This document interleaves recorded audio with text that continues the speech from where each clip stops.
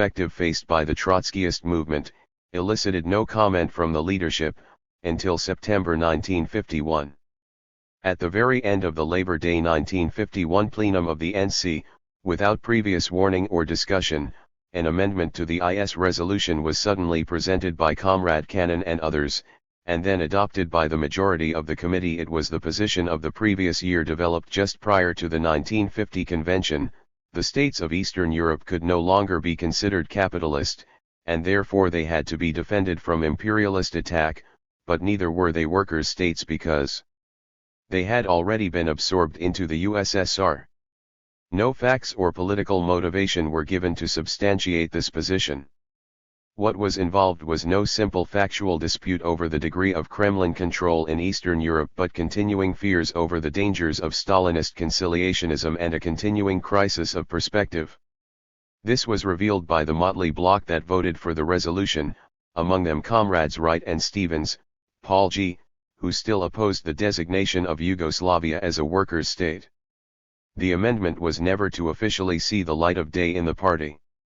The motion to accept the World Congress decision on Eastern Europe at the 1952 convention was unanimously adopted without any opposition, abstention, or reservation from anyone, although Comrade Cannon and others have repeated again and again that they have not changed their position. A more bankrupt, disoriented method of resolving political questions, which was to reappear again in the discussion of the World Congress, and to seriously distort the political thinking of many comrades, had not been known in the whole previous history of the political committee. 3. The Third World Congress. The Third World Congress was a landmark in the history of world Trotskyism. It was to inaugurate a reorientation in outlook and a change in tactics probably as significant as the tum toward the formation of a new international proposed. 611. By Trotsky in 1934 after Hitler had taken power in Germany. A crisis of perspective had begun to develop in our movement internationally with the close of the Second World War and particularly with the advent of the Cold War. It manifested itself in the struggles and splits in England and France and in the form of the Morrow-Goldman tendency here. But neither the nature of the crisis nor its solution was immediately apparent. It remained for the developments in Eastern Europe, the Yugoslav events, and finally for the Third Chinese Revolution to pose the question in all its sharpness and clarity. That what was involved was not some abstract theoretical problem but the fate of our movement itself was demonstrated by the catastrophe that had overtaken our Chinese comrades. Mired by outdated slogans and conceptions, they failed to recognize the Third Chinese Revolution when it happened, viewing it as another betrayal of the 1925-27 variety, and were left completely on the sidelines in the midst of the greatest upheaval since the Russian October. In answer to those who speak of the difficulties of participating in a Stalinist-led movement, we can only say with Trotsky that a correct policy does not guarantee victory, but without it defeat is inevitable. These events precipitated an international discussion which lasted over 2 years and culminated in the Third World Congress. The Third Congress refined and readjusted our conceptions of the role of Stalinist parties in the light of the Yugoslav and Chinese developments. It analyzed the course of events after the outbreak of the Korean War as being one of rapid drift to World War III between two hostile class camps. It excluded the possibility of any lasting deal between the Kremlin and imperialism. It predicted that the new war, which imperialism would have to unleash without first being able to smash the colonial revolutions and the revolutionary workers' movements, would quickly take the form of an international civil war. In view of this irreversible trend and the effects it would have on the workers' movement, the Congress called for a reorientation of outlook for the international as a whole and for a reorientation of tactics for an important section of the world movement. Perhaps the chief significance of the Congress was that it had ceased to be the prisoner of outlived formulas, of museum relics, and had readjusted itself, in true Leninist fashion, to the new world reality. Unfortunately, the Congress failed to make any deep impression on an important section of our leadership. A few among them who had a glimmer of its profound meaning drew back in fear at the dangers of conciliation to Stalinism they thought might arise as a result. To this day, 2 years after the discussion on the Congress began, important party leaders are still asking, why are the resolutions of the Third Congress more important than those of any other con? 612. Gress. What is all this nonsense about reorientation and rearmament? What have these decisions to do with us in the US anyway? The discussion and handling of the World Congress resolutions was a pathetic demonstration of political ineptitude and confusion. After two PC sessions in February and March 1951, devoted to the question, which were marked chiefly by doubts, hesitation, disagreement, the committee emerged neither for nor against but with a series of mental reservations. These were catalogued under the title Contributions to the Discussion on International Perspectives. Because of strong criticism of it by Clark and Cochrane, demonstrating its untenable position, this document, also, was never to see the light of day, although it was actually mimeographed and had been sent to the members of the NC. We are appending to this article the sole statement of position to emerge from the majority, entitled Contributions to the Discussion on International Perspectives, and Clark's reply. Its authors never proposed its adoption by the PC, nor was it presented to the Labor Day 1951 plenum of the NC, which voted without discussion to adopt the general line of the World Congress, together with the above-mentioned amendment on Eastern Europe.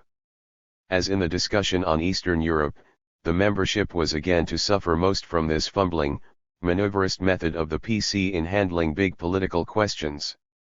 Deprived of the opinions of its leadership, and naturally unclear as to the actual significance of the World Congress orientation, there was to be no serious, organized discussion in the ranks as a whole until Comrade Clark's tour, that is, 1 year after the main document for the World Congress had been issued in an internal bulletin.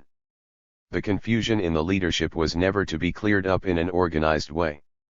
The mental reservations, incorporated in the contributions, etc., were never to be confronted directly by the PC or NC as a body, and have persisted to this day, and these self-same false concepts are smuggled in repeatedly, even though its authors lacked the courage to defend the position when it was under consideration. Clark's report in October 1951 upon his return to the enlarged PC, including those attending the Trotsky School, was met with a round of objections of the same order as those which had been presented at the first discussion 8 or 9 months before, although in the meantime the NC had formally gone on record approving the general line. There was an outcry in the meeting on the part of Cannon and others when Clark proposed that the committee should now strongly recommend the Congress decisions to the party in its own name as a decisive reorientation of the world movement, and urge the branches to make these decisions the central axis of discussion and education for the entire ensuing period. It was contended that this proposal would gag members of the committee from expressing their differences, which they had a 613 right to do until a convention passed a definitive decision. A bare motion was then adopted accepting the report and submitting the World Congress documents to membership discussion. That the clamor for discussion in the committee at this late date was only a means of withholding the authority and wholehearted support of the committee from the World Congress decisions, was to be proved by the failure of any member of the committee to come forth with a single word of criticism, orally or in writing, in the 10 subsequent months which included the party pre-convention discussion. The same silence prevailed when the NC and later the convention were to be presented with a resolution which hailed the Congress resolutions and accepted all of them unreservedly and without amendment. The struggle over the unaltered mental reservations of the leading comrades on the NC was to continue in the form of uninterrupted conflicts and friction in the weekly paper staff and sometimes in the PC over the line and approach to be taken to events in our propaganda. Politics, not psychology, explains the atmosphere and the relationships on the political committee. How could it be any different when the party and the press are being directed by that group of comrades who consider it indispensable to present and defend their mental reservations to a line they have formally adopted against those who completely agree with and fully understand this line? Vulgar anti-Stalinism in practice. Trotsky long ago pointed out that a deficiency in theory would eventually corrode the entire political organism. Schachtman's evolution, and later Johnson's, proved his point to the hilt. What he meant was that without correct theory the basic guarantee for correctly orienting policy in sharp turns and resisting alien pressures would be lost. In that case, even if the leadership succeeded empirically and by instinct in arriving at the correct position, it would constantly face the danger of defections in the ranks and in the leadership among those left politically unprepared, or falsely prepared, and who do not find in these empirical motivations a strong enough shield to resist alien pressure. It is undoubtedly true that the tradition of the 1940 struggle with the petty bourgeois opposition acts as a powerful antidote to Stalinophob degenerations, and has tended to prevent this disease from assuming malignant form. It is because of this tradition also that we are confident that the party will succeed in correcting these dangerous tendencies now manifest in a section of the leadership. But it must not be forgotten that tradition is no permanent guerin. 614. An important section of the ranks entered the party after the split, and even more important is the fact that while the principles on which the 1940 struggle was waged remain essentially sound, the perspectives upon which it was based have since been altered by the unexpected turn of world events. Two important instances, which we shall cite, demonstrate how imperfect a shield tradition is in warding off the Stalinophob mode of thought in formulating party policy on big questions, and how confusion in theory spells disaster in formulating current policies. 1. The Korean War. The first reaction of the weekly paper, operating under the immediate direction of the PC, to the Korean War was a third camp position calling down a plague on both houses, the Kremlin and American imperialism. Our position was not dissimilar from that of the POUM and the Yugoslav CP, and not too far from that of the Shachtmanites. Now, the Korean War was the first big post-war crisis, testing all prior conceptions. It proved forthwith the complete fallacy of Cannon's basic contention that the main danger came from tendencies toward conciliation with Stalinism. On the contrary, under the great pressures of the moment, the first inclination of the PC was a position that yielded in the opposite direction, toward third-campism. It is true that the PC corrected its position in a relatively brief time under pressure of protests from leading comrades. But the fact remains that a semi-Shachtmanite position was taken. That should have been a warning signal, a cause for great concern in a leadership desirous of avoiding such pitfalls in the future. What was needed was not hollow self-criticism, but a re-evaluation of the false criteria which had dominated the previous debates, and which was the principal source of the present error. That opportunity was to come in the most favorable way in the shape of the World Congress resolutions, which were presented as a collective product reorienting strategic conceptions without passing judgment on previous positions or errors. But the opportunity was to go unheeded. A majority of the committee reacted to the World Congress just as they had to Eastern Europe, as though the mistake on Korea had never occurred, still worried about the main danger of softness to Stalinism. 2. The theory of the progressive character of the anti-Stalinism of the American workers. This theory pervades the thinking of a large number of comrades, it provides the leitmotif for the position and tone of the weekly paper, it is often the determining consideration for tactical conclusions. It is based on two essentially false conceptions: first, that the workers, or an important section of them, are not opposed to the Stalinists as communists but because of their record of wartime betrayals and bureaucratic rule in the 615 unions.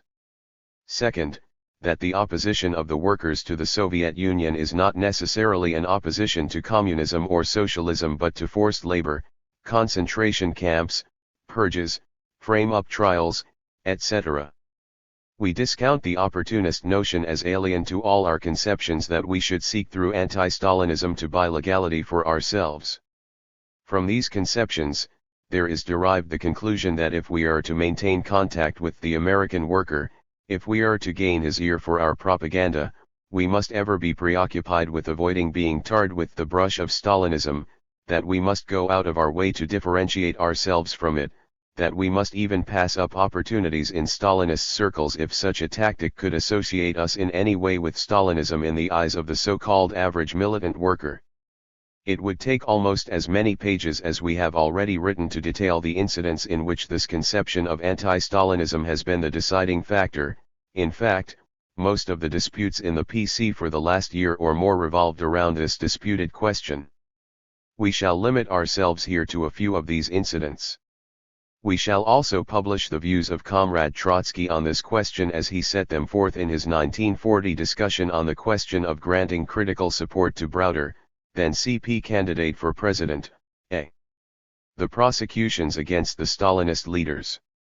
The party and the press had taken a magnificent position in the first Foley Square trial, in which defense of the Stalinists was joined with a direct appeal to the CP for a united front. That action, culminating in the Bill of Rights Conference in 1949, far from leading to any Stalinist conciliationism, constituted one of the most telling blows we had struck against the Stalinist bureaucrats in years, leading to a split between them and their entire intellectual periphery on the question of the principles of the struggle against the witch hunt. But by the time the second trial of the Stalinist leaders occurred, a new position, never formally adopted but apparently taken for granted as policy, had edged out the old one. The weekly paper practically buried the news of the arrests and trials, and this was deliberate policy, not an oversight. When Comrade Clark inquired at a PC meeting in the fall of 1951 for the reasons of this neglect, the reply was given by Comrade Hansen to the effect that the arrests had been deliberately underplayed in order to avoid antagonizing or frightening prospective readers of the weekly paper whom we were then approaching in a sub-campaign. B. The Rosenberg case. For almost an entire year, the weekly paper remained completely silent on this case, which has since become the cause célèbre of the witch hunt. To our shame, the first recognition of the case appeared in the weekly paper, in the form of an editorial written by Comrade Clark. 616. After even the Prower Jewish Daily Forward had registered its protest. This position, still to be handled gingerly later on, was taken after months of evasion, first of a proposal by Comrade Brightman to publicize the case, and much later of Comrade Clark, and then only on a strong demand from the ranks. But before this stand was to be taken, a comrade in the New York local who had raised the question in his branch was told by Comrade Hansen that the Rosenberg case was a spy case and we didn't want to get mixed up in it. Others expressing the same point of view in the ranks declared it to be an issue involving GPU agents with whom we had nothing in common. Throughout the country, comrades remarked bitterly that the week the Supreme Court refused to hear the Rosenberg appeal, the weekly paper relegated that news to an editorial while splashing the story of Kutcher's threatened eviction all over the front page. Without any damage whatever to the Kutcher story, it could well have taken second place to the Rosenberg news that week. If the resistance of the weekly paper editors and a section of the leadership has finally been overcome, it is not because there was any change in their basic attitude, but partly because their position had become untenable. Even labor action was protesting on the Rosenberg case, and partly because of the exigencies of the internal struggle. C. Propaganda about Stalinism. Most of the time our propaganda about Stalinism is practically incoherent, lacking in the most elementary pedagogical qualities so necessary in these days of unabated witch hunt and threatening war, when the entire press and all organs of bourgeois public opinion are screaming about Stalinism at the top of their lungs. Our only concern seems to be to attack the Stalinists wherever possible without second thought as to the new circumstances under which this attack has to be made and to the consequent methods to be employed. Our purpose seems to be to distinguish ourselves from the Stalinists, period. The trouble with this method is that very often either the distinction cannot be understood, or the distinction between us and the bourgeois anti-Stalinists gets lost in a flood of invective, epithet, and incomprehensible characterizations. The tone for this blunderbuss approach was set in Comrade Cannon's pamphlet The Road to Peace. Nobody can tell, not even Cannon himself, to whom that pamphlet is directed.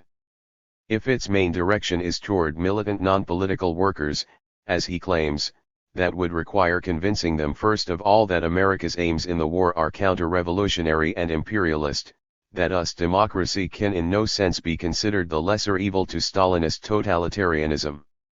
On the contrary, one would think from the advanced concepts used, the road to 617.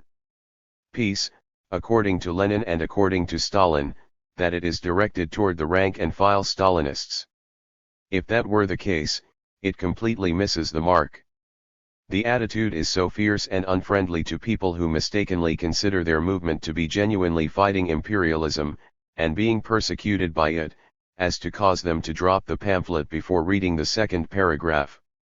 The only conclusion one can come to is that it was written for the party membership, another case of excessive preoccupation with mythical Stalinist dangers in our ranks. Because of Stalinophobe considerations, the press fails completely to make itself intelligible precisely to the average non-political militant. Sometimes the weekly paper seems a throwback to the 30s when we were arguing politics in a radical and pro-Marxist movement, other times it returns to the approach of the People's Front or World War II period of alliance of Stalinism with the State Department. But it is rarely adjusted to the present, i.e., to the Cold War between the two class camps. For some comrades the question boils down to one of a hard or soft tone on Stalinism. If only life or politics were that simple. Obviously, the intent is hard. It is to destroy Stalinism as a contender for leadership of the radical vanguard of the workers, to disintegrate that movement from within to our own advantage. But the method is determined by objective circumstances, nationally and internationally, by the level of political development of the workers, by the question of whether Stalinism or the pro-imperialist bureaucracy is the main enemy at the moment. Every season has its vegetable, but for us that vegetable is never Stalinophobia. On the progressive anti-Stalinism of the American workers. Let us return to the concept of the progressive anti-Stalinism of the workers, because all of the positions cited above, and many more, would be justified if such a sentiment actually existed among the masses. The entire conception is a myth, a product of wishful thinking all too prevalent in the leadership of the party. The American workers in their vast majority, unfortunately, are anti-communist not anti-Stalinist. Stalinist crimes have simply made it easier for the rulers to inculcate the masses with hysterical antagonism to communism. If any sizable section of the workers in the unions were basically motivated in their opposition to the Stalinists by the wartime betrayals of the CP and its bureaucratic methods primarily, then we or some other progressive anti-Stalinist grouping, would have replaced the Stalinists as the leadership of the left wing. On the contrary, the fact that a reformist bureaucracy, tarred with the brush of 618, the same crimes, could eliminate the Stalinists and rise to unchallenged domination over the unions indicated that this type of progressive anti-Stalinism was not widespread.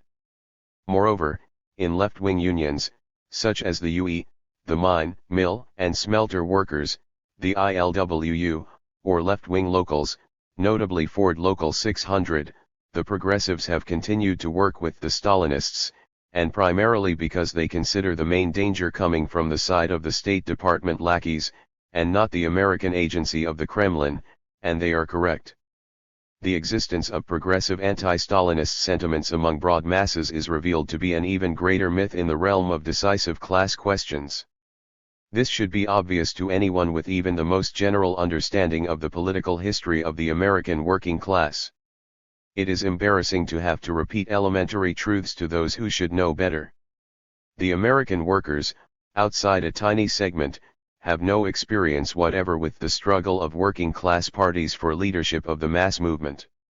They have not yet been confronted with this problem because they have not reached the stage of class consciousness of rejecting capitalist politics, let alone of rejecting capitalism in favor of socialism. Representatives of radical parties have at times been accepted in the leadership of the mass movement, but always on the basis of a superior minimum program, or because of their special qualities of leadership, but never because of support of their socialist ideology.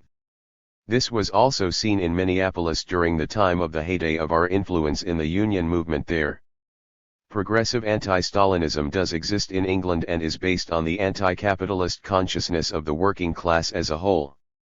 It is demonstrated by the fact that the workers in their revolt against the right wing of the Labour Party have turned to the left Social Democrat Bevan and not to the Communist Party. It is further demonstrated by the relative absence of any witch hunting or red baiting in the British Labour movement. This does not mean that the progressive anti-Stalinism in England is free of all political backwardness, because the British workers are just beginning to experience the conflict between reformism and revolutionary politics. The British comrades understand this situation perfectly, and for that reason Socialist Outlook is the best product of revolutionary working class journalism in the entire international workers' movement. The reason is not because they use smaller words or shorter sentences than we do in our paper, but because they understand their own working class, they know its problems and preoccupations and address their propaganda to that movement and not to some mythical conception of the proletariat concocted in an editorial office. We could do worse than to drop some of our false pride and hollow boasting and learn something from the English experience. 619. The proof of the pudding is in the eating. If this progressive anti-Stalinism really existed as a current, it would show up in the growth of the anti-Stalinist parties. The 1952 election returns were a remarkable demonstration of the contrary. The insignificant vote received by all the radical parties combined indicated that the masses, even in their confused opposition to the Korean War, remained anti-communist and made no distinction between treacherous Stalinism, the SP's State Department socialism, sectarian de Leonism, and the revolutionary Marxism of the SWP. If they had made such distinctions on a mass basis, we would now be faced with the beginnings of great social struggles. The relatively stable social base upon which our ruling class rests, and which is its chief asset in its drive to war, is built upon anti-communism, not progressive anti-Stalinism. Moreover, none of the pseudo-socialist groups, assuming that our revolutionary socialism is still too advanced for the masses, have benefited from this so-called progressive anti-Stalinism.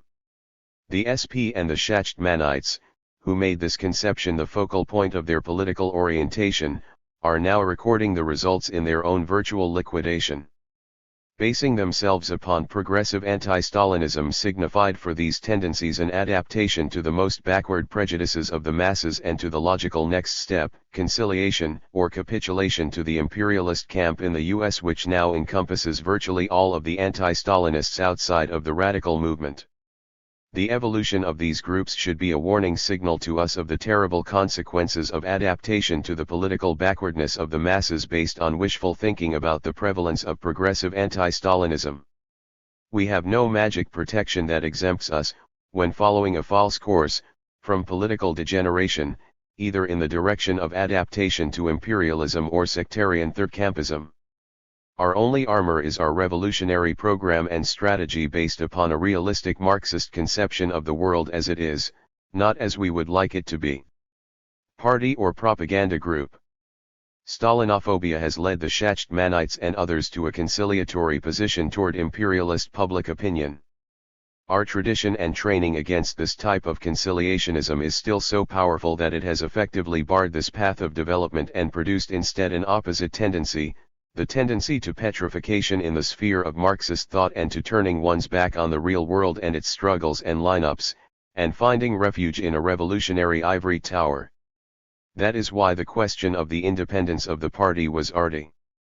620. Officially pushed to the fore and is discussed in a vacuum, removed from time, place, circumstances, and converted into a mystique, to which all the disoriented, confused, and bewildered can cling. Whence the big furor about this question today? With the formlessness and lack of precision with which they pose all questions, Cannon and the others first attempted to make the independence of the party the main axis of the discussion at the May 1952 plenum, and it remained one of the main themes of his July convention speech. Originally it was the corollary of the slanderous accusation that Clark and others wanted to orient toward or liquidate into the Stalinist movement.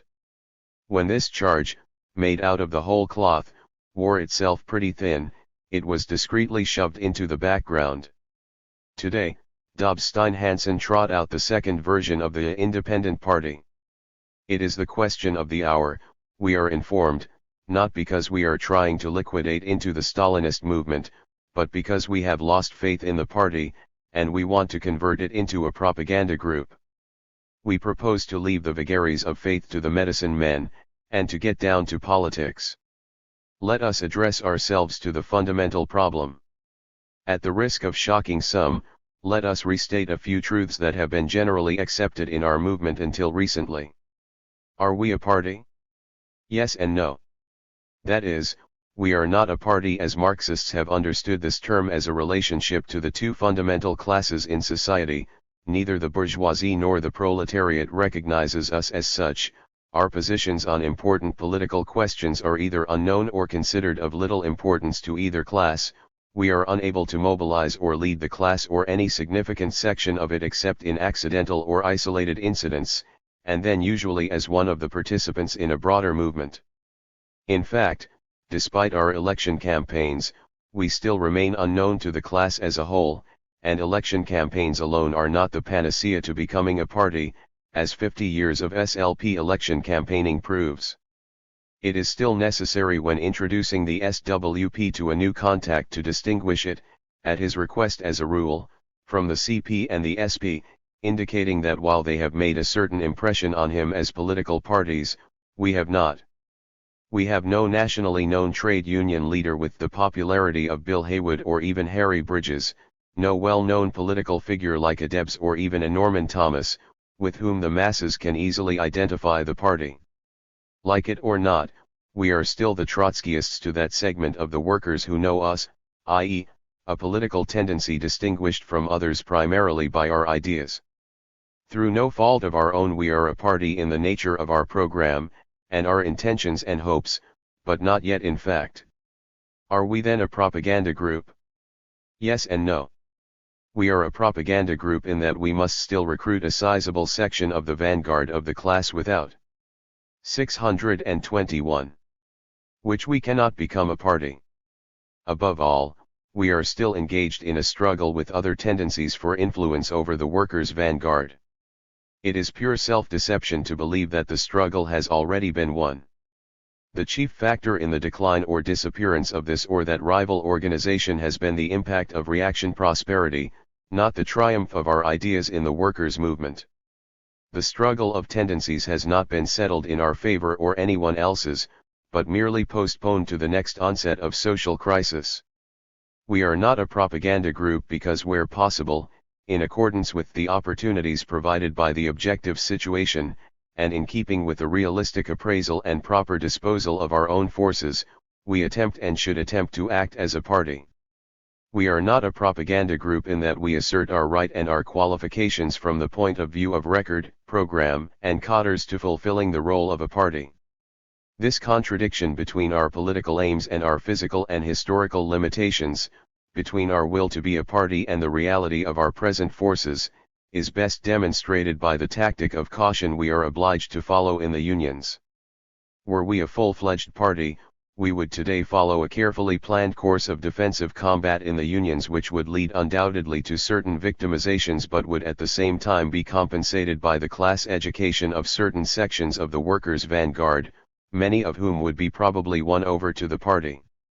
But because our numbers are so limited, i.e., because we are essentially a propaganda group, we cannot in the main pursue such a line because, for one, we lack the influence to carry it out, and secondly, any important victimizations can lead to the total elimination of our forces from the unions. Now, all of this is elementary, and has always been considered ABC in our movement. Even in the flush of our greatest progress, the watchword of the 1946 convention was from a propaganda group to a party of mass action. We did not make the grade in real life, through no fault of our own. But obviously we did make the grade in some people's dreams. Independence and liquidation. Ordinarily, the question of the independence of the party arises when someone proposes to liquidate it as Stalin did in the case of the Chinese Communist Party in 1924 into the Kuomintang, or as Browder did into the Democratic People's Front coalition during the Second World War. Even the crazy Ohlerites rested on some concrete ground when they set up a howl about the independence of the party because Canon Schachtman proposed, entirely correctly, an 622 orientation, and later, an entry into the Socialist Party. But no one has made any proposals in our party vaguely relevant to this subject. How is one to deal with this will-o'-the-wisp, unless we decide to completely abandon the ground of Marxism in favor of an unrestrained search for motives, and of psychoanalysis. But Cannon's making the independence of the party one of the main planks of his faction platform has nevertheless a logic of its own. It tends to strengthen the tendencies toward sectarian ossification, especially observable in the changing attitude on the Labour Party question. The question of the Labour Party. The independence of the party is conditioned and limited by what has presumably been our common perspective of the rise of a Labour Party. The Labour Party is not just a good slogan for the day, it is a strategic orientation based upon the most probable course of development of the working class to independent politics through the unions, and not over the unions directly to a revolutionary party. In saying this, we are merely paraphrasing one of our own amendments now in the political resolution. No one can today foretell whether the SWP will have to liquidate into the Labour Party as our comrades were obliged to do in England, whether we will be able to enter the Labour Party as a recognised party, or whether we will retain formal independence while operating through a left wing from within the Labour Party. Speculation on this point should be left to armchair philosophers. Yet there has been a great deal of nervousness on this question. From some of the comments made, it almost seems as though the party were doomed unless all shared a crystal ball conception of the future. A perspective isn't enough, it has to be a blueprint measured out with slide rule specifications. Because of the slow maturity of the American workers to political consciousness, the party leadership has not yet been put to the test of a concrete practical application of the Labour Party's strategy.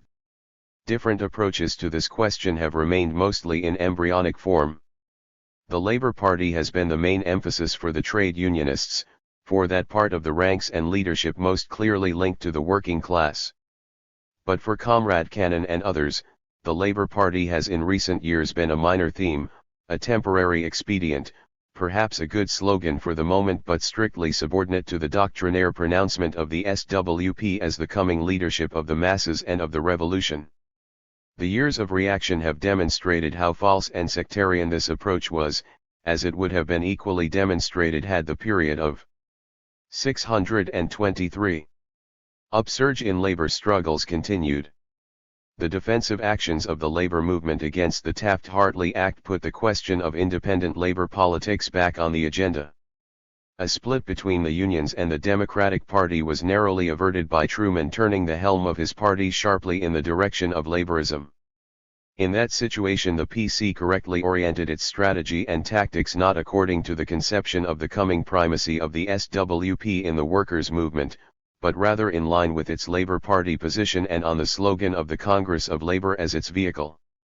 As reaction deepened in the country, and domestic conflicts were overshadowed by the Cold War, a sectarian approach to the Labour Party and its corollary of illusions about the SWP became more marked.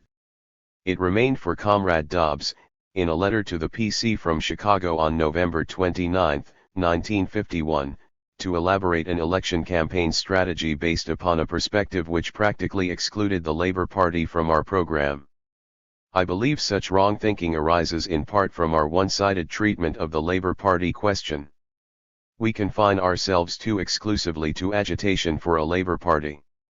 We go off balance by failing to give sufficient explanation to the membership that, although one can argue the probability of a Labour Party development, it is not an indispensable step to the formation of a mass revolutionary party. We should explain that we advocate the building of a Labour Party at this stage because it would help speed mass radicalization. However, the absence of a Labour Party obviously does not prevent the sharpening of class antagonisms under the impact of the imperialist war program. Instead it tends to create a political vacuum of which we should take full advantage. Comrade Cannon immediately seized upon this letter, proposed that the PC, December N. 1951, adopt its general line and that he be instructed to write a series of articles in the weekly paper based upon them. The proposal was withdrawn, after objections by Clark, who declared that such letters could not serve as the substitute for a political resolution giving our rounded views on American developments and party strategy in the light of the analysis of the Third World Congress and the new realities of the objective situation in the US. Cannon had withdrawn his motion, but not his support of the line in Dobbs' letter. he was to present it in his first version of the political resolution by the omission of all reference to the Labour Party. When we protested, he said the point was of small moment and it could be added to the resolution if we insisted. This omission was not an oversight, as is now explained, but part of a political line. Nor was it correct to say, in extenuation for this omission, that the political resolution was to serve merely as a guide for the elections. Even there. 624. It was a vital question, as our election campaign would have been reduced to a vacuous escapism without the Labour Party conception and the Labour Party slogan. Far from it. The document essayed a statement of the fundamental causes for Labour's conservatism and a prognosis of the premises for a future radicalization, an analysis that had no necessary inherent connection with the coming elections. No. The Labour Party was omitted because it did not easily fit into the author's sectarian conceptions of the role of the SWP. This was made clear from Cannon's line in his plenum and later convention report on the political resolution, in which the Labour Party orientation had now been incorporated as an amendment of Clark's. The burden of his remarks on the point was a fear, always phobias, that we might have to liquidate like the British into a Labour Party. We were not, he emphasized, a holding operation for the Labour Party. We were to guard against this danger by telling ourselves that the SWP would become a party of some tens of thousands of members in the first period of the social crisis and thus be strong enough to dictate terms of participation in the Labour Party, or to tell its bureaucrats to go to hell. This is a symptomatic manifestation of sectarianism which, growing essentially out of lack of confidence in program, shuts its eyes to the reality of the workers' movement and its complicated forms of evolution. In trying to construct another image of the reality more to its own liking, it creates a conception of the party as an end in itself instead of the catalyst within the mass. It discards Lenin's idea of the party as the fighting instrument which, because of its program, experience, and cadres, can successfully penetrate the mass movement, as it is, provide leadership to those currents among the workers farthest to the left, and thus create the force, integrally tied to the mass, that will become the party and leadership of the American Revolution. Dobbs-Stein-Hansen put the issue falsely when they speak of independent party versus propaganda group. Correctly posed, the difference is between their developing conception of the party as an institutionalized sect against ours of a fighting instrument, using propaganda or agitation, as required by the times, for the penetration and leadership of the real workers' movement. We, for our part, are not frightened by the prospect of a Labour Party, yes, even if it fails to assume the pure English class forms, nor by the possibility that the Trotskyists may have to go through many complicated stages to establish their alliance with the left wing of the Labour Party, and ultimately their leadership of it. We believe that the Labour Party will constitute such a drastic break in the traditional American class pattern that it will become a tremendous revolutionizing force in this country regardless of who leads the Labour Party or even its left wing in the first stages. That is what is decisive, and that is what will provide us with our greatest opportunity if we know how to recognize the 625 reality and take advantage of it. If Marxism is to serve as a guide to action, not as a sterile dogma, then it must not view history as a succession of optimum perspectives, as a repetition of the Russian norm, which was not at all a norm at the time. It must not nourish illusions about pure forms of working class evolution.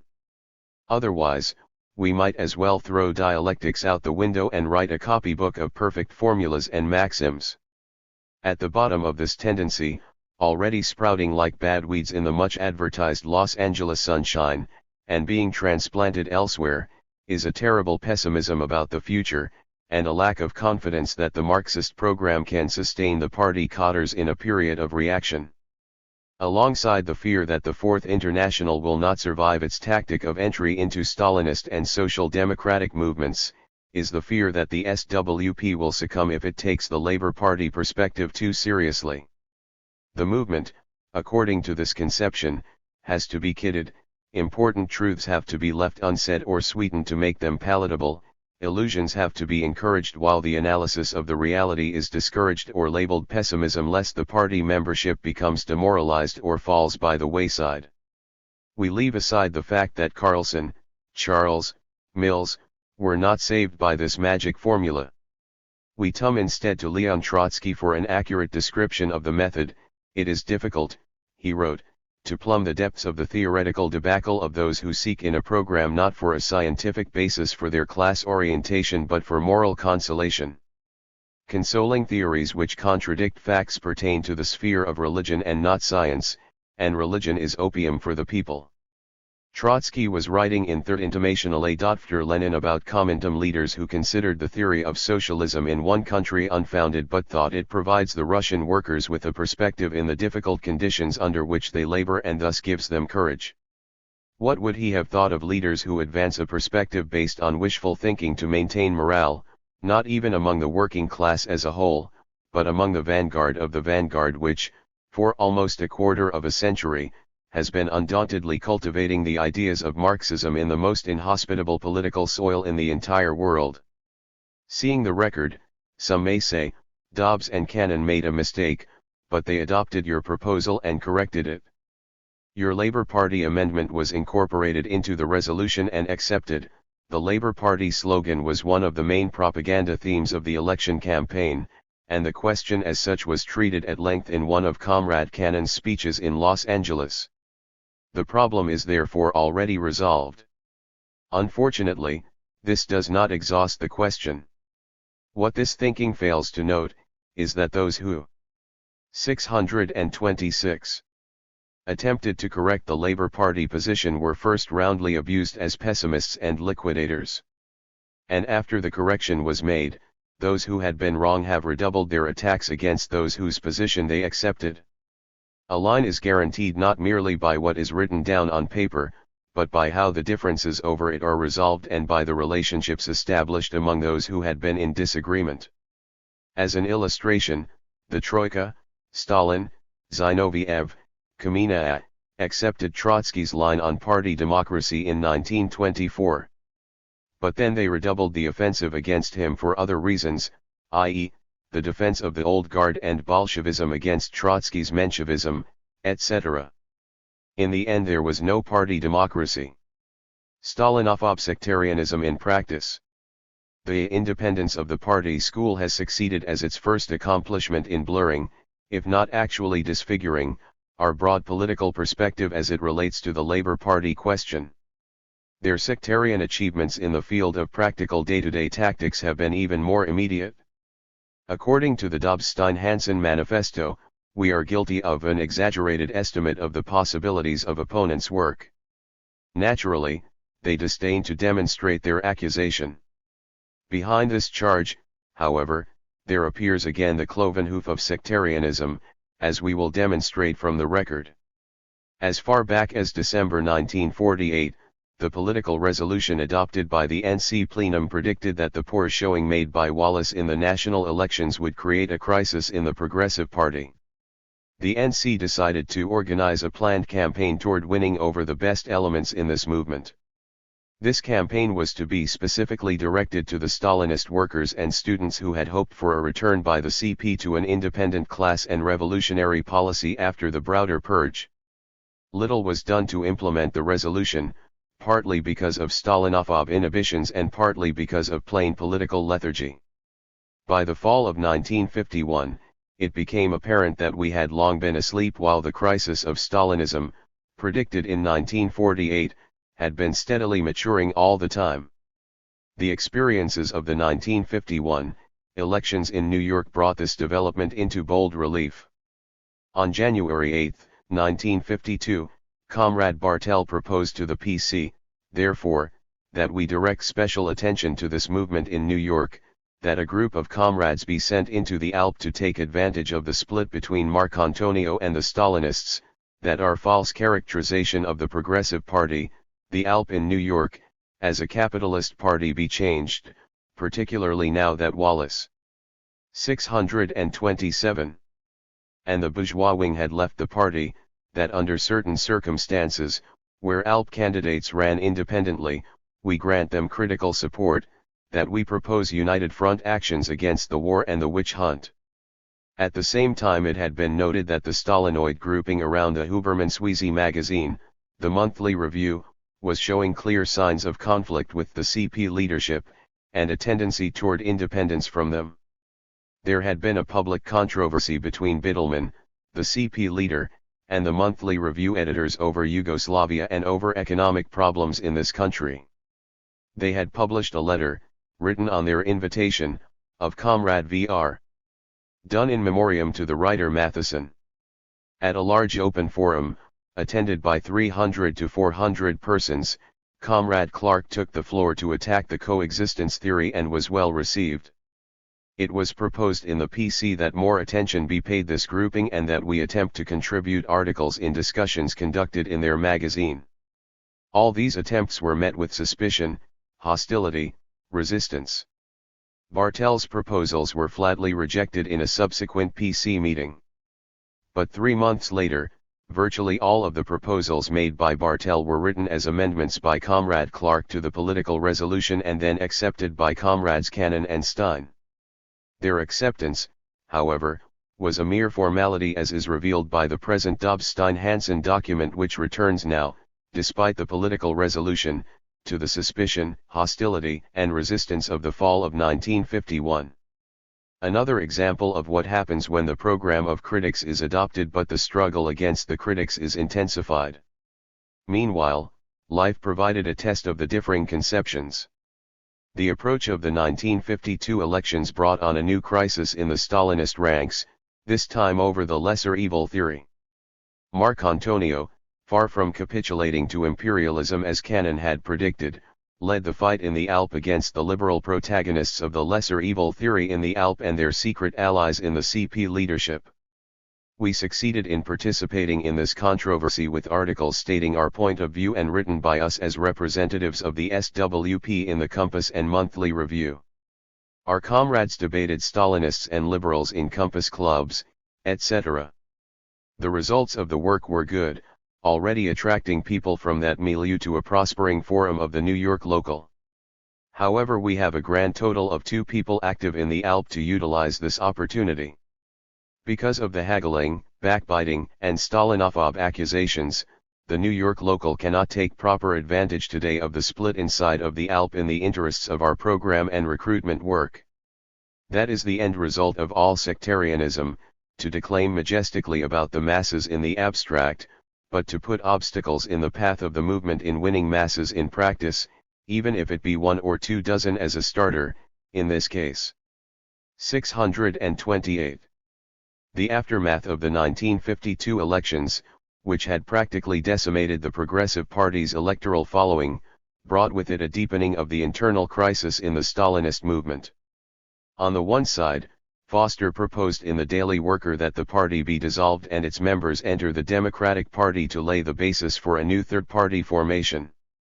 On the other side, Huberman attributed its failure to the lack of a socialist program, saying that without such a program the party had no reason for existence.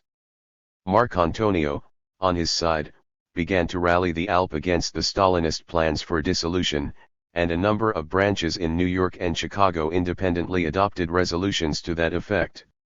On top of this crisis of electoral policy, serious ferment in the Stalinist ranks was created by the Prague trial and the outbreak of official anti-Semitism in the Soviet orbit. Bartel catalogued these developments in his organizer's report and proposed that the New York local continue its attempts to intervene in this Stalinist crisis, for which, moreover, clear provision had been made in the political resolution of the 1952 National Convention.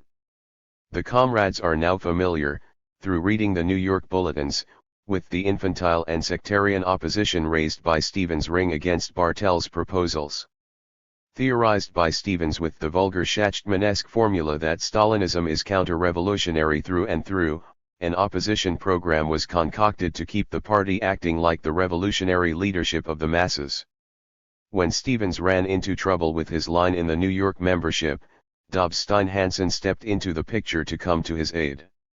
Bartel, they say in their document without proof but with clear intent of arousing suspicion among the innocent, places such heavy emphasis on opponents' work that one must ask, is he not tending to modify our basic evaluation of the party's character, perspectives, and tasks? A model of diplomatic protocol, but really sectarian through and through. The lessons of American Trotskyism. Is it an exaggerated estimate of opponents' work to view this crisis of Stalinism as the most important in many years?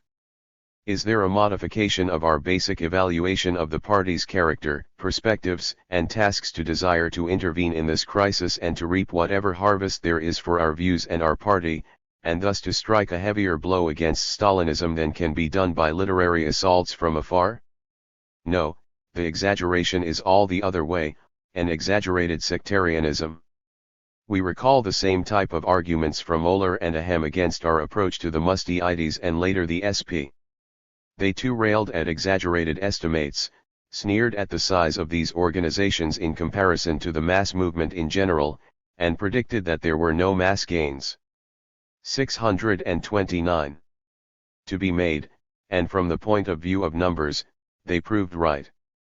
But had we followed their criteria, the Trotskyist movement would have perished, a hopeless sect. There is a revision of the evaluation of the party, but on the side of those who, like the De Leonists, seem now to believe that we need have no further truck with other radical currents and have only to wait until the masses start to move, and naturally come to us as the most undefiled tendency of all. Meantime our swelling core of leaders, for whom capital classes have become a substitute for an understanding of the real workers' movement, will have been ready to meet the masses in the millennial moment. Speaking of the organizational fetishism which makes a principle of independence, Comrade Cannon says to the Oehlerites in his History of American Trotskyism, you set up the principle in such a way as to make it a barrier against the tactical moves necessary to make the creation of a real party possible. The minds of the sectarians were too rigid to understand the many detours it was necessary to take in order to travel the road of establishing our party as the independent force directly influencing the mass of the American workers. They could not begin to understand that our fusion with the Musteade American Workers' Party or our entry into the Socialist Party were not in violation of our main orientation but were necessary tactical moves in order the more effectively to apply it later. The living reality, as it will be expressed in the coming upsurge of the American workers, will be far richer, more varied, complex, and unexpected than our thought can now conceive. In that moment, least of all will it suffice to be guided by the ultimatist expectation that because we alone have the correct program, therefore the masses will naturally come to us. Our independent orientation will seemingly be contradicted by the many new formations that will inevitably arise on the arena of the working class mass movement, and by the tactical turns we will have to make to avoid being left on the sidelines as a perfect but isolated sect. In the end, however, these tactical turns will prove to be the means of finding our way and of influencing the broad stream of the mass movement, and thus of effectuating our main orientation. The aspect of the struggle in the party today over the attitude to be taken to Stalinist formations highlights a vast difference in method and approach. It is not and never could be a conflict between those who want to keep an independent orientation to the workers against those who want to convert the party into a propaganda group oriented towards Stalinist circles. That is either a deliberate fabrication of the issues or a wish projection on the part of those seeking simplistic formulas to dear up their own confusion. The real issue is between the ultimatism of doctrinaire and sectarian rigidity. 630. 9. The post-Stalin new course. 1953. Michel Pablo. In the space of the few months since Stalin's death, the scope of the new course being inaugurated by his successors has become such that even the most incredulous of the doubting Thomases have now been obliged to recognize the reality of the sharp change occurring in traditional Stalinist policy. This is true internally as well as on the foreign field. 37. A new policy is gradually shaping in more precise form in the USSR itself, in its European satellite countries, in relations with the capitalist world as well as with Yugoslavia. Naturally there is an interdependence and interaction between these various spheres where the new course is now undeniably developing. In contrast with the almost total surprise caused by these new facts in all thinking political circles in the working class or capitalist camp, our movement sees in them the most striking confirmation of its general views on Stalinism, and particularly of the analysis it has made over a number of years on the consequences that expansion, the world revolutionary upsurge, the technical and cultural advances in the USSR would have on Stalinism. On the other hand, the significance which Stalin's death could have in the processes long germinating in the USSR was immediately and thoroughly grasped by our movement. We underscored the fact that in reality Stalin died at a time when the objective basis of Stalinism had already been irreparably undermined and its decline begun, that there could not be a second Stalin, that is, a successor playing the same historic role, that Malenkov faced the prospect of remaining only a candidate for the Stalin succession, and no more, that the internal situation in the USSR and its evolution could prove a factor of great importance for the TUM of post-Stalinist policy. Events have confirmed our prognosis and justified our optimism. Weeping over the sad fate of the workers' movement and of socialism, depressed by the perspective of a long world reign of an immutable Stalinism extending over an entire historic period, the Cassandras are now distressed and worried. Have we not seen some of them find consolation in the service of the Western democratic bourgeoisie and even of American imperialism, the lesser evil to Soviet totalitarianism? But let us return instead to the facts of the new course and establish its real scope, its meaning, its perspectives. It is not difficult to derive from the welter of political actions, events, and writings which have occurred since Stalin's death the lines indicating the direction of the TUM. In recent years, the Stalinist political structure had accentuated the preponderance of the great Russian bureaucracy at the expense of the Soviet working masses as a whole, of the other nationalities in the USSR and at the expense of the satellite countries of Eastern Europe. The high-tension areas, which also constituted the weak points of the regime, where a break could occur were the relations with the working masses, the nationalities, and the buffer zone countries. Stalin's successors are now acting in a way to give the impression that they want to ease the tension in these three spheres, and in a certain sense they are acting with effectiveness. Take the question of relations with the working masses. What causes the discontent of the working masses in the USSR? While their material conditions have been improving absolutely in conjunction with the economic progress of the USSR, they have remained relatively poor as regards their needs as well as regards the share received by the bureaucracy, especially its upper strata. It arises also from their political conditions which are subjected to an excess of bureaucratism and police control despite bureaucratic declarations that the workers constitute the ruling class of the nation. Working conditions in the factories and on the collective farms, the pressure of Stakhanovism, piecework, and the statutes of the penal code have been especially onerous.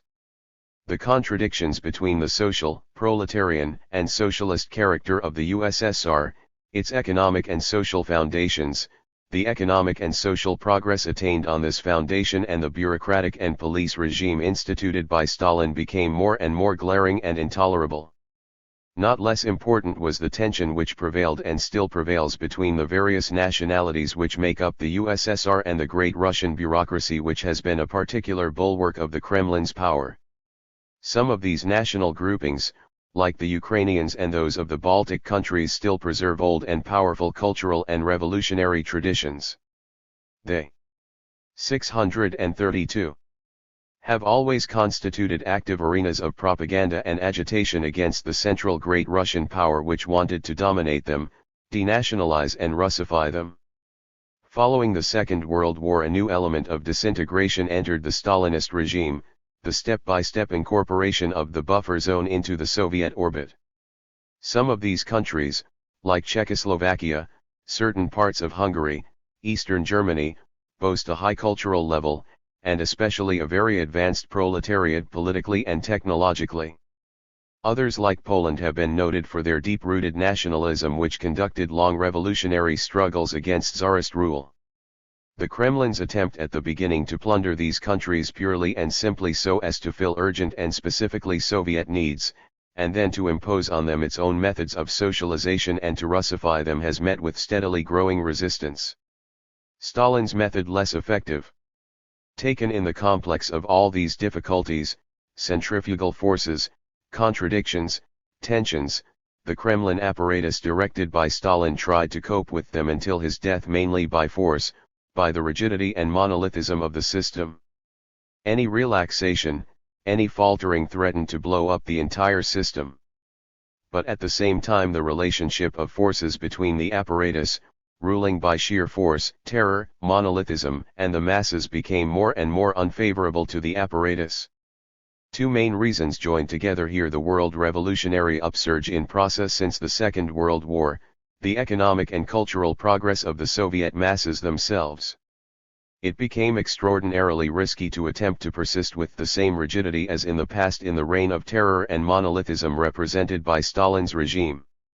Even during his lifetime, as was observable most clearly at the 19th Congress of the Russian CP and in the preoccupations revealed in his last work Problems of Socialism, there were attempts to slightly alleviate the tension and adumbrations of much more important changes in an early future.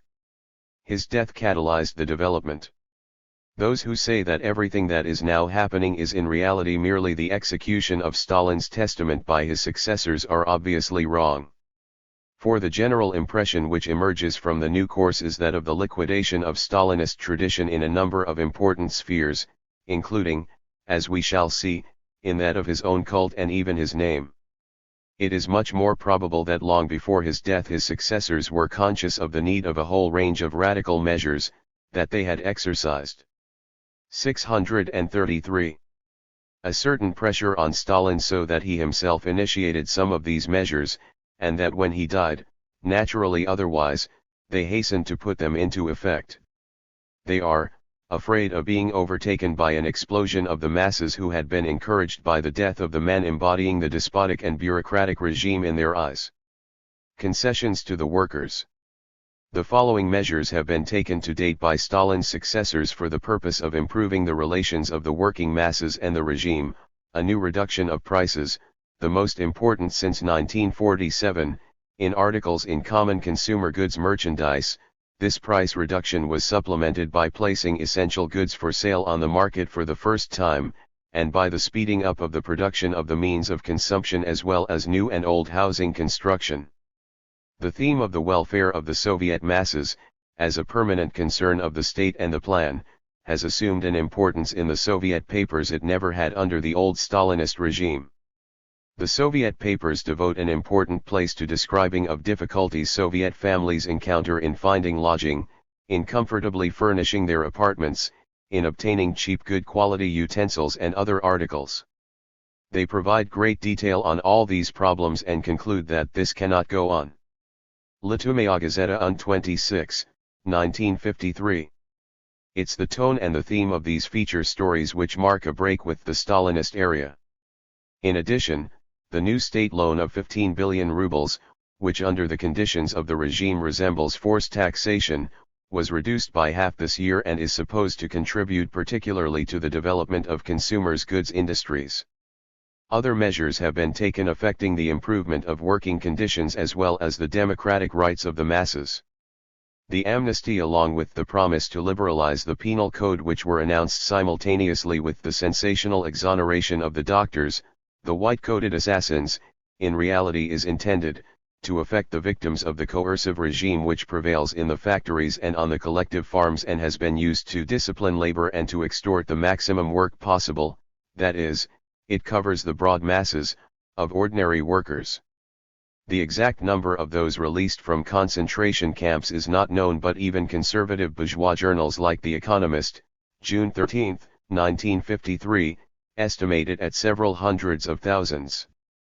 The first official reference to the 634 liberated prisoners was made by Vice Minister of Justice, who requested local officials and trade unions to find work for persons benefiting from the amnesty.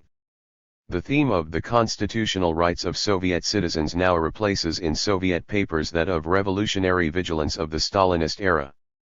Formerly the writers of these features provided a certain type of assistance to the agencies of repression, to the judges and police by calling attention to and often by accusing state officials of the lack of revolutionary vigilance. The change now consists in the fact that the writer becomes the attorney for the unjustly accused.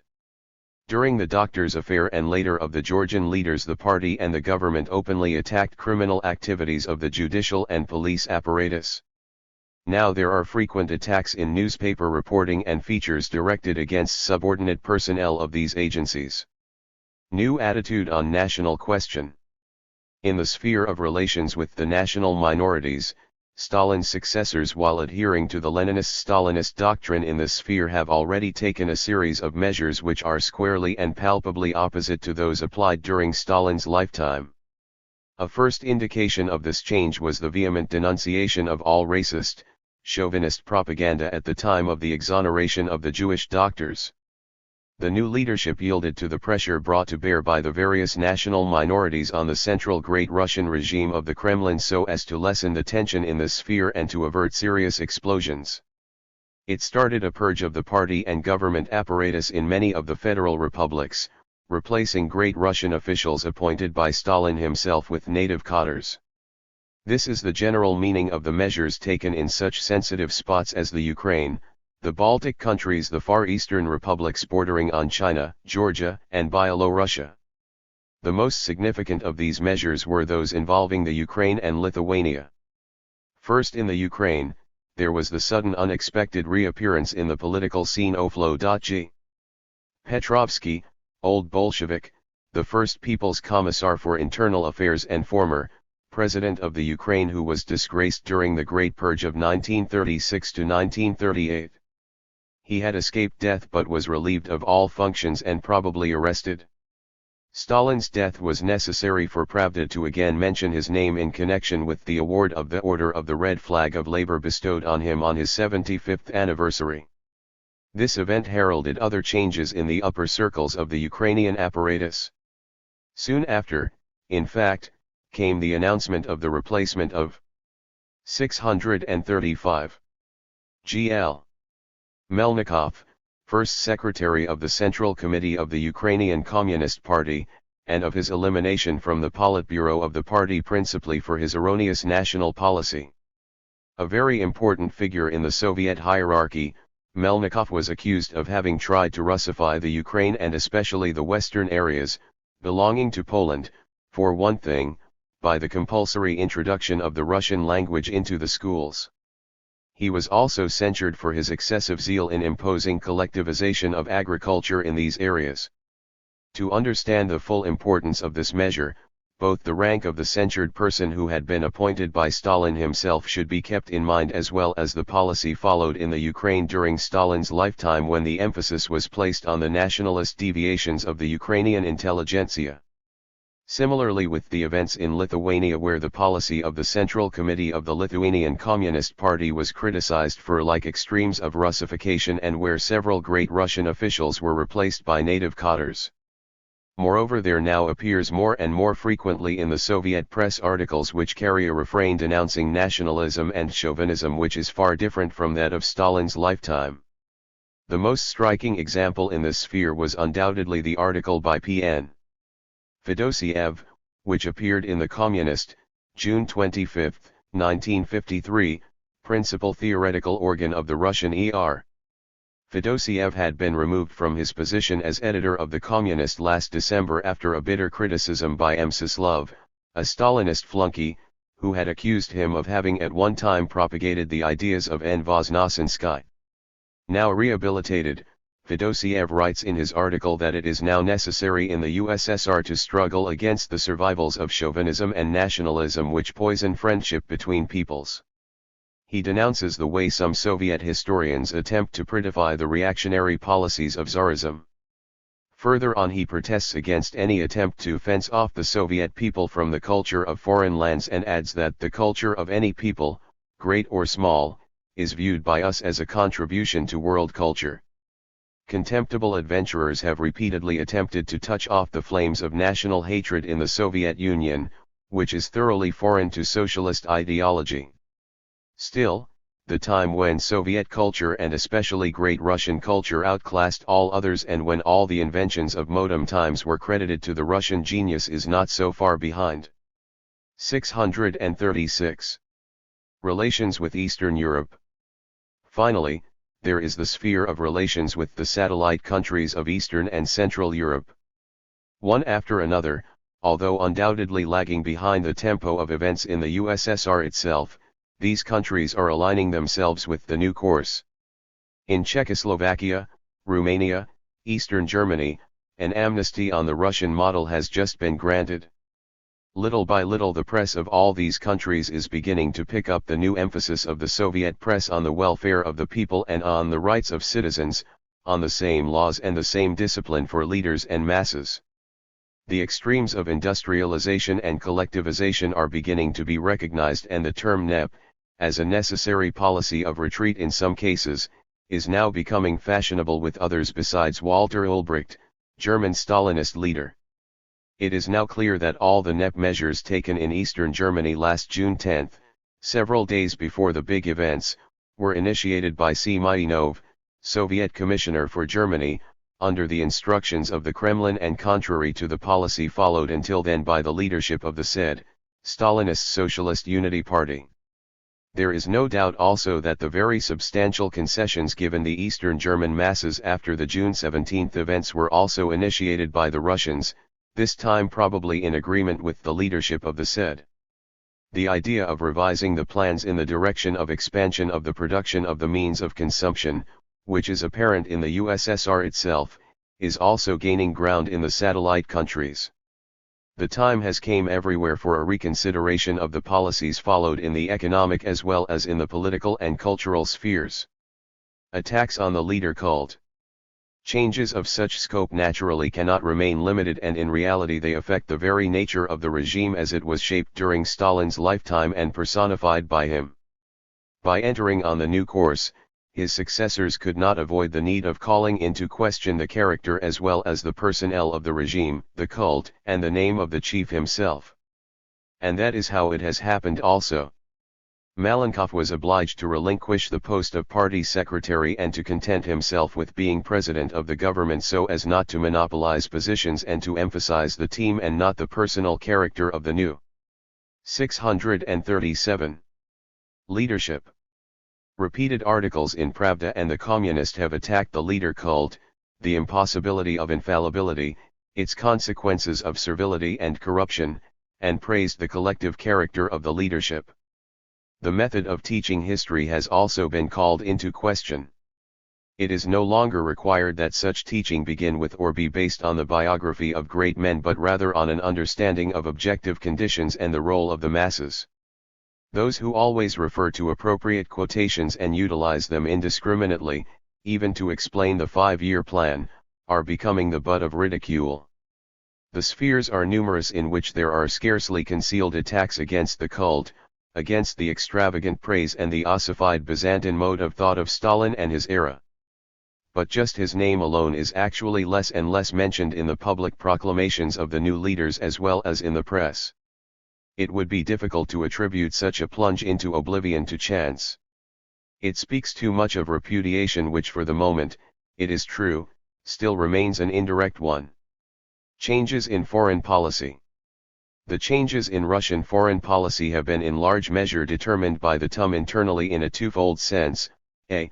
As genuine changes which extend to the foreign sphere, the new outlook internally on the relations with the masses and the national minorities, b.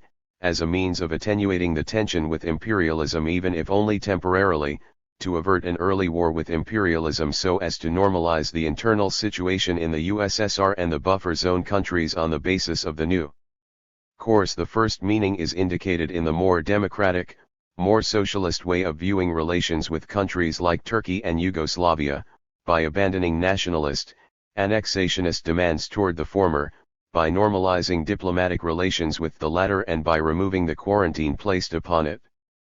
The second meaning is manifested in the concessions made on Korea, Austria, Eastern Germany, in the many cordial and appeasing gestures, in the new tone of the diplomatic notes addressed to the capitalist countries and in the articles in the Soviet press concerning them. 638. The dynamic of the new TUM. Thus, we believe that these various manifestations of the post-Stalinist TUM, even set down in this summary way, cannot fail to be impressive and to clearly indicate its meaning. Naturally, it would be fundamentally and dangerously erroneous to conclude that the new leaders have reformed themselves and that they are successfully undertaking a cold democratization of Stalin's bureaucratic and police regime. It is the pressure of the masses which constrains them to act this way, and it is the constantly changing relationship between the masses and their own rule which will determine the subsequent development of the new course. Stalin's successors, because of their special position as subordinates of the despots and free of the chief responsibility, have the merit only of having better sense than he the enormous pressure, the subterranean explosive forces in Soviet society as well as in Eastern Europe. To survive as the Bonapartist leadership of the privileged Soviet bureaucracy, they are now trying to ease the tension and to thus consolidate their own rule by a series of important concessions. They are proceeding in this not directly, frankly, democratically but bureaucratically. Their aim is to avoid by these methods new serious explosions and if possible to peacefully build a new floor for an equilibrium favorable for the bureaucracy. However, it is more difficult for them than ever to control the entire process and to dominate it at each step in the present global relationship between the revolutionary forces within and without the USSR and the buffer zone and the conservative forces of the bureaucracy. The dynamic of their concessions is in reality liquidatory of the entire Stalinist heritage in the USSR itself as well as in its relations with its satellite countries, with China and the communist parties. It will no longer be easy to turn back. In reality, events will oblige them, as is being demonstrated in Eastern Germany, and partly in Czechoslovakia, to quicken and extend the concessions to keep the impatient masses in the other buffer zone countries and in the USSR itself from taking the road of action. But once the concessions are broadened, the march forward toward a real liquidation of the Stalinist regime threatens to become irresistible. What form will it then take? Will it be that of an acute crisis and of violent interbureaucratic struggles between the elements who will fight for the status quo, if not for turning back, and the more and more numerous elements drawn by the powerful pressure of the masses? The timetables of the war will play an important and perhaps decisive role in the entire first period in one direction or the other. In any case, what is now clear is that the decline of Stalinism in the form of the iron grip of the Soviet Bureau 639. Cracy over the Soviet masses, the buffer zone countries, the communist parties, is henceforth speeded up, and that the renovation of socialist democracy in all these countries, as in China, as well as the renaissance of the international workers' movement, is now on the order of the day. In the years visible ahead, the junction of the ideas and the forces of the Fourth International with the revolutionary elements until now organized or influenced by Stalinism will realize in part this first stage of this renovation. It is toward this that we should work now with the greatest determination and the most robust optimism. 640. 10. The 6 Points of Cochranism, Letter to Farrell Dobbs, 1953. James P. Cannon. Dear Farrell, 38. I received your letter of April 1 with the enclosure of the point program of the opposition concluding the roots of the party crisis, Internal Bulletin No. 8. I will study it carefully and discuss it with other comrades here. I suppose we will have to have the full document at hand to get a clear picture. My first impression of the summarized points is about as follows. 1. They reject the perspective of the development of an independent party, but don't want to say so in so many words. They are fishing for support on both sides of this question. 2. They want to make the Third World Congress the axis of the discussion in order to avoid concretization of problems and perspectives in this country. 3. They want to rehabilitate the Stalinists as having been thrust into the same class camp with us, without saying anything about the new post-election policy of the Stalinists which calls for entry into the Democratic Party. Which camp is that? This policy has its first implementation in the present Los Angeles municipal election, the election campaign which, it seems, was fated to bring many political issues to a head.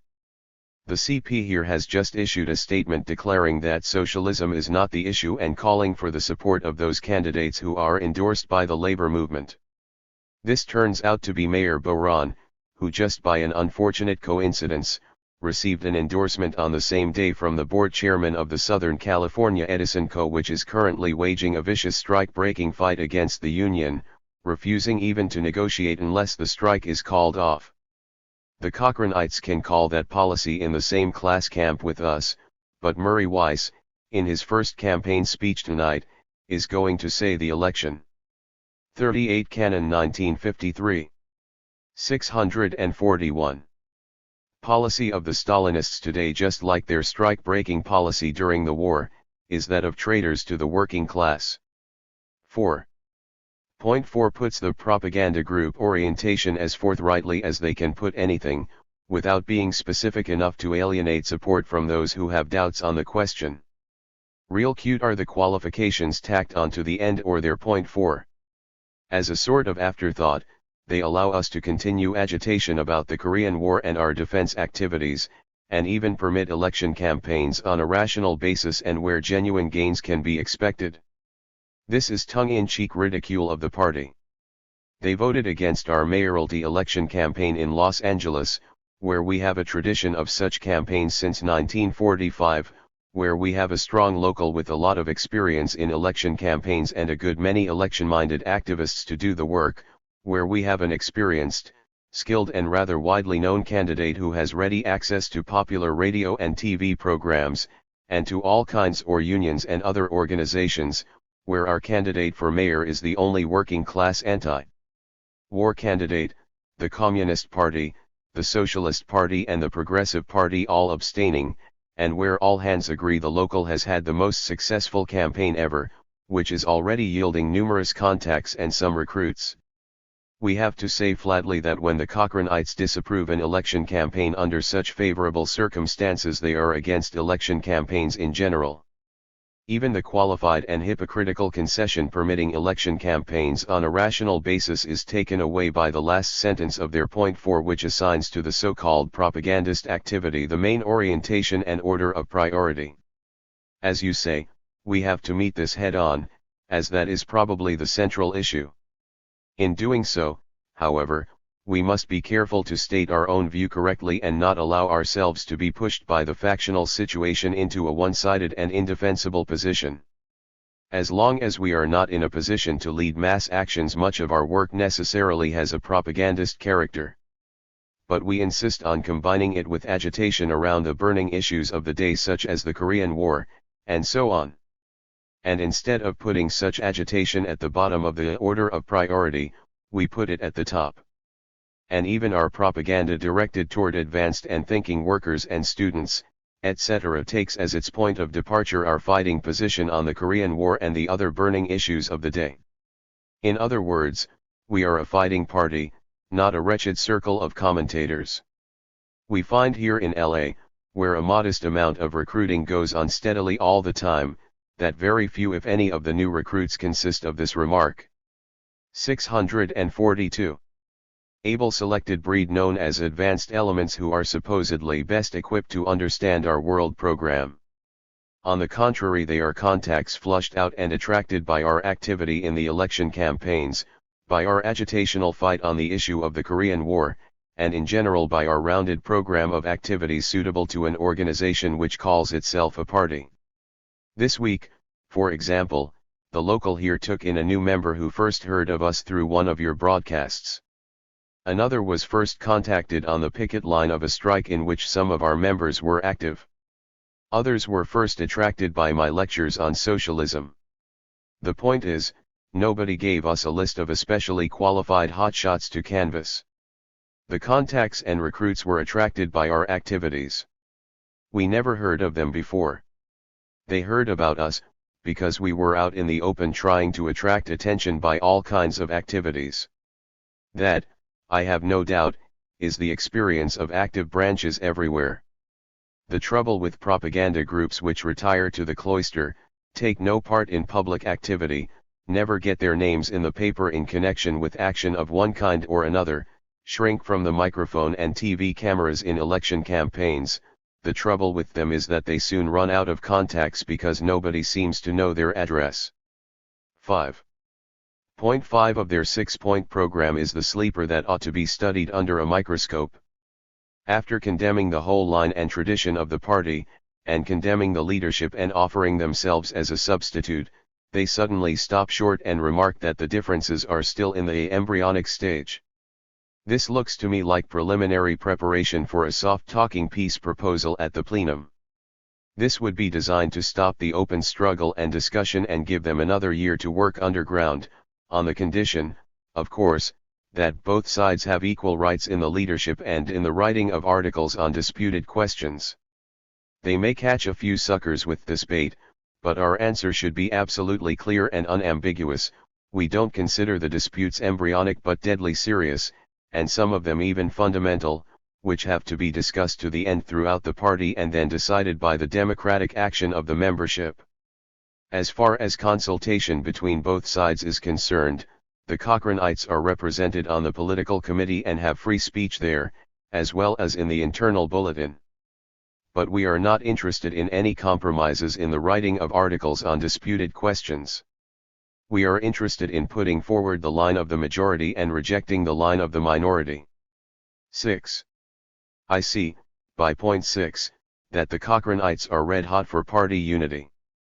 I never knew or heard of an unprincipled combination that didn't holler the same thing at the top of their voices while cynically proceeding to undermine and 643. Disrupt the unity of the party. We had a first-class illustration of that in 1939-40.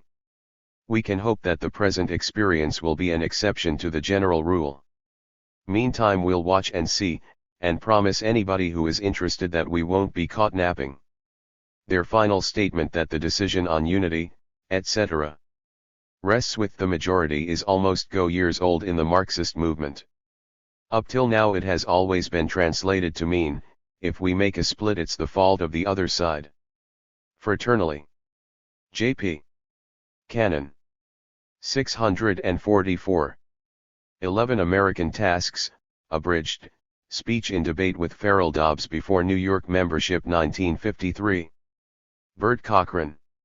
You heard the beginning of the debate on Stalinism and the Third World Congress positions. 39 You have had an opportunity to read our document. You know something about the official position of our party when the debate started 3 years ago on Eastern Europe.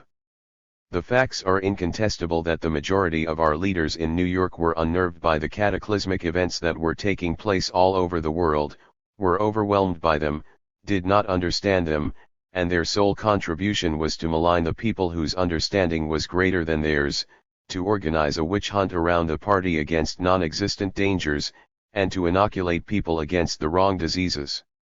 Finally, as their own positions got blown out from beneath them, they precipitately abandoned them without explanation or analysis and formally, and as we see now only formally, adopted the World Congress positions.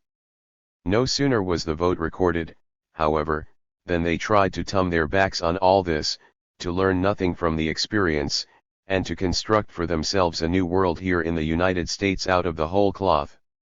Here, in their imagination we had the finished leadership, the full-blown revolutionary party, and we would move triumphantly forward toward the American Revolution, looking neither to the left nor right, without having to trouble about Stalinism, without social democratic or centrist blockades, without other bedeviling and harassing problems which were besetting our parties abroad. This new perspective has been germinating and unfolding, in reality, only in the recent past, despite all the tall talk and misdirected history about our granite line and 25-year tradition. And, as some or us watched with dismay, especially in the last year, this wretched jerry-built structure taking shape, with the architects in New York and Los Angeles each contributing their own rickety wings, we could see that the Stalinophobe third campus escapist sectarian. 39 Cochrane 1953. 645.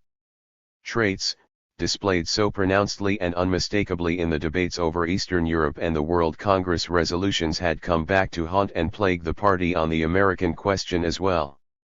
A vulgar anti-Stalinist tendency. Our document demonstrates irrefutably from the record, not from the gossip of the corridors, that over a number of years comrades in the leadership have been manifesting a vulgar anti-Stalinist tendency, revealed for all to see in the debate over Reuther in 1947, revealed in the debate over Eastern Europe in 1950, revealed again in the debate over the World Congress resolutions a year later, revealed over our attitude toward the Stalinists in the recent months.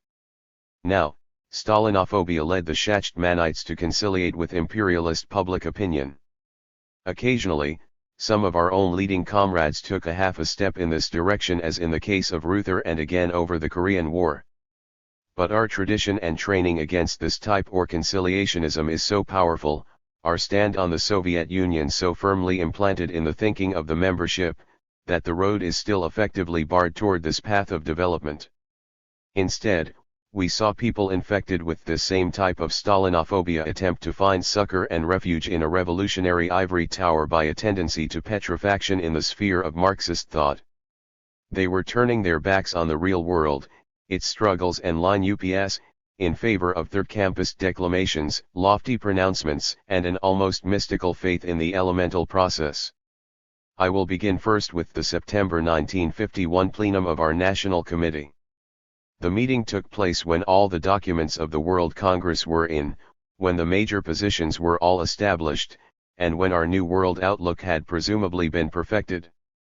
It was the duty of the leadership, I say, to draw up an analysis of what the objective reality was in the United States, what problems the party faced, and on what tasks we would concentrate our efforts. Instead, the pronouncement of that plenum on America was, zero. Just plain zero. It said nothing. It analyzed nothing.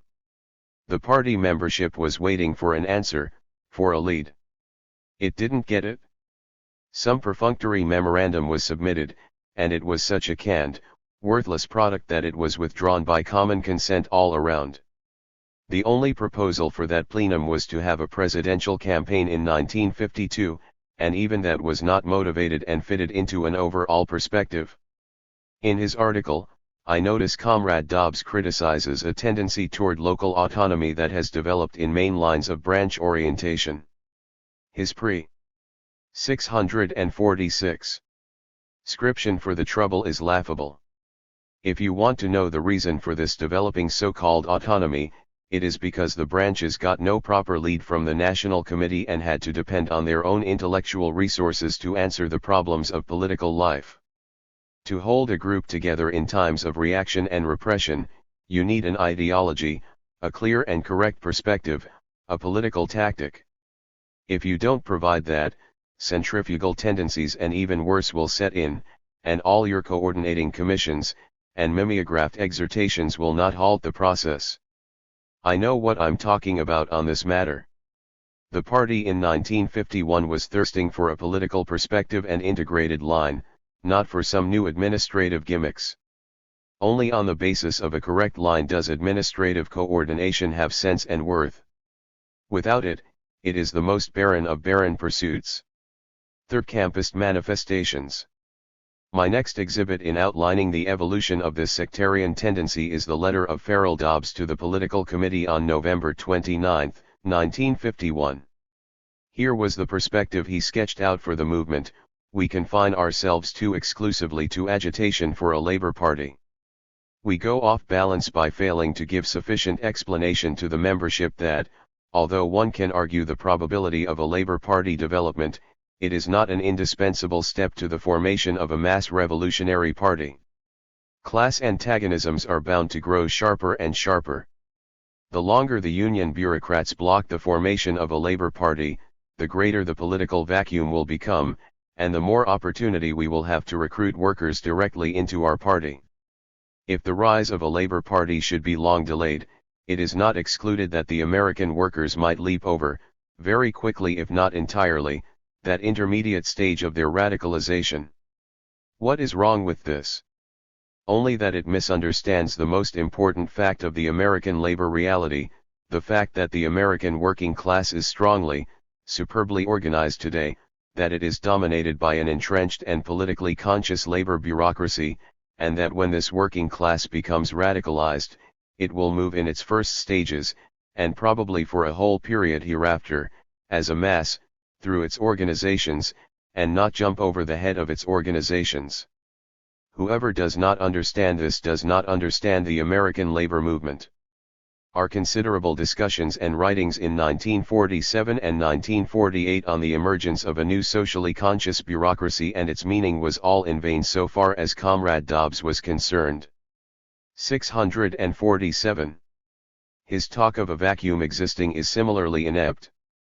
A political vacuum means the absence of a leadership. There was such a vacuum in America in the NRA period, because masses were plunging headlong to organizing the basic industries, and the old AFL leadership was trying to hold them back, and as Lewis explained at that time to the AFL mossbacks, if they didn't move in and offer the leadership, somebody else would come along to supply it.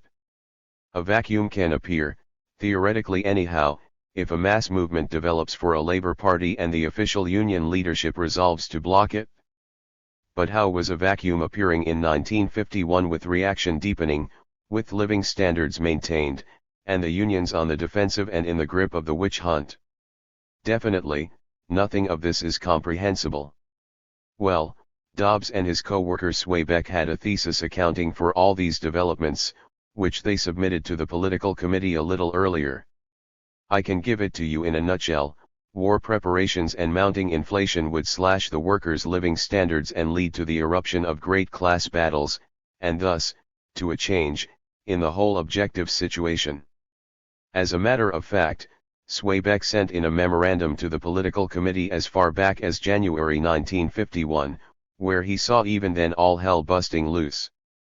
Here is his prognosis: it would seem to be a foregone conclusion that the projected bourgeois onslaught at home, already beginning, and the resistance ensuing must drive a wedge of the realities of the class struggle deeply into the most vulnerable point of this great deterrent.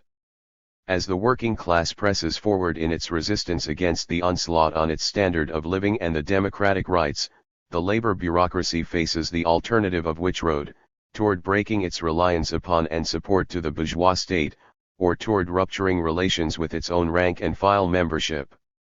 I think these considerations will lead to the conclusion that we are now definitively reaching a turning point in American imperialist developments which will be reflected, above all, in sharpened class relations at home, carrying the impact of deep repercussions within the trade union movement.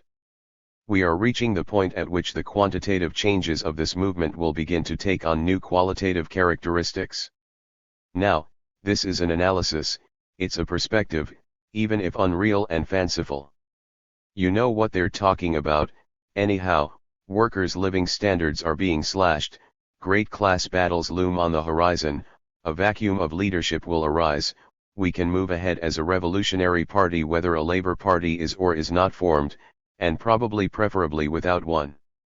At the political committee meeting of December 11, 1951, Comrade Cannon snapped up Dobbs' letter.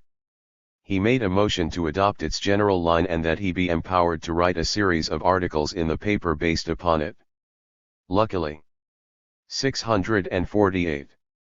We got a reprieve from this plunge into the void, when Clark objected, saying that what was needed was a political resolution giving our rounded views on American developments, strategy, and tactics.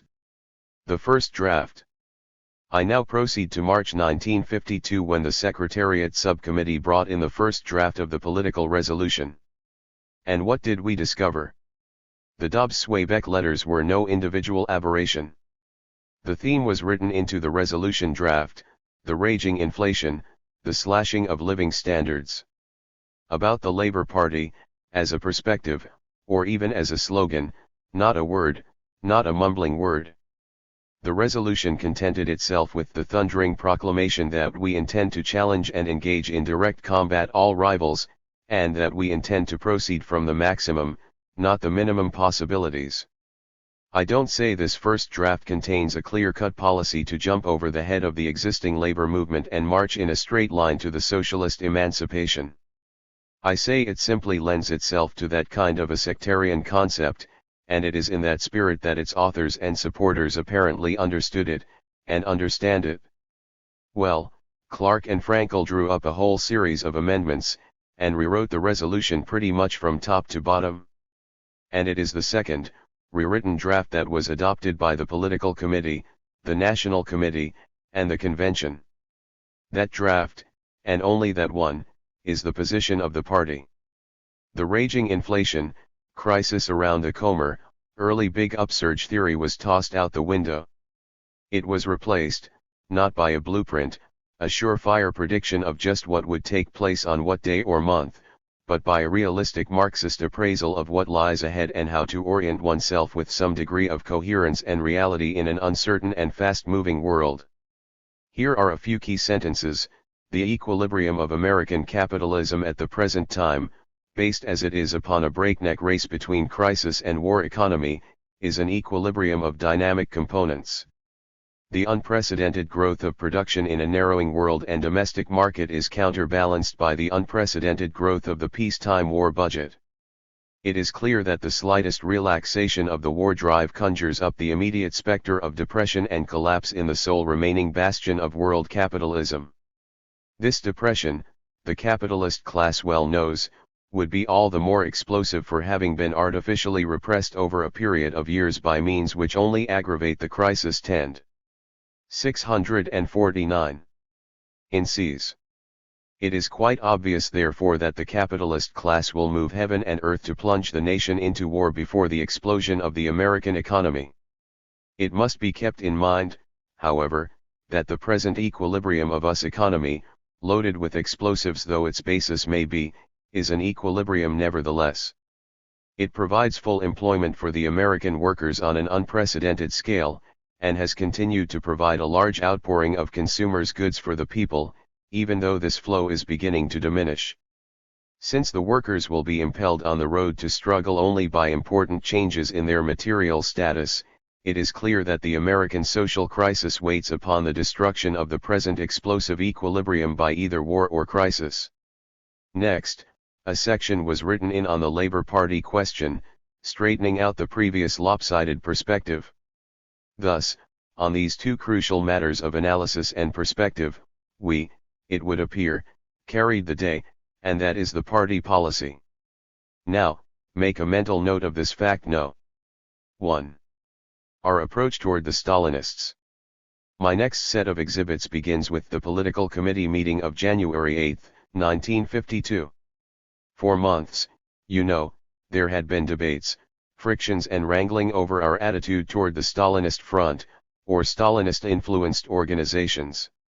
As climax to this discussion, Bartel submitted a memorandum at this meeting on the question. I wasn't in New York at the time, so I don't know whether he smuggled the memorandum into the meeting, or just brazenly walked right into the meeting with it. But through one means or another, he got it into the meeting, past the electric eye. Bartel said that we ought to pay special attention to the ALP in New York and the Progressive Party, that we ought to send in a group or comrades in there to take advantage of the split developing between Marcantonio and the Stalinists, that we have to correct our false characterization of the Progressive Party, which up to that time we designated as a third capitalist party, that under certain circumstances, we should give critical support to ALP and PP candidates, when they run independently. Well, that's all our PC majority needed to hear. You can just picture to yourself the righteous indignation. Cannon went after Bartel bell, book, and candle. Let me give you a few of the pearls. LS the Progressive Party a third capitalist party? Yes sir. And how? There is a strong trend, says Cannon, which is apparently a decisive one by now, to sacrifice its policy of running independent candidates. 650. And to adopt the so-called coalition tactic, that is the support of candidates of one or the other progressive bourgeois parties and to act as a faction of one or the other party in primary campaigns. I don't believe these changes imply our previous designation was wrong. They rather tend to confirm it. Is Marcantonio in conflict with the Stalinists over the question of running independent candidates? He couldn't fool our PC. The real motivation of Marcantonio, said Cannon, is to get rid of the stigma of the unpopularity of the Soviet Union before the war and that Marcantonio was heading back to the imperialist camp. What did Cannon and the others offer as against Bartel's proposals? What positive line did they propose as to how to deal with the Stalinist followers, the rank and file, not a few of whom, most of whom, are workers? Nothing. They voted Bartel down, and that disposed of the issue. The party line, apparently, was to have no approach to the Stalinist ranks. But 2 months later, the following amendments were smuggled in by us into the resolution, unnoticed by our astute critics, were adopted by the National Committee plenum, and subsequently by the party convention, and so, I presume, they constitute party policy. What are these amendments? Every essential position taken by Bartel, which was haggled over for months and voted down, is incorporated into the resolution. What does the resolution say about the Progressive Party? A third capitalist party? Not this time, shorn of its bourgeois allies, who put the stamp of a popular front coalition on the party in its heyday. The PP survives today as an alliance between independent radicals, petty bourgeois politicians, and intellectuals on the one side and the Stalinists on the other, who play the dominant role providing most of the cadres and active manpower. This change in the character or the party has removed it from the arena or direct competition with the big capitalist parties and placed it in the camp of radical left-wing politics. Is it important to have an approach toward the Progressive Party? The resolution says it is. Our attitude toward the Progressive Party must be determined by the following considerations: that it is the sole electoral organization of importance in the anti-imperialist camp besides ourselves, that it still groups around itself a considerable number of radical workers and students, that the coalition policy of the leadership is in contradiction with the desires and aspirations of a part of its membership and following. In fighting the PP for the support of the radical workers, our propaganda tactics must be devised toward exposing the fundamental fallacy of its basic program while demonstrating by example how a realistic anti-war struggle is conducted. On the other hand, a carefully formulated program of fraction work where warranted by the situation and not in conflict with the needs of our election campaign, united front proposals on specific issues relating to democratic rights, the struggle against 651. War and the Negro question, can help raise the socialist political level of the rank and file. We must not allow Stalinist domination over these radical-minded workers and students to go unchallenged. Followed by 10 paragraphs on the importance of an approach to the Stalinist ranks. The record is unmistakable that in March you retreated on this series of questions, on the overall perspective, on the Labour Party, on our approach toward the Stalinist-influenced movements. You did not insist on your previous unrealistic positions, and went along with our amendments. An unprincipled operation. On these questions then, at any rate, one would imagine we ought to have agreement. These matters should be removed as points of difference in the present debate. Instead, the minute the discussion reopens, we are attacked as Mensheviks and liquidators, and offered as proof are all the exploded arguments and positions of years of a year ago, which were specifically discarded by the resolution.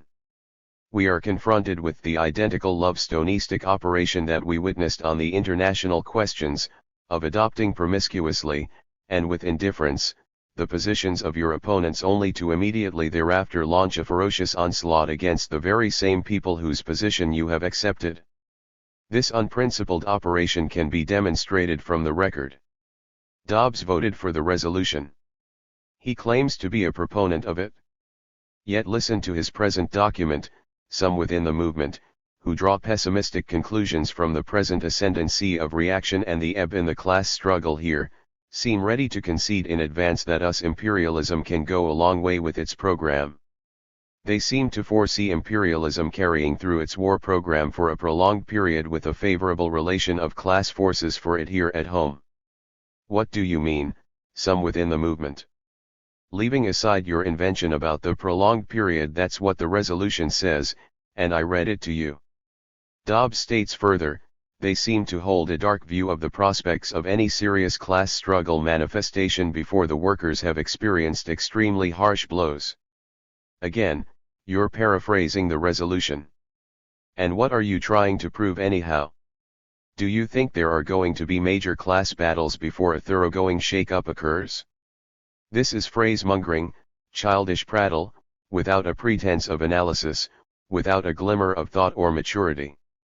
As you wade through this mass of verbiage, what emerges is that, first, Dobbs is slipping back to his perspectives and 652. Analysis of 1951.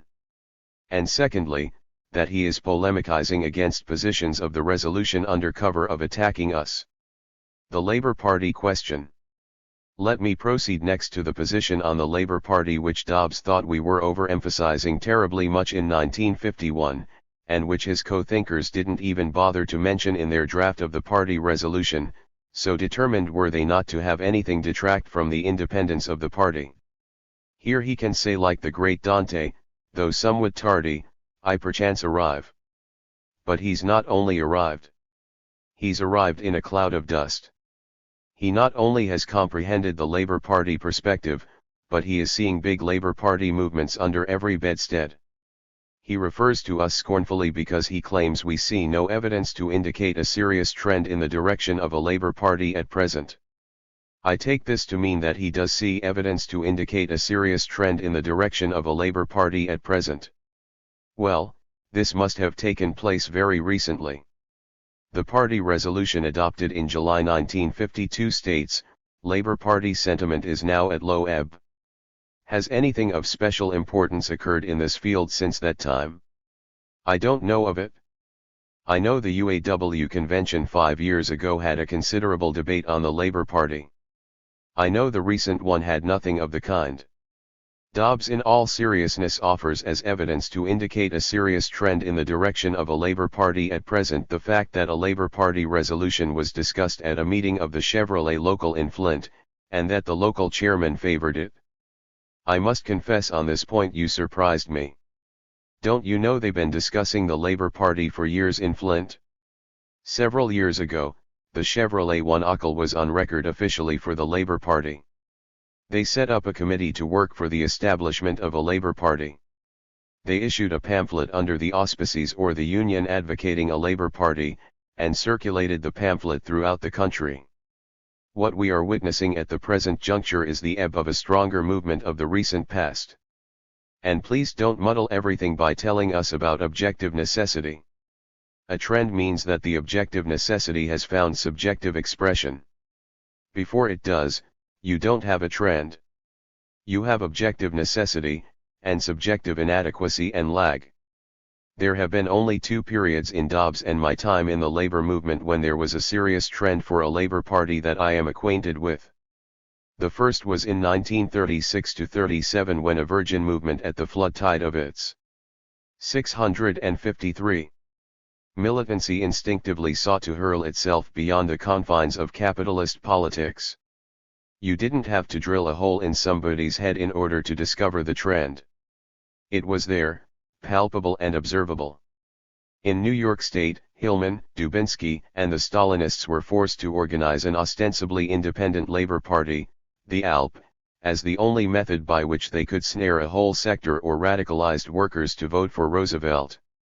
Nationally, Lewis had to organize labor's nonpartisan league in order to channel and control the many leftward currents, and deliver, in distinct advance over Gomper's policy, labor's vote in an organized and cohesive fashion.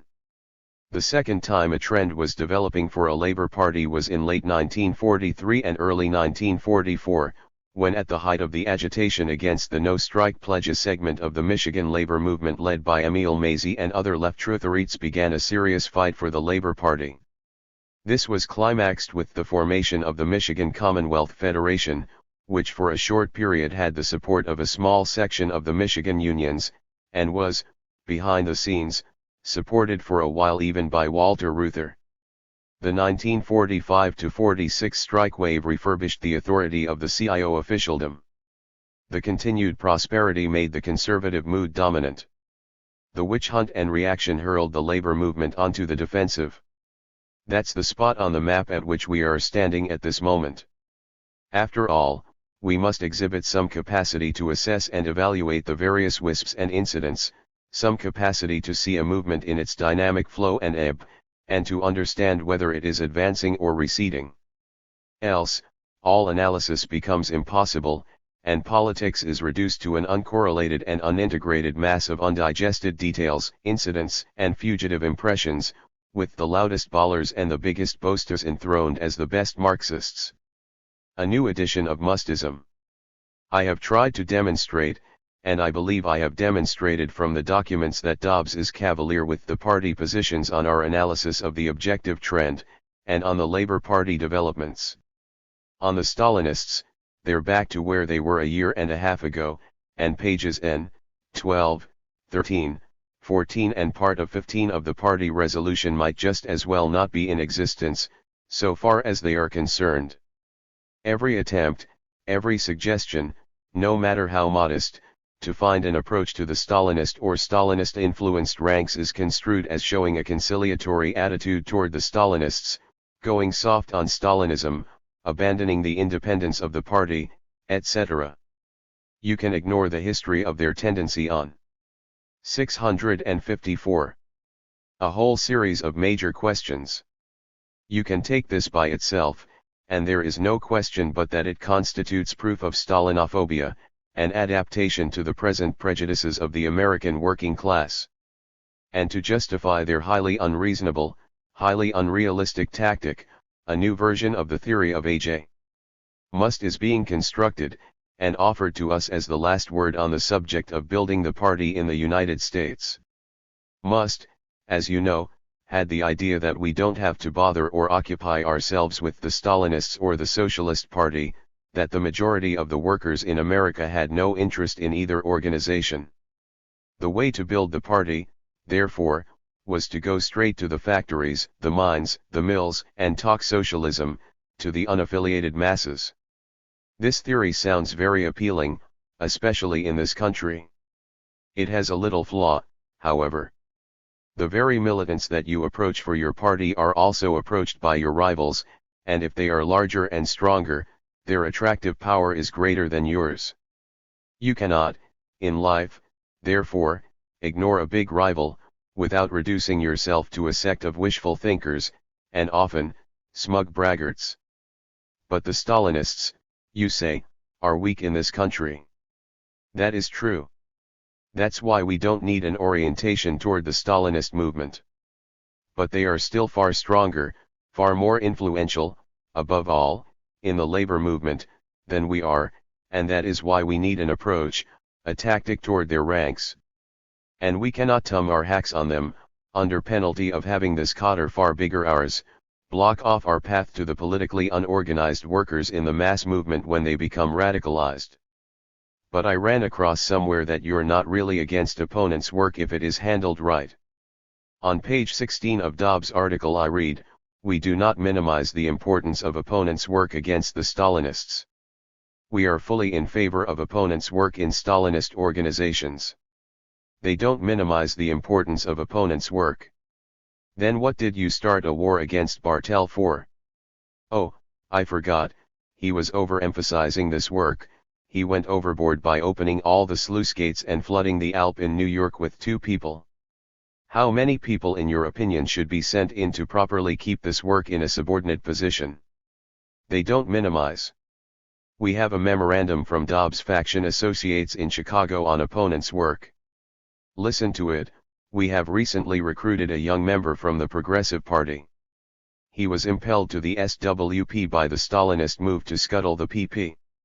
Since his joining the SWP, the Stalinist proposal was overridden and he still retains his membership in a suburban branch now consisting of about 10 members. It is proposed that he remain a member of the PP and one other comrade be assigned to help him. The age range of the PP group runs from the middle 30s to over 60. It contains some workers. 655. Our political aim, in whatever work in this milieu proves appropriate and feasible, is twofold: 1. Recruit to the SWP, 2. Destroy the remnants of the PP as an independent organization. We recognize the progressive aspects of the internal revolt against the Stalinists within the PP on the part of those who do not wish to dissolve into the Democratic Party. This is outweighed, however, by the continued existence of an opponent organization. Therefore we have no interest in conducting ourselves in this party in such a way as would help its reconstitution and reorganization. Our tactic within the PP has nothing in common with fraction work within unions, NAACP, etc. This is opponents' work as traditionally considered.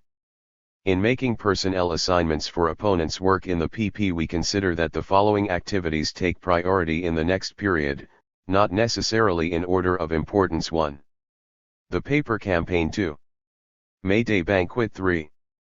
Regularization of trade union fraction meetings. 4. Assignments for fraction work in NAACP. 5. Internal discussion. As you can see, they're just like Dobbs, they don't minimize the importance of this work, provided you give it its proper subordinate position. Item 6 of a 5-point agenda. It reminds you of the old doggerel, where the daughter is asking her mother, "Mother, may I go put to swim?" "Yes, my darling daughter. You may hang your clothes on a hickory limb, but don't go near the water." In the light of this damning record, which I recited to you from the documents, Comrade Dobbs has the cool effrontery to write that the stew that he dishes up is the course charted by the convention resolution. He must have the first rejected draft in mind. Oh, you may say, you have only read sections of the resolution which bear out your case, but there are paragraphs that lend themselves to Dobbs' interpretations. I have read sections which demonstrate that on a number of questions, he is in clear opposition to the party position. But I don't deny that there is an element of ambiguity in the resolution. And that is the precise purpose of the present discussion, to help resolve all ambiguities, and seeming or real contradictions. 656. The trade union question. Let me now proceed to the trade union question. First, some factual information. Our present tactical course in the unions dates from the beginning of 1950. I presented, as the official PC report, a trade union report to the same plenum where we discussed Eastern Europe. I analyzed the reasons for the shattering of the progressive oppositions in the three unions where we had the greatest influence, auto, rubber, and the NMU. I presented the statistics of the workers' relatively high living standards and the mood of conservatism deriving from it. I gave the reasons for the consolidation of the new social imperialistic labor bureaucracy. All these considerations now dictate the necessity for us, my report stated, to adjust our perspective to the present slower tempo of development and therefore to drastically modify our trade union tactic. The modification of our tactic must start with the resolve to get ourselves disentangled and free from the power caucuses in which we are participating, both the national ones and those of a local scale. We have just got to make that to save our cotter in the unions and be in a position to organize and shape the new struggles when the mood of the workers begins to shift and the radicalization process gains momentum. If we exhaust our resources and reserves now in indecisive engagements in which the mass of the workers are not yet involved, we will have no effectives left when the big opportunities arise at the next of events. We don't want our new trade union tactic to add up to doing nothing in the unions. We don't want to simply preserve ourselves and nothing else, or as the old man once remarked, we'll only become dried preserves. We don't want to spread the false notion that the alpha and omega of our trade union work is to avoid victimization, or that we can devise some surefire prescriptions that will guarantee our people against getting hurt in the witch hunt. No, our revolutionary trade unionists have to be trained in an opposite spirit. They have to take it for granted that there are no foolproof methods of avoiding danger, that a revolutionist discounts ahead of time that fact that risks and losses are often inevitable and are the necessary accompaniment of the fight. We do not maintain that the proposed tactical adjustment will guarantee to save our cotter and deflect away from us the wrath and fear of the bureaucracy. All we can safely claim for the new tactic is that it will make it harder for the bureaucracy to pick us off and will provide us with the best safeguards against our people, or the bulk of them, getting needlessly thrown out of the unions. What is the positive content of this tactic? We're going to become for the next period left-wing political educators and propagandists instead of caucus politicians. We are going to raise on all appropriate occasions political case. 657. Shins from the shop steward system to the Labour Party to war. We will explain frankly the facts of life, as we see them, to our erstwhile caucus allies and try to convince them that the old-type caucuses are out of season now, that what is required are educational groups working to train the members on issues and prepare the ground for the next stage with its renewed spurt of insurgency and its more authentic left-wing formations. We will concentrate more on educating a few workers in the shop and building the party there. This report was adopted, if I recall correctly, unanimously by the plenum, and I repeated the report to possibly a dozen branches in the course of my national tour. I presented the same line, brought up to date, to the political committee before the May 1952 plenum. It was adopted. I made the report to the plenum of the National Committee in May 1952. The plenum adopted it. I presented it, as the NC reporter, to the National Convention in July 1952. The convention adopted it. I am therefore not guilty of factional slanting when I state that that is the party policy for our trade union work. Now, Comrade Dobbs is highly critical of the policy. That is his right. A man has the right to change his mind. But I ask you, in all faith, can anyone reading Dobbs' article, can anyone glean that what he is doing is polemicizing against the official party policy on the trade union question? Mind you, I say he has a right to polemicize against it. He has a right to try to overthrow it. But wouldn't it be in keeping with the fitness of things to make clear to the membership what he is about, and the true status of the opposing positions, before he presumes to lecture us about smuggling and sneak attacks? I hope he gets around to explaining this in his rebuttal. Infantile sectarianism. Now, I read those sections that relate to trade union work over and over and over again. And my final conclusion, so far as I can make head or tail out of it at all, is that either Dobbs is working himself up to the idea to form now a new left wing in the unions, or the policy consists simply of verbiage, reducing the whole question to foggy verbosity, to clichés and banalities. And there are sections in the article that lend themselves to either theory. We find Dobbs' vacuum theory of 1951 back with us again in the current document, although so qualified now as to virtually drain it of all content. Then we read, our task is to fill this political void with a body of left-wing militants, armed with our program, who will become the actual leaders of more and more workers even though they hold only minor union posts or no official posts at all. 658. If this has any meaning, it is to build a new left wing. And if the infantile adventuristic policy is not enough, an additional infantile sectarian twist seems to be added that the left wing is to be built around the SWP and its program. I see that the organizers' report of Los Angeles issued in February of this year, and unanimously adopted out there by your co-factionalists declares very bluntly, the main task of our fractions is to work for the building of a left wing in the unions. I'll not discuss now who gave your co-thinkers in Los Angeles authority to reverse our national trade union policy. Let me say this on the question itself, if you are bracing yourself to advocating the building of a left wing in the unions today on the basis of your unreal analysis of what the score is in the labor movement, you have a policy that will disorient our codders, and if they are sent out into the mass movement with this YPSL adventuristic line, they are guaranteed to break their necks. And I warrant you that our leading trade union comrades, who have over 15 years of variegated experience in the battle, will rise up and repudiate any such imposition upon them, and upon the party. You write, we have been excessively preoccupied with power blocks in the unions to the point that our policy has in reality tended to impair recruitment.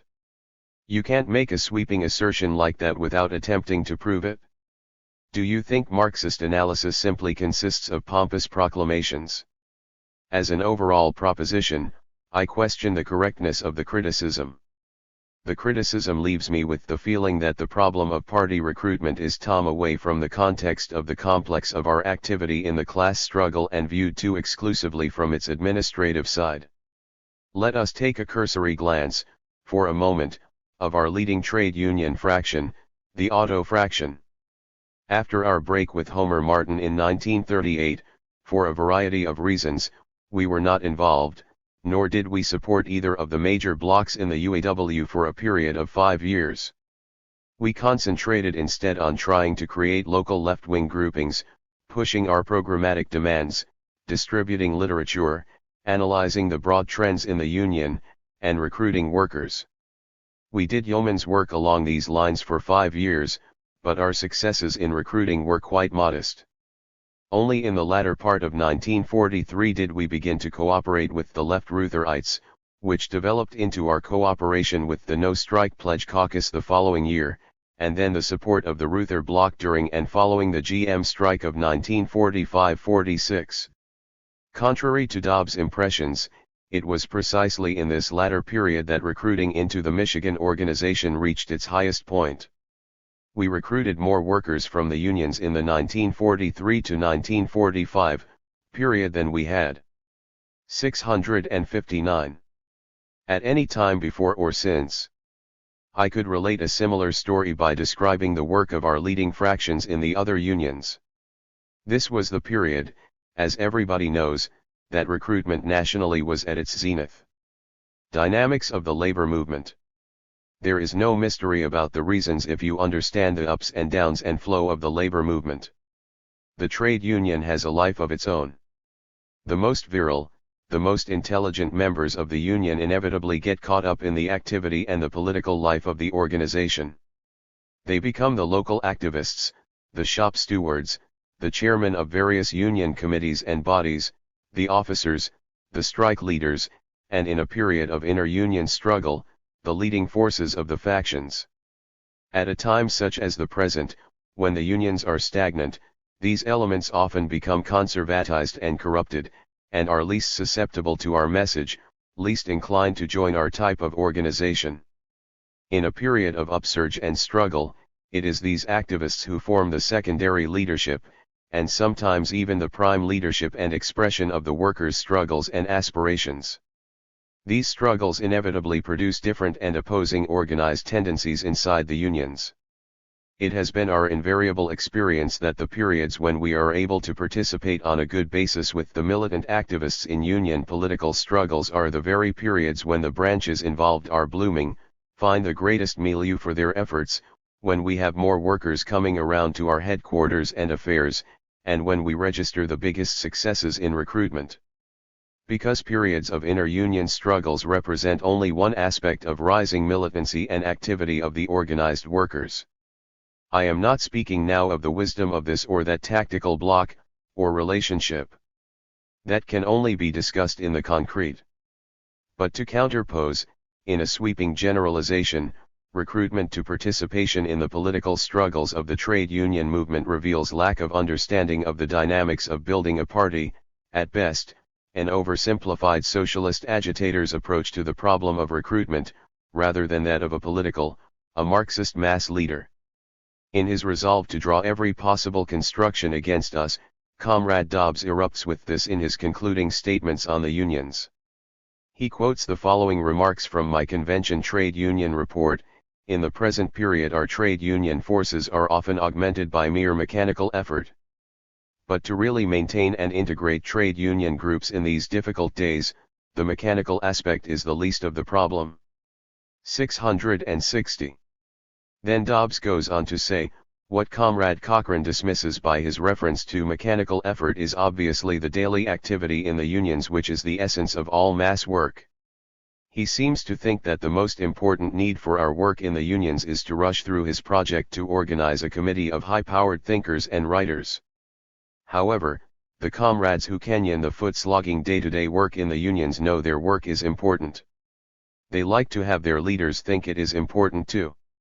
They want their leaders to give some attention, some thought, and some aid to them in the ever so important daily grind out of which our union cadres are being forged today. They even like to have their leaders help them do a few chores now and then, and they do have chores because there are things that can be done in the unions. Now, as everybody who listened to my convention report knows, I was talking about people getting jobs in industry, colonizing comrades. I repeated the point 3-4 times, to augment our trade union forces. When my report was printed in the paper, the phraseology was slightly edited. Several comrades who were not present at the convention wrote me letters discussing my report with me, and none of them had any difficulty catching the meaning. But Comrade Dobbs, in his factional abandon to construct a case, could not even read my report without revealing his prejudice. And while I'm on the subject, whom are you lecturing about the foot-slogging day-to-day work in the unions? Me. Our leaders in Detroit and Flint? Jules. Or our union activists in New York, Youngstown, San Francisco, and Seattle? Aren't you forgetting who's who, and what's what? Do you really think that after 15 to 20 years of experience in the mass movement we have to have a report made presenting us with the revelation that, oh, yes, work can be done in the unions, such as taking up a grievance, or talking about the Kutcher case? And do you think our leading trade union comrades are going to buy that kind of a report as presenting any kind of a line or policy for our work? Above all, what stands out in your report and remarks is the lack of any unified conception, the absence of any guiding thread running through your random observations, which sometimes border on the preposterous.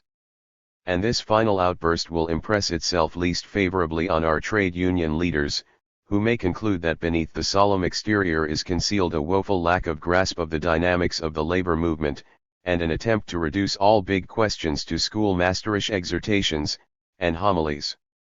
We cannot win workers today by demonstrating our program in action. Therefore, in the main, we have to win people by our ideas, our solutions, our ideological perspective. And to Kenyon in that capacity, and by those means, you need an understanding, and you need proper materials in the form of analysis, pamphlets, studies. We will impress advanced workers today, not primer. 661. Highly by good works, but by our clear outlook, an integrated perspective, a cohesive line, and a tenacity to hold to our path, and keep our heads. What to do next? I don't know how extensively it is necessary for me to go into questions of whether we are an independent party, or a propaganda group, as our document deals fully with this aspect of the discussion. We have heard in the past months the pronunciamento delivered dozens if not scores of times that our strategic aim is to build an independent mass revolutionary party, as if some new profound message is being uttered. We all know about that. We are all for it. That is why we are members of the Socialist Workers' Party. But when you have stated this proposition, you haven't disposed of the question. You are just at the starting point. All kinds of people wanted to build an independent mass revolutionary party in this country. Oehler wanted to build it. Weisbord wanted to build it. Must wanted to build it. But they did not know how. The question inevitably arises, after you have established your aim and program, what to do next, what to do at every stage of the game to advance you toward your objective, how to seize hold of those threads available in the actual movement that will enable you to move forward toward the realization of your final goal. We had to make that decision, time and again, when we fused with the Must Group, when we entered the Socialist Party, when we left the Socialist Party, when we executed a proletarianization policy, when we supported and blocked with groups in the mass movement.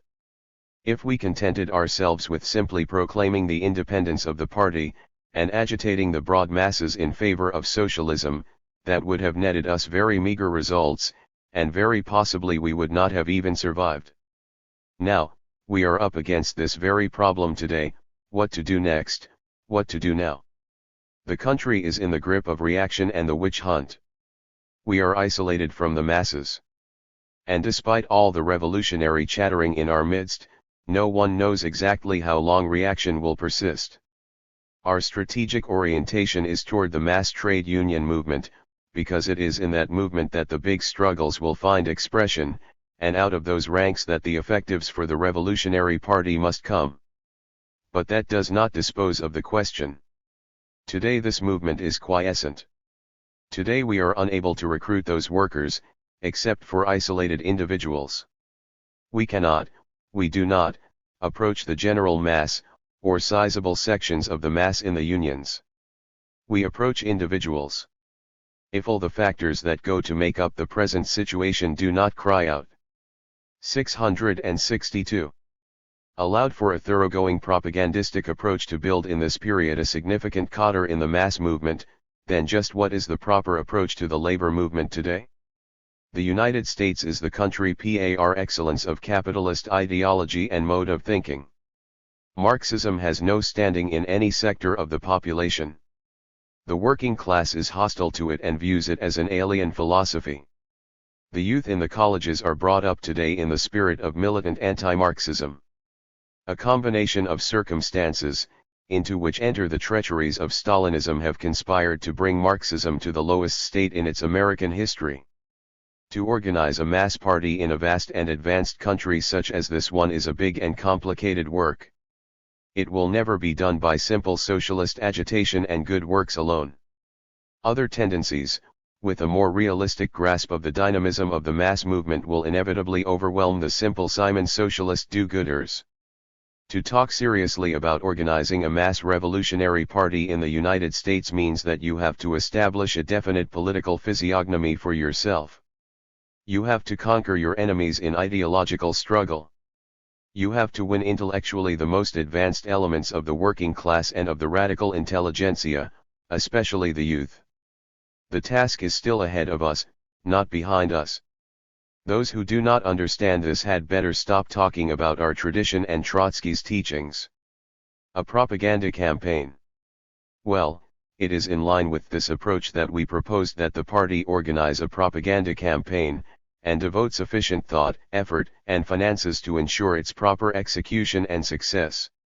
Why this proposal, demanded by the entire situation in the country and our party's position, should have evoked the pious horror, the venom, the misrepresentations, the accusations of liquidationism and attempts to scuttle the independent party, why it should have had this reaction is difficult to understand, except on the basis that some leading comrades have become disorientated. And, in an attempt to find something sure and solid to cling to, they have embraced a neo-Musteite orientation, the thin, superficial viewpoint that by good works alone, ignoring and going over the heads of the vanguard straight to the virgin masses, we could outflank our opponents and avoid all complexities in the building of a party. This fierce and hostile reaction of a section of the leadership is all the more unexplainable as there is nothing new or original about the proposal. Canon 663 made the identical proposal 4 years ago, and if you delved into Trotsky's correspondence you would find the thought wasn't even original with Canon. As our document goes to great pains to make clear, the fact that the propaganda campaign is one of our primary tasks in no wise invalidates all sorts of other activities, election campaigns, defense work, etc., which we are pursuing and should continue to pursue, commensurate with our overall resources, capacities, and strength. Comrade Dobbs complains, however, that we want a propaganda campaign as the top plank of the tasks of the party. He wants it, presumably, as the bottom plank, if at all. Why can't we compromise the issue? Let us agree on Canon's 1948 formula, a synthesis under which the thought and time and energy of the party will be about equally divided between agitation and propaganda. Let us settle it on that basis. 50-50. Sectarian and ultimatist moods. Our attempt to circumvent this necessary tactic, this unpostponable rearming of the party, and your false counterposition to it of the independence of the party, as a new mysticism, is creating havoc with your own thinking, and driving you towards sectarian and ultimatist moods, toward Musteite conceptions and oversimplifications of how the mass party is going to be created. The first fruits of your campaign have already appeared. Your supporters in New York are embarked on a path of infantile adventurism. Your people in Los Angeles are advocating the building today of a left wing in the unions. Your supporters in Seattle are whirling dizzily on a pinwheel of synthetic activity, propelled by a self-appointed professional leadership. These are the real results of your artificially contrived campaign for the so-called independence of the party. You are leading yourselves and your supporters to disorientation and demoralization. And we urge you, get back to the tradition of our movement. Get back to our old way of viewing and resolving problems of the class struggle and party building. Get back to the path and the world of Marxist reality. For the good of yourselves. And the good of the party. 664. Concluding remarks. Outline of party tasks in concluding remarks of Cochrane's rebuttal speech. 1. We propose that we act as an independent party to the degree that we can, that it is practically possible. We propose to engage in general party activities commensurate with our resources, and our overall tasks. 2. We propose to continue to pursue propagandistic aims in the mass movement, and to make a determined and special effort to supply our comrades with the most effective possible propaganda material to enrich and fructify their work in the unions. 3. We propose to launch a major propaganda campaign, and devote to it sufficient resources and finances to ensure its success. We propose that it be done on the basis of Cannon's 1948 formula, an equal division between agitation and propaganda. 4. We propose where practicable a tactic toward the Stalinist workers and the Stalinist-influenced organizations along the lines prescribed in the party resolution. 5. This platform of party activity, to be governed by a correct overall political understanding, must be based upon a recognition of the Third World Congress positions as a basic re-evaluation and rearming of our world movement, and a recognition of the resolution of our latest party convention, in all of its aspects, as providing the necessary flexible approach to solving our tasks in the immediate period ahead. 12. Where I stand, abridged, 1953. Genera Dollinger. 665. Comrades, from reports I have received there is a great deal of misunderstanding as to my having a separate position, having no position or sitting on the fence. 40. As a result I feel obligated to explain just where I stand in the present dispute in our tanks. It is true that I have refused, for the past month since the 52 convention to take a position on so serious a matter on the basis of isolated facts, rumors, charges, or what individual comrades averred were the issues in dispute. I have never hesitated to take a stand on any question when I felt I possessed enough information to justify such an act. But in the present dispute I have persistently maintained my right to wait until documents appeared with the main positions outlined clearly and unambiguously. When comrades on the NC, and at least one on the PC, state frankly they don't know just what is involved, it certainly stifles the neutral independence of a comrade in the field when such a serious controversy is even indicated until he or she has carefully studied and weighed the opposing positions. We have spent too many precious years building our Cotter party to jeopardize this glorious and historic accomplishment in any way. We have broken off too many comfortable personal relationships in the past when these associations have become inimical to the welfare of our revolutionary program to lightly let ourselves be personally influenced by comrades, even those whom we revere deeply and respect highly for past contributions to our movement. For 16 years the party has been my life and the comrades my closest and dearest travelers along this chosen path. It is not easy to take a principled stand against some of my comrades of long years, but then it was not easy to watch our former comrade Grace abandon our great cause and become again a part of the biggest single fort of reaction and oppression. Every adult is forced to make important and difficult decisions in his life, and a principled person professing to be a Bolshevik cannot decide issues on the basis of special friendships, nor waver nor hesitate when the facts are laid on the table. 40 Dollinger 1953. 666.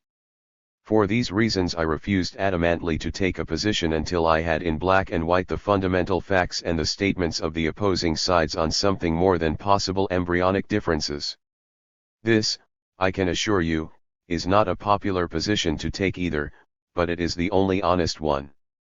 From the bulletins on the New York discussion I first got a glimmer of what was involved, but I awaited the statements in the national dispute before I felt I could evaluate and compare from my own understanding and experiences. First let me state categorically and emphatically that when the thesis of the Third World Congress appeared I accepted it as a truly gigantic and historic document, a great signpost and marker that will go down in the history of world Trotskyism. This Congress, meeting in the period of world confusion, for the first time threw the spotlight of clarity on such difficult questions for us in the march of world events as Yugoslavia, the Eastern European states, and China. It gave me reassurance that Trotskyism is a living, breathing, dynamic force in spite of its present numbers. When Pablo's popularization of these theses was issued, I read and reread it. Pablo's contributions to this new orientation, this fundamental realignment of our forces in the struggle toward our final goal, has been the most profound and, without doubt, the greatest of all since the death of our leader and founder.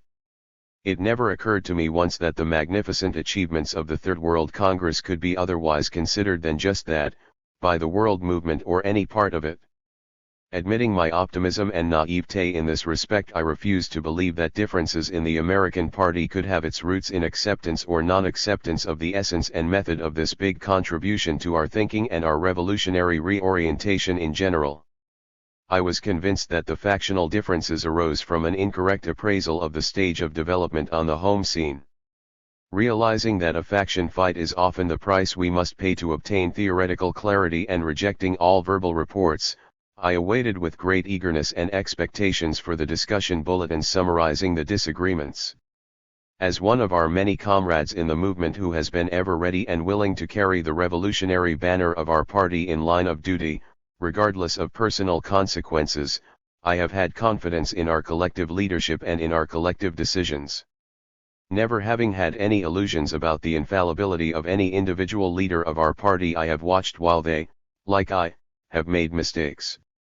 But those minor mistakes over the 16 years of my party membership have been corrected before they became major ones, and my confidence in the collective leadership has only been strengthened through these experiences.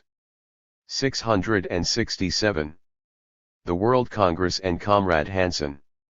When Comrade Hansen's article in the first bulletin arrived, I read it with anticipation, hoping that some light would be shed on the differences that every comrade knew existed, at least from the 52 convention on.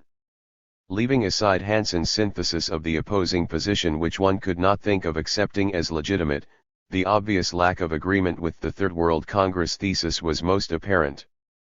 It stood out in bold relief in Hansen's paraphrasing of their emphasis on the nature of Stalinism in the present period. And this is his famous summary statement that he thinks our co-thinkers abroad would possibly agree with.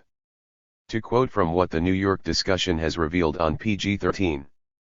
Stalinism can no longer betray with the same facility, my emphasis, GD, as when it could maneuver between opposing imperialist powers and make perfidious deals with one camp or another. But the same general conditions that narrow the possibility of a long-term deal also foster revolutionary movements which the Stalinist caste fears. Hence the betrayals of Stalinism tend to take other forms besides open deals with imperialism at the expense of the proletariat. It is evident that in the period now facing us of settlement of final accounts, the Soviet bureaucracy will provide with some demonstrations of the most abominable betrayals ever perpetrated by it against the world socialist revolution. My emphasis, GD. This last sentence is but one of the main keys to Hansen's rejection of the whole intent and purpose of the theses. Contrast these quotes from Pablo's interpretation of the same thesis: the relations between the Soviet bureaucracy, the communist parties, and the revolutionary movement in each country, are in the process of changing under the effect of this new dynamism of the proletarian revolution. We have already seen what changes have been produced in the specific relations between the Soviet bureaucracy, the communist parties, and the revolutionary movement of the masses during the recent war and since, both in the Yugoslav example and in the case of China. Under pressure from a situation which is evolving toward war and the decisive and final struggle, wherever they maintain a genuine mass influence, the opportunism of the Stalinist leaderships is obliged to yield less to the arbitrary swings ordered by the Kremlin, and thus to transform itself into centrism. The Coming World Showdown, pages 46-7. To me, Hansen's summary is a complete contradiction and rejection of the present nature of Stalinism, which the theses took such pains to evaluate and explain to the world movement as justification for the reorientation and redeployment of its forces. 668.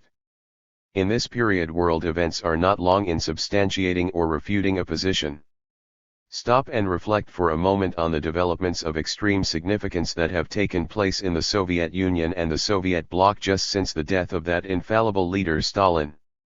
All recent reports in the world press indicate an accelerated process of fermentation in the Soviet world, the jockeying for positions on the part of the collective leadership of the Soviet bureaucracy, the freeing of common prisoners and the lowering of prices, the public repudiation of the latest Moscow Purge frame-up, its significance and resulting consternation in the Stalinist parties of the world, the enhancement of Mao Zedong's prestige, the hesitation and wavering of the Stalinist bureaucrats all over the world. What does all this mean but more elbow room, to use a union term, for the masses under their leadership? This is proof renewed that Stalinism is in a state of crisis and change. And given the flow of objective world circumstances, the depth of this crisis, the tempo of this change will tend to become more rapid, and will sound the end of Stalinism. The period has passed when the Kremlin bureaucracy, or Stalinist reaction, can create an absolute bureaucratic obstacle in the path of inevitable revolutionary upsurges. Indeed, Pablo is 100 times correct when he says in a certain sense Stalinism died before Stalin. Add to this the all-out drive of imperialism against the Soviet bloc that cuts off the possibilities of durable deals with the imperialist nations. Agreed that Stalinism, until its rotten carcass is buried by world revolution, is capable of gross betrayals. Where does the certainty of the most abominable betrayals ever perpetrated by it against the world's socialist revolution fit in? What factors in the present trend of world development will give rise to such an inevitability? Hansen does not even give it as a probability. How does this jibe with the theses and the prediction of the direction and trend toward centrism? To sing the same tune in the same key now, comrades, reflects the fact that you have not grasped the new reality. I was left with the distinct impression that one comrade, Joe Hansen, did not understand, or only deludes himself when he says he accepts the theses of the World Congress, and for these reasons was certainly unable to apply it to the United States. I am waiting for the so-called majority to officially repudiate this lack of understanding or, in my opinion, this outright rejection of the changing nature of Stalinism. The articles of the majority have only carried on this theme in a different and more disguised form. Much space has been devoted to erecting a smoke screen to hide the real issues. 669. Independent party. What is meant by this? There has been so much said about giving up our role as an independent party, and yet I, for one, cannot understand the sense in which it is used by spokesmen for the majority. Cannot an independent party emphasize its propaganda activity, or even consider itself a propaganda group under circumstances such as the present, if the needs of the time so dictate, without losing its identity and independence? What determines the type of party we shall be? Objective circumstances and the consciousness of the American workers is going to determine basically whether we are going to have a propaganda group or a little, medium, or big party of mass action. We cannot get around this. Certainly, if all that was necessary to have a mass action party is our desire, our will, or our determination, we'd have it without delay. It is not for us to worry that we might degenerate into a small propaganda group if present objective conditions do not permit us to operate as we did in 1945 or 46, but to adapt ourselves realistically to the limitations imposed by the period. Comrade Dobbs tells us all the ways worker militancy can be generated by objective circumstances. I agree with him. And all of us know that it is inevitable that the American workers will move in due time and in their own inimitable fashion. All my adult life I have done little else but work, eat, talk and live with mass production workers. After the privilege I've had of living through and actively participating in the great days of industrial union organization, there is nothing, absolutely nothing, that can shake my confidence in the American working class.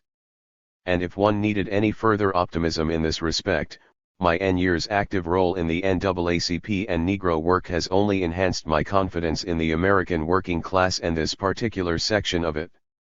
But for the whole past period and today and tomorrow we can't proceed on the basis of the inevitable upsurge of the American workers. The majority spokesmen speak much of molecular processes going on in the American working class, but they pose this question in an entirely vacuous fashion. It is given no content and has no particular use for us when posed in such a manner. When we speak of a molecular process, it has significance only insofar as it is used concretely within the framework of the experiences of the American working class. A molecular process has an entirely different significance when used in understanding the present developments in the English working class than when used in gauging the present developments of the American working class. The differences may be one of degree, but that degree is what makes the qualitative difference and determines the nature of our tactics in these two countries. 670. The mills of the gods grind exceedingly slow but exceedingly fine. And from my experience, the American workers are slow to move, but once moved they are exceedingly volcanic. Is Comrade Dobbs afraid that we'll be organizationally unprepared to detect or take advantage of the beginnings of awakening of this quiescent giant? Does our past record give any indication of this? Does the record, for instance in auto, show this?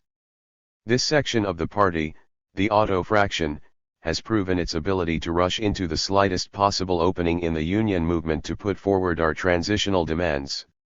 Recall our work, and our tiny forces in this huge union, on the Labor Party, no strike pledge, the Detroit Cadillac Square demonstration against the Taft-Hartley Act, the sliding scale of wages known as the escalator clause, which still has the Stalinists gasping and grumbling, to mention only some of our accomplishments. These parts of our program were put into effect by our experienced and trained comrades taking consistent, and often very rapid, action, and sometimes under the most unexpected circumstances. Recall, please, that this whole proletarian section of the party is now being charged by Comrade Dobbs with drawing pessimistic conclusions from the present ascendancy of reaction and the ebb in the class struggle here, and having an incorrect attitude toward perspective and present possibilities lodged in the class struggle in America, by Hansen. Comrades, the danger is a clear and present one now. In the past it was not too difficult, although it took some powerful persuasion on more than one outstanding occasion, to convince the leadership of what was the indicated course of action in a given period. But today the majority leadership refuses to listen to the rank and file worker comrades operating with all their experience and training in the movement. Or if they listen, they give no indication that they have heard. Instead, these proletarian codders are charged with pessimism and looking for substitutes. For many years Michigan comrades have requested that our role in the organization and building of the UAW be published in pamphlet form. This record of ours is one of no small accomplishments in the world's largest and most progressive union. It could be used to full advantage, not only in the auto section, but by all comrades and sympathizers in unions, and particularly in such a period as we face today. This request was not acted on until the faction fight broke out in earnest, and then not done in anything resembling a serious manner. The comrades of the leadership made the gesture in acceding to the demands of the Michigan comrades for the writing of such an important pamphlet by proposing a comrade for the task who has never been in auto and knows little of the past history of the UAW. This, in spite of the fact that we have fully qualified people available to do a thoroughgoing job. It's an unfortunate. 671. Commentary on the attitude of the leadership toward those possibilities that really are open to us today. Is it heresy to want to educate workers in the Trotskyist method by means of such an instructive pamphlet? If objective conditions make us what we are, in reality today, a propaganda group in the working class movement, should we not publicize our role and accomplishments in former mass actions, in preparation for the next upsurge of the workers? Again I repeat, objective circumstances and the consciousness of the American workers is going to determine basically whether we are going to be a propaganda group or a little, medium, or big-size party of mass action. And I reiterate that the charge of pessimism is facetious against comrades in this section of the mass movement who are not writing their views far removed from the class struggle, but facing living reality every day of their lives. When comrades today brave threats of physical violence in carrying out their consistent activity as revolutionary propagandists in the trade union movement and courageously proceed, step by step, to give the more advanced workers a Trotskyist understanding of present developments, is this pessimism or optimism? And what in thunder does the recent sub-campaign of the paper prove? that our whole cadre has suddenly become lazy or indolent or pessimists. On the contrary, each branch can report the number of old-time subscribers who are now afraid of receiving the paper through the mail or having any connection with the ideas of Marxism. I don't need to tell you this after all the work put into this campaign. Yet the results might better have been announced in letters to the branches. Worker militants here express surprise that we advertised our weakness. In a coast-to-coast campaign we didn't get subscriptions and renewals expected in the state of Michigan alone. Ordinary unionists know that there are times when publishing an actual strike vote would be a mistake and weaken their cause. Certainly, for good reasons, we don't have to advertise that we are so small with so few actual readers of our weekly press. And yet, after such free advertisement we're deadly afraid of being called a propaganda group. The so-called unprincipled bloc. Now I wish to raise just one final point in this short and by no means complete article. The grave charge of the minority being called an unprincipled bloc. A faction fight is not known for praising the work or contributions of individual comrades. A faction development presupposes political differences. 672. And actions substantiating these disagreements are ferreted out to prove the line of demarcation. But an unprincipled bloc is a serious charge against a faction as a whole.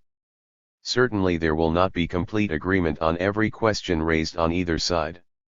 However, unprincipled bloc means none other than grouping together for unprincipled and un-Bolshevik reasons. I take my stand openly and frankly with the minority faction because it is a principled grouping within our party based on a principled Marxist position. The minority comrades are basing their whole program and winning adherence to this position on the basis of a correct understanding and appreciation of the theses of the Third World Congress.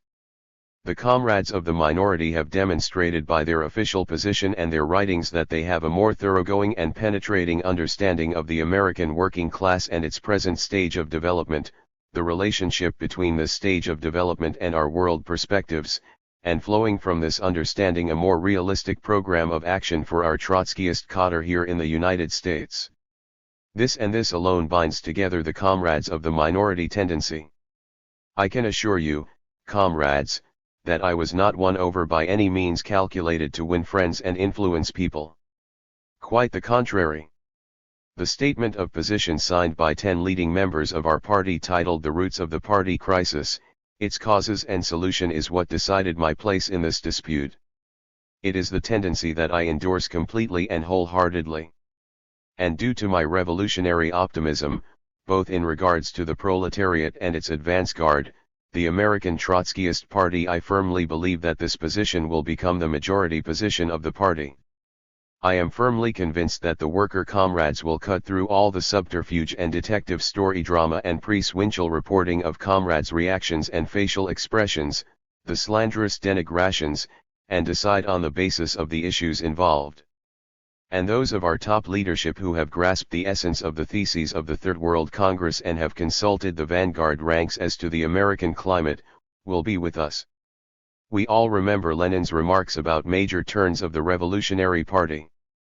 Events will not be long in showing the correctness of our tactics flowing from our understanding or Marxist principles. In this respect some of our comrades may be saved from old habits and going afield in a sectarian manner. A great step in the right direction would be a repudiation of the Hansen method. In spite of Hansen's throwing around words, phrases, and quotes with ease, and apparent abandon, he uses formal logic and produces nothing but confusion when we so sorely need the dialectical materialist approach to aid us in solving the big problems that face us and the bigger ones to come. 673. I look forward to the discussion proceeding on a higher level, to a further education of our party in the principles of Marxism, and to a qualitatively better trained American cadre as a result. The Third World Congress has shown us the road in the present period. Let's not hesitate to diligently assimilate the lessons contained in this political reorientation and apply them to the reality of the American scene in any given period.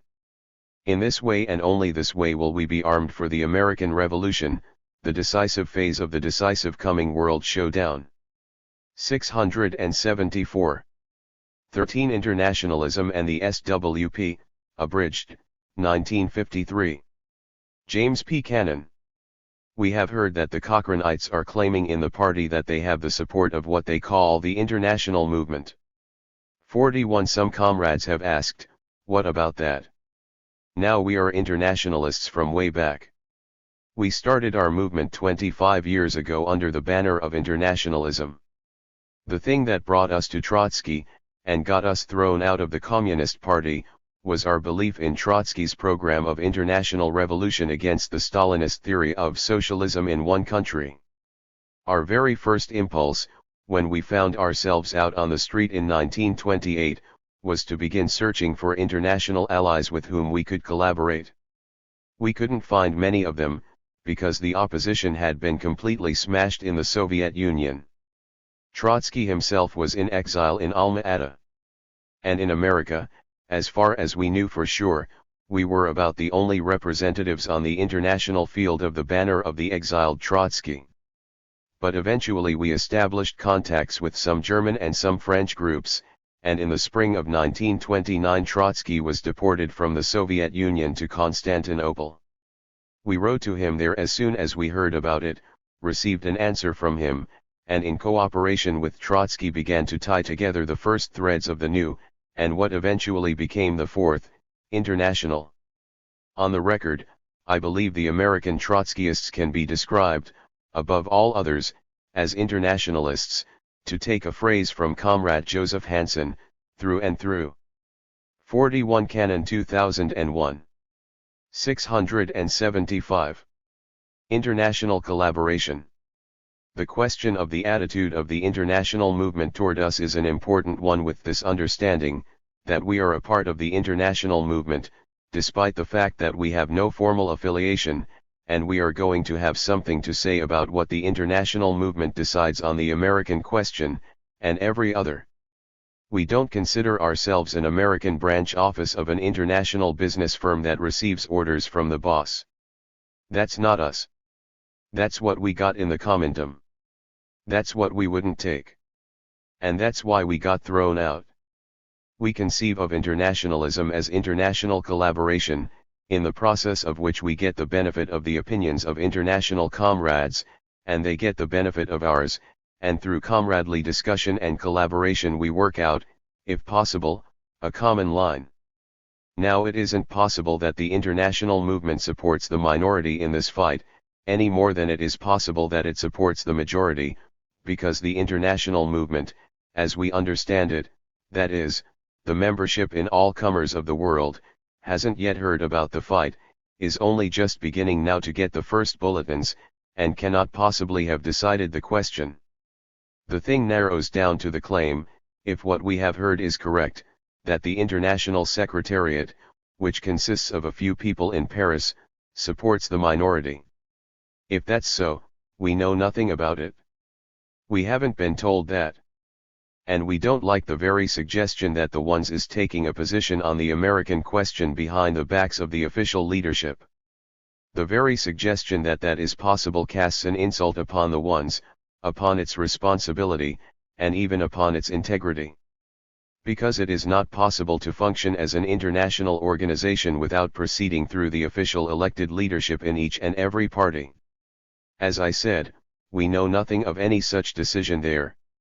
They have never even intimated anything of the sort to us. In the 8 years since the international organization was reconstituted after the war, with headquarters in Paris, they have never once intimated any serious conflict or any lack of confidence in the American Party and its leadership. On the contrary, they have always recognized the SWP as the firmest base of political support of the international leadership. And that has been the case ever since 1929, when the new international took its first embryonic, to use the Cochranites' term, form.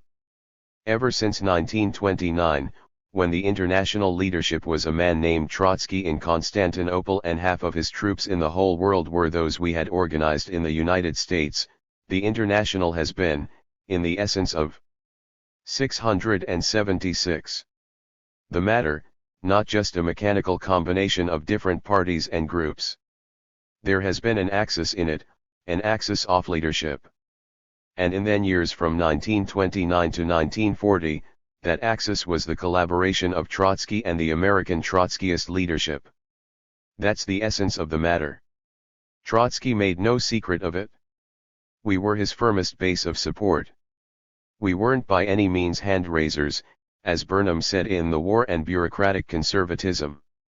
We had more than one disagreement with Trotsky. But in the general work he carried out, in his efforts to bring about a selection of forces and to get rid of misfits and people who had wandered into our movement by mistake, and in his fight for a clear political line, he always had the support of the American Party. Fight against Stalinophobia. Since 1945, with the close of the war and the re-establishment of the movement in Europe and the setting up of the International Executive Committee and International Secretariat there, the same relationship in essence as previously governed our collaboration with Trotsky, has prevailed in the new Paris-American axis on all the big political questions. In the first period after the war, the Russian question aroused a great dispute in our ranks throughout the world. There was a big wave of Stalinophobia, which had understandable reasons. For with the end of the war, the terrible stories about the Stalinist slave labor camps and the monstrous conduct of the Stalinist armies in Eastern Europe and Eastern Germany came out. Those tales of horror, which were not exaggerated but were the living truth, created such revulsion in the ranks of the advanced workers throughout the world, that there was a big echo in our ranks, and great hesitation in our own ranks in Europe. There was a split in France over the Russian question in the immediate post-war period. Comrades said, "We can't any longer call that a workers' state. That's a slave labor state," and so on. At that time, the really strong, decisive force supporting 2 or 3 of the leading comrades in Europe, which really decided the Russian question once again in favor of defense of the Soviet Union, was the SWP. As far as I know, the first really outspoken, categorical, unambiguous declaration on the question came in a speech by me, made in agreement with our party leadership, on the anniversary of the Russian Revolution, in November 1945 in New York. This speech was printed in the paper and was supported as a program by our co-thinkers in Europe. It was a factor in stopping all hesitation and in clarifying, once again, the fact that we were defenders of the Soviet Union. 677. I did not defend the Soviet Union slave labor camps or any of those horrors. I said, paraphrasing Trotsky, we do not defend what is degenerate and reactionary. But we see, in face of all of that the power of the nationalized economy was strong enough to prevail during the war and still stands. That's what we see, that's what we defend. That is how we defined our position on the Russian question at that critical time. In 1947 there was another wave of Stalinophobia, especially in the most advanced circles. We began to get reports not only of what had happened in Europe but what had happened inside the Soviet Union itself. What those monstrous, unbelievably treacherous scoundrels had done. We began to get such stories as those of Margaret Huberman, the wife of Heinz Neumann, both of them lifetime communists. He was a former leader of the German CP, not a Trotskyist, and had been shot by the Russians because of some political disagreement.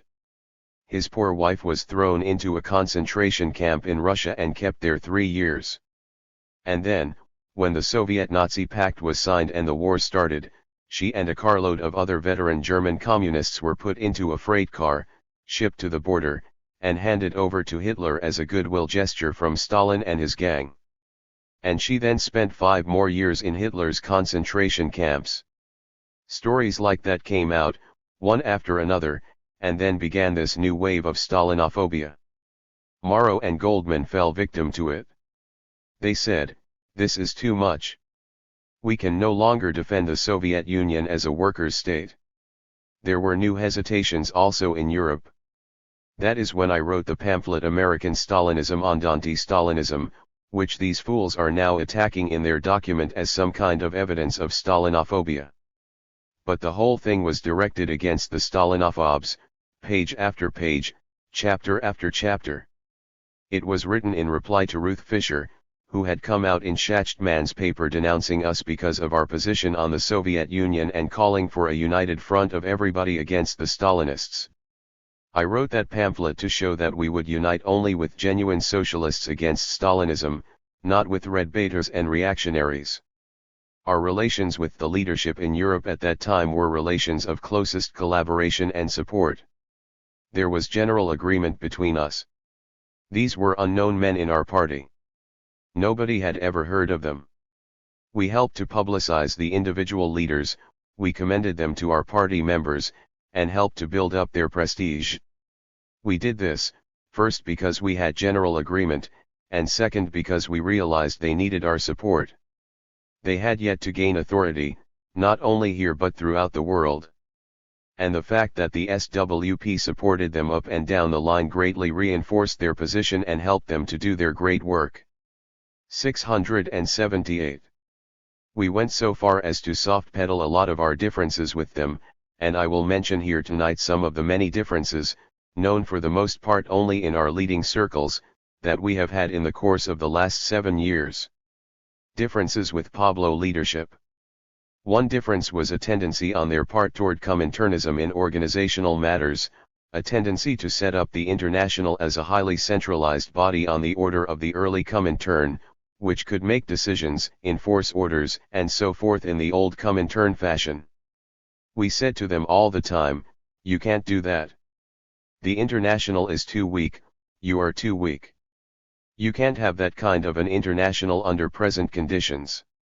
If you try it, you will only end up in weakening your own authority and creating disruption. The old Comintern of Lenin's time had the concept of a highly centralized international organization from the first days, but there was a reason for it then. The reason was that there had been a revolution in Russia, and the whole world movement of socialism was reacting to it. The leaders of the Russian Revolution had an absolutely decisive moral and political authority. There were Lenin and Trotsky and Zinoviev and Radek and Bukharin, new great names that the revolutionary workers of the world were recognizing as the authentic leaders of the revolution. These were the men who set up, with the aid of a few others, the Comintern, the Third International. They had state power in their hands. They had unlimited funds, which they poured out generously to subsidize and support the foreign parties. When there was a difference of opinion in any party, with 2 or 3 factions growing up, they could subsidize delegations to travel from any part of the world to Moscow. The differing groups could have full representation before the executive body to discuss the issues. The international leaders could get a real picture on the spot, hearing the representatives of the different tendencies themselves, before offering advice. And that's what they mainly offered in the early days, advice, and very few orders. After the degeneration of the Russian party and the emergence of Stalinism, the centralism of the Comintern, which Trotsky and Lenin had handled like a two-edged sword, which they didn't want to swing carelessly, became in the hands of Stalin an instrument for suppressing all independent thought throughout the movement. Instructed by the past experience, we understood the dangers for the present international movement. We believed it would be absolutely wrong to try to 679. Imitate a highly centralized international organization when we were so weak, when the ability to send delegates from different parties for common consultation was so limited, and when we could communicate only by correspondence. Under these conditions, we believed it would be better for the center there to limit itself primarily to the role of ideological leader, and to leave aside organizational interference as much as possible, especially outside of Europe. In Europe, where the parties are close at hand, it might be organized a little more tightly. But even there, we had misgivings. Comrades who were there several times had misgivings about the tendency toward organizational centralization and discipline, even as applied to the different national parties close at hand in Europe. That's one difference we had, a sort of running, smoldering difference. We did not press our criticisms to the very end, although we had many. Such interventions as they made in this country were unfortunate. It was a double mistake that they made in the case of Morrow and in the case of Shachtman. We here have had 100 times more experience, I don't say it in boastfulness, but that's the fact, 100 times more experience in dealing with faction fights and splits than they have had. Besides, we knew the people we were dealing with. You who were in the party at the time know the story. Morrow, who had done a lot of good work in the party before, began in 1945-46 to develop Stalinophobia. I don't know how others deal with that. But I'm the kind of political doctor who says, when I find a case of Stalinophobia, that I've never seen anybody with a cure for it, and it's time to isolate and quarantine it. That disease leads straight to social patriotism and reconciliation with imperialism. That's what Stalinophobia is. Stalinophobia led Morrow to begin to betray the SWP. He suddenly discovered that the party he used to love and admire so much was no good whatsoever. He was as much against the party record as the roots of the party crisis is. The party was not only wrong then, but always had been. Next, he began sidling up to the Shachtmanites, acting disloyally and carrying information to the Shachtmanites when we were in struggle with them. He even went so far as to report to them about our political committee meetings in which we discussed our struggle with the Shachtmanites, telling them what we said and what we were planning. One of our young comrades went over one evening to the Shachtmanite headquarters to buy a pamphlet or a copy of Labor Action, and there was Morrow, sitting with half a dozen grinning Shachtmanites and regaling them with a report of our own political committee meeting that he had just come from. We had a number of illustrations of that kind of disloyalty. Finally we yanked up little Felix, what is he called, the Joan of Arc, the hero martyr of the Cochrane. 680. Ites. We just yanked him up and said to him in a plenum resolution, you've been doing so and so, which isn't right, not loyal. We censure you for that, and we warn you to cease and desist. That's all, just a little slap on the wrist. A few months went by, and he didn't cease and desist, and we got more evidence of treachery on his part. Finally, we reported it to the party. There was no rough stuff, just a general education of the party on the facts. Then we came to the convention in 1946, the convention where we adopted the theses on the American Revolution, against which he spoke. I don't know whether there is any coincidence in this or not, but he spoke against it. And when his case of discipline came up, the convention declared that in view of the fact that loyalty to the party had been violated by Morrow, that he had been warned and had not heeded the warning, he was hereby chucked out, expelled, by the unanimous vote of our convention. That's the way we do things in the Socialist Workers' Party. You know, it's deceptive. This is such an easygoing party that some people who haven't been in any other party don't know what a paradise they've got. So easygoing, so democratic, so tolerant. Never bothers anybody for anything, never imposes any discipline. Why, our National Control Commission has gone by 3 conventions without having anything to report. The only time the good-natured somnolence of the SWP begins to stir into action on the disciplinary front is when somebody gets disloyal. Not if he makes a mistake, not if he fiddles around, but if he begins to get disloyal and to betray the confidence of the party, then comes the surprise. All of a sudden this somnolent, tolerant party gets out the axe and comes down with it, and off goes the offender's head. That's what happens when you betray the confidence and the loyalty of our party. And it causes a little shock, especially on the head that rolls. But it's a literal fact that the only time we ever expelled anybody for anything was for violating discipline after repeated warnings not to do it. That's the only time. Over in Paris, the International Secretariat, which was under the pressure of the right wing in the French PCI, who were in alliance with Morrow, the ones had no sooner seen what we had done than, without waiting for your report, they adopted a resolution which without saying so directly amounted to disagreement with the unanimous decision of our convention. It gave the Morrowites a new lease on life in the party. We thought, that's not right, boys. You ought to consult us first. You ought to take into account the fact that the 1,500 people represented at our convention have some rights to be considered. If you want to be democratic, then you ought to pay some attention to what the majority thinks. 681. It was a very rash, precipitate action by a small group in Paris. We just told them, please don't do that anymore. And we didn't pay any attention to their intervention on Moro's behalf. The only result of their action was to stir into new life a group of former Moro whites in San Diego. They had just about reconciled themselves to the convention decision. But on the assumption that the International was supporting their faction, they stirred into new life, and we lost the San Diego group of the SWP on that account. Our next difference was in the case of Schachtman. We entered into negotiations for unity with Schachtman in 1947.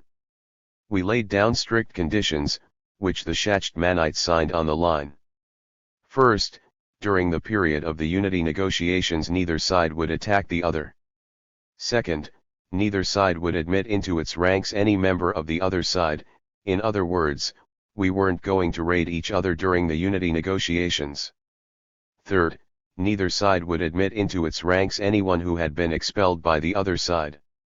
A little time went by, and the Schachtmanites promptly printed Ruth Fisher's letter denouncing the SWP for its attitude on Stalinism. Then they printed a letter from Weber, a deserter from our party, in which he said the SWP by its policy on Stalinism was even abetting the GPU. What did we do? We looked first at the signed agreement. What does it say there? Point 1, 2, 3. We checked and found that the agreement had been violated.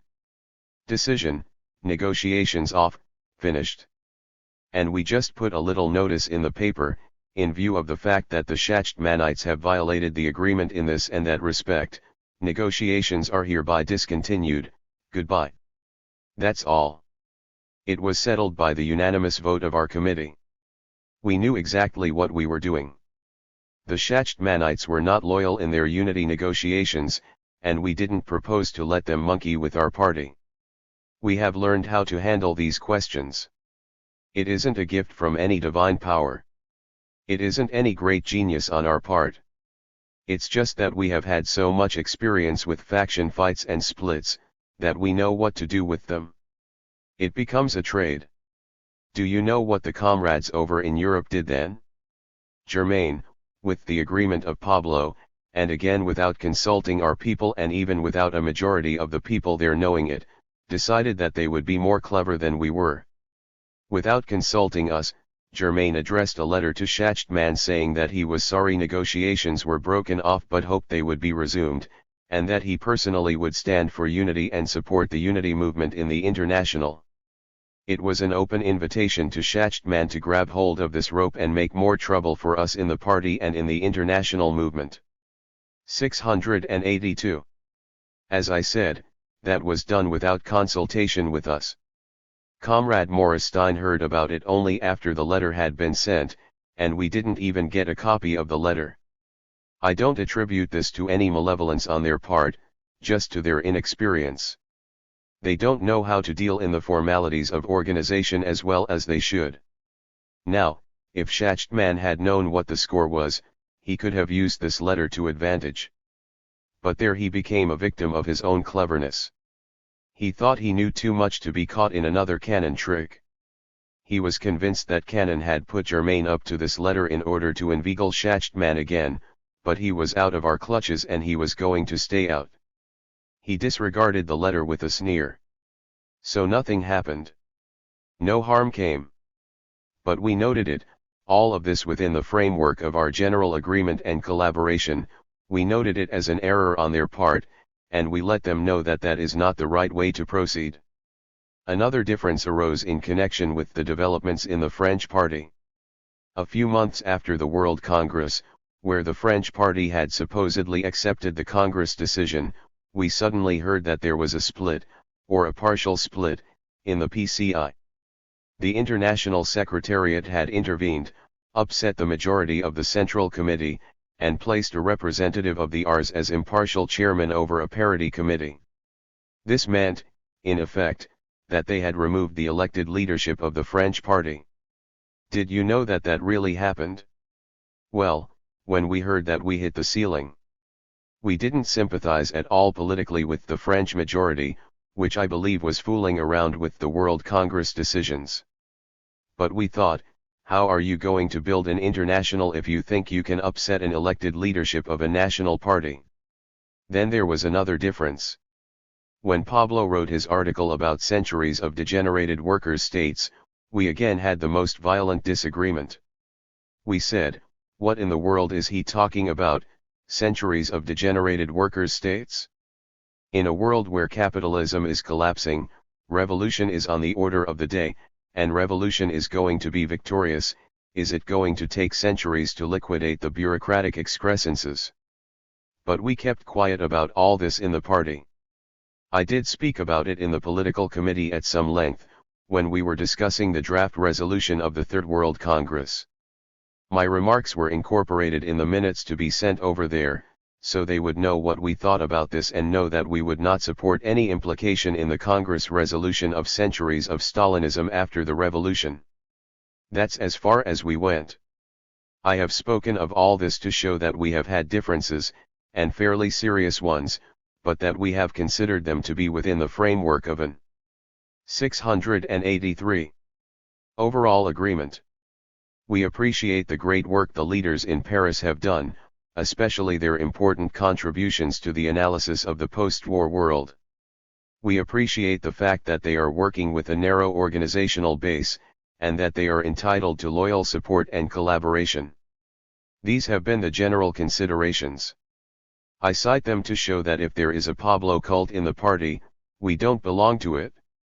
No one has the right to assume that we, with all our respect for the work of Pablo, consider ourselves puppets who can be pulled on a string. That's not our conception of proper international relations.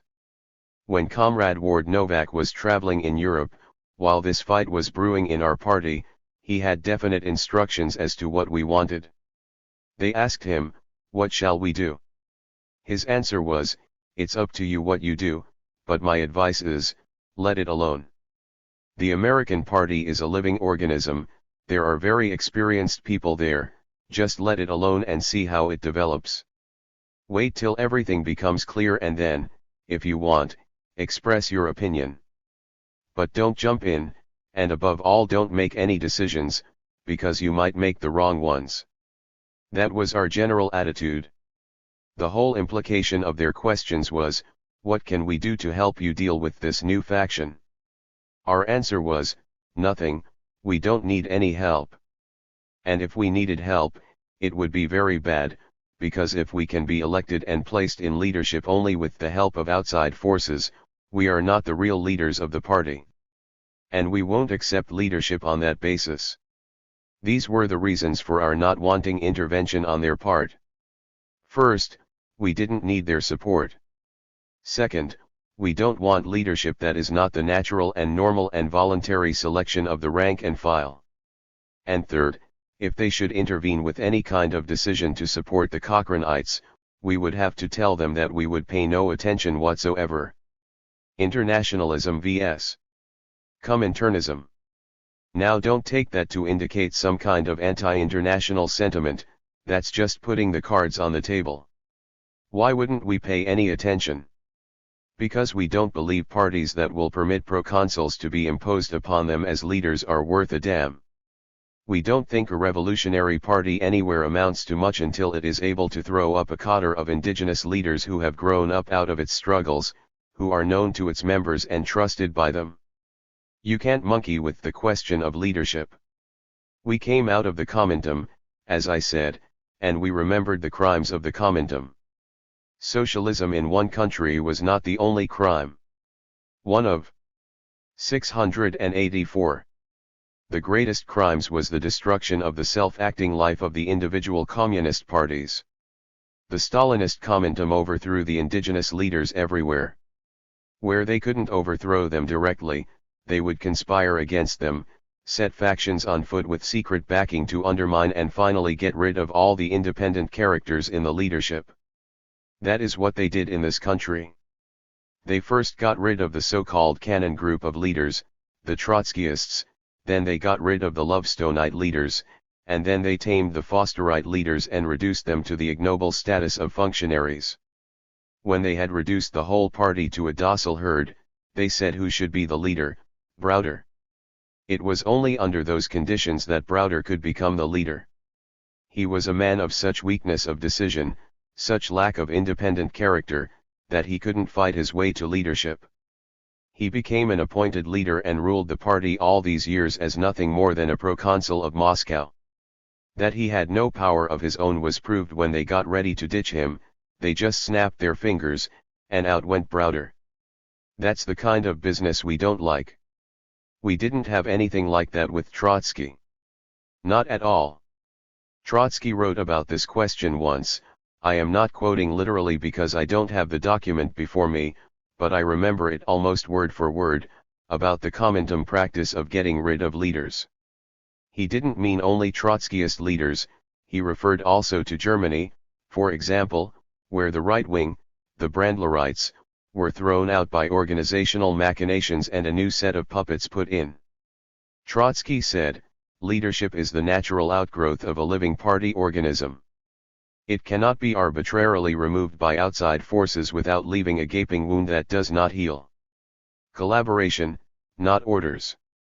We regard the International Secretariat, who are a group of comrades we esteem, we regard them as collaborators, but not as masters and not as popes. We are going to speak out against the revelation of the minority that all you have to do is quote a sentence from Pablo and that settles everything. Pablo is not our pope. He is just a collaborator. He is welcome to give us advice. But what if Pablo and the IS should come out in support of the minority? If such a thing should occur, and I'm not saying it will, I'm just assuming that the absolutely incredible arrogance of the Cochranites is based on some rumor that they are going to have the support of the IS. If that should occur, it wouldn't oblige us to change our minds about anything. We wouldn't do so. 685. I was disturbed when I heard some comrades saying that if there should be a decision of the ones in favor of the minority, it might swing some of our people over to the minority. I remember what Trotsky wrote when he was fighting in the Russian party and the Comintern to mobilize the comrades to dare to have a thought and stand up for it. In his appeal to the 6th Congress of the Comintern, Trotsky said, that party member who changes his opinion at command is a scoundrel.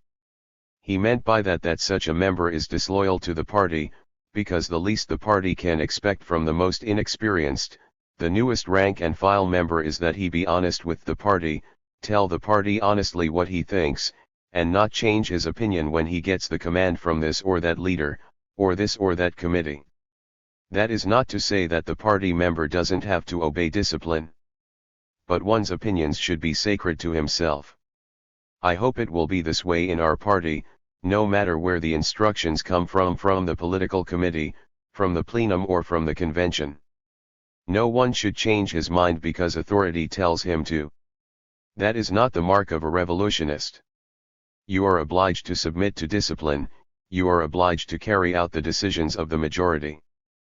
But if you think you are right, then, as Trotsky said, you bide your time until new events occur and a new discussion opens up. Smiley face. A Bolshevik is not only a disciplined man but also an independent thinking man, who will raise his point of view again and again, until either he convinces the party he is right, or the party convinces him that he is wrong. We understand what the fight in our party here means. This party, comrades, is the most important party in the whole world. Not because we say so, not because we are braggarts, as Cochrane says whenever anyone puts in a good word for the party. It is because we are operating in that section of the capitalist world which is not collapsing. We are operating in that section of the world which is a concentration of all the power of capitalism, the United States. The revolutions taking place in other parts of the world, in China, Korea, and other areas of the colonial world, those revolutions cannot be definitive. They can only be provisional, so long as capitalism rules the United States. If this party is in a crisis, and we know what the crisis is about, if it is a crisis not only of program and perspectives, the perspectives of the country and the labor movement and the party, if that is involved, and not some little difference over this or that, and if involved also is the problem of leadership, which is the decisive question of every party and every workers' movement, and every revolution. In the last analysis, if all that is involved, then this fight has to be carried through to its conclusion by the people who know what the fight is about, who know the people, who know the answers, and who are determined to carry out the answers. 686. That is what we are committed to.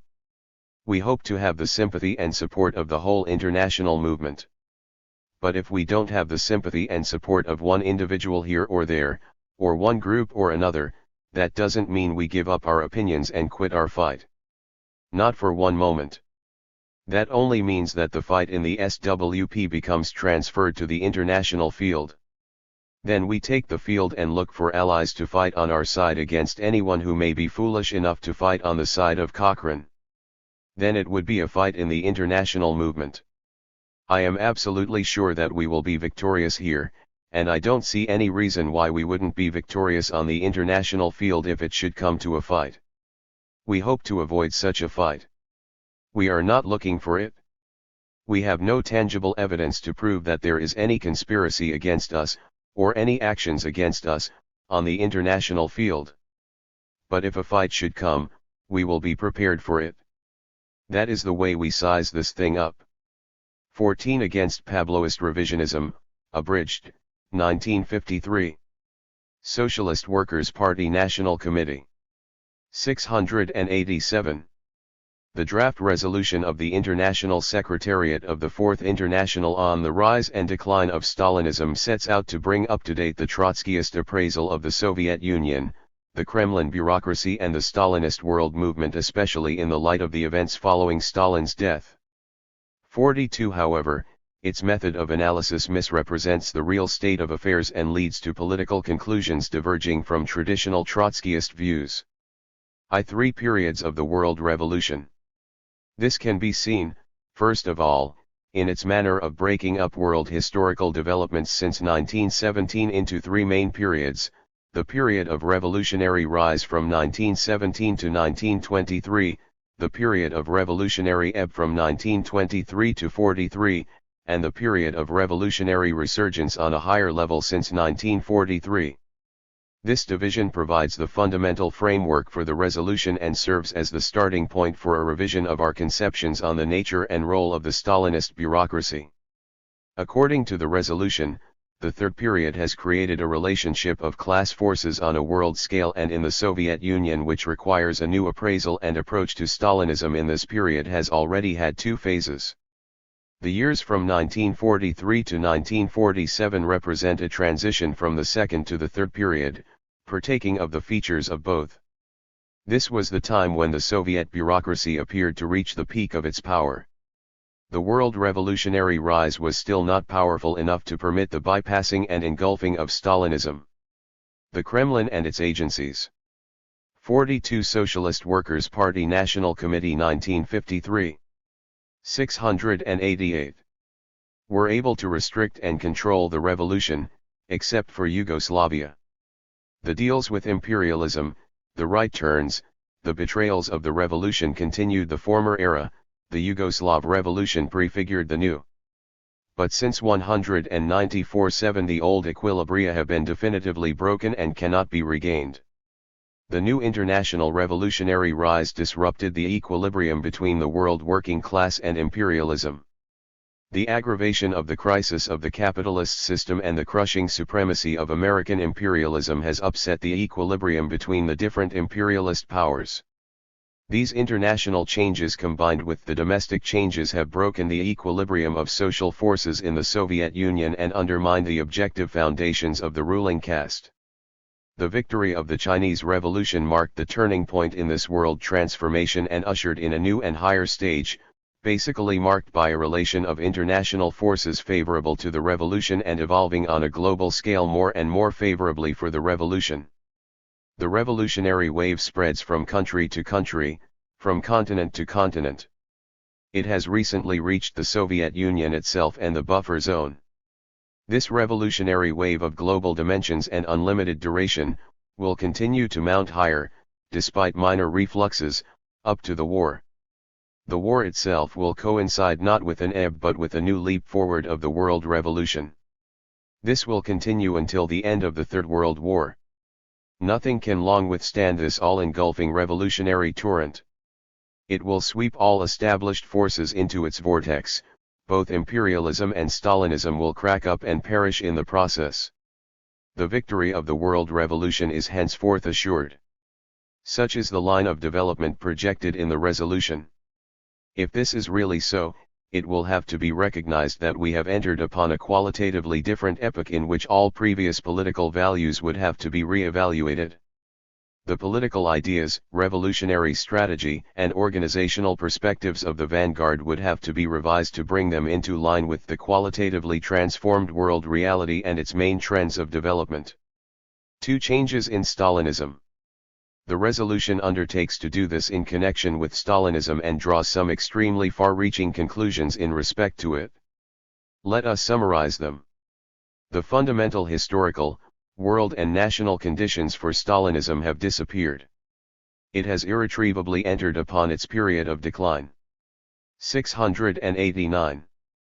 1. The dynamic of the world relationship of forces evolving favorably to the revolution has now struck the Soviet Union, undermined the positions of the bureaucracy, upset its stability and already promoted the disintegration of Stalinism in a number of unforeseen ways.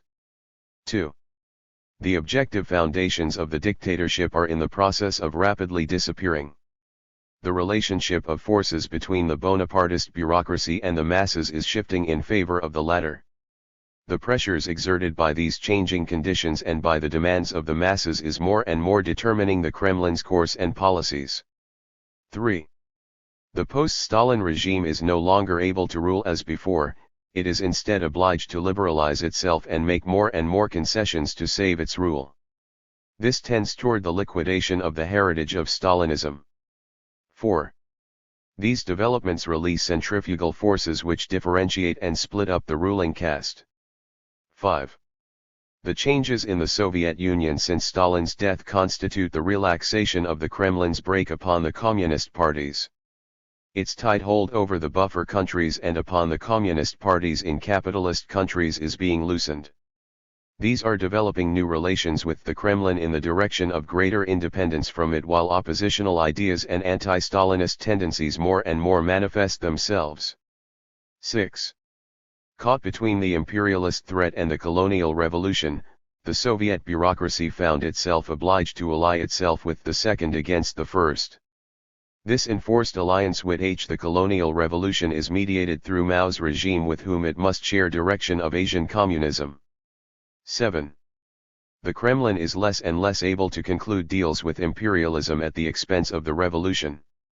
Its room for maneuvers with imperialism and against the revolution is diminishing all the time. This new situation restricts more and more the capacity of counter-revolutionary maneuvers by the bureaucracy. Not only are its capacities for sellouts decreasing, despite its intentions, but the practical effects of its diplomatic maneuvers and popular front experiments with certain sections of the colonial bourgeoisie are more and more restricted and ephemeral. Moreover, the revolutionary tide which the Soviet bureaucracy is no longer capable of smashing and arresting is even being nourished by the methods of self-defense applied by the bureaucracy. 8. The Kremlin's capacity for repressive measures likewise grow more restricted. It is less able to proceed to repressions and purges at home, or 690. To stamp out opposition in the buffer countries, because of the drastic shift in the relation of forces. G. Just as the bureaucracy must liberalize its dictatorship, so the communist parties, despite right oscillations here and there and now and then, tend to radicalize their policies. This is the dominant tendency. In countries where the CPs are a majority in the working class, they can under pressure of the masses be led to project a revolutionary orientation counter to the Kremlin's directives. 111. To what degree have the fundamental conditions for Stalinism disappeared? To arrive at these far-reaching conclusions on Stalinism, the resolution has to present a picture of the world's situation which is not in accord with reality and to take partial and limited changes for decisive and fundamental ones. Thus the resolution states, the fundamental conditions under which the Soviet bureaucracy and its tight hold over the communist parties developed, namely, the ebb of the revolution, the isolation of the Soviet Union, and the backward conditions of its economy, these conditions have disappeared. Let us examine the post-war world and see to what degree these sweeping assertions conform to the real state of affairs. We are here dealing with matters of fact. Let us analyze each one of these three fundamental conditions to see to what extent they have vanished. 1. The development of the world revolution. The international revolution has undoubtedly experienced a considerable resurgence since 1943. The Second World War generated a revolutionary wave of greater scope, intensity, and persistence than the First World War. The Soviet victory over Nazism, the revolutionary victories in Yugoslavia and China, the extension of nationalized property into the buffer states by bureaucratic military means, the spread of the colonial revolution have all dealt hard blows to world capitalism and enormously strengthened the anti-capitalist camp. However, this trend in the world's situation has been combined and crisscrossed with another. The immense revolutionary movement which has produced such transformations in Eastern and Central Europe and in Asia, came to grief in Western Europe during this very same period. The Soviet bureaucracy was chiefly responsible for this reversal and betrayal of the European Revolution. 691. This has generated a series of opposite effects in the unfoldment of the world revolution. The proletarian offensive was curbed, the working class became weaker, Western European capitalism was rescued, and became relatively stabilized for a period of years. This has enabled the imperialist counter-revolution directed by the US to take hold of these countries and use them as drill grounds and springboards for its war preparations and prospective attacks upon the anti-capitalist countries and revolutionary forces. Thus the revolutionary process since World War II has experienced an uneven and contradictory development. While the revolution moved forward in a number of backward countries, triumphed in Yugoslavia and China, it has undergone setbacks in a number of the more advanced countries. The victories for the revolution represent gains for the working class and oppressed peoples. But they must be considered in connection with the recession of the revolution in Western Europe and its effects in order to arrive at a more balanced and accurate reckoning of the progress of the revolution. Had the revolution succeeded in one or more of the highly developed industrial countries, from Germany to Italy, along with these victories in certain backward countries, that would have sealed the fate of capitalism in Europe and Asia and pressed the Soviet bureaucracy to the wall. The Kremlin is well aware of the threat to its dominance implicit in the European Revolution. That motivated its efforts to block and crush that development which continues up to this very day, French general strike. The prevention of an independent socialist workers' power arising in Western Europe is an indispensable condition for preserving the rule of the Soviet bureaucracy. The Kremlin can, up to a certain point, tolerate and maneuver with revolutions in the colonies and the backward countries. But it dreads the extension of the proletarian revolution into Western Europe because that means the sentence of death for it. A rounded review and realistic resume of the net result of the march of the international revolution from 1943 to 1953 leads to this conclusion. With all its great achievements and greater potentialities, the failure of the revolution to conquer in one of the major industrialized countries has thus far prevented the revolutionary forces of the working class from growing strong enough to overwhelm the Kremlin oligarchy and give irresistible impetus to the disintegration of Stalinism. There has not yet been such a qualitative alteration in the world relationship of class forces. Up to date, the counter-revolutionary intervention of the bureaucracy itself in world politics has forestalled the objective conditions for such a consummation. It caused the revolution to recede in Western Europe, weakened the working class in relation to its class enemy, and facilitated the mobilization. 692. Of the world counter-revolution. The struggle between the forces of revolution and counter-revolution is still inconclusive, and far from being settled. This very inconclusiveness, which it strives to maintain, at the present time works to the advantage of the Kremlin. To the isolation of the Soviet Union, this first factor is directly connected with the second, the encirclement of the Soviet Union by world imperialism. The post-war developments certainly succeeded in loosening and unsettling the imperialist encirclement to a certain extent and breaking through the previous tight isolation of the Soviet Union, the linking together of the countries from the Elbe to the Pacific, however much they may be bureaucratically governed and oppressed, is a strong bulwark to the USSR. The anti-capitalist states now embrace one-third of mankind, but they confront a combine of imperialist powers centralized under US hegemony being openly mobilized against them. The failure of the revolution to break through to victory in Western Europe, which would have radically altered the balance of class forces throughout Europe and Asia, has permitted imperialism to reassert its encirclement and intensify its pressures against the Soviet Union on all planes. This isolation is felt in the economic, political, and military fields in varying degrees. Despite all their achievements, the industrial capacity of the states in the Soviet bloc is far below that of the capitalist states. This unfavorable balance could be rectified only with the inclusion of the industrial complex of Western Europe. But this is now cut off in large part by the economic blockade, which is an element in the isolation of the SUG. The moves being made by the Kremlin to curry favor with the bourgeois governments of France and Italy, and its maneuvers around the German question, testify to its attempts to overcome its isolation. Instead of attracting workers in the advanced countries, the Kremlin's policy helps to repel them and thus aggravates the social isolation of the SUG from the class forces which alone can guarantee its defense. Finally, the US is engaged in forging a military ring around the periphery of the Kremlin-dominated territories, and exerts unremitting pressures from all directions upon it. The Soviet bureaucracy must reckon with this at all times, both in its domestic and foreign policies. The looming menace of a and H bomb attack determines its plan of production. This takes first place in the strategical plans of the Soviet General Staff.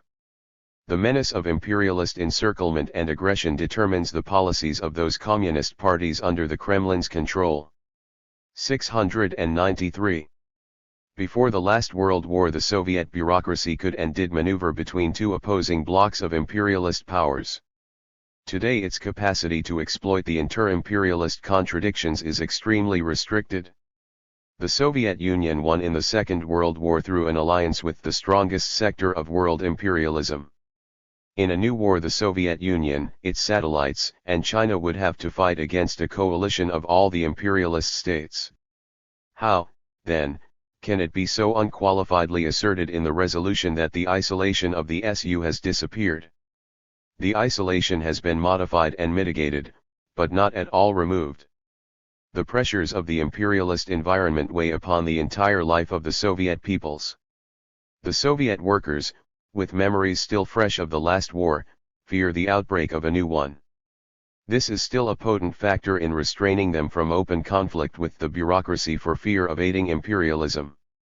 Thus, the very encirclement of the SU, which the policies of the Kremlin serve to sustain, and even augment, remains one of the factors in maintaining its grip upon power. 3. The development of Soviet economy. Marked advances have been made in Soviet economy, especially since 1947. However, these have been extremely uneven. Agriculture lags far behind industry, far behind the needs of the mass of the Soviet people. Soviet advances have led to an improvement in the living conditions of its citizens, especially in urban centers. They have still greater hopes and expectations of betterment in their material conditions, which the post-Stalin regime has had to take into account. The new rulers have made certain concessions in the sphere of consumption and promised still more. But the question at issue is this: has there been so drastic a change in the Soviet economy as to eliminate the objective material basis for the bureaucracy? That would entail the production of consumers' goods and food in sufficient abundance to guarantee necessities to everyone, satisfy the demands of the working people, and thus eliminate any need for bureaucratic arbiters to decide the distribution of the available products. Has Soviet economy, with all its indubitable successes, reached that point, or even approached it? The citing of general production figures and their global comparison with those of other countries will not help here. The decisive point is not how much more is being produced than before, but is enough being produced now to take care of the basic demands of the people? The facts are that the rise in the economy has sufficed to provide a minimum for most workers, to eliminate famine conditions, and ease some economic tensions in the sphere of consumption. But side by side with the general improvement, there have been considerable increases in consumption for the 694 more favored layers. From the aristocrats of labor, up to the tops of the bureaucracy, there is an inclination to grasp for more. Malenkov is compelled to give a bit more bread and other articles to the masses. But at the same time the Kremlin makes sure to provide more new cars, refrigerators, television sets, etc., which are exclusively within the reach of the upper layers of Soviet society. All this accentuates the contradiction between the rulers and the ruled, heightens social inequalities, and makes the situation more intolerable to the workers. There is a sharpening conflict between the working class growing in numbers and skills and the bureaucratic guardians of privilege. The economic and cultural backwardness is in the process of being overcome. But to assert that this has already taken place is to falsify the real state of Soviet economy today. This does not at all mean that the bureaucracy can or will perpetuate itself in power indefinitely.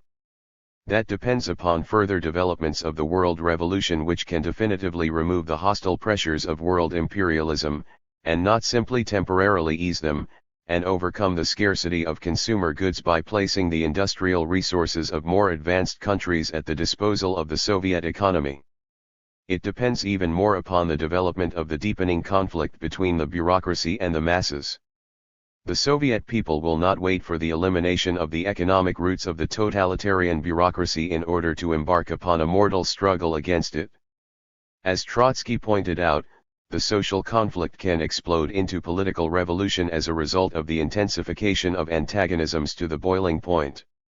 Economic contradictions produce social antagonisms, which in turn develop their own logic, not awaiting the further growth of the productive forces.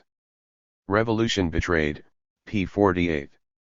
Thus a sober analysis of the world's situation and its development during the past decade discloses that the three major objective factors responsible for the rise of the Soviet bureaucracy have not been changed in a fundamental sense but only to a certain extent. The Kremlin bureaucracy has to operate today under new but not decisively different circumstances. Its further lifespan will depend upon the struggle of the living forces in the world arena and in the Soviet Union over the next period, and the emergence in this struggle of a Trotskyist party capable of leading the Soviet masses in insurrection against the ruling caste. 695. 4. The new relations and role of the Soviet bureaucracy. Proceeding from its wrong and one-sided estimation of the fundamental conditions in which the bureaucracy finds itself, the resolution says that the bureaucracy has acquired such new relations with imperialism, the world working class, the colonial revolution, the buffer countries and its own people that these substantially change its policies and activities and their results. The Soviet bureaucracy is objectively playing a different role than in its past. The Kremlin, imperialism, and the world revolution. This is purportedly to be seen in respect to imperialism. The resolution correctly affirms that the global balance of the Soviet bureaucracy's international policy is a reformist one, because the bureaucracy aims not to overthrow world capitalism, but simply to maintain the framework of the status quo. It has played this role of an agency of imperialism not only from 1923 to 1943 but from 1943 to the present. It is more correct than ever to say today that the domination of imperialism subsists over half of the globe only thanks to the role played by the bureaucracy and its agencies. However, the resolution contends, the victory of the Chinese Revolution marked the opening of a new phase in the world situation in which the Soviet bureaucracy finds itself. This new situation has the following features. It restricts more and more the capacity of counter-revolutionary maneuvers by the bureaucracy. And the practical effects of these attempts, to utilize the inter-imperialist contradictions, to gain the support of certain bourgeoisies in colonial and semi-colonial countries to arrive at a temporary and partial agreement with imperialism, become more and more limited and ephemeral. The actual relations between the bureaucracy and imperialism are highly contradictory. On one hand, the Kremlin has to take the necessary measures to safeguard its own positions and domain from imperialist penetration, aggressions, and attack. But the policies and methods it employs to achieve this end serve to aid imperialism and weaken and discourage the working masses, thereby undermining the defense of the anti-capitalist countries and the Soviet Union. Neither the counter-revolutionary imperialists nor the revolutionary forces fundamentally aim to preserve the existing state of affairs. Both of these irreconcilable antagonists, for opposing reasons, are driving toward a showdown which brings them into ever sharper collision. Moscow comes forward in this contest of class forces as the foremost defender of the international status quo, and therewith a key conservatizing factor in the world's situation. It does not aim to aid the revolution or to overthrow Emperor. 696. Realist rule.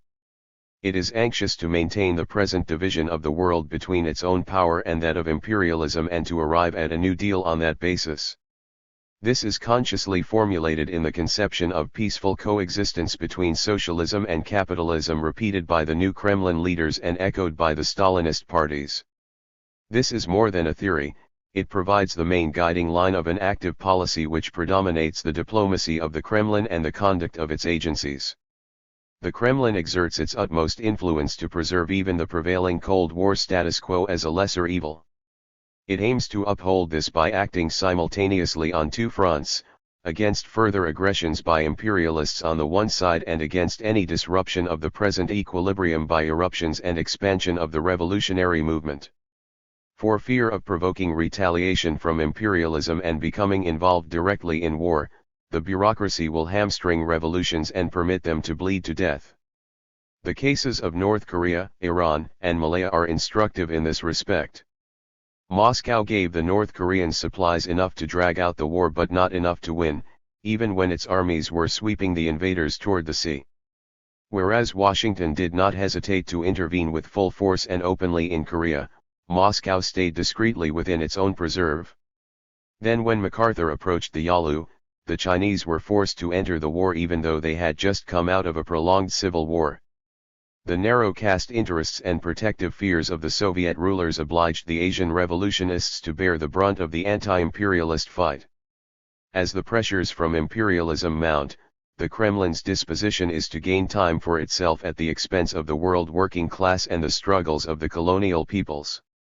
This explains the conduct of the Today party in Iran, which refrained from launching a fight for power at the peak of its mass support and thereby permitted the military coup d'état which overthrew Mossadegh and restored the Shah.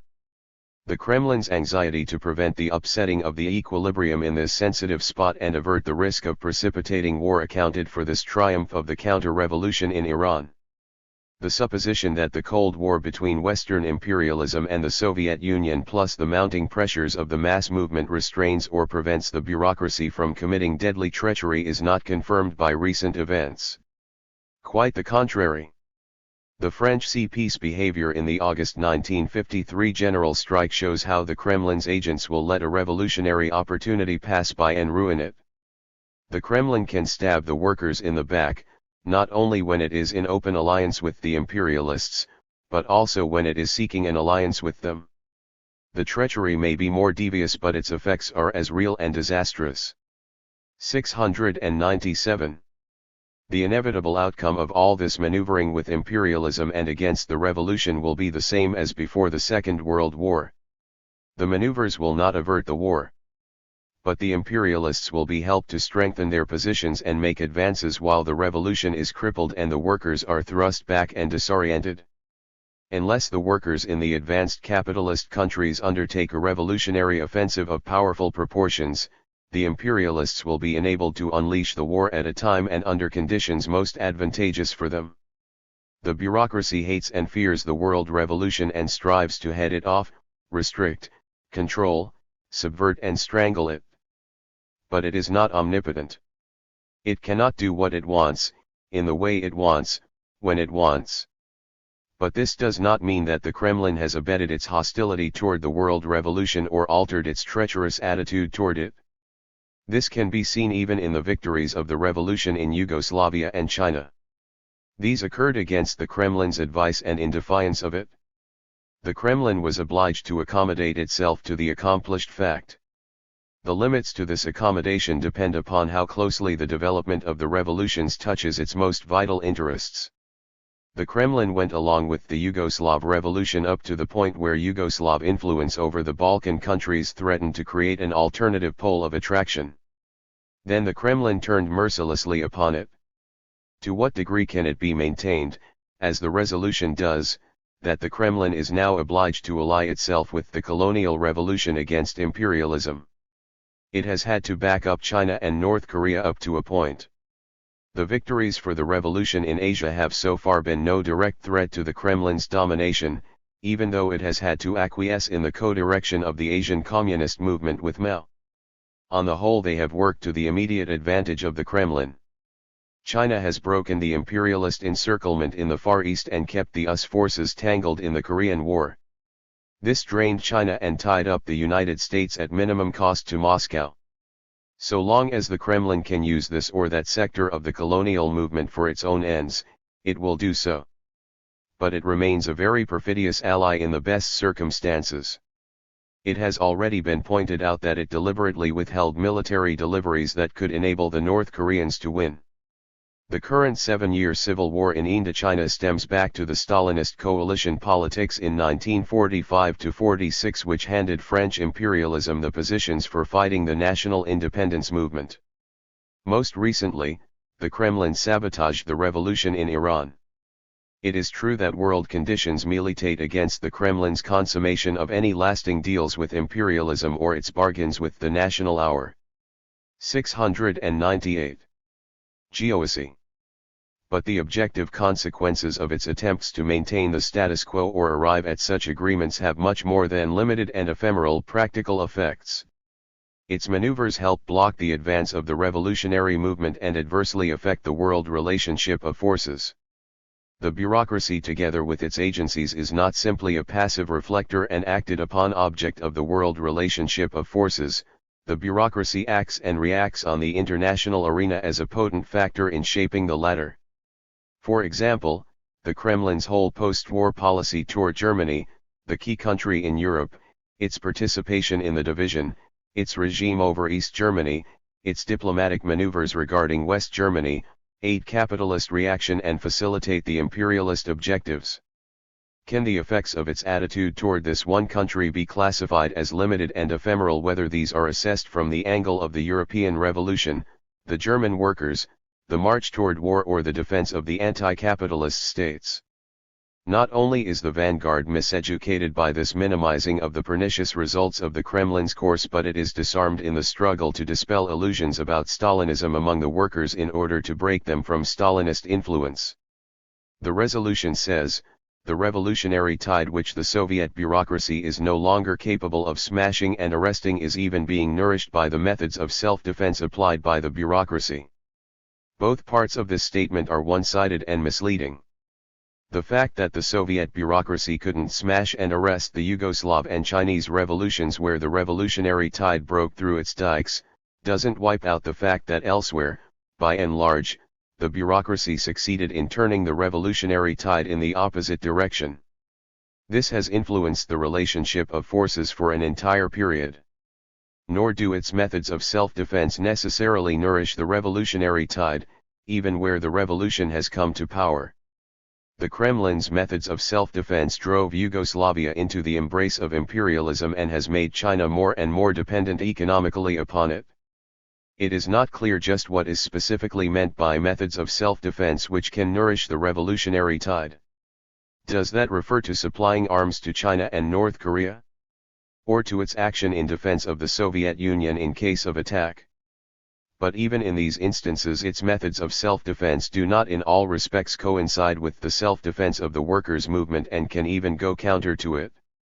We have always recognized that when the bureaucracy defends the Soviet Union against imperialist attack, it can under certain conditions give an impulsion to revolutionary struggles in capitalist countries. It will be obliged to do this still more in the event of the Third World War. But now when it is seeking 699. A modus vivendi with imperialism or trying to create rifts amongst the capitalist nations, Its methods of self-defense do far more to drain than to swell the revolutionary wave. In several places there is the implication that the bureaucracy, faced with the war danger, will have to be more tolerant of independent revolutionary developments and refrain from proceeding against them. For example, the resolution says that the Kremlin's preparations for World War II was accompanied by a halt of mass purges. Actually, the purges were part of Stalin's preparations for war. He aimed to eliminate all potential centers of opposition to the regime. The beheading of the Soviet General Staff, which led to the military fiasco in Finland, showed to what lengths the bureaucracy can go in preventive measures against even potentially independent forces precisely when war loomed. Later, the resolution attempts to explain the campaign against Yugoslavia on the ground that it was above all able to indulge in such a counter-revolutionary attitude because the preparations for the capitalist war were only in their preliminary stages, etc. This will not hold water. The break took place at a time of high tension between the USSR and the capitalist world. But the overriding caste interests of the Kremlin took precedence over the practical need of defending the USSR, although that meant alienating the one country with morale and armed forces reliable and powerful enough to furnish genuine aid for that purpose. The significance of the events in the Soviet Union since Stalin's death. The Kremlin regime has been characterized by our movement as a regime of crisis. The parasitism of the bureaucratic caste continuously conflicts with the productive relations established by the October Revolution. As the product of a political counter-revolution arising from the delay of the World Revolution and the backwardness of Russian economy and culture, the totalitarian bureaucracy could maintain its power only by repressive measures directed against the Soviet masses. The extension of the Kremlin's rule over the buffer zone countries, the Yugoslav and Chinese revolutions, and the growth of Soviet economy and culture have confronted the bureaucracy with many new acute problems. As a result, the objective factors for a mass uprising against the bureaucratic power are ripening in the Soviet Union. The working class especially, which has grown considerably in numbers, culture, skill, and social power, is becoming impatient with insistent demands for continual exertions and sacrifices, enforced by the bureaucratic apparatus and its agencies. The privileges of the bureaucracy appear ever more monstrous, unjustified and intolerable in their eyes. 700. The bureaucracy is extremely sensitive to this developing danger. The new rulers act on a higher level, and under different and more difficult circumstances. The resistance and resentment of the masses against the relentless pressures exerted upon them which Stalin periodically encountered. Stalin coped with these situations not by purges alone. He resorted also to temporary relaxations and propaganda campaigns centered around promises of concessions, improved living conditions, and a happier life. As Trotsky pointed out, Stalin is compelled from time to take the side of the people against the bureaucracy, of course, with its tacit consent. Revolution Betrayed, p. 271. Stalin's death unquestionably released a flood of hope among the people that with the death of the dictator they would get a new deal. The bureaucracy had the twofold problem of re-establishing the hierarchy of the top command, while preventing the masses from intervening in the situation with their own demands and independent actions. The inheritors of power hastened to create the impression that the masses would get a genuine New Deal as a gift from the top. They promised a series of political and economic concessions, a broad amnesty, the revision of the criminal code in 30 days, no more purges, more consumers' goods, etc. It would seem that the political concessions would be easiest to make since, unlike improved living conditions, they do not require large-scale economic reorganizations. However, these have yet to materialize. There has been another large reduction in prices, the fifth since the war. But a genuine improvement in living standards first necessitates a drastic readjustment of the economy, and above all, a tremendous increase in agricultural production, which has remained stagnant for many years. The bureaucracy is aiming to do this by raising the incentives of the individual peasant and the well-to-do members of the collectives. At the same time, the bureaucracy had to decide quickly who would assume the role of principal arbiter and purger-in-chief to remove all ambiguity on that score and forestall any moves by the masses to take advantage of fissures in the bureaucratic apparatus. This was the meaning of Beria's downfall, which has been followed by a purge of his associates in the various republics. These developments proved that the bureaucracy cannot devise new methods of rule. It may make concessions but must maintain intact at all times the mechanism of repression which guarantees its regime. Between the totalitarian methods of the bureaucracy and the democratic methods of working-class power there will be no intermediate methods of rule. A new power and new methods of rule can come into being only through forces outside the bureaucracy and in opposition to it, through the overthrow of Bonapartist rule by the masses. 701. The Trotskyists base their revolutionary perspectives upon the maturing contradictions between the bureaucratic setup and the working masses, which will lead the latter toward a forthright challenge to the totalitarian dictatorship. The East German events prefigure the developments within the Soviet Union in this respect. We must analyze the concessions in the light of the nature and position of the Stalinist bureaucracy and the developing contradictions within Soviet society. The resolution, however, exaggerates the changes in the objective situation, endowing them with an automatic propulsion which obliges the bureaucracy to liberalize itself, introduce new methods of rule, liquidate the heritage of Stalinism, suppress its most hideous and characteristic features, and deliver more and more concessions. The resolution states, that regime, Malenkov's, can now maintain itself only by suppressing, temporarily or definitively, the most hideous aspects, that is to say, the most characteristic ones of the regime. It does not specify which one of these hideous aspects has been eliminated or is about to be. The privileges, the police regime, the relentless squeeze on the workers in production, the national oppression, concentration camps, purges. The implication is that the terror of Stalin's epoch is on its way out. But there were fluctuations in the application of this terror during Stalin's day too.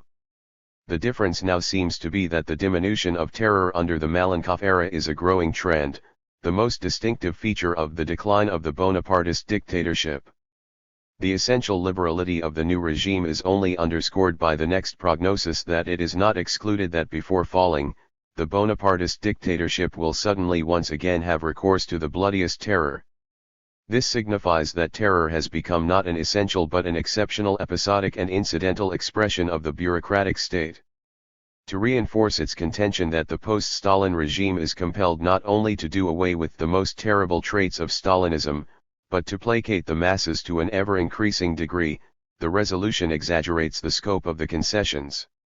It refers to a broad amnesty which seems to have died, since it was not mentioned at the last session of the Supreme Soviet in the decree submitted for approval. It speaks of the revision of the penal code which was promised within 30 days and still remains to be promulgated 7 months after. The liberation of the doctors was originally interpreted as an irreparable blow to the system of frame-up trials and purges. But since then Beria's purge and trial has been announced.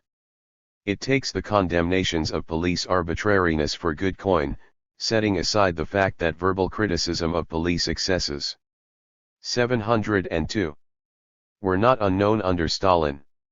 Indeed, the GPU was purged several times during Stalin's regime. It regards the stress upon collective decision as a definitive dismissal of the cult of the chief. But this is only a transitional stage between the demise of the former chief and the elevation of a prospective replacement. During his rise to power, Stalin likewise counterposed the collectivity of the Central Committee against the aristocrats, that is, the Bolshevik leaders most popular amongst the masses.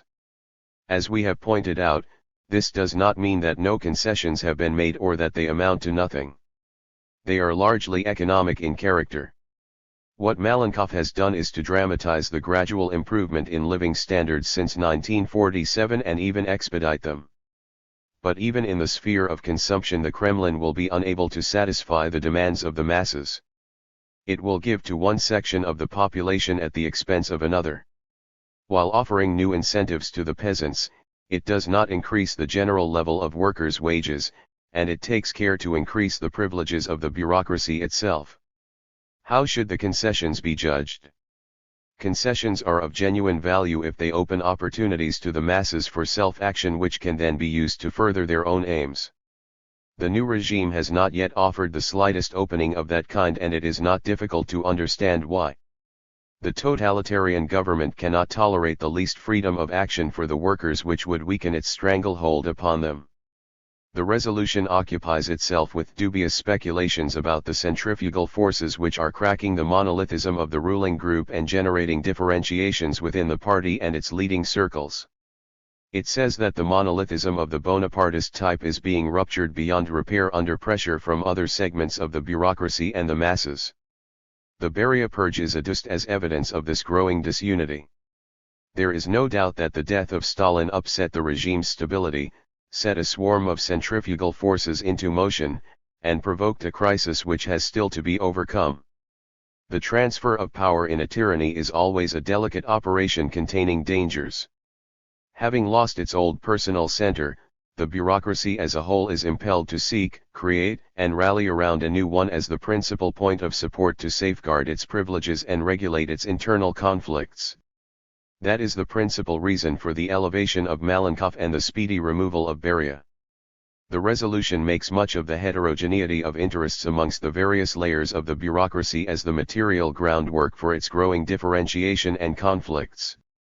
It refers in addition to the aging top layer of the 703 bureaucracy as presumably not so much concerned with increasing privileges as conserving them.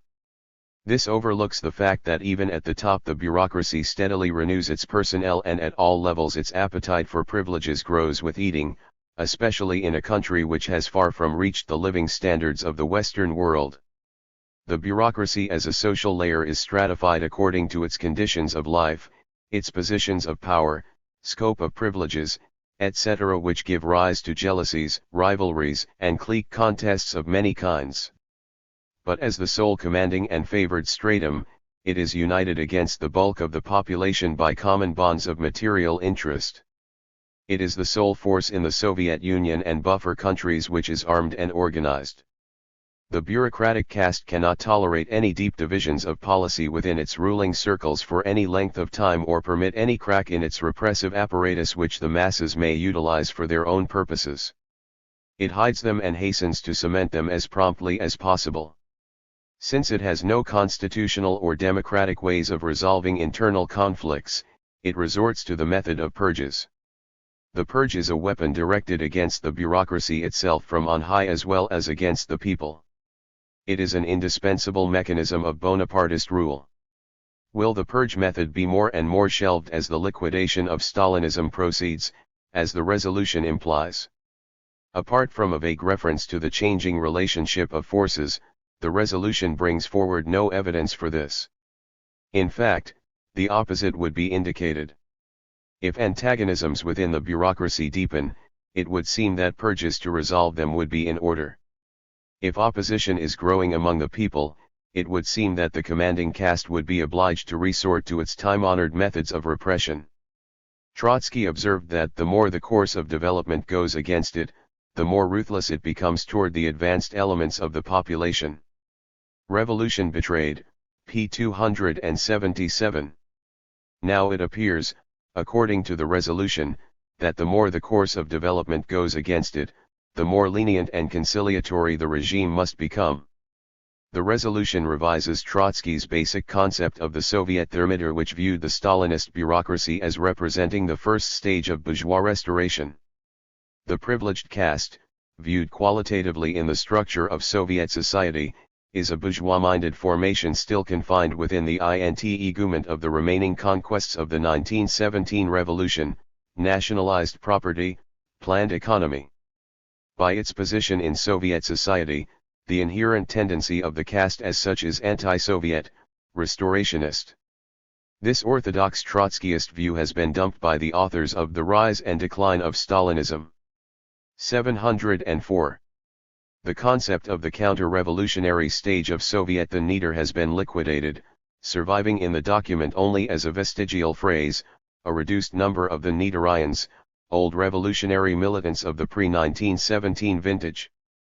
As a substitute for Trotsky's basic sociological concept, we are given an impressionistic view of the psychology of the tops of the bureaucracy, who, we are assured, are in their majority no longer a young and rapacious social layer, striving to conquer privileges in the field of consumption in the midst of prevailing poverty. The majority constitutes a layer of men of mature years or heading into old age, attempting to conserve the best possible living standards for themselves. In line with this superficial view, the document sees reflexes of capitulation and desertion to the bourgeois camp, under the impact of signs of proletarian awakening, confined to very limited layers of the bureaucracy.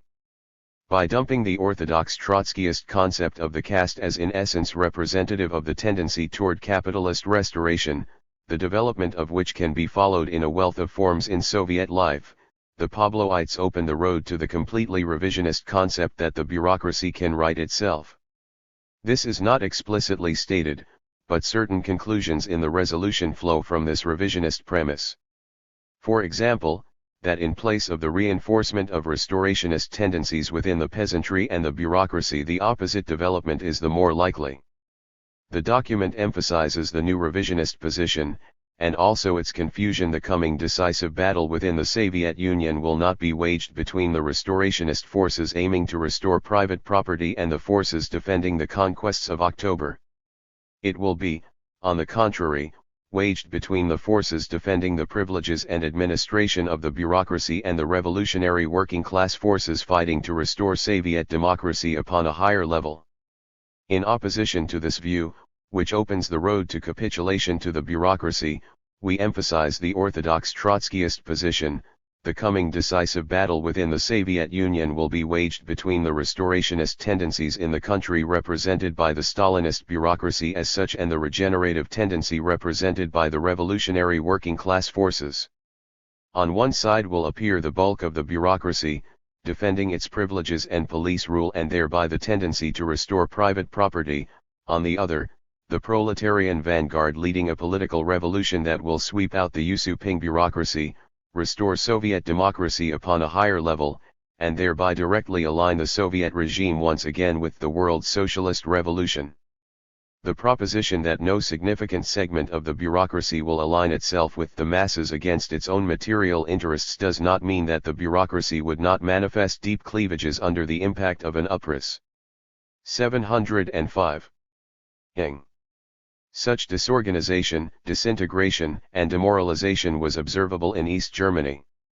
But the function of a revolutionary policy is to organize, mobilize, and help lead the masses in their struggles, not to look for and even less to bank upon any breaks in the bureaucracy. In its whole treatment of the events since Stalin's death and the new course of the Malenkov regime, the resolution lays down the political premises for a reappraisal of the nature of the Stalinist bureaucracy and the kind of action the workers must take to overthrow it. While it does not spell out these revisions, it opens the door for others to do so, as we shall see later. See the Kremlin and the Communist parties. The resolution states that the Kremlin's rigid grip on the mass communist parties is weakening. It gives three reasons for this deduction: the growing power of the mass movement exerted on these parties, the loosening of their relations with Moscow, and uncertainty about the Kremlin's authority and policy in recent months. No specific evidence is cited to substantiate this speculation, although the development cannot be ruled out in advance in specific cases. Such has certainly been the case with the Yugoslav and Chinese CPS. But there are no overt signs of a similar occurrence elsewhere yet. To buttress this point, the resolution cites the Kremlin's inability to re-establish any international since 1943. Actually, Moscow finds any international more of a liability than an asset. It wishes to keep the CPS separated and to control them by other means.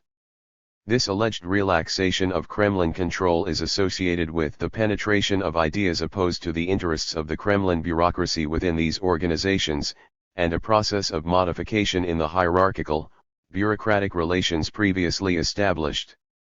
That is how the disintegration of Stalinism is beginning. Vague as these observations of tendencies are, they seem to point to the growth of new ideological currents and organizational relations within the shell of the CPS, which will apparently continue inside them until the reformed and rebellious parties become strong and independent enough to throw off the Kremlin's stranglehold. Does this not project the perspective of such reformed Stalinist parties escaping the Kremlin's clutches and proceeding on the road to revolution? This conclusion receives reinforcement from the assertion that the mass communist parties are forced to radicalize their policies more and more. This is the fundamental and inescapable course of their policies. The resolution grudgingly admits the possibility of the mass communist parties to carry through temporary turns to the right within given conditions, so long as the mass pressure has not reached its culminating point. The direct 706 of Stalinist policy in such parties is thus made to depend in the last analysis on the degree of mass pressure exerted upon them. Up to now there has been no such direct correlation. The history of the French CP is instructive. From 1929 to 33, when the workers were not yet energetic, it pursued an ultra-left line. In 1936, when the mass movement reached its height, the CP took a people's front line. In 1944–47, at the crest of the revolutionary wave generated by the war, the Stalinist leaders disarmed the workers and helped de Gaulle restore the capitalist regime. In 1952, when the workers had relapsed into passivity thanks in large measure to the previous gyrations of Stalinist policy, it summoned the Paris workers into the adventure of the anti-Ridgeway demonstrations. Finally, in August 1953, during the general strike, the CP remained passive and maintained its National Front mixture of opportunism and sectarianism without radicalizing its policy an iota. This record shows that, far from coordinating their line with the rise in mass pressure, this mass CP ran counter to it. The diplomatic needs of the Kremlin got the upper hand over the demands of the masses. This does not mean that the CP can get away with anything at any time. It too must adjust itself, like other mass parties, to the radicalization of the masses, more in words than in deeds. But in and of itself, the pressure of the masses does not suffice to push the ER closer to the revolutionary road. The conception that a mass CP will take the road to power if only sufficient mass pressure is brought to bear is false. It shifts the responsibility for revolutionary setbacks from the leadership to the mass, according to the following reasoning: if only there had been more pressure, the CP could have been forced to drive for power. The interaction between the insurgent masses and the leadership is thus reduced to the simple equation: maximum mass pressure equals revolutionary performance, however inadequate, from the ER leadership. Actually, the pressure of the workers in the 1953 French general strike was formidable enough to start the offensive for power. But it was precisely the momentum of this mass power and its implications that caused the CP leadership to leap away in fright from it and prevent its organization. In this not unimportant case, instead of radicalizing Stalinist policy, the heightened mass pressure had a different effect. Obviously, there is not a direct but a dialectical relationship between the two factors.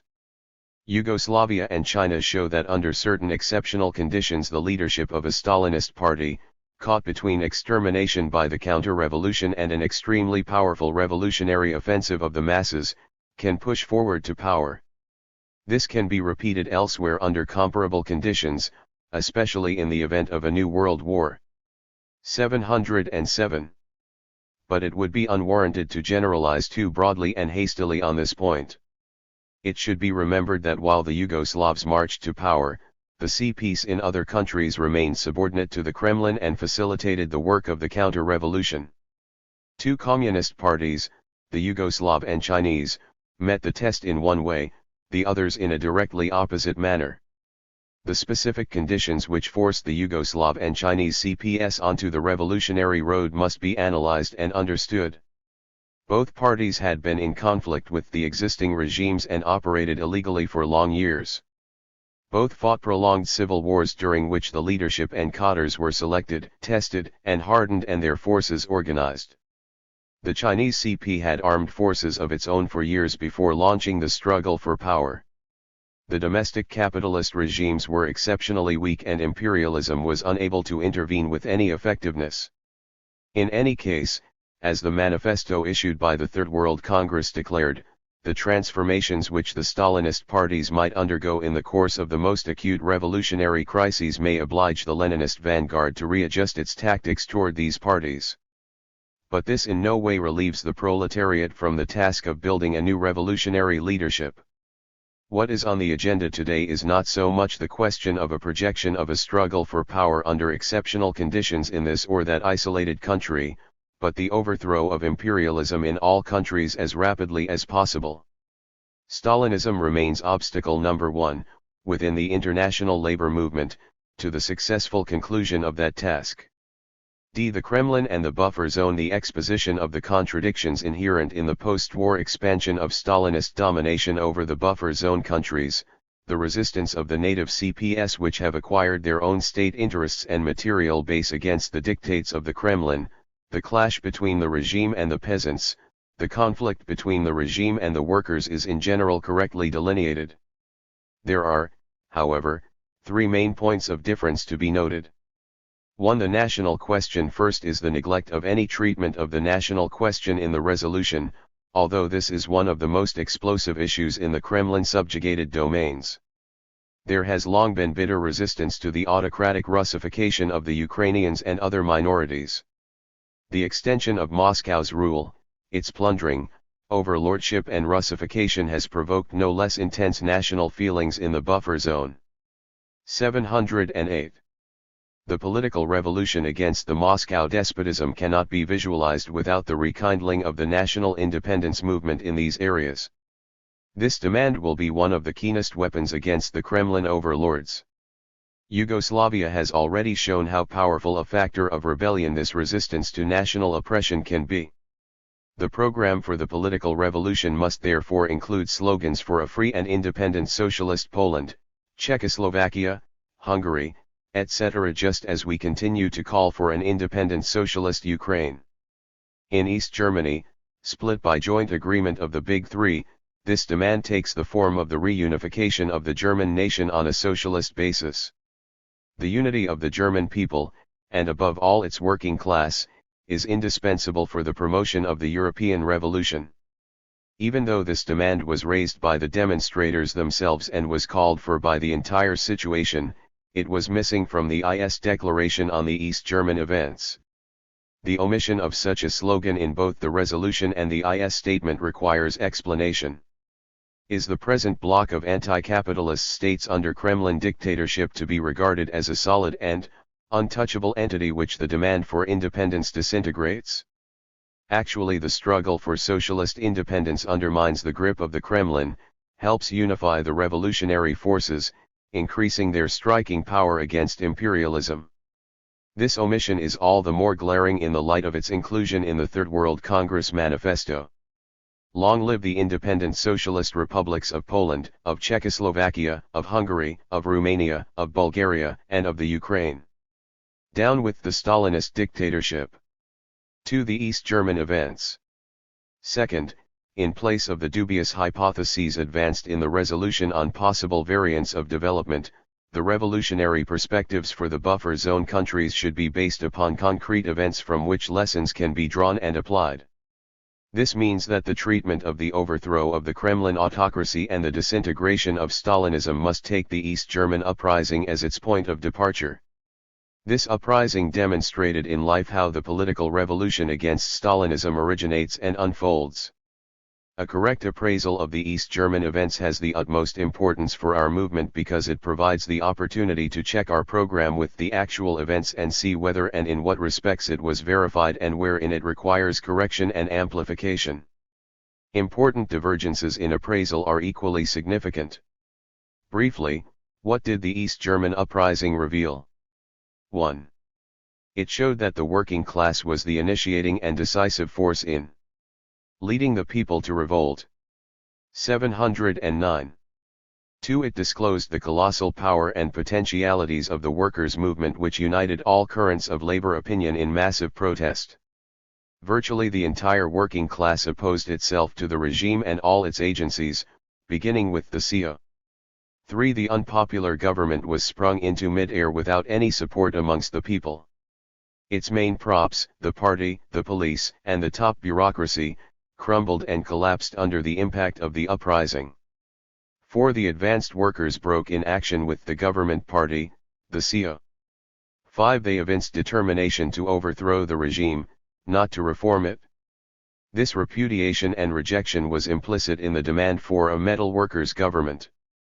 The sum total of the other demands were incompatible with the continuance of the dictatorship. 6. The general mass political strike, sparked by immediate economic demands and directed against the government, became the means for mobilizing the masses and pitting them against the regime. 7. The Trotskyist program of the necessity of political revolution against Stalinism by a mass uprising was vindicated and adopted in action by the insurgent workers. 8. The unarmed and unsupported masses had to fall back. They felt the need for the formation of a revolutionary leadership and a party to organize the next stages and link it up with the struggles in the West and the buffer zone countries. G.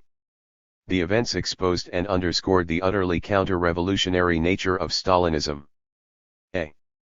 It required a series of repressive measures, mixed with concessions, to save and prop up the battered regime.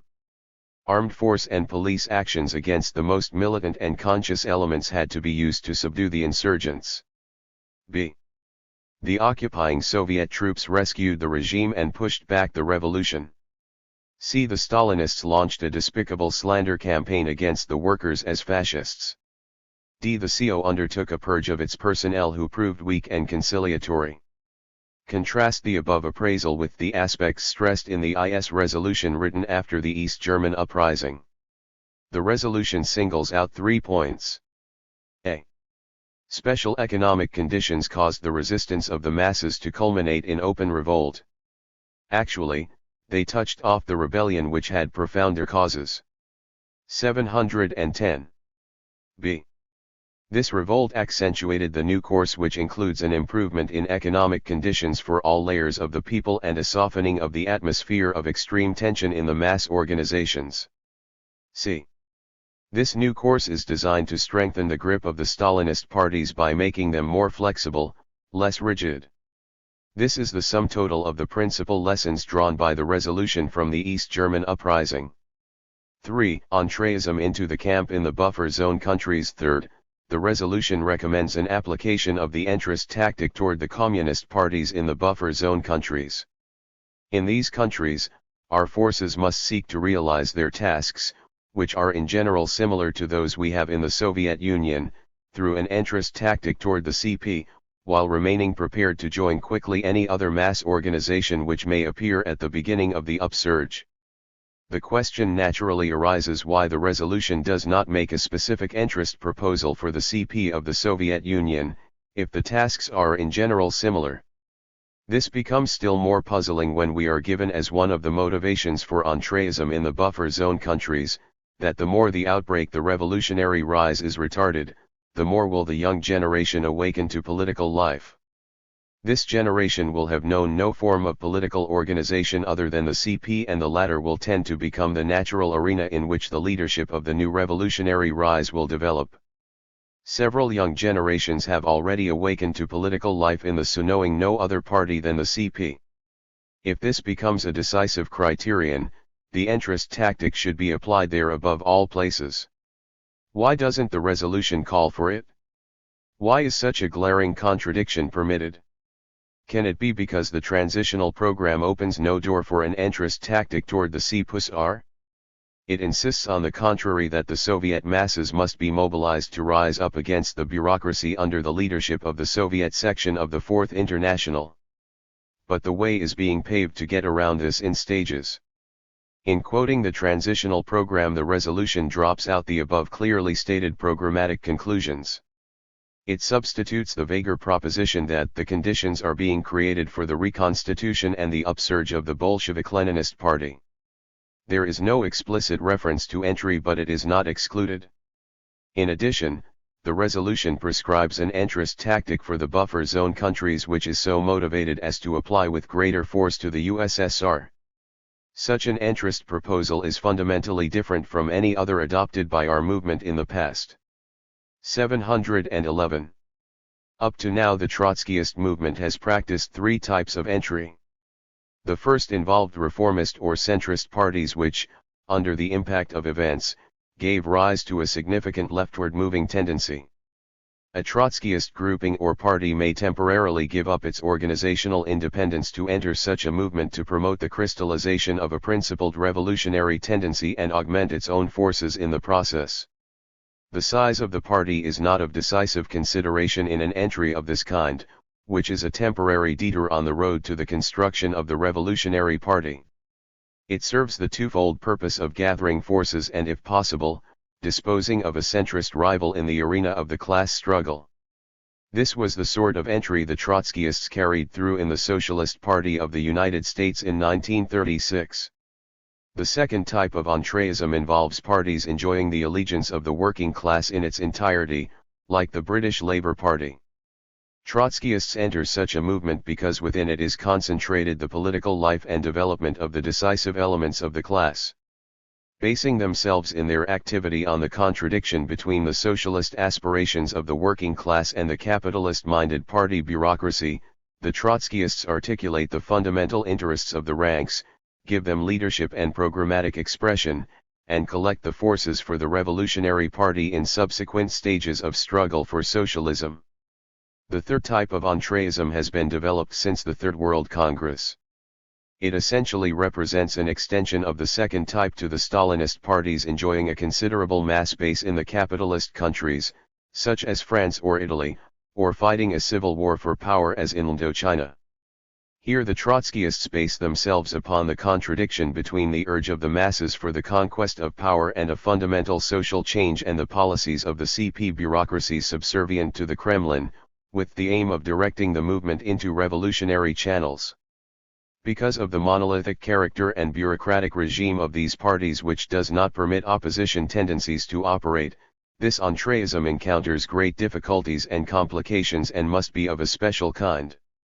This tactic remains in the experimental stage and must be carefully checked at every point to assess the results. The entrist proposal so lightly introduced into the resolution for the buffer zone countries is of an altogether different type. It involves entering a party that holds state power and is the direct and principal oppressor of the working masses. The fundamental antagonism within these countries, as in the Soviet Union, is between the organized and armed bureaucracy, ruling through the CP, and the unorganized and disarmed working class. To go into the CP is not to acquire closer contact with the best elements of the working class but to 712. Become identified with the bureaucracy in the eyes of the most militant workers. A party member is forced to become an instrument of oppression in the day-to-day friction between the bureaucratic regime and the working class. A revolutionary worker would seek to make contact with the discontented workers repelled by and from the CP in as prudent a manner as possible. The resolution does not proceed from the existing antagonisms between the workers and the Stalinist regime and the revolutionary impact the development of these antagonisms is bound to have, proposing organizational forms in preparation for that day. Instead it bases itself on the static concept that Stalinist workers will continue to remain in the CP while the Social Democrats will remain in the social democracy. Or on the conservative concept that the youth will flock into the sole party they see at hand. The revolutionary wave which, according to the resolution, is spreading from country to country and continent to continent will evidently engulf everything except the traditional parties. It will engulf Stalinism, but leave the CPS intact. There is something wrong here. One effect of powerful revolutionary uprisings is to break the ties of the workers to their traditional organizations, disrupt the old parties, and lift up from obscurity the most revolutionary elements. The East German uprising did not reinforce the SED or bring workers closer to it. It dug an unbridgeable gulf between the rebellious advanced workers and the SED. It prepared the conditions for creating a new leadership and bringing forth a new party which alone could guarantee the victory in the succeeding stages. It is wrong to prescribe a blanket policy of entry in general. An entrist proposal for any country has to be justified by a concrete analysis and appraisal of the specific combination of circumstances in the given country, the party to be entered, its relation to the working class, the Trotskyist forces available, the real possibilities, etc. The resolution, however, motivates its general prescription for entry by the conciliationist concept that the leadership of the workers' insurgents in the buffer zone countries will necessarily come out of the CPS. This notion that the parties of the ruling bureaucracy will produce the leadership to overthrow the regime directs the workers away from reliance on their own forces and the formation of their own instruments of struggle. Since entry is a tactical, not a principled question, a Trotskyist group might enter a given CP in the buffer zone to take advantage of a serious crisis within it. But its decision would be predicated on the specific favorable conjuncture for such intervention, and not on illusory general characteristics of these parties. An entrist tactic may be dictated in regard to the Yugoslav and Chinese CPS, which led revolutions. To this day the leaderships have to lean to some 713 extent upon the masses and appeal to their self-action to undertake some of the uncompleted tasks of the revolution. The bureaucratic stratum is not yet petrified and is not regarded by the workers as an instrument of foreign domination. They still believe the CPS can be the vehicle for their revolutionary aspirations. It should be noted that the Third Congress Manifesto explicitly calls for the formation of new parties in the USSR and the people's democracies. At the same time, the Fourth International resolutely supports all proletarian movements of opposition to the police dictatorship of the Soviet bureaucracy and fights for the constitution of new Bolshevik-Leninist parties in these countries, parties which will take the leadership of the necessary political revolution for freeing socialist development from its bureaucratic shell. There is no such call in the present resolution. A shift in position has been introduced without explanation. How the line is being applied. The recent writings by Pablo and Clark on the East German uprising and the events in the Soviet Union since Stalin's death show how the line of the resolution is being applied, how it distorts the real situation, disarms the FI and would disorient its ranks. A Pablo and Clark on the East German uprising as the first proletarian revolt directed at the overthrow of the Stalinist bureaucracy and its agents. The East German uprising possesses immense significance for the entire world working class, and especially for its Trotskyist vanguard which alone heralded and worked for this line of action. What does the declaration issued by the IS during this gigantic mass movement do and propose? 1.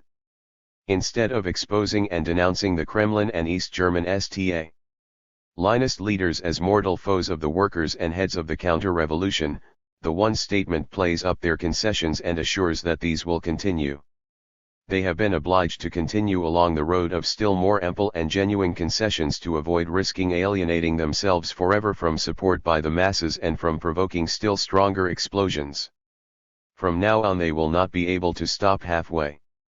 They will be obliged to dole out more concessions. This is tantamount to telling the workers that they can expect ever greater concessions from their oppressors, not that these will be limited to the minimum and withdrawn unless the workers exert their full powers of resistance and follow through to the end.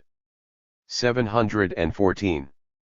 2. Instead of warning that the Stalinist apparatus will inflict repressions and stop at nothing to defend their dictatorship, the IS statement promises a general and growing attitude of appeasement of the masses by the Stalinists. 3. There is no clear call for the overthrow of the Stalinist bureaucracy through the organization, strengthening and consummation of the uprising.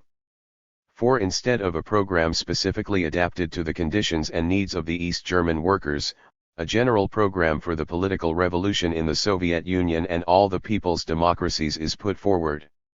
5. This program raises the slogan for real democratization of the communist parties as though these organs of the police regime could and should be transformed into vehicles for the revolutionary actions and aspirations of the masses. At the very time they are breaking in action with this party, the Stalinist workers are directed to seek its reform. 6. By implication, since this program is presented as applying to the Soviet Union as well, the slogan to democratize the Communist Party would be on the order of the day for the CPUSSR too. This would be a direct break with the established position calling for the formation of a Trotskyist party in the Soviet Union. 7. On the other hand, while there is a demand for the legalization of other working class parties, there is none for the formation of a new revolutionary party around the Trotskyist program.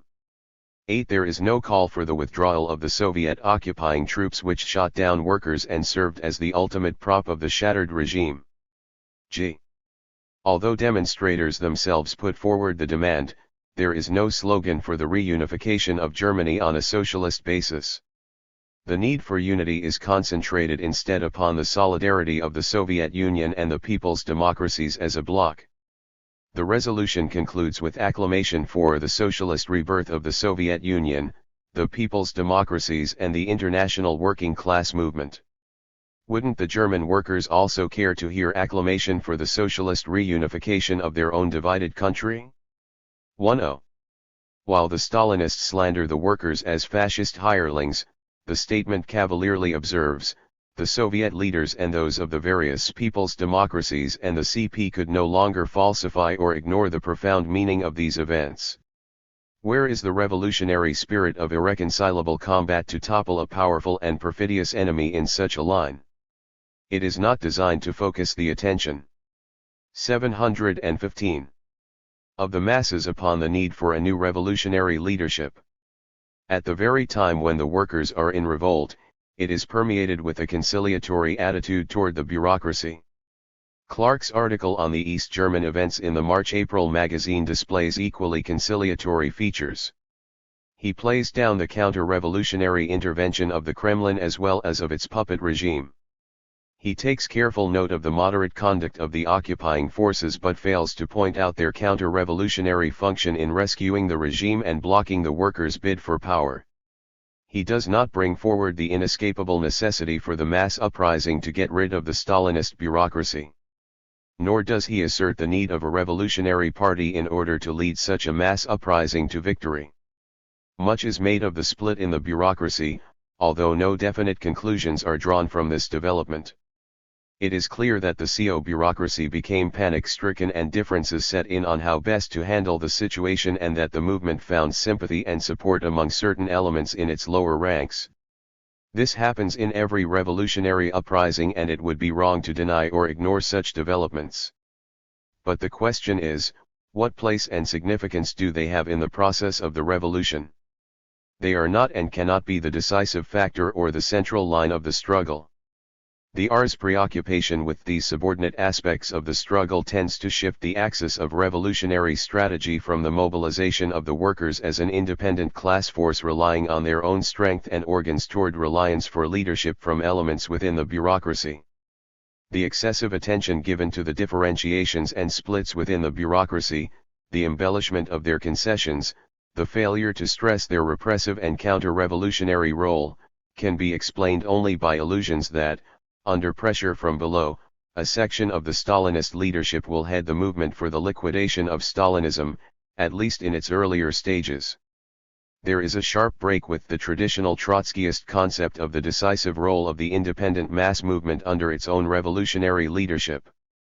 B. Pablo and Clark on the Post-Stalin Developments. Pablo's article on the Post-Stalin's New Course in the March-April magazine proceeds along similar lines. He grossly exaggerates the scope and significance of the Malenkov concessions. He says that in addition to measures affecting an improvement of working conditions, there has likewise been an extension of the democratic rights of the masses, with less labor discipline and speed up for the workers under the dictatorship. 716. He does not prescribe any limits to the concessions.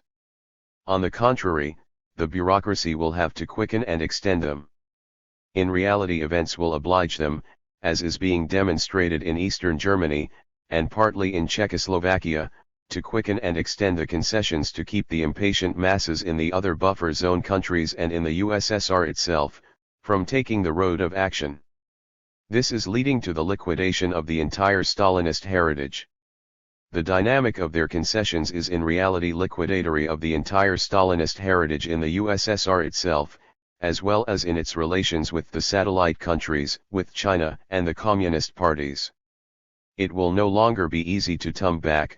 Once the concessions are broadened, the march toward a real liquidation of the Stalinist regime threatens to become irresistible. He thereupon raises the question, what form will it, the march toward a real liquidation of the Stalinist regime, then take? will it be that of an acute crisis and of violent interbureaucratic struggles between the elements who will fight for the status quo, if not for turning back, and the more and more numerous elements drawn by the powerful pressure of the masses? Pablo does not answer the question, but the very posing of the question in this tendentious manner implies the answer. In his article in the January-February magazine, Clark introduces other variants. He writes, "Will the process take the form of a violent upheaval against bureaucratic rule in the USSR? Or will concessions to the masses and sharing of power, as was the long course in the English bourgeois revolution in the political relationship between the rising bourgeoisie and the declining nobility, gradually undermine the base of the bureaucracy? Or will the evolution be a combination of both forms? That we cannot now foresee.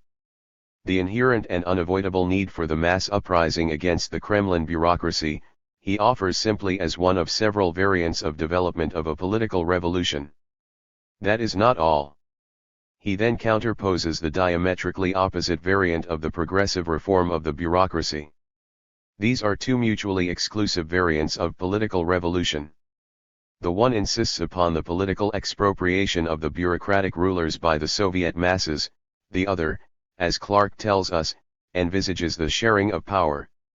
The idea advanced by Clark that the Kremlin bureaucracy is capable of sharing power with the Soviet people challenges both the program of political revolution for the Soviet Union as well as the Trotskyist concept of the nature and role of this parasitic caste. This idea runs counter to reality. The bureaucracy needs its totalitarian apparatus of terror and repressions precisely because it cannot share the power required to maintain its privileges, income, and unbridled rule.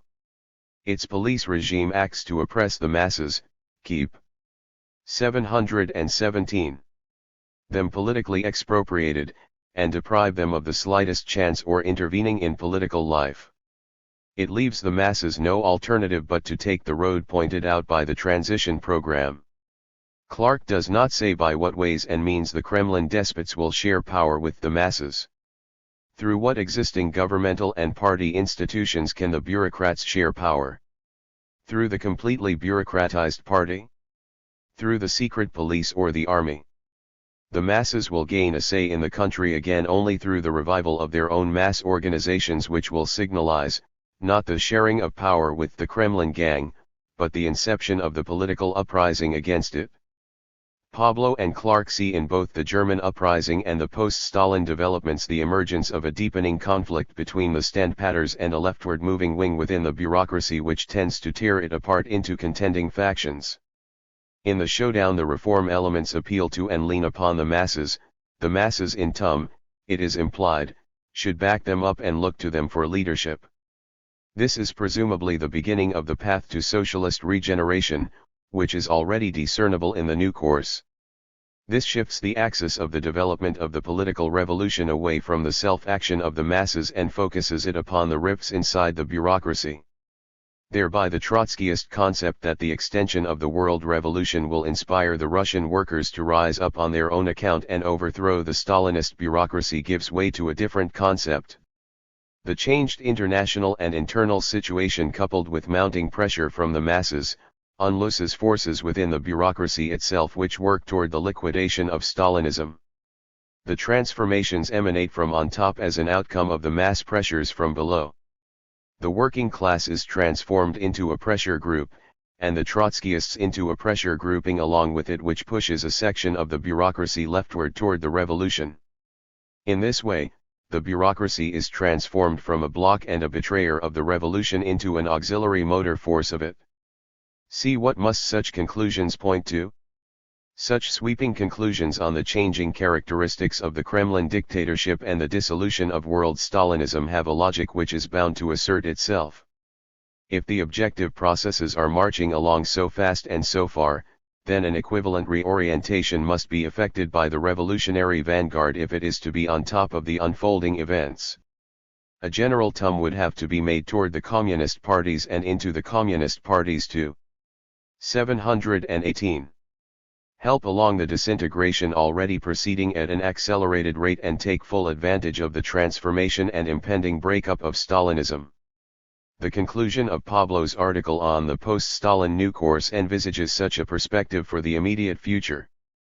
Pablo writes, "What is now clear is that the decline of Stalinism in the form of the iron grip of the Soviet bureaucracy over the Soviet masses, the buffer zone countries, the communist parties, is henceforth speeded up, and that the renovation of socialist democracy in all these countries, as in China, as well as the renaissance of the international workers' movement is now on the order of the day." How is this to be accomplished? In the years visible ahead, the junction of the ideas and forces of the Fourth International with the revolutionary elements until now organized or influenced by Stalinism will realize in part this first stage of this renovation. Isn't this a signpost toward a general entry into the Stalinist movement? The recent writings by Pablo and Clark go beyond the stated positions of the resolution on the rise and decline of Stalinism. But the point to be emphasized is that the resolution contains, or at least indicates, the political premises for their more extreme conclusions. These premises are not clearly and fully expressed in all respects. But they are there. Tendencies conciliatory towards Stalinism have begun to emerge in several Trotskyist organizations. These have recently culminated in splits in the United States and Ceylon. A resolution on Stalinism must take cognizance of this dangerous development and guard against any ambiguities from which it can draw sustenance. For example, the question of the political revolution against the Kremlin bureaucracy is now in dispute. How does the resolution treat this problem? In citing the transitional program for the political revolution in the Soviet Union, the resolution stops short of the following: only the victorious revolutionary uprising of the oppressed masses can revive the Soviet regime and guarantee its further development towards socialism. There is but one party capable of leading the Soviet masses to insurrection, the party of the Fourth International. These categorical statements leave no room whatsoever for different interpretations of what is meant. However, they are replaced in the text of the resolution by two vaguer propositions that, the conditions are being created for the reconstitution and the upsurge of the Bolshevik-Leninist party in the Soviet Union, and later on, the task of smashing the dictatorship and the privileges of the bureaucracy, the task of a new political revolution in the Soviet Union remains more burning than ever. This may well have gone unnoticed and uncriticized if an attempt had not already been made by Clark to substitute new concepts of the political revolution. 719. For the established positions. The ambiguities in the resolution lend themselves to such revisions, whereas the clear and unmistakable terms of the transitional program preclude them. Complete clarity and precision on all these questions are indispensable to arm the movement for effective revolutionary intervention in the mounting crisis of world Stalinism. 720. 15. The 25th Anniversary Plenum of the SWP, abridged, 1954. James P. Cannon. Our 25th Anniversary Plenum, November 7–8, 1953, reviewed the developments of the internal situation since the May Plenum and based its decisions upon them. 43. The May Plenum had followed 5 months of discussion on a national plane. It was quite an extensive discussion. As you know, more internal bulletins were published than even in the great fight with the petty bourgeois opposition in 1939–40. This discussion had already shown quite clearly, we thought, the revisionist positions of the Cochranites minority on the most basic questions of the American movement, on the perspectives of this country, of the labor movement, and of the party. The minority had shown a revisionist position on the crucial question of the role of the party, a tendency to transform our organization, which from the very beginning had striven to become a revolutionary action party of the masses, into a propaganda group of critics, renouncing all aspiration to be the future party of the working class. The discussion had already shown at that time, that although the careful formulations of the minority could not then be justly called pro-Stalinist or Stalinist conciliationist, the leaders of this faction had nevertheless recklessly encouraged a sentiment of Stalinist conciliationism in the ranks, and did nothing to restrain it or oppose it. They permitted people of their caucus to state openly in branch debates, their conviction that the Stalinists could no longer betray. In one of my letters published in the Internal Bulletin, I stated that the sentiment of Stalinist conciliationism had been most glaringly illustrated in Seattle. That was before the May plenum, and before the Seattle development of later months, when 4 members of the branch passed over from the minority faction to the camp of Stalinism. 43 Canon 1954. 721. Finally, before the May plenum, the minority had shown a revisionist position on the organizational principles upon which we have built our party. The minority faction attempted to set up a dual power in the leadership, exercising veto power over the majority and denying the right of the majority to do anything without their consent and approval. That's what the discussion had shown politically at the time of the May plenum. At that time we also had a clear indication of the relation of forces in the party. It was demonstrated, both at the plenum and in the reports from the branches, that the minority was a quite small minority. It could make no pretension that it was a leadership enjoying the support of the majority of the party. That's the way things stood, both as to the development of political positions and as to the relation of forces in the party at the time of the May plenum. Why we saw no need of split. We were of the opinion at that time that the positions of the minority were not fully developed. They had started on a certain course, but it remained to be seen whether they would draw back, or develop their positions to their logical conclusions. We wanted to give them time to do the one or the other, and we wanted to give the party an opportunity to see more clearly what the line of development would be. For that reason we saw no need of split at the time of the May plenum. Despite all the talk of the minority about the majority desiring a split, our position at the May plenum showed the contrary. We had not advocated a split and had no intention of taking the initiative to bring it about. We wanted to test things out in the course of further discussion and experience in the party activity. While the minority was half disposed for a split, or half expected that they were going to be thrown out of the party, we took no such position. On the contrary, on the basis of our political position and our organizational strength, as demonstrated at the plenum and the reports from the branches, we made our truce proposal. That proposal, which we offered to them and which they finally accepted, was nothing new, as I've explained here before. It was exactly the same proposal we made to the Mustiite minority in the 1936 convention after we had settled the fight in the party ranks over the question of entry into the SP.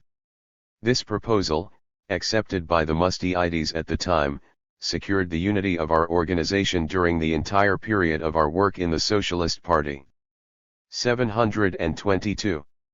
Our truce resolution at the May plenum was almost identical with the proposal we offered to the Burnham Schachtman minority at the 1940 convention, that is, that they remain in the party and retain all normal rights.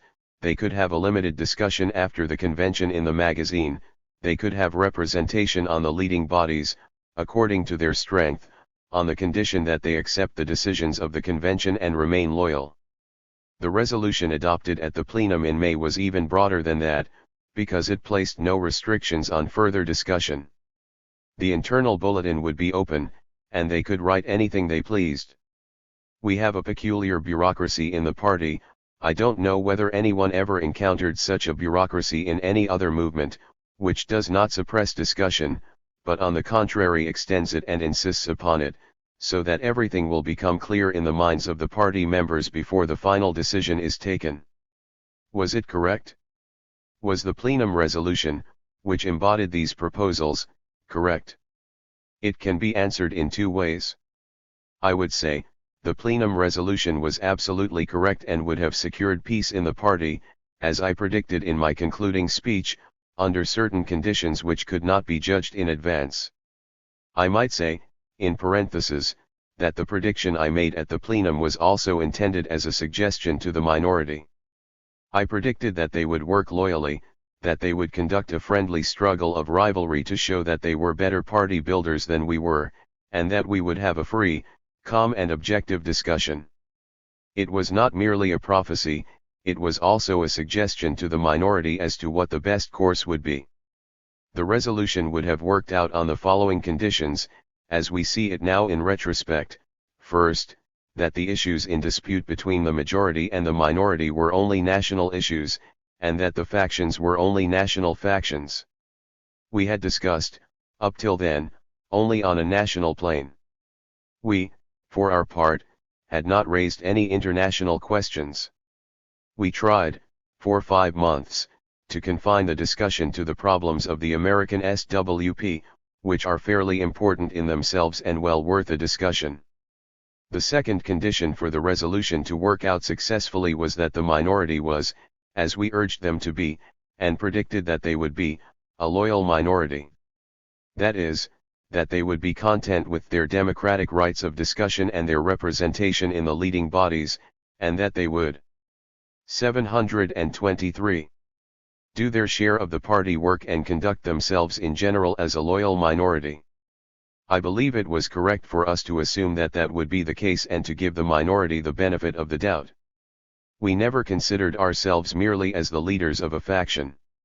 As leaders of the party, it was certainly correct to give the minority the benefit of every doubt and every opportunity to conduct themselves in a loyal manner, to develop their positions fully and freely in a democratic discussion, and to let the members finally decide. I don't know where or when or how a minority of any party could be offered a better proposition than that which the resolution of the plenum gave them, the right to continue the discussion in the internal bulletin and in the branches, the right to representation approximately according to their strength, no harsh characterizations of their position, which we had written into our original draft resolutions and later deliberately took out, in order not to exacerbate the situation. Everything that a minority could legitimately ask was provided for in the plenum resolution. If we should be a minority in some other party or organization at any time, or in our own party, if we should sit down to compile a list of demands of what a loyal minority wants, we couldn't include more than we gave freely to the minority at the May plenum. Why the truce didn't work out. But still the truce didn't work out. Both assumptions, upon which the resolution of the plenum was based, proved in further development, to be false. The minority, as we know now, and as it was clearly revealed in the period from May to November, was not simply a national faction. It was the emanation of an international revisionist tendency, which we know now, as we didn't know then, has been organized in a secret international faction for a long time. The minority had been a part of that secret international revisionist faction from the very beginning. We began to suspect this toward the end of the discussion before the May plenum. But we didn't know it, and we did not act, as one should not act, merely on suspicion. We noted the extraordinary assurance of the minority, their repeated insistence that they were Pabloites, and that they represented the real thought of Pablo. In the beginning we thought this was absurd. We saw absolutely no justification in the documents of the Third Congress for the revisionist policy they developed in this country. But the more their claims were repeated, the more we heard about it, the more we began to have premonitions that there might be something to it. 724. A couple of weeks before the plenum we received a statement from Comrade Stone in New York, who had belonged to the minority caucus, and had changed his position and joined the majority. He gave us a statement that one of the main themes of discussion in the minority caucus, upon which the caucus had been recruited and held together, was the assertion that Clark was the real agent and representative of Pablo. He wrote this statement for us and signed it.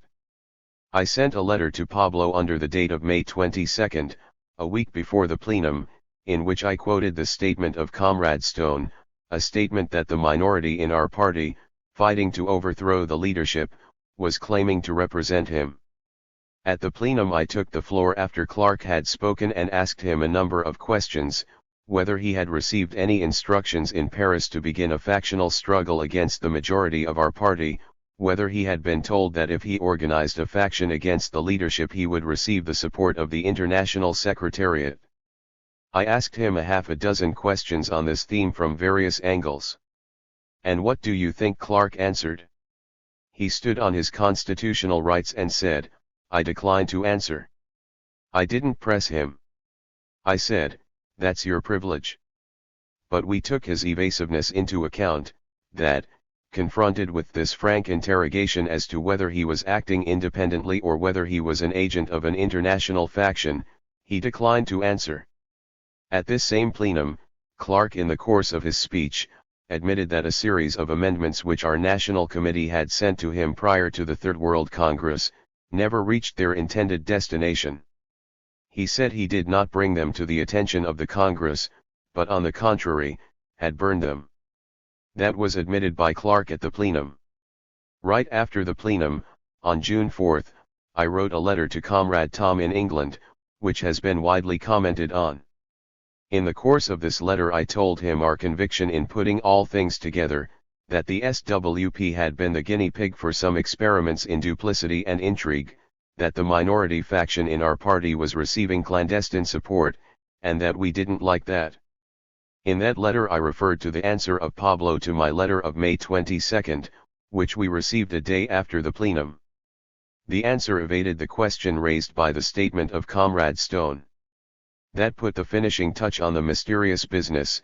It transformed our suspicions about the role of Pablo in our American faction fight into a conviction. My letter was a wide-open invitation to Pablo to openly repudiate the claims of the minority or anybody else to represent him in a factional way. Instead of that he hummed and hawed and evaded the question. That convinced us that he was in reality acting in collusion with this faction all the time. This was Fur. 725. They're confirmed by his admission in this letter, that he had been corresponding with the minority faction behind the backs of the official leadership for a long time before. The experience in England.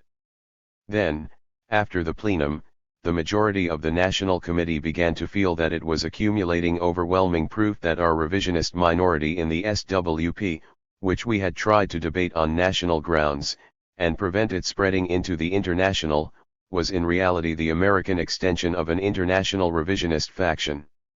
The Pabloid operations in England gave a striking demonstration of that. The British movement has scored magnificent successes in recent years, after a long, hard faction struggle to separate the Trotskyists from the charlatans and adventurers of the Haston Gang. When Bums, the foremost builder and leader, took an outspoken position in sympathy with the majority in our party, Pablo responded by organizing a faction against him in England. That's not all. He promised Bums, if he would withdraw his support for the majority in our party, that he would let him alone. At the same time he threatened Bums, that if he supported the majority in the SWP, they would make trouble for him in his own party. This crooked and cynical procedure, right out of the Commentum book, finally culminated in an ultimatum which Pablo sent to Bums in England, demanding that he act in the British party, before his own National Committee, as a disciplined member of the IS in Paris, that his criticism of the draft resolution prepared for the Fourth Congress should not be made known to the members of his own National Committee, to say nothing of the members of his party, that he remain under discipline of the IS and present only the IS position. Well, that, of course, caused us to explode, because that's precisely the device the Stalinists used to corrupt the Communist International. To impose committee discipline on members before their own rank and file, to take a majority vote in a committee and then bind all the members to it, not, as is quite correct, against the outside world, but in discussion with one's own members, that absolutely deprives the rank and file of the party of any real information and discussion. The leaders are more informed on the questions in dispute, they discuss them in committee, and if a minority in a committee is bound by committee discipline during a discussion, that means the absolute stifling of any real democracy. We told Bums our opinion about that we, for our part, would throw any such instructions into the wastebasket. 726. All these things, taken together one after another, convinced every single member of our national leadership in New York, and the plenum members throughout the country, that the minority in our party had been secretly inspired by Pablo from the beginning. We had been fighting in the dark up to the time of the May plenum. It was only between May and November that we got the real score. Junk the old Trotskyism. The picture became clearer to us as a result of the disloyal course of the minority after the May plenum, a course which could not be otherwise explained. We couldn't understand why the minority so soon, within 2 weeks after the plenum, had immediately resumed the most violent factional attitude. In Clark's speech on the plenum at the New York membership meeting, I think you heard it on the tape recording, he brought forward the slogan, "Junk the old Trotskyism." That was a much bolder assertion than we had ever heard before. All the old Trotskyists began lifting up their ears when they heard that, because they don't want to junk any part of Trotskyism. Then we heard about the plenum reports at the Detroit and Cleveland meetings. They're the minority, instead of reporting in the spirit of the plenum resolution, as Myra did here in Los Angeles, made completely factional reports, as if nothing had happened and no resolution had been signed. The same thing took place in San Francisco. The San Francisco minority got the word from New York and erupted in a factional manner very shortly after the plenum. Then factionalism began rolling like a snowball. The plenum resolution, signed by both sides, provided explicitly that majority rule, whichever side had the majority locally, should prevail in the branches in relation to local administration, and that on the other hand the minority must be guaranteed its democratic rights. In New York we had the majority, and our comrades proposed to have a convention where that majority would be formally registered and a new executive committee elected accordingly. The minority objected violently to this simple, normal, and necessary execution of the plenum resolution. It was a sin and a shame, they said, for the majority to dump Bartell, as if Bartell was organizer of the New York local by divine right. That isn't our opinion. Our opinion is that the organizer of a local holds office by virtue of the wishes of the majority of his local organization. If they want to change organizers or change executive committees, that's no offense at all, that's merely the exercise of their democratic rights, which was specifically reiterated in 727. The plenum resolution, that the right of majority rule in branches and locals should be respected. The sin against the holy cow. Then, at the city convention in New York, they sprang their big sensation. The method of stampeding a meeting of party comrades by sensations, the method of exposing something they have never heard about, and have no means of verifying at the moment, the tendentious quotation from letters and documents they have never read and have had no chance to study in their entirety, that is the method of demagogues, and Lenin said, a demagogue is the worst enemy of the working class. It seems that Pablo, in addition to, or rather as a part of his general Stalinist methods of organization, when I say Stalinist, I don't mean that as a factional exaggeration, I mean pure and simple Stalinist organization methods, without any trimmings or reservations, that's what they are. It seems that in addition to that, as a part of all that, he has a sort of stool pigeon and spy service to intercept private letters and purloin documents circulated privately among the leaders of the majority faction. One of Pablo's spies and letter thieves, in pursuit of his grimy assignment, picked up my caucus speech on internationalism and the SWP and my letter to Tom in England. This notorious Tom, by the way, whom the Pabloites have tried to cast out as a pariah, happens to be one of my best friends, a comrade whom I esteem very highly, in whom I have complete confidence. He is one of the oldest Trotskyists, one who has done more than any of us to help the international movement during and after the war. Bartell, the great sensation monger, exposed my letter to Tom at the New York local convention last August, as though a great crime had been committed. He offered the letter as definitive proof that this canon, who is not satisfied with his long record of criminal activity, has committed now the unmentionable crime, the sin against the Holy Ghost. And what do you think that was? I criticized Pablo. I took the name of the Holy Cow in vain. I said, openly, in a letter and in a speech, that I didn't consider Pablo my Pope, that a sentence from him does not settle any question for me. That was the crime.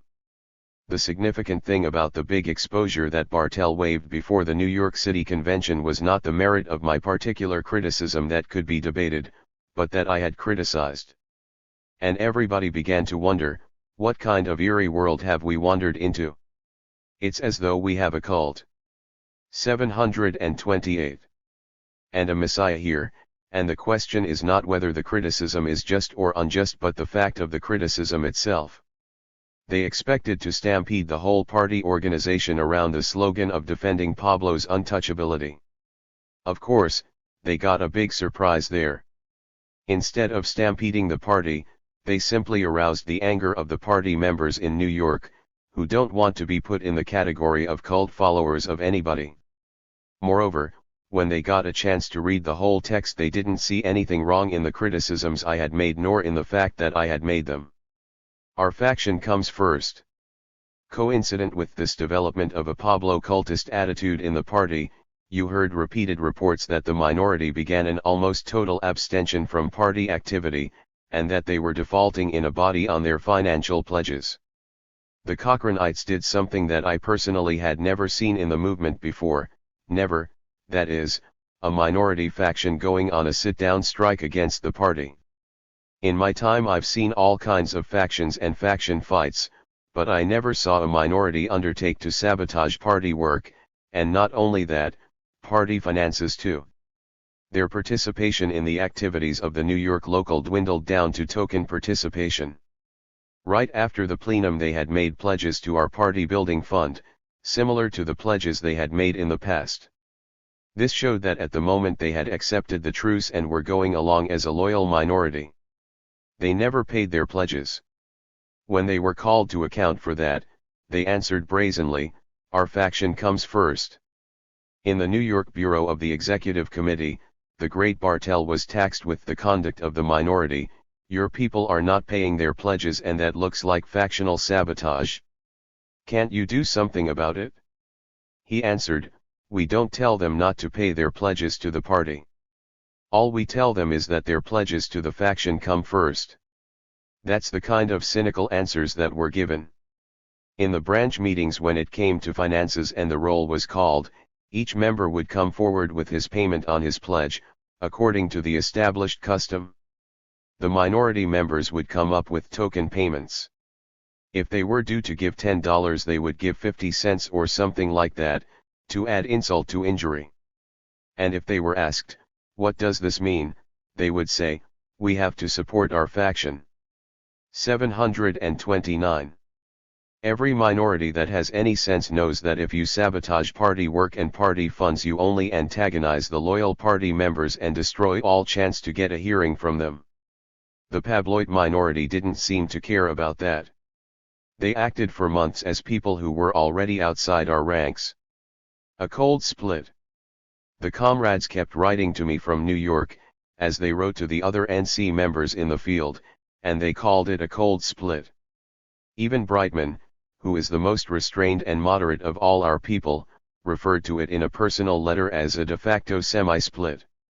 And I, out here in the halcyon land of the Sundown Sea, with the smug objectivity of one who is not involved in the immediate faction fight, kept counseling the leaders in New York to be patient, don't crowd them too hard, give them a chance to straighten out, and so on. But they didn't straighten out at all. They went from bad to worse in that respect, until the party members throughout the country began to ask the national leadership, "How long is this to go on? How long must we not only do all the party work and contribute all the funds, but then have to come to the branch meeting and have it thrown in our faces that they are supporting their faction before they support the party?" We puzzled over the reasons for such unprecedented conduct. What had caused this sharp tum of the minority, from the stand they took on the last day of the plenum when they signed the truce resolution? It was not any provocation from the majority, because we had no interest whatever in stimulating a factional atmosphere. Then we heard of the same kind of disloyal conduct by the Pablo faction in England. Finally, everybody had to conclude that there was only one explanation. It was absolutely clear that this was part of the international policy of disrupting and breaking up the old Trotskyist cotters, the old Trotskyist parties, and getting them out of the road. The test of events. But since the plenum the proof of the revisionist line was revealed by events and their reaction to them. These events, which crowded one on top of another, obliged people to take positions and show what they meant by the resolutions. The first jolt came from an article by Clark on the developments in the Soviet Union since the death of Stalin. This was published in Fourth International. 730. Magazine soon after the May plenum. The article envisaged a possible self-reform of the Stalinist bureaucracy, and the gradual re-establishment of Soviet democracy without a revolutionary uprising of the masses led by a revolutionary party. This is directly contrary to the program of the Fourth International.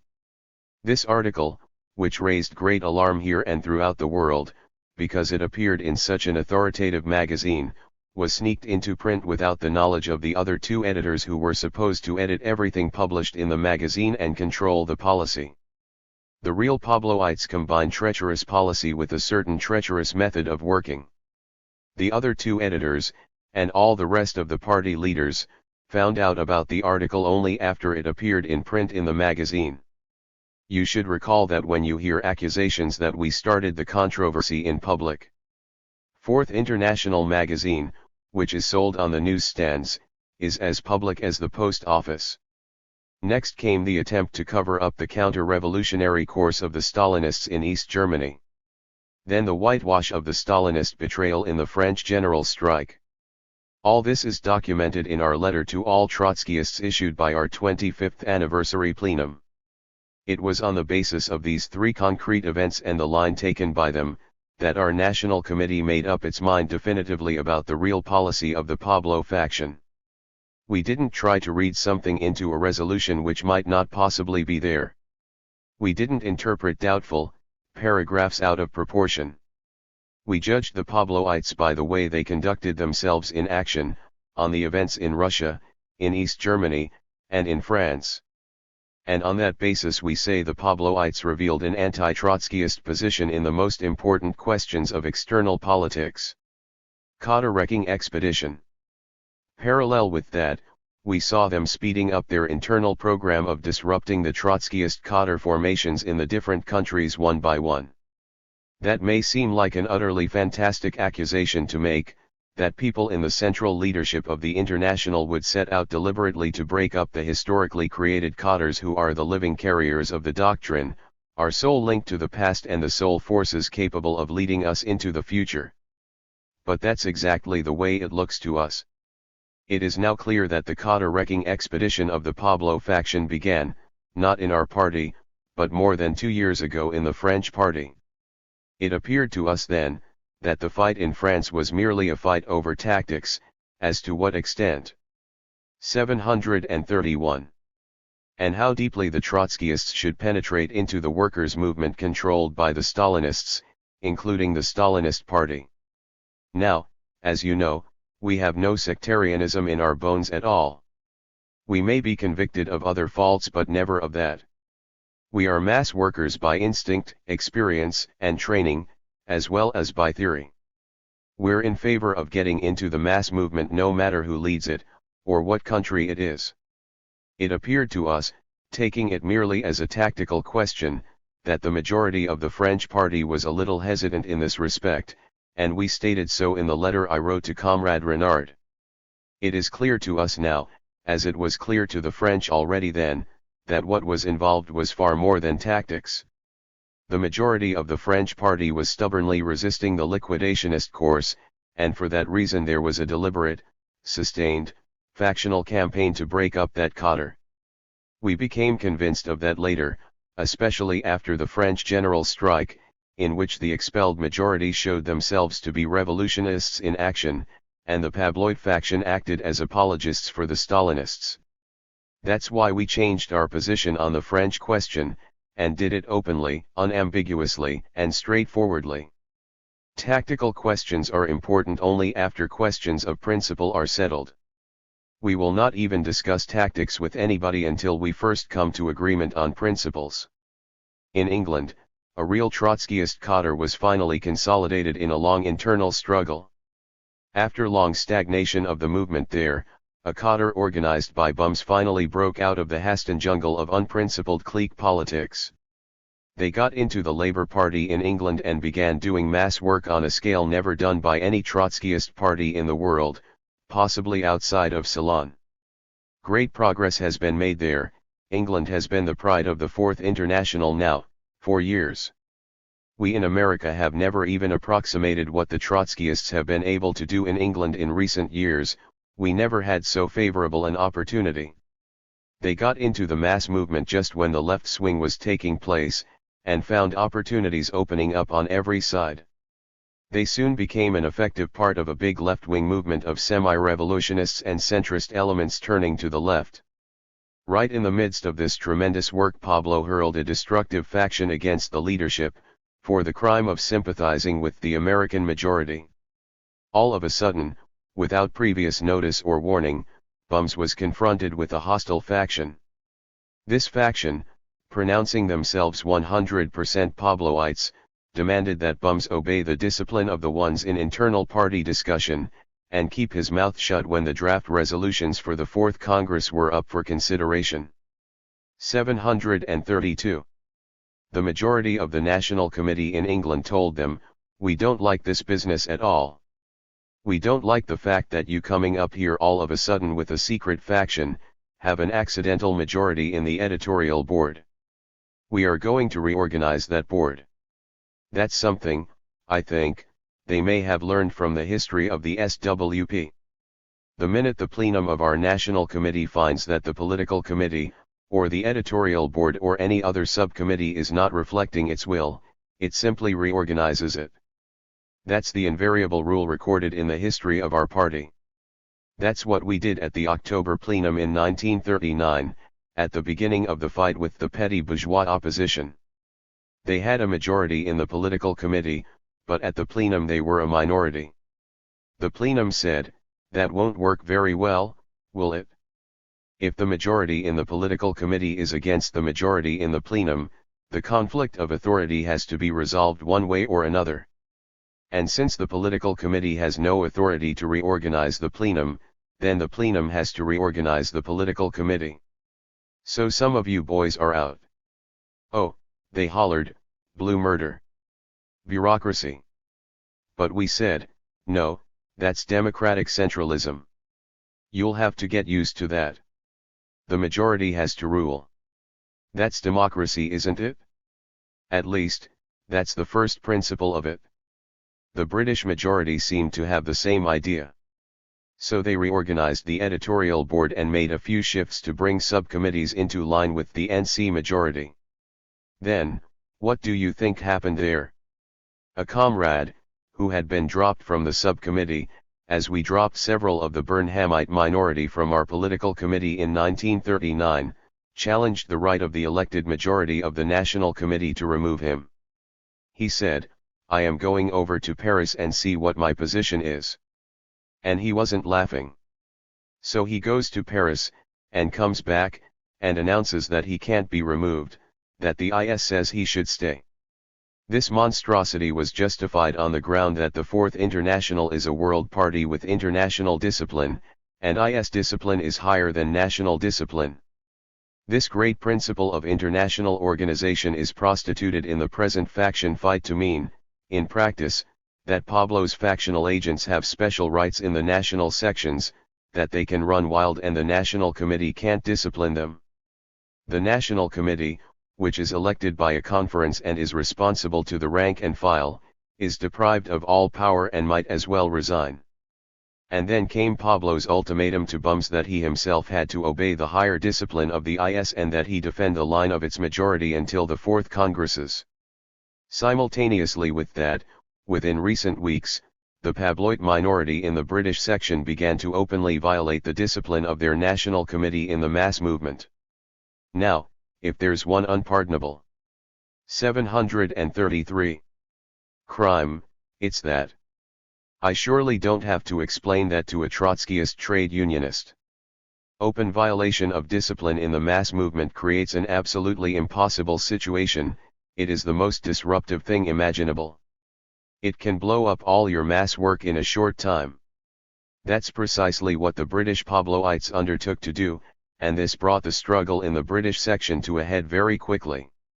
Confronted by open and provocative violations of discipline, the leadership had to decide, either the National Committee must abdicate, or it can remain in office only as a puppet of a madman in Paris, and say, "We have no rights."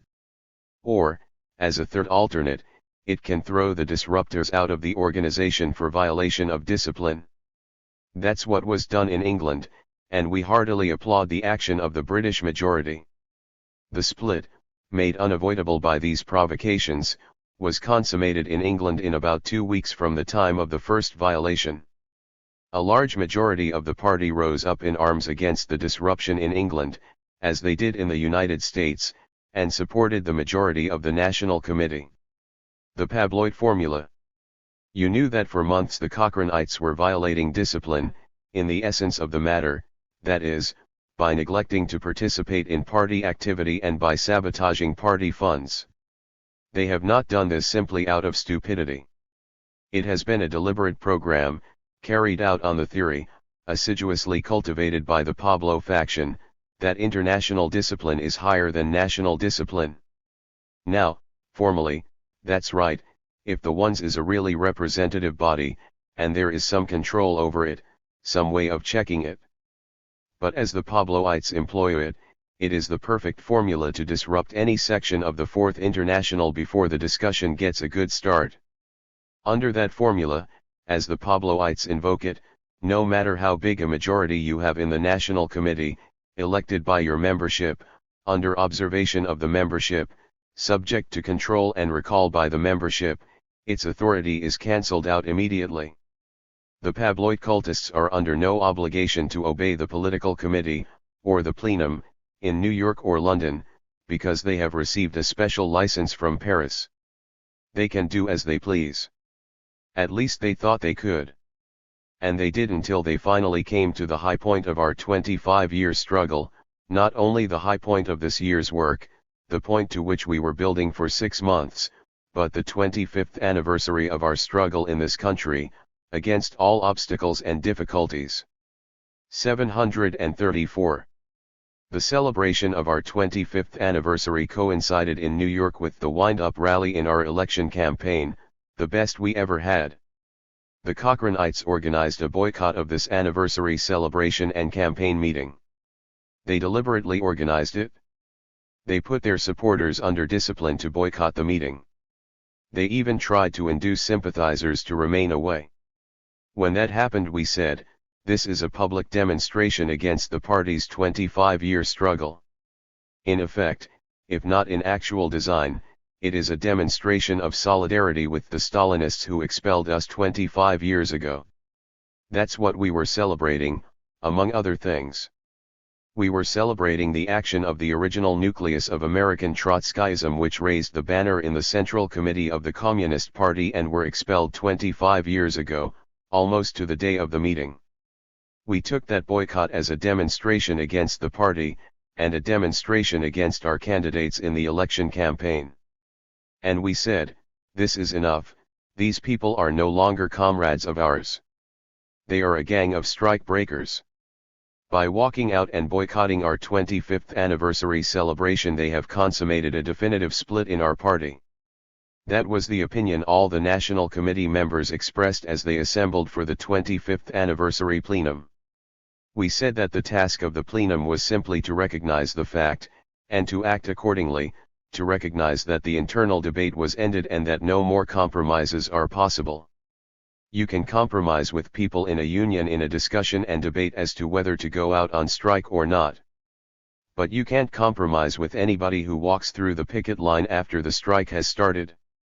That's the way we felt about these people. Our whole attitude changed when they boycotted that meeting. We said, no more internal debates with these people. The rights of a minority in our party are very many and they are carefully guarded, and always have been. But nobody has the right to be disloyal, no matter who sponsors him. That was the sentiment of the plenum, and on that basis, as you know, it adopted a motion to suspend the NC members who organized the boycott.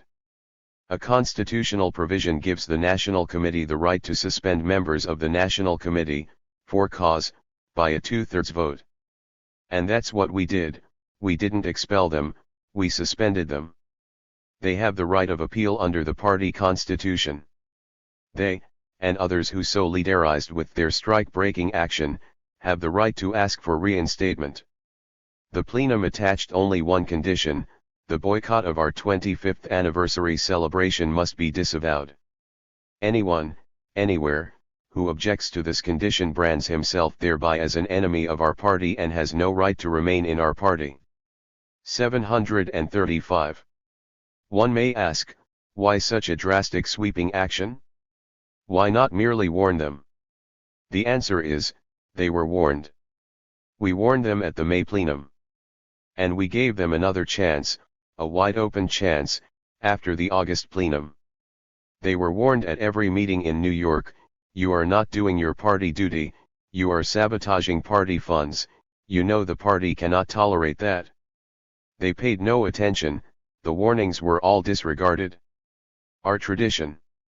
As a matter of fact, they were warned by the whole 25-year history of the party. All anyone would have needed to know what the plenum was going to do about this boycott of our 25th anniversary, would have been to read the party history. It is all written down in the precedents of the past. This is the most democratic and easygoing party in the world. It lets its members do any damned thing they please. It never invokes any rigorous formalistic discipline, never drives people too hard, at least I've never seen anybody driven too hard. But this same party, from the very beginning, never permitted anybody to challenge the party in a public action. No matter how big they were nor how big they thought they were. Never once. The boycott, and this is the way you have to look at it, was not an individual dereliction, it was an organized public action. I believe the party should be patient and careful and go slow when an individual comrade gets out of line. We shouldn't be in a hurry to expel an individual the first time he stubs his toe or does some things he shouldn't do. We've never been in a hurry in that respect. But this boycott was not a case of individual indiscipline which could be handled in leisurely fashion by the Control Commission. This was an open insurrection against the party, an act of war. Debate ends when the shooting begins. The party had to shoot back, that is, if it wanted to survive. We considered this boycott a deliberate split, part of an international conspiracy, and it had to be met as such. If we had not acted at the plenum, if we had let the boycott of our 25th anniversary go by as a mere peccadillo, we would have condemned the party to months of chaos while the Cochranites prepared a formal split at their leisure, without paying any attention to any discipline whatever. If they could get away with a public boycott of such a meeting, the Cochranites would have concluded that they had a license for anything. They would have run wild, internally and externally, and there would have been no way to restrain them. The political committee would have been powerless. Between plenums the political committee, under the Constitution, has no right to suspend NC. 736. Members. The Constitution gives that right only to the National Committee as a whole. A mere censure and a warning, after all that had been done, would have been a betrayal of the responsibility of the plenum, which would have been greatly resented by the party members. The party showed its Trotskyist caliber. This fight, as I see it, has been a big test for the party, hemmed in as it is by all the spears of reaction, under all the pressures of the most powerful imperialism in the world. The SWP is the only revolutionary party in this country, and it has to meet the full weight of opposition from every comer. It is simply an objective statement of fact to say the party stood up under this test and showed its Trotskyist caliber. That's the basic fact, and we have to proceed from that. From that standpoint, at the moment of concluding the internal struggle and facing the revisionist splitters as a rival and enemy organization externally, and simultaneously opening a struggle for Trotskyism on the international field, I think it would be out of order to divert attention with a carping criticism of the leadership, or any section of it. The party ranks are in no mood to welcome such an attitude at the present moment. There will be plenty of time and opportunity to review everything later on. Right now we want complete solidarity in the fight to protect the Trotskyist heritage in this country and throughout the world. This fight is being led by our national committee as a whole.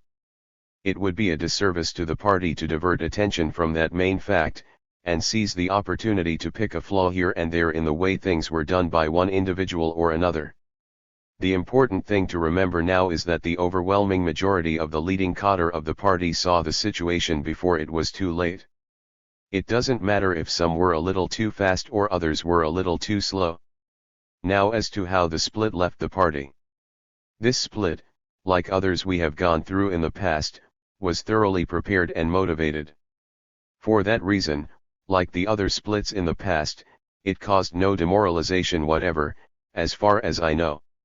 On the contrary, the party is bounding forward with intensified activity and stronger confidence than ever in its great historic mission. I witnessed that personally in New York, at the first membership meeting after the plenum. There was no moaning or whimpering, no disloyal complaints or carping criticisms, nothing but a confident, matter-of-fact discussion of plans and proposals to develop the party work. It was the same all over the country, according to reports. I didn't visit any other sections, but such were the reports received by the national office in New 737. York. The party members, who had gone through the long struggle with the Cochranites, all thought the time had come to bring things to a head. When they heard about the boycott, they were sure it was time to call a halt, and they were fully ready for the plenum decision.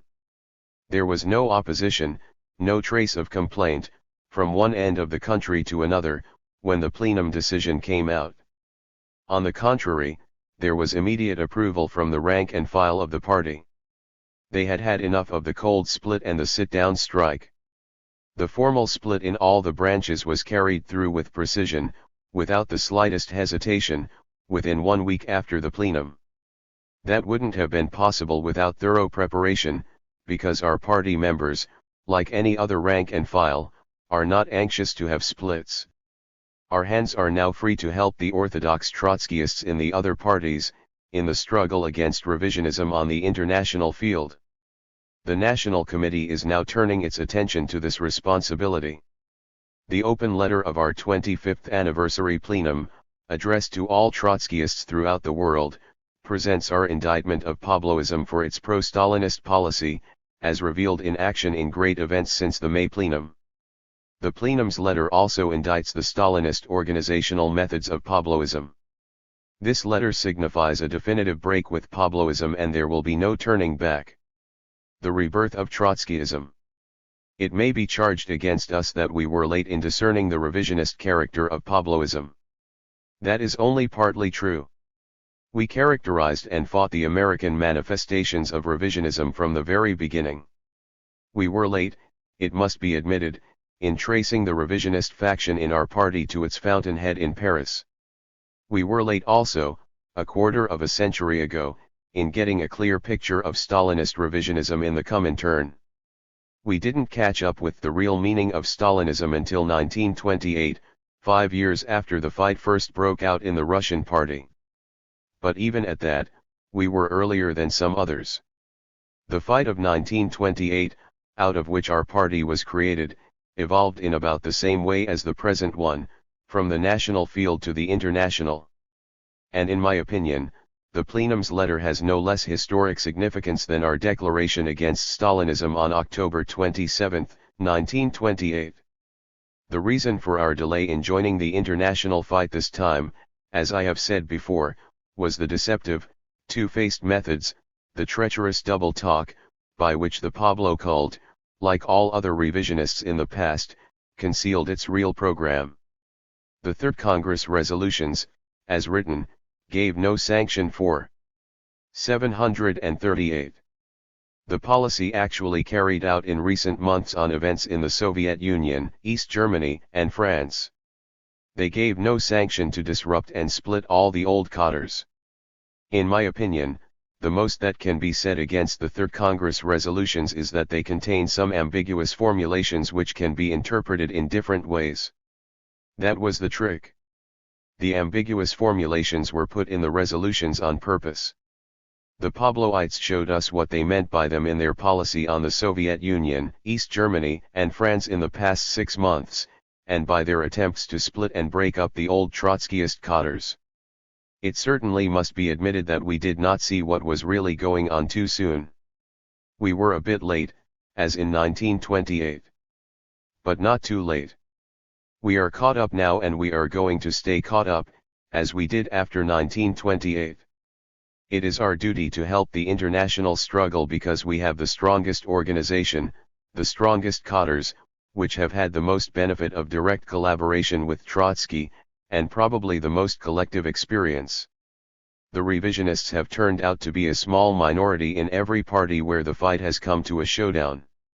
We have reason to believe that it will be the same in the other sections, now that the fight is brought out into the open by the open letter of our 25th anniversary plenum. The aims of our letter are quite simple and clear for all to see. It calls, not for a split but for the unity of all Trotskyists on the basis of their common programmatic principles. It proposes an honest, democratic discussion among Trotskyists to prepare an honest, representative, democratic Congress of Trotskyists. That will be accomplished. Morris Stein aptly characterized the open struggle against revisionism as the rebirth of Trotskyism. The international fight will not be the funeral of Trotskyism, as our wish-thinking enemies say, but its triumphant resurrection. 16 Trotskyism vs. Pabloism, Correspondence, Abridged, 1953-54. George Brightman and Ernest Germain, Ernest Mondale. To Brightman 44. November 15, 1953. Dear George. 739. Unfortunately your letter of August 22 reached me only yesterday, when I returned home from my journey to the East.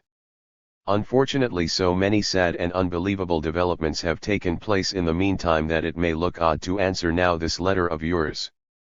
I'll do it anyhow, be it only for friendship's sake.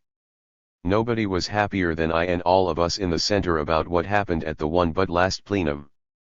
We all were as enthusiastic as you were about the maturity shown by the majority leaders at that occasion. We hoped sincerely that a period of calm and positive discussion would set in. That's why we wrote our letter, meaning every single word of it, but it's quite difficult to convince of that people who start looking for duplicity behind every move you do. That's why we were shocked in the rudest manner by reading Comrade Cannon's letter to Tom, written 24 hours after the plenum letter, which convinced anybody who isn't a babe in the wood that not only was there going to be no truce but that the war was going to be introduced immediately from your party into the whole international movement, the word war being no exaggeration because the very word military discipline was used. I think this fact, as well as Comrade Cannon's speech to the majority caucus before the plenum on internationalism, of which the minority got hold only after the agreement, turned the tables. I am not responsible in any way for the minority's attitude after the plenum, and neither is Gabe nor anybody else in 44 Brightman and Germain 1954. 740. Paris. I don't know what they did and if they really broke the truce. But if they did it, the only real cause was Cannon's speech and Cannon's letter. I had not much sympathy for the minority's point of view on questions of American policy. It is quite possible that some nervousness got into their leaders. But it seems to me clear as day that after the majority openly attacked the International's line, the minority had no interest whatsoever to leave the party, at the contrary. That is why I cannot accept the charges made, at least not to the extent they have been advanced. The minority had now finally succeeded, through no merit of their own, to get into the position, to appear before the membership as the defenders of the International, in political association with the International, against a tendency, which was brutally and violently attacking and insulting the International's line, leadership, and discipline. Under such conditions, the minority had every interest to stay in the party and to let a political discussion develop. Under such conditions, the majority had every interest to break any discussion prematurely by organizational means. The answer to the question, who is responsible for the split, is easy when we start from the old method of asking cui prodest. In whose interest was it? And this brings me to the crux of the matter, the unbelievably light-minded, irresponsible way in which the leaders of the majority, in which I have had for many years the utmost respect and confidence, have started an international faction fight which, to all intents and purposes, can only result in a major split from the international movement. In Comrade Cannon's speech before the Majority Caucus on Internationalism there was not one word expressed on matters of political differences. Even in Comrade Cannon's letter to Tom, instructing him to build an international faction, the point was stressed that there were no political differences with the International's line. Suddenly in August Comrade Stein sprang on the movement his political thesis, obviously written in agreement with the other majority leaders, which I cannot interpret otherwise as deliberate and cynical attempt to find some political justification for an organizational struggle of power launched upon the international leadership. Comrade Stein's document is written in such obvious bad faith, and overthrows so obviously established points of policy commonly accepted by the American comrades and ourselves not only since 1951 but since 1945 that it is hard for me to see how anyone can escape that conclusion. Is it necessary to enumerate once again for you the innumerable points which show that bad faith? Do you really believe that we are capitulating before Stalinism, we who have been busy building the Trotskyist movement, not without success, all over the world? More concretely, do you believe that I, who have predicted perhaps alone in the whole world what would happen in 741, Russia and the rest of the Stalinist sphere of influence this year 12 months ago, have capitulated before Stalinism? I am the author of the first draft of Rise and Decline. How can you hope to convince anybody in the movement with such incredible slander as that, saying that this draft proposes to do away with our orientation toward political revolution in the USSR and puts instead the perspective of self-regeneration of the bureaucracy, when in the most explicit way the opposite is stated in the document? When we explicitly warn the movement against any illusion as to the possibility of regenerating the Soviet Union in a reformist manner. When over and over again we identify socialist regeneration and political revolution. When we try to awaken the movement to the huge possibilities opened up by the new objective situation in the USSR for a reappearance of our movement and the beginning of the mass struggle against the bureaucracy. Who is rendering Stalinism a service? Those who try to mobilize our movement for profiting from the crisis of the bureaucracy in order to launch our movement again in the countries where it actually disappeared, who try to reassemble forces for Trotskyism in Eastern Europe and look for means for doing the same thing in the USSR, those who want to organize for helping the masses overthrowing the bureaucracy, or those who concentrate in exactly the same conditions upon launching their forces not against Stalinism but against the Phi leadership? The strength of the revolutionary movement is a necessary precondition for revolutionary victory, but not a necessary precondition for the unfurling of mass revolutionary struggles. At the contrary, these struggles, which originate in the objective historical process, must create favorable conditions for solving the crisis of revolutionary leadership. And now Comrade Morris comes along and throws at us the same kind of accusation about revolutionary romanticism which we heard from all these skeptics, and that after China, Korea, Malaya, Iran, Egypt, North Africa, Bolivia, Eastern Germany, Ceylon, and the literal spread of world revolution, naturally not world revolutionary victories, from continent to continent. Ls it necessary to tell you that we have come out for the withdrawal of occupation troops from Germany in the CHI, in the German Review, in the resolution on Germany published in the IS Internal Bulletin? Anybody can read it for himself. If this slogan was not put in the first appeal of the IS, it is only because we wanted at that time when the struggle was still going on to concentrate on the slogans the fighters in Berlin had used themselves, where no one had used that slogan and for good reasons. Did the people come on the street in the February Revolution with the slogan, "Withdrawal of the Cossacks"? When you are busy making a revolution, and not only writing about it, the winning of the troops. 742. Wherever it is possible becomes task number one, not the deliberate provocation of these troops into hostile actions. Even the correspondent of Schachtman's review understands this simple basic truth. How is it possible that a member of the New York City Committee writes this unbelievable slander that the international Pabloites refuse to call for the withdrawal of the Russian troops? Who has whipped up such a hostility towards the international that such kind of hysterical lies can be spread and believed? The basic thing, dear George, is that for reasons of wrong suspicions and unjustified fears, the majority leadership has launched a preventive faction fight against the International, and this faction fight, having acquired now a political basis, will develop with all its internal logic, with the immediate threat of a major international split. The challenge that the majority leadership has thrown at the International is a challenge of the very principle of a democratically centralized world party, with one line and one discipline applicable to strong as well as to weak groups. It is a challenge to our whole line, worked out in many years of efforts, to break away from sectarian isolation and sterile dogmatism and to build in practice, not in talk, groups intimately linked with the mass movement of their countries and capable of applying revolutionary Marxism to all new events and phenomena.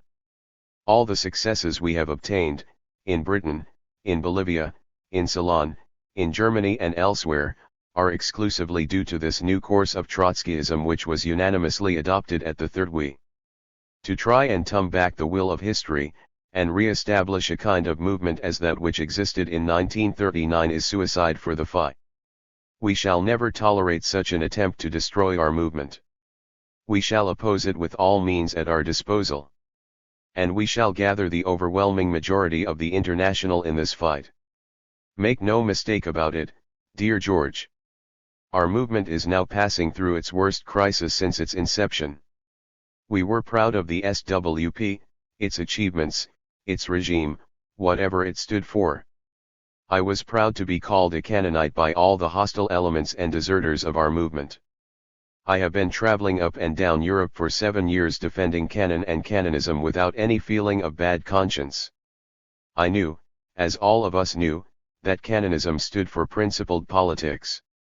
Till we received Stein's document, I would have never tolerated any intervention of the International in the SWP conflict, convinced as I was of the principled way the SWP leadership acted in the past in party conflicts.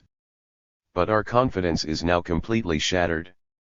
Our main allegiance is not to a person, or a cadre, but to program, principles and a world organization. Nobody will blackmail us into abandoning ideas which we know to be correct, the only ideas on which our movement will be really built. We wanted to build the movement in the closest collaboration with Cannon. We 743 shall build it, if necessary, without and against Cannon. And we petty scribblers, as these people now suddenly say, will succeed building this movement, because the correctness of our ideas, confirmed by huge historical events, will bring to us everywhere the best people from the entire labor movement. The kind of arguments which are now used everywhere against the International have a very particular smell to anybody who knows the history of the communist movement, dear George. One should be very, very prudent throwing about accusations of capitulation before Stalinism. You will have read the Militant wrote a fine story on it, Ceylon's anecdote about the manner in which the old man was expelled from the Third International.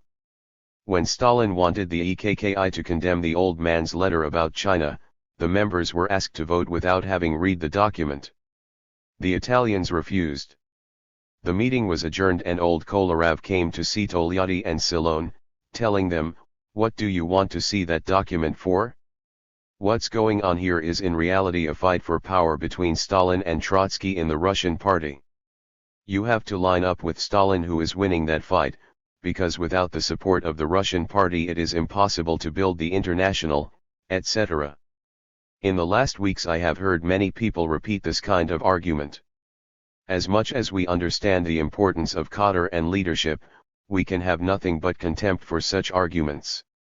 Surely, Trotsky and the Trotskyists didn't break with the Soviet state in order to repeat the same type of unprincipled bankrupt politics on a petty scale. We shall never stand for it, never, never. Among the many correct things Comrade Cannon has been saying for a great many years was that beautiful sentence on the party becoming suddenly a prison for people with wrong ideas or under pressure of hostile forces. When that happens, every petty incident, every misunderstanding is used to kick up constant violent fights. I ask you, Comrade George, why has the International suddenly become a prison for the American majority? Why do they suddenly attack in a ruthless, disloyal, unpolitical, and slanderous manner a leadership with which they have been associated in the closest manner, with which they have been so intimately collaborating, and to whose construction they contributed more than anybody else. The International has neither provoked, nor attacked, nor threatened the SWP majority in any manner whatsoever. Why did this majority feel itself suddenly like in a prison in that International? Why do they undertake one step after another to break out of that prison? It will be difficult to answer that question without noticing a grave danger to the future of the SWP and its leadership, for anybody who is a principled Trotskyist. All political differences which may have been arising on matters of interpretation or tactics toward the events in the USSR since Stalin's death could 744 have been discussed calmly and easily without even leading to a faction fight. I'm quite convinced of that. Because inasmuch as there are real differences, not cynical slander, they are yet of a minor nature. Such a discussion could have been useful if it had been first led in such a manner as to prevent premature crystallization. Even after that crystallization it would have been a lesser evil. But with organizational measures, reprisals, threats, and ultimatums, the International will not compromise. Our movement, which is still very weak, will collapse before bigger enemies, if its leadership will not uphold the basic principles of its discipline and political cohesion. To the surprise of some clever despisers of scribblers, we shall show the movement that we shall be quite able to defend it in an efficient manner against any attempt to disrupt it. I'm still ready for any initiative or any move which could eliminate the threat of a major split in the international movement. If you could suggest anything useful in that line, I'm willing to listen to any suggestion, to undertake any action, privately or officially, as long as it is not a betrayal of our organizational and political principles. If anything can be done to avoid the catastrophe, it would be criminal not to attempt it. But you will believe me that I have little hope left after what happened. Warmest greetings. Ernest. To Germain. December 3, 1953. Dear Ernest. Thanks for your letter dated November 15, the same date as the letter to the leaderships of all sections by the Ones Bureau, to which you also signed your name. I answer your letter, and in part that of the Bureau, not only out of friendship's sake, but also because I have always felt closer to you politically and methodologically than any of the other European comrades, and because I have always highly valued your contributions to the movement and want you to avoid making a terrible mistake. If this reply is poorly organized, it is because I have so much to say and so little time to say it in, and I hope you will make due allowances.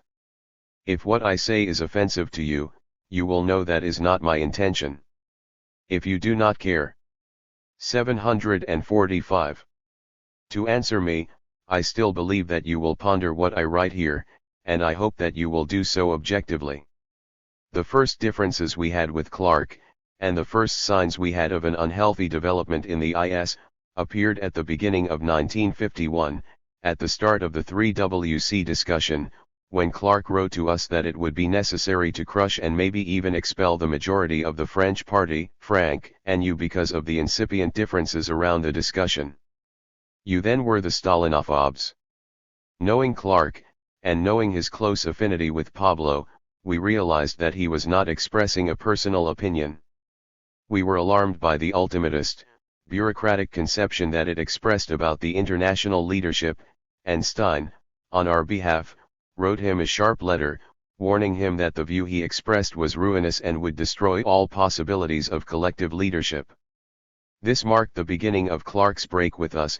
As he told us at our May plenum, our reproach to him was a stab in the back. Evidently, however, it had a restraining as well as an embittering influence, because although he wrote us back a hot letter, he decided he had to be more careful. We were all happy to see a united IS leadership emerge from the discussion.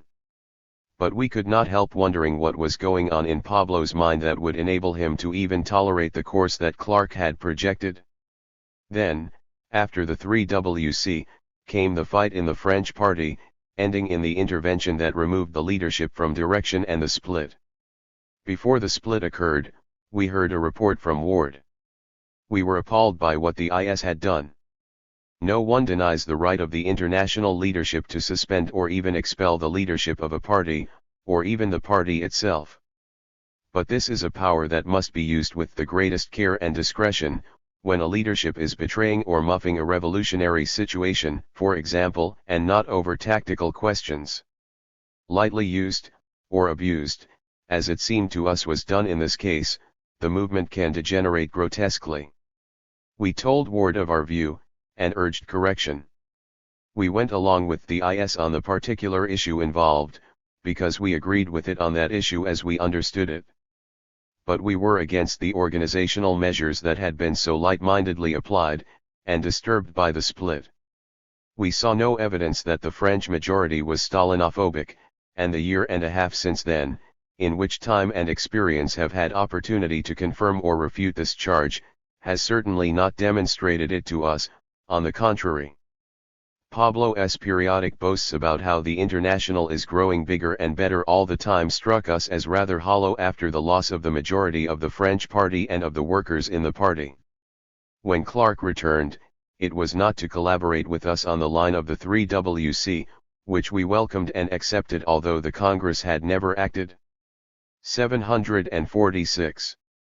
On our amendments because Clark, in consultation with Pablo, had burned them, hardly an act of the maturity and principled conduct that Pablo claims, but to fight us, in the same way that he had fought the French party. As you say, the minority has for 2 years been trying to put itself in the position where it would appear to be the defender and representative of the International, rather the ones, and still more precisely, Pablo. I don't claim to be the first to recognize what Clark was up to, on the contrary, I was among the last. He proceeded to form an unprincipled combination of those who blamed our difficult objective situation on the leadership, those who were looking for a bridge out of the party, and those who had become so disoriented by the new situation in the world that they took the 3WC line to mean that Stalinism is the wave of the future, everywhere, including countries like the US, Ceylon and Bolivia. Knowing Clark, both his limits and his strong side, some of us began to wonder about the source of his arrogance and assuredness as he set out to divide the party over a line that all of us had agreed on. And when he began to recruit people on the ground that he really represented Pablo and that the party leadership did not really accept or understand the line it had voted for, there was a growing uneasiness as to just where Pablo did stand. When a member of the minority broke away from it and informed us of what basis he had been recruited on originally, we felt it necessary to let Pablo know about it, in order to clear the air. But Pablo refused to give us a clear answer. He refused to say that Clark's claim was a lie. His reply was evasive and weasel-worded. To us this was not the behavior of a principled collaborator. Abe Lincoln was fond of the story about the backwoodsman engaged in a struggle to the death with a bear, and the man's wife who watched the struggle and showed her impartiality by shouting, "Go it, husband! Go it, bar!" In the American view, this is not real impartiality, considering the relation of the woman to the man. Throughout its history our party has been accustomed to getting the support of the International against all revisionist developments that arose in our ranks. We always got it from Trotsky, that is sure. But perhaps the is, not as experienced as Trotsky and not as well acquainted with our minority as we are, did not yet recognize its revisionist character. Good, or at any rate if not good, then at least understandable and permissible temporarily. But under the circumstances, if the IS was hot to help us against the revisionists for whom our party had become, yes, a prison, then the least that we could expect of its members was that they should not give backhanded help to the minority, which was what Pablo was doing when he refused to disavow the minority's claim of his support. Was this too much to expect from one with whom we had collaborated in the most loyal fashion? Against our wishes the 747. Conviction began to grow that apparently it was too much to expect. Try to put yourself in our position, Ernest, wouldn't you have been put on guard by all this? At the May plenum we defeated the minority, and extracted from them a pledge to abide by majority rule. Put on our guard by Pablo's evasions and feeling that the truce in the party could last only if the minority did not see a chance for help from outside the party ranks, we decided to investigate Pablo's attitude. Read non-factionally, that was the purpose of the Tom letter, to discover the reason for Pablo's attitude in the past, to be alert to his moves in the future. I do not have the letter before me, but it, or the speech on internationalism and the SWP, explicitly stated that we had no intention of making the first hostile move on the international field. How then was this a declaration of war against Pablo or anyone else? No, it was a declaration that we were on our notice, and after what had happened, we would have been fools to take any other attitude. Meanwhile, we intended to remain in a state of military discipline in our party just as the minority was, until either the differences were resolved or the fight broke out anew. This is the simple truth. The minority's different interpretation was factional from beginning to end, the pretext, not the reason, for breaking the truce and renewing a fight that could only end in split. I come now to the charge that our course has been unprincipled in this fight, in contradiction, as you admit, to our entire past. Their 100% about face of today dates only a few months back. How then to explain it? When were they sincere, when they affirmed their total solidarity with the line of the Third World Congress, or when they today affirm, with an unheard of cynicism, that we are quite simply Stalinists and even agents of the GPU? One's Bureau Letter, November 15. This is what we call a "have you stopped beating your wife?" question. Has it occurred to you that it is possible both that we were sincere then and are sincere today? I leave aside the tendentious way in which the quotation is phrased. At any rate, please consider the possibility. About our sincerity and the principled character of our support of the general line of the 3WC, there never was any doubt. I can assure you of that personally, Ernest, because I was among the last to understand and come to agree with this line, and I was aided in this not only by the general correctness of the line but by the patient, persistent and helpful persuasion of most of the majority leaders. What reason was there for them to do this if they secretly did not accept the line or had so many reservations about its correctness? It wouldn't make sense, and it flies in the face of our whole tradition. We were all sure that the 3WC line was not the real basis of our differences with our minority, and that is not involved today either. No one will profit except factionally in trying to rewrite this section of our movement's history. As to our relative understand. 748. Ing of the line, we did not interpret it to mean a tum to the American CP, and could not.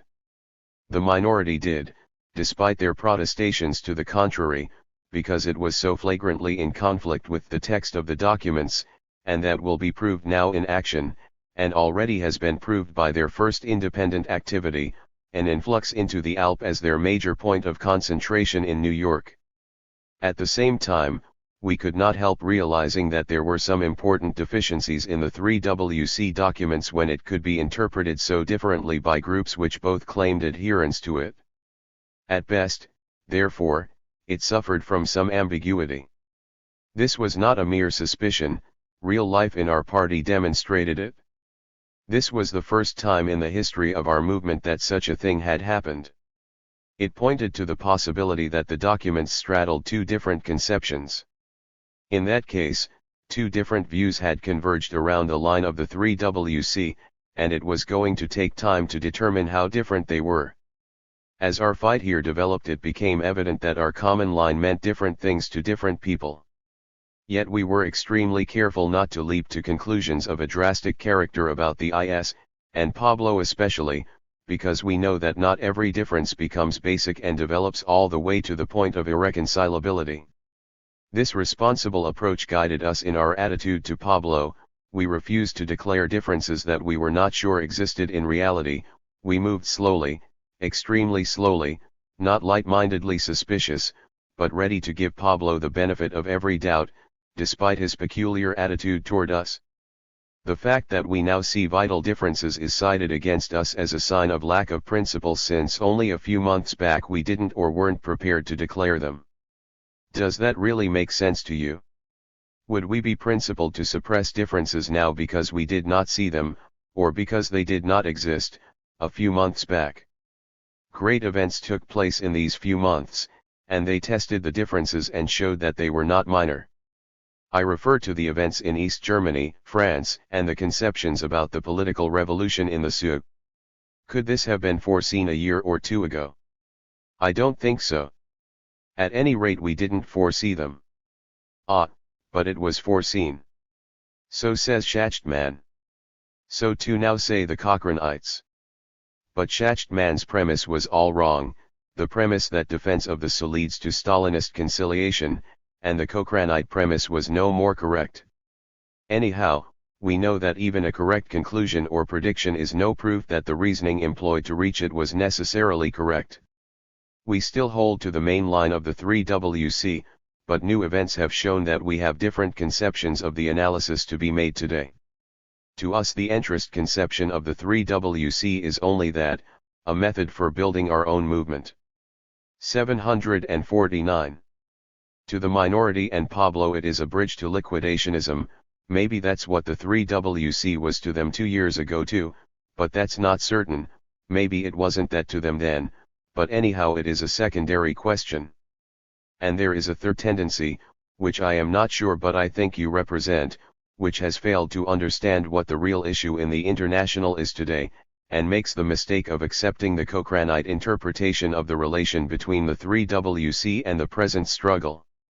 Try to get it clear, Ernest, this is not a fight over the 3WC. We have been angered by the devious, and miseducational campaign of the minority to make something sacrosanct of the 3WC. A WC is only a WC, it's not for all time.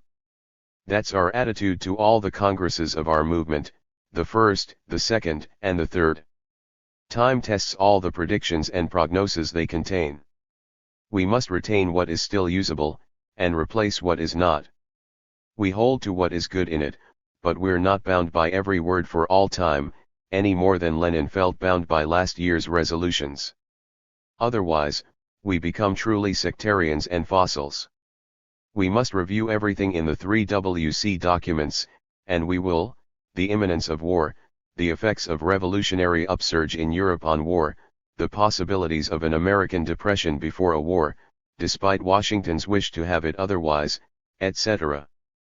We no longer will permit our movement to be frozen in its thinking by our minority's campaign around the 3WC. To us the 3WC documents as written contain no support for liquidationism or conciliation, not when they were written, not now. And if it did, which I deny, although I admit it's a valid question for examination in view of certain ambiguities in the text, then it's our job to correct it now. What's unprincipled about that? The same criteria apply to leadership. The fact that we supported Pablo up to a certain point and don't after that point is no proof that we're unprincipled, unless it can be shown that he hasn't changed, and that can't be shown. We went along with him at the 3WC for any reason, we agreed with him, or thought we did. We broke with him for one reason, we found ourselves in disagreement with him on basic issues. What's unprincipled about that? We weren't liquidationist or conciliationist then, and as far as we could make out he wasn't either. We aren't liquidationist or conciliationist, now, but the test of events shows that he is today. What could we do but break with him? Wouldn't it have been unprincipled if we hadn't? I must add here that a genuine Pablo cult has been developed by the minority in this country.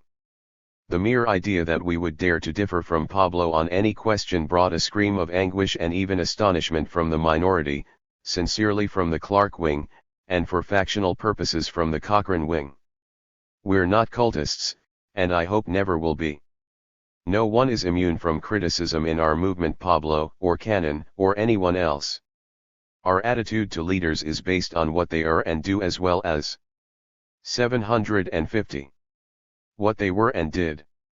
The hand-raisers are not on our side, despite all the slander to the contrary, as you will find out yourself if you choose to associate with the Cochranites.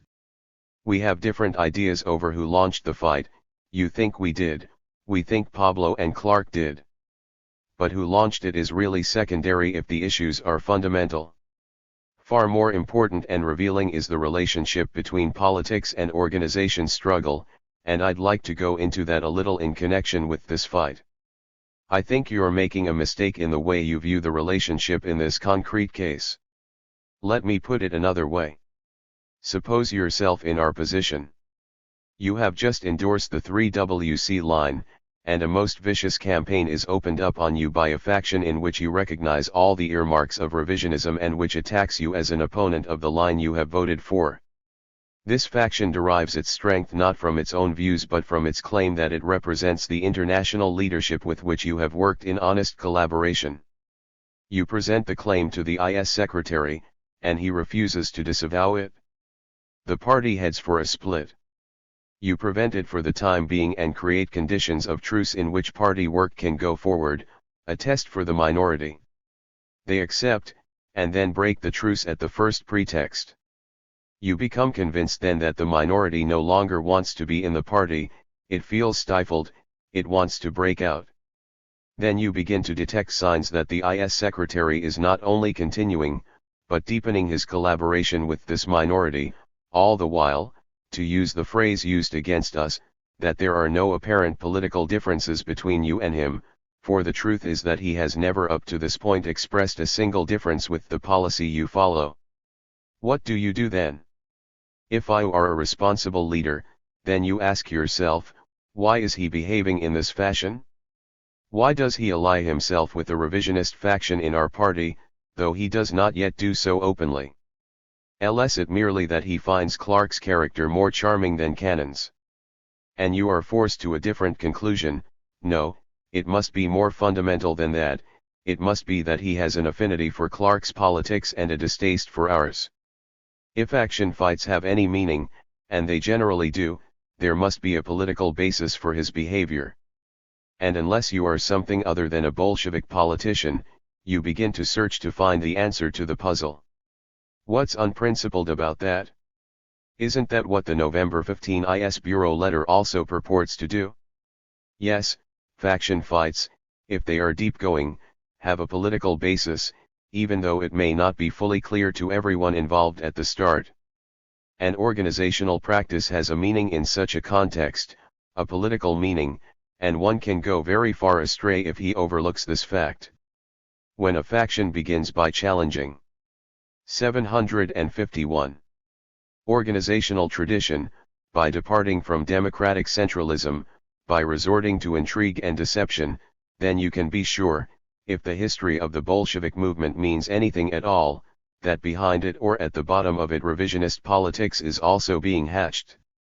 The way the minority faction was formed, the way it conducted itself, was even more revealing than the political arguments it found it expedient to put forward at the start, halfway arguments, half-presented arguments, the traditional method of revisionists, who naturally cannot begin by fully presenting their own real views at the beginning. What applied to the minority also applies to its behind-the-scenes ally and protector, Pablo. There must be, some political basis behind his role, we concluded. But even so, when the IS resolution on the rise and decline of Stalinism arrived, we did not leap to rash conclusions, and we weighed the matter carefully. I don't mind telling you my initial reaction. I thought it was on the whole an excellent document, despite some deficiencies and ambiguities I wanted to question you about, as I said in my letter to you. There were others who shared this view. We began to discuss our attitude toward it. There were those who thought that we should prepare a number of questions to be submitted to the IS to clarify ambiguous or uncertain sections, with the thought that depending on the replies we would either vote for the document as it was, or propose amendments, or prepare a counter-document. One thing we were sure of: we did not again want any document adopted unanimously, after which we would be confronted with the same situation that arose after the 3WC, when we were told we did not know what we had voted for, that we were not carrying out the line, etc. We had barely begun the discussion among ourselves when Clark put out the FI, without showing it to the majority of the editorial staff, which contained his new thesis about the sharing of power between the bureaucracy and the workers as an alternative to the revolutionary upheaval of the masses against the bureaucracy. This revision he labeled as political revolution, and, he assured us, it was in full accord with the resolution on Stalinism. Is it hard to understand that this decided to make us take a second, third, and 100th look at the resolution? The text of resolutions is important, but I need not tell you that we have learned that in the hands of unscrupulous people the text itself alone is not enough to indicate the real line intended. And it soon became clear to us that whatever you, the author of the resolution, may have meant by it, and whatever we thought it meant, Clark, and Pablo, clearly meant something else. Such a resolution, whatever merits it may have, is inadequate under such circumstances. 752. Then came the IS letter of August 10, signed by you, Frank and Pablo. I don't have the documents before me, but I recall that you said you had seen Cannon's speech and letter and were distressed by their false implications, etc. You also said twice that you did not intend to do anything about it. Because of the French strike, we did not receive the letter until August 31. We began to compose a reply. Before we had finished it, and without waiting for the reply, the IS 3 days later sent another letter. This one was not signed, I assume, and hope that you had left on your trip by then. The tone of this was altogether different, although nothing new had happened in the meantime. Pablo denounced us for the latest issue of the FI. What was this issue? It was the one in which, in the most guarded language, we let the readers know that we repudiated the conception on sharing of power that Clark, in violation of his post, had smuggled into the previous issue of the FI. In addition, we reprinted without comment Pablo's own article on the post-Stalin period, despite our strong opposition to much of it. What did this mean? One would have to be blind not to understand it. Pablo, instead of congratulating us for repudiating a revisionist article, was condemning us for doing so. To us that spoke more clearly than 1,000 resolutions as to where he stood in the fight against revisionism. Furthermore, he demanded that we stop printing what we were saying about the Soviet Union, Germany, etc., because our articles were not in line with what he was saying. This, mind you, in the midst of a pre-World Congress discussion, on the events on which the International had not yet adopted a position. And to make his attitude clearer yet, he attacked us for distributing our bulletins directly to sections, instead of through the IS. In other words, he wanted us to publish Clark's line and held over our head the threat that if we didn't we'd be acting in violation of the 3WC, which never even took a line on these questions, and he threatened us because we were distributing bulletins in a way we have been doing ever since our movement was formed, with the knowledge and approval of the IS. To us, it was clearly an effort not to promote an international discussion on a correct and objective basis, but to strangle the discussion by creating an atmosphere of organizational threats which could only muddy up the political discussion. This was followed by his organization of a faction in Britain, followed by what for me was the final straw. He had asked us to meet with either you or him. As soon as we heard that your trip, unlike his, was actually going through, we accepted. On the same day that we got your letter saying that for financial reasons you might not be able to complete the trip, to which we replied in a wire you may not have received that we would raise the money for the completion, we got a letter from Pablo informing us that it would not do for us to meet. 753. With you because you were not an official representative. What had changed your status from Ceylon to here he did not explain. But it was plain enough that something had changed. All this, plus the political issues clarified by East Germany and France which I do not go into here because they are in our letter, which by this time you have seen, cleared away the last doubts. We were dealing with a revisionist opponent who did not scruple to use his post for the most devious maneuvers and deceptions. He was bent on splitting the British party because the majority there opposed him just as he had done in France. Turning minorities into majorities, while the real majority is expelled, is his forte, also known as great advances on all fronts. He was bent on splitting our party too, and that was what his allies proceeded to try to do here. Perhaps we were late in recognizing this reality. Perhaps we did not recognize it in the ideal order, from theory to politics to organization, but in another order. But we have recognized it now, and we will fight it to the end. Lenin, you may recall, failed to recognize the revisionist ulcer in the Second International until the war showed him what Trotskyism was. This took him a long time.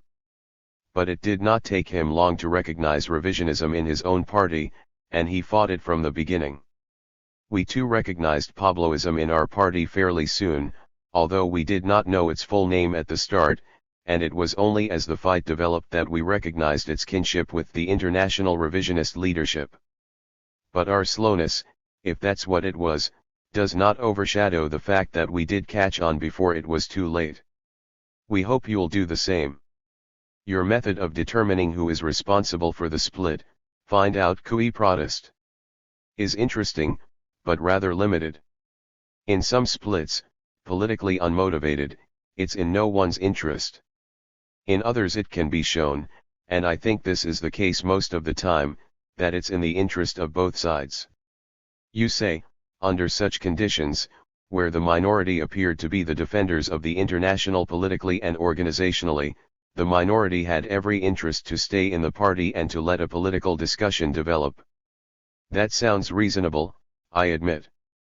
If I was in such a situation as you describe, that's probably what I would do. I'd not only want to remain in the party, but I'd fight to remain in, and I'd subordinate every other consideration of an organizational character to stay in just so long as I'd have the right to continue to present my political views. But the question then arises, why didn't the minority do that? Why, on the contrary, did it follow precisely the opposite course? Why did it start sabotaging party work? Why did it insist that it was bureaucratic for the majority to publish its plenum resolutions in the magazine unless it also published the minority resolutions? Why did it discontinue daily 754 activity? Why did it withhold party funds? Why did it insist that there could no longer be educational discussions in the branches but only debates, even on the origin of the family? Why did it refuse to accept the offer to run Bartel for mayor in New York? Why did it refuse to allow a debate on East Germany? With regard to your explanation on the slogan or withdrawal of the troops in East Germany, I don't find it very strong. The fact is that in action the masses were demanding such a withdrawal, whether or not they raised it vocally, and while I won't dispute that point, we have considerable evidence that they did, and it was our job not only to repeat what they were saying but to go beyond that and raise the slogans that were needed, even if the masses were not in position to voice them then. This whole business of East Germany, which I can't go into properly here, was most revealing to us. When the news came, we were happy, elated, the faces of the Cochranites became grim and moody. It was evident even physically that the news was not welcome to them. They no longer wanted to learn from events. And one of their top leaders, not a rank and filer, told us that it was correct not to demand the withdrawal of the Soviet troops because that would play into the hands of us imperialism. That was how the American Pabloites were educating their followers, not along the lines of your explanations. And why did they impose faction discipline on all their members, subject to expulsion from the faction, not to attend the 25th anniversary meeting in New York? Is that the behavior of people who think they have every interest in remaining in the party? Is that the kind of behavior that supports your theory? The truth is that there was nothing in the world that could keep them in our party any longer, at least not on a basis acceptable to the practices of democratic centralism. They were eager to go, they were wild to go, not even a brick wall would have kept them from going, and as they left they heaved a sigh of relief. Only 5 of them were suspended by the plenum, the others could have remained by simply repudiating the anti-party boycott, and without giving up any of their rights as a minority, including the right to differ on the suspensions or the 5. But they didn't even respond to this possibility, they fled. This is the only revolutionary party in this country, the only one that has a generally correct position on all the basic questions, but they were acting under pressures that made it impossible for them to remain any longer as a minority within it. There was also another reason, to which I will return. As for us, we had no intention of trying to do the impossible. Moreover, we had no intention of destroying the party in the process. What kind of party would it be if we surrendered to such a boycott without any disciplinary measures? If they could get away with that, what couldn't they get away with? It would mean the end of the party as a disciplined organization. That price, 755, would be too high to pay under any circumstances, and we certainly would not pay it under these. There was another reason why they wanted to leave now, and I will tell it to you in case you do not know it.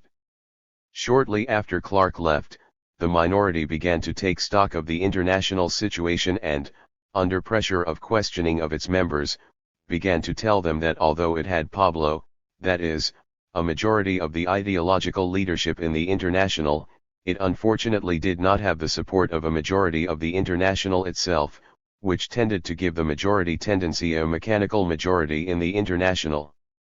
Simultaneously Bartel and others began to denigrate the size and influence of the International just as he did that of the SWP after it became clear that they had the support of no more than 1/5 of our members.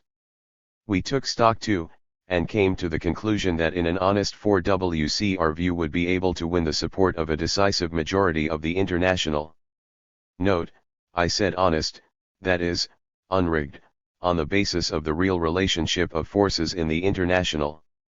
But that was just the rub. Neither Pablo nor the Cochranites wanted an honest Congress to settle all questions. That was the reason for their raising organizational questions to embitter and confuse the atmosphere. That was the reason for their wanting and organizing a split in our party and in the British party. With such splits, Pablo would use his position to recognize the minority in each case, and thus come up with a majority at the we, as he showed he knows how to do by the French split.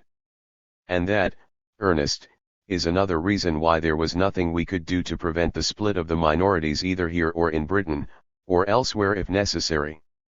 You refer to Cannon's remark about the party suddenly becoming a prison for those under pressure of alien forces. You don't try to explain why that happened to our minority, or maybe you haven't yet figured it out.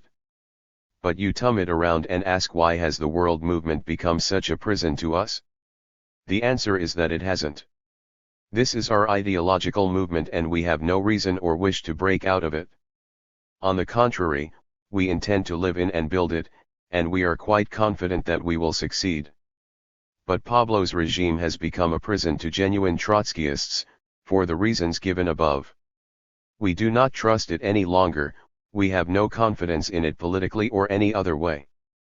We see an irreconcilable conflict, and we propose the genuine Trotskyists replace the Pablo regime by a Trotskyist regime, free of all trickery and manipulation and guided by a line that will be both orthodox and alert to all the revolutionary opportunities for building the party of world revolution. We hope that you will join in this work.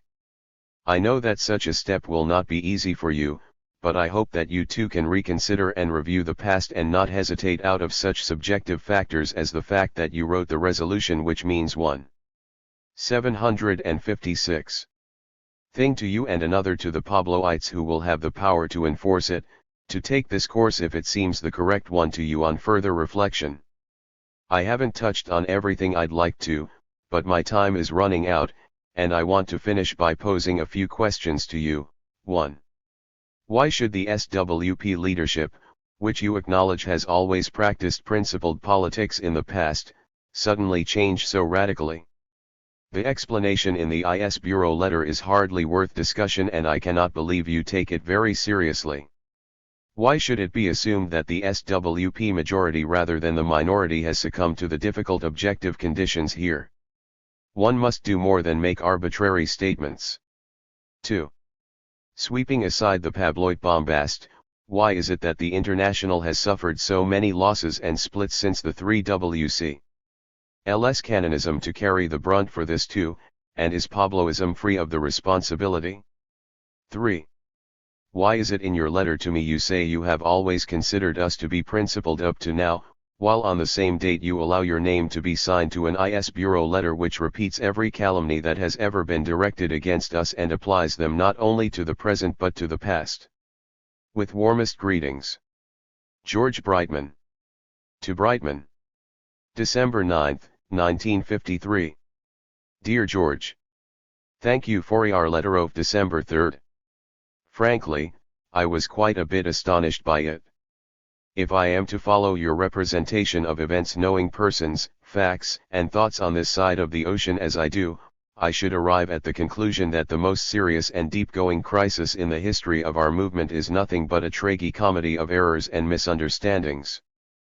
Pablo failed to write explicitly to Cannon that Clark was not his agent and that he had neither instigated nor advocated nor even supported the minorities' faction fight, a fact which stands established not only from what I know but from the very letters of the minority itself. The second IS Bureau letter of August 1953, which, it 757, is true, I did not sign because at that time I had already left, destroyed the positive effects of the first letter. The IS failed to express its disagreement with the idea of sharing of power in the USSR, with which it most certainly disagrees. I myself didn't get in time, money and mandate to arrive in Canada. If all these small incidents wouldn't have happened, i.e., if Pablo would have given the clear answer asked for, if there wouldn't have been a second August Bureau letter, if we would have published have a criticism of the sharing of power idea, and if I would have succeeded to complete my trip with a clear mandate in hand, by the way, I did not receive your cable, then there would have been no international split, no public attacks against the Stalinophile leadership of the FI, no break between the majority of the American cadre and the quasi-totality of the world cadre. Do you really believe that this is the way things usually happen in our movement? Of course, you were due to say that a posteriori, the split reveals deep-going political differences, differences of a fundamental nature, on basic issues, which, again a posteriori, justify the organizational course taken. Pardon me, what are these fundamental differences? If one cuts through the obvious slander contained in the paper's open letter, that the IS is revisionist, that it capitulates before Stalinism, that it is working consciously and deliberately to liquidate the FI, one sees differences in appraisal of the events following Stalin's death in the Soviet Union and the glassy countries, one sees differences in policy toward the workers' uprising in Eastern Germany, one sees differences in estimation and approach toward the public servants. General strike of August 1953 in France. That's all. Even to arrive at that sum, it is necessary to stretch things quite a bit. I myself have failed to grasp till today the differences in approach to the Eastern German events, for example.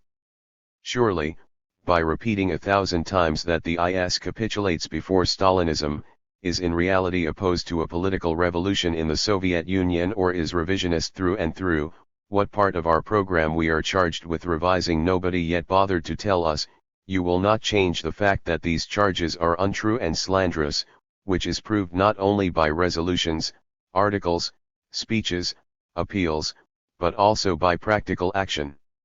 Now all the differences which are till today actually revealed are of course of a tactical nature. They don't put a question mark on any of the basic principles of our estimation of Stalinism and the USSR. They are, in fact, slighter than the differences between the French majority and minority in 1951–52, differences which involved the whole of the practical work of that section and which, nevertheless, in your opinion remained purely tactical. They are certainly slighter than the differences between the 1940 majority and minority in the USA, differences which, in the old man's opinion, wouldn't have necessitated a split even. 758.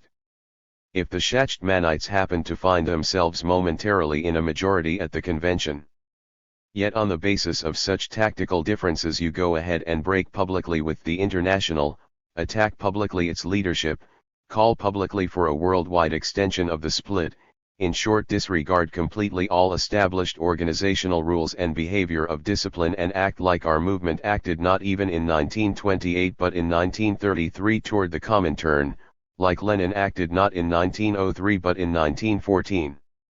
This is a principal difference, the main and only fundamental difference which I see at the present stage of the fight, the overthrow of the principle of one world party in a manner which, I regret to have to repeat this, I cannot characterize otherwise as criminally light-minded, irresponsible, and cynical. I don't know if you understand how we, and I don't say this for 5's members but for the great majority of the world movement's cadres, felt about this action of yours. For us it denotes a basic break with the principle of the World Party, which is the only organizational framework in which our movement can be built. One doesn't break with an international for tactical reasons. One doesn't break with an international because, hypothetically, it is wrong on the issues of your own country. One doesn't break with an international even when the first basic principle differences develop. One sees in an international a whole epoch of world history and of the development of the labor movement. One breaks with an international when it has finished its historical mission. Remember when Lenin and Trotsky broke with the Second and Third International, after the betrayals or 1914 and 1933. Historical betrayals of such a dimension as the capitulation toward the imperialist war or the fascist dictatorship were necessary to convince our principled masters that the international they lived in till that time had become hopeless and could not be reformed any more from within. Even when such grave events happened as participation in a bourgeois government and acceptance of this betrayal by the Second International, Lenin didn't break with it, not because he underestimated or misunderstood the gravity of the event but of course because he rightly thought that one had to correct these deviations from within. When such grave events happened as the betrayal of the general strike in England with the co-responsibility of the Third International or, worse, the betrayal of the Second Chinese Revolution, Trotsky did not break with the Comintern, did not bring the conflict out in public, did not attack in the public press a single time the criminal leadership of the Third International. He didn't even do that when mass expulsions of left oppositionists had already started, and he and his followers were ready to accept discipline even after 1927 if only they would have received the right to defend their positions inside the movement. Was this course wrong? Did it prove, like Schachtman and other neo-Mensheviks today? 759. Have discovered, that Trotsky underestimated the degree or degeneration of the Comintern? Not at all. This course was the only principled course to be taken, i.e., the only course which corresponds to the Marxist understanding of the meaning and the role of the Workers' International. Now compare with this principled attitude of our masters on the basic question of international democratic centralism the attitude of you people. Let us admit 1 minute that all your suspicions and misgivings about Pablo, in fact the IS myself included, were correct. Has the IS betrayed any revolution? Has it done anything comparable to participation in a bourgeois cabinet or allying itself with counter-revolution in the midst of a growing revolution? Have we lived our 1923 or our 1927, not to speak about our 1933? Surely the very question sounds so incongruous that no one can hesitate 1 second how to answer it. Surely, all differences, should then be exposed first inside the movement, probed and discussed inside the International. Surely then the correct course to follow was to attempt reforming the movement misled by Pablo from within. Surely then the correct course to follow was to come to the normal leading bodies of the International, to bring the differences before these bodies, to wait for the verdict of these bodies and, in case this verdict would be negative, to start patiently convincing the rank and file of the incorrectness of the leadership's decisions, culminating in a proposal to the next we to do away with that leadership. But what you did was in fact to pick up the characteristic Schachtmanite IKD sentence of Phi 947-48, to disregard all is, me, we and to address yourself to the real movement. Which is this mysterious real movement, outside of the normal sections and the normal leading bodies of the International? You say you don't want to quit the International, you want to live in it and to build it? You say only the Pablo regime has become a prison to you? Pardon me, haven't we heard that before? Didn't all the people who run away from us use the same subterfuge? Didn't they always claim in the States they ran away not from the Trotskyist organization, but from the Cannon regime? Doesn't Schachtman claim even today to be a genuine representative of the real Trotskyist movement? Unfortunately, Lenin, and Cannon have educated us to be very suspicious of people who love the movement a lot but just hate the regime and therefore betray the organization. You think the Pablo regime is bad. That is your full right. You want to fight that regime. We may disagree, but we certainly will not deprive you of your rights to do so within established rules of organizational behavior. But when, under the pretext of breaking with the regime, you publicly break discipline and trample down with heavy boots of military factionalism the normal framework of international democratic centralism, anybody with some 760 experience will tell you, please drop these silly pretenses and speak out openly that you broke with the FI as an established organization, with its established leadership and statutes, whatever may have been the reasons which led you to do such a thing. The old man never played around with the fact that Stalin succeeded in precipitating a split between the left opposition and the Comintern, not just a break of the left opposition with the Stalin regime. That split he considered at that time historically unjustified. You, by your action, consider today the break between your part and the FI, not the Pablo regime, as inevitable and justified. That's where you act in the most cynical and unprincipled manner imaginable. You say you have the support of the world movement, but that this would not find expression in a rigged world congresses. This is again a subterfuge too cheap to be used in our movement. Either you consider the FI your organization, whatever may be the regime and its tactical mistakes. In that case, surely, you could find or at least propose some organizational device for rigid guarantees of internal democracy. Why, even Schachtman found them as late as 1947, and God knows he had more fundamental differences with the FI than you people have. We could get together any time and draft rules of representation of sections which would satisfy everybody, example give voting rights to all sections or expelled groups of sections which were members of the movement at the time of the Third We, or any other expedient. If I were really eager to have a democratic we with all members expressing their opinions, there could be no difficulty in finding such a device. If I thought you had the slightest chance to get a majority or even a strong minority under such circumstances, you would have rushed forward with such proposals, as in fact you intended to do first if I'm not mistaken. You would have sent your criticism to the me, prepared a strong plea for the we and fought it out in that forum. But that precisely is the course you have not taken. You have acted implicitly on the presumption that the FI is no more your organization, that you don't want to abide to any discipline regardless of the fact that you are a minority or majority, that whenever the movement puts you in a minority you will grandiosely disregard the movement. That is the meaning of disregarding us, me, we, etc. That is the meaning of this new talk about a rigged we. In that frame of mind, any we is going to be declared a priori rigged if it places you in a minority. This opinion was already clearly expressed in Cannon's speech on internationalism. Suddenly he discovered that, in opposition to what had been his practice in his own party and his advice to us in the past, one had to be extremely liberal in the International. Suddenly he discovered that the International was composed of weak groups, that the International leadership was even weaker and especially young and unexperienced, and that under these 761 conditions it should limit itself to ideological work and advice, i.e., it should dissolve the movement as a world party and keep only a federation of national sects, an international letterbox like the old man used to call contemptuously similar set UPS of the pre-war centrists. What else was the meaning of this sudden revision of our basic organizational principle, democratic centralism on a world scale, if not the fact that your party's leadership was not going to recognize any discipline towards international bodies in which it happens for once to be in a minority? What else was the meaning of the mechanically theoretical justification Cannon tried to give to this behavior?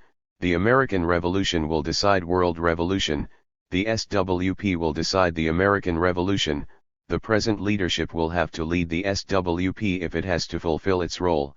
Therefore the fate of world revolution hinges not on the building of the FI as an organization but on the permanency of the SWP leadership. Therefore, the basic allegiance of the world Trotskyist has to be not to the FI as an organization, it's much too weak, but to the SWP leadership. The same opinion is even more clearly and naively expressed in your own letter, dear George. You write about Pablo's letter in answer to Cannon's request concerning his dissociation from the minority, that this answer was not the behavior of a principled collaborator. You write that throughout its history our party has been accustomed to getting support of the International against all revisionist developments that arose in our ranks. You write, was this too much to expect from one, with whom we had collaborated in the most loyal fashion? In other words, you only saw a relationship of friendly collaboration, with an individual, not a relationship of organizational allegiance to a world organization. What do all your sentences mean but one single thing, that your adherence to the world movement is subordinate to complete and full endorsement by the international leadership of every single move of your party's leaders? That, in other words, your basic organization is the SWP and not the FI, and that the FI is only accepted, tolerated, and helped with freedom of criticism as long as it goes along with the SWP leadership. Can't you visualize how the world movement reacts to opinions like these? Don't you see this is exactly the same thing Stalin asked for the Russian party in the mid-20s from the Comintern, and got away with it, and destroyed the International for that reason? Can't you visualize a situation in which, not because of sordid maneuvers, but for valid even if you think incorrect political and organizational considerations the international leadership may disagree with your party, may want to end a faction fight by a compromise and not by a split, may have misgivings about the political turn the fight takes, without therefore either aiding and abetting that fight or becoming ipso facto pro-Stalinist, revisionist and liquidationist? If you can't visualize such a move. 762.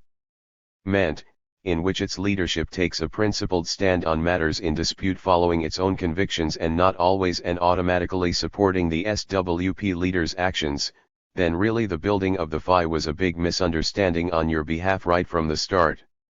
You will never build a Trotskyist international with people ready to act in that way, real agents in the worst sense of the word. You will only build an international clique. Is that what you want? Perhaps it is not unnecessary to repeat once again that it was never in Pablo's or the IS's or the IX's intention to remove from office the present SWP's leadership. Only a mind grotesquely distorted by fear can conceive such a ridiculous proposition. Even if we thought, and wrote, that Hansen's article on Stalinism was not very good or that we didn't like the harsh tone of the discussion, this surely does not imply such diabolic intentions. Isn't it the right of an international leadership to judge things in their own merit? But I'm afraid Cannon himself did not believe the story that Pablo wanted to remove him from office.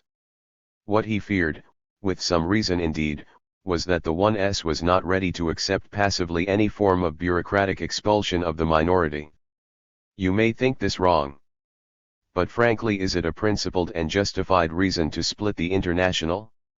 In the mass movement, the masses themselves put a check on all irresponsible factionalists and splitters.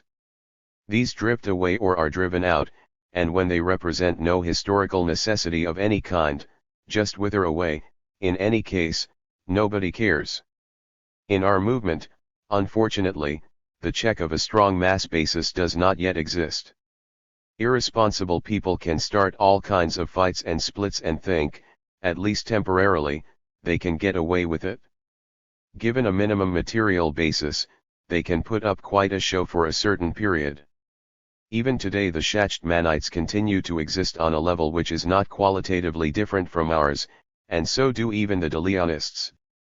Under such conditions, in a movement like ours where every talented cadre looks upon himself as a Lenin or Trotsky in being and where sad experiences of the past have taught everybody to be oversensitive for ideological nuances, there would be an uninterrupted series of brawls and splits without some basic loyalty which checks such people.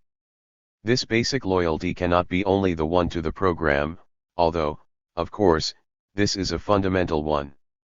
It is well known that a common program has never prevented a periodic appearance of tactical differences and will never do so. Therefore, there is only one basic loyalty possible to keep our movement together, the loyalty to the international. One has to penetrate oneself in one's most intimate consciousness with the conviction that the international, not only as a program or a body of ideas but as an organization with a given structure, represents all hopes of mankind in our epoch. Thousands of people have. 763. died, not for Cannon or Pablo or the SWP nor even for the old man, but for that international. To split the international before it has demonstrated its inadequacy in events of colossal historical scope is a real crime against the labor movement. It is 1,000 times preferable to find some organizational modus vivendi and to have confidence in the ultimate lucidity of our world cadre, a healthy cadre, which in due time will correct all mistakes it occasionally makes. As long as everybody does not adopt such a rule of behavior, any national section or faction of a national section will be liable to split away light-mindedly on the basis of some occasional difference or organizational dispute. We shall never be able to build the movement as long as people show such an attitude. And that is precisely the attitude your leadership has shown in an extreme manner during the final stage of the present dispute. Surely these ideas are neither new nor surprising for you. You yourself express the very same principles, when you think of your party on a national scale. You write that if you would happen to find yourself in some tactical difference with your party, but would be sure of the support of the majority of the world movement, isn't that what you claim today for the SWP majority? You would then act in the following manner: I'd not only want to remain in the party, but I'd fight to remain in, and I'd subordinate every other consideration of an organizational character to stay in just so long as I'd have the right to continue to present my political views. I am therefore justified to ask, why didn't you people act in this same way, on an international scale? Why on the contrary did you follow the opposite course to rush out and denounce the whole outfit as pro-Stalinist and liquidationist? Don't tell me you were afraid Pablo would have you expelled because you sent internal bulletins to all sections, or that you feared to be confronted with a rigged we. If one really wants to stay inside an organization, one always finds organizational expediencies for such kind of problems. So the question remains, why has the international suddenly become a prison to you? Because the IS wasn't ready to approve the expulsion of the minority, didn't give Cannon loyal support in his fight against the minority? But isn't this utterly unprincipled and cynical? Isn't this destroying the basic principle of internationalism, of democratic centralism on an international scale, of the meaning and mission of the fight? Need I add that what you think to be stages of Pablo's intrigue against the SWP leadership are mainly misunderstandings indeed? Need I add that Clark most definitely was not Pablo's agent, that Pablo urged him in many letters not to attack the party's leadership, to stop the fight, to accept every reasonable organizational truce? We shall publish the letters and you will be able to see for yourself. Need I add that our June 1953 IEC letter to your leadership, 764, was a genuine expression of satisfaction with the truce? Need I add that the second IS Bureau letter of August was a natural reaction upon the Stein document and all other many indications that you were rapidly heading for an international split? Need I add that Pablo wrote to you about my trip in the sense you indicate only because I had not yet received the information about the latest developments and was therefore unable to represent IS opinion after these developments? Need I add that even given all these misunderstandings, some organizational compromise could have easily been found at the eve of your last plenum? Really, the organizational procedure we have followed in the past should have warranted that to you. Didn't we discuss with the Bleib True Group for over 2 years, notwithstanding repeated and open breaches of discipline, recognized by Cannon himself as late as his May speech on internationalism? Haven't we cohabited with the Swiss section, which violently disagrees with us on every major political issue which cropped up since the end of the war? Even if you were so afraid of Pablo's apparatus, haven't we got a world cadre of fine comrades who think and judge by their own mind, their own convictions? Your party's action implies in fact a terrible contempt of the real world movement, which is only the sum of our sections. The break away from the movement is a logical outcome of that contempt. The political nature of that contempt is unprincipled through and through. As for its social nature, what name can you give it? Faction fights and splits have a logic of their own, dear George. This logic has already brought you in few months' time to a radical change of opinion on our rise and decline of Stalinism. Yesterday you thought it on the whole an excellent document. Today you accept Stein's view that it is the most revisionist document ever written in the history of our movement. To justify your retreat, you write, the text of resolutions is important, but I need not tell you that we have learned that in the hands of unscrupulous people the text itself alone is not enough to indicate the real line intended. You certainly need tell me that, for it is the first time I hear about it in our movement. The Stalinists used to tell us that all our theses, resolutions, articles, books, speeches, were of no importance. Important, you see, were only the hidden intentions of that arch-traitor, Trotsky. You try to get away with the same method in our movement, by simply substituting Pablo for Trotsky. You won't succeed, I can tell you that in advance. I told Bleibtreu the same thing 3 years ago. Ours is a principled, serious movement, a conscientious cotter. If you have misgivings about a document, you present amendments or counter-documents, and everybody will judge them for their own merit. But if you use the smear tactic, if you don't discuss what people say and write but what they intend and hide, i.e., what they don't say and don't write, you won't get the sup. 765. Port of any serious principled revolutionist. Cannon, not so long ago, wrote the very same thing to Renard. Have you already forgotten this serious lesson? It will not be possible to convince the movement that fundamental issues are involved in the suppressed sentence in the quotation of the transitional program or in one wrong sentence in Clark's article, sentence with which we disagree, I repeat once again. We shall put the suppressed sentence back in our document this very minute. We shall dissociate ourselves in the same document from any sharing of power ideas. You can't go on living just on intentions. You need more substantial nourishment. I shall answer presently your questions. 1. The immediate reason why the SWP leadership changed so radically its course of principled politics in the past is the fact that for the first time it was confronted with a situation in which it was not sure of the international support for its actions. This was a test of the seriousness of its international allegiance, and in this test it failed miserably. Underneath there is a reaction of self-consciousness and self-delusion towards the growing objective difficulties, an escape from reality of a sectarian type. I would add that objectively this is a result of alien class pressure, without saying that your party has already succumbed to that pressure. But breaking away from the FI definitively would certainly be a very bad sign indeed. 2. You are profoundly misinformed about the international situation if you think we have suffered so many losses and splits since the Third We.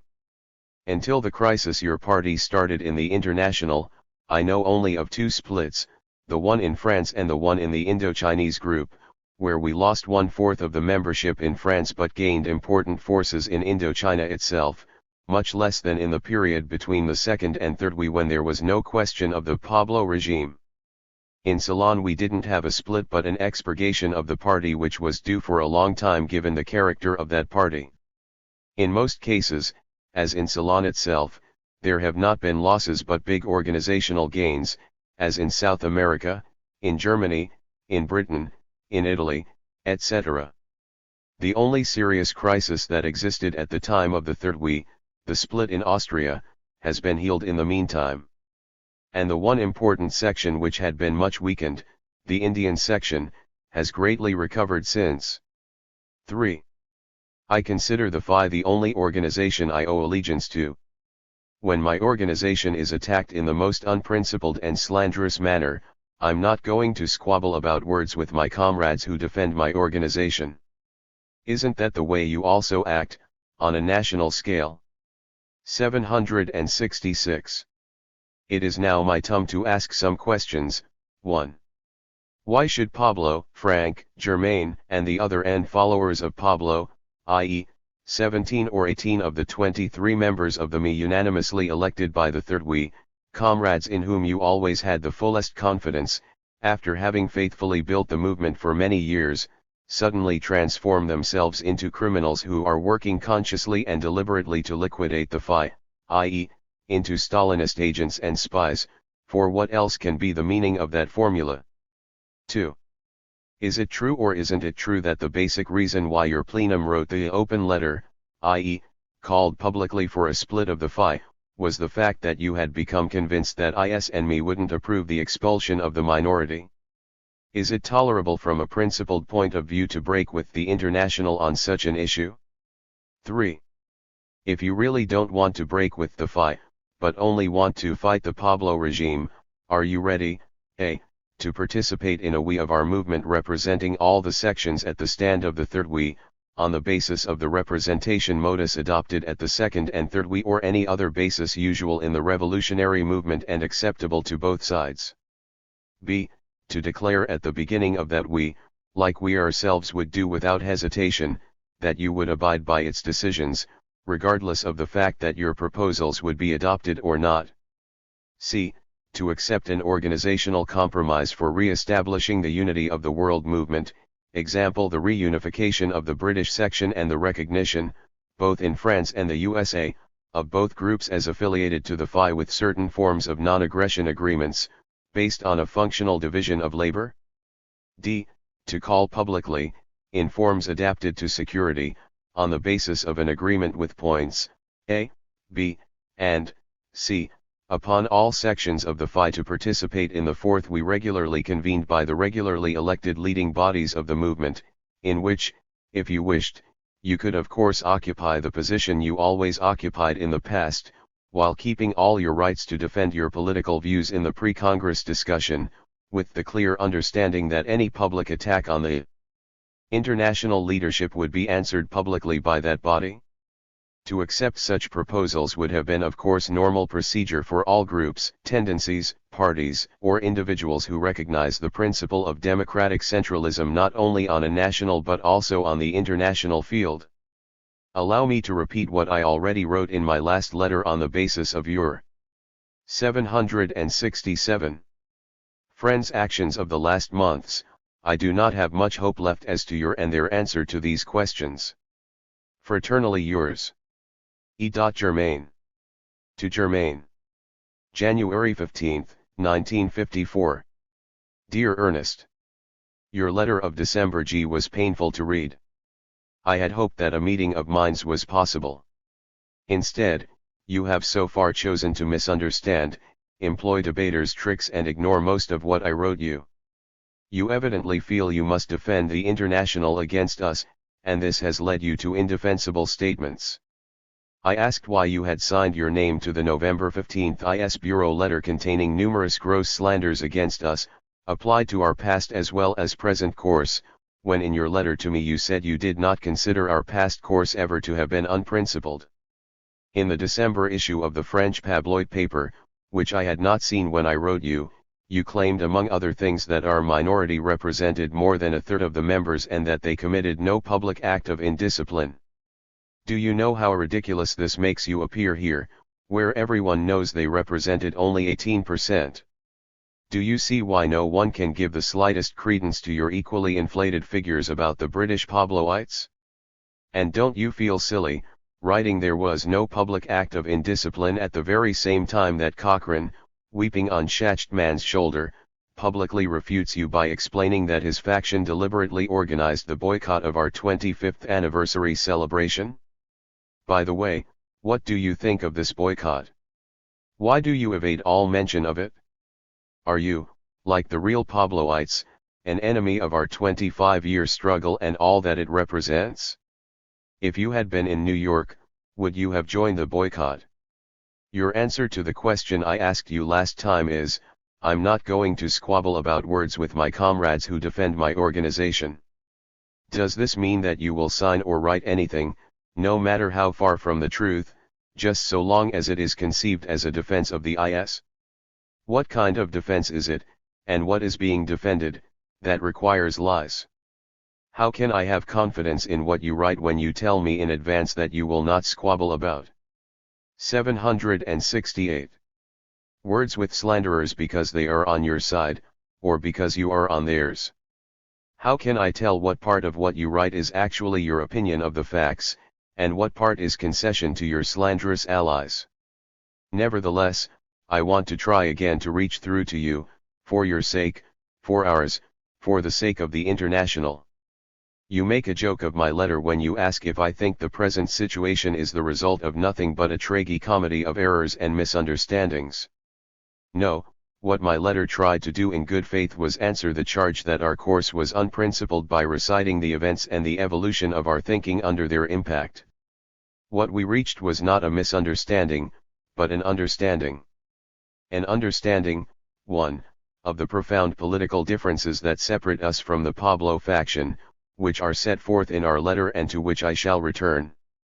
An understanding, 2, of the new slogan, "Junk the old Trotskyism," not as an expression of a desire to bring our program up to date, correct our errors and adjust our tactics to new needs, although that is how it was represented, but as an expression of a desire to junk Trotskyism itself as outmoded and to replace it with an opportunist orientation to Stalinism as the channel through which the revolution will pass everywhere in the world.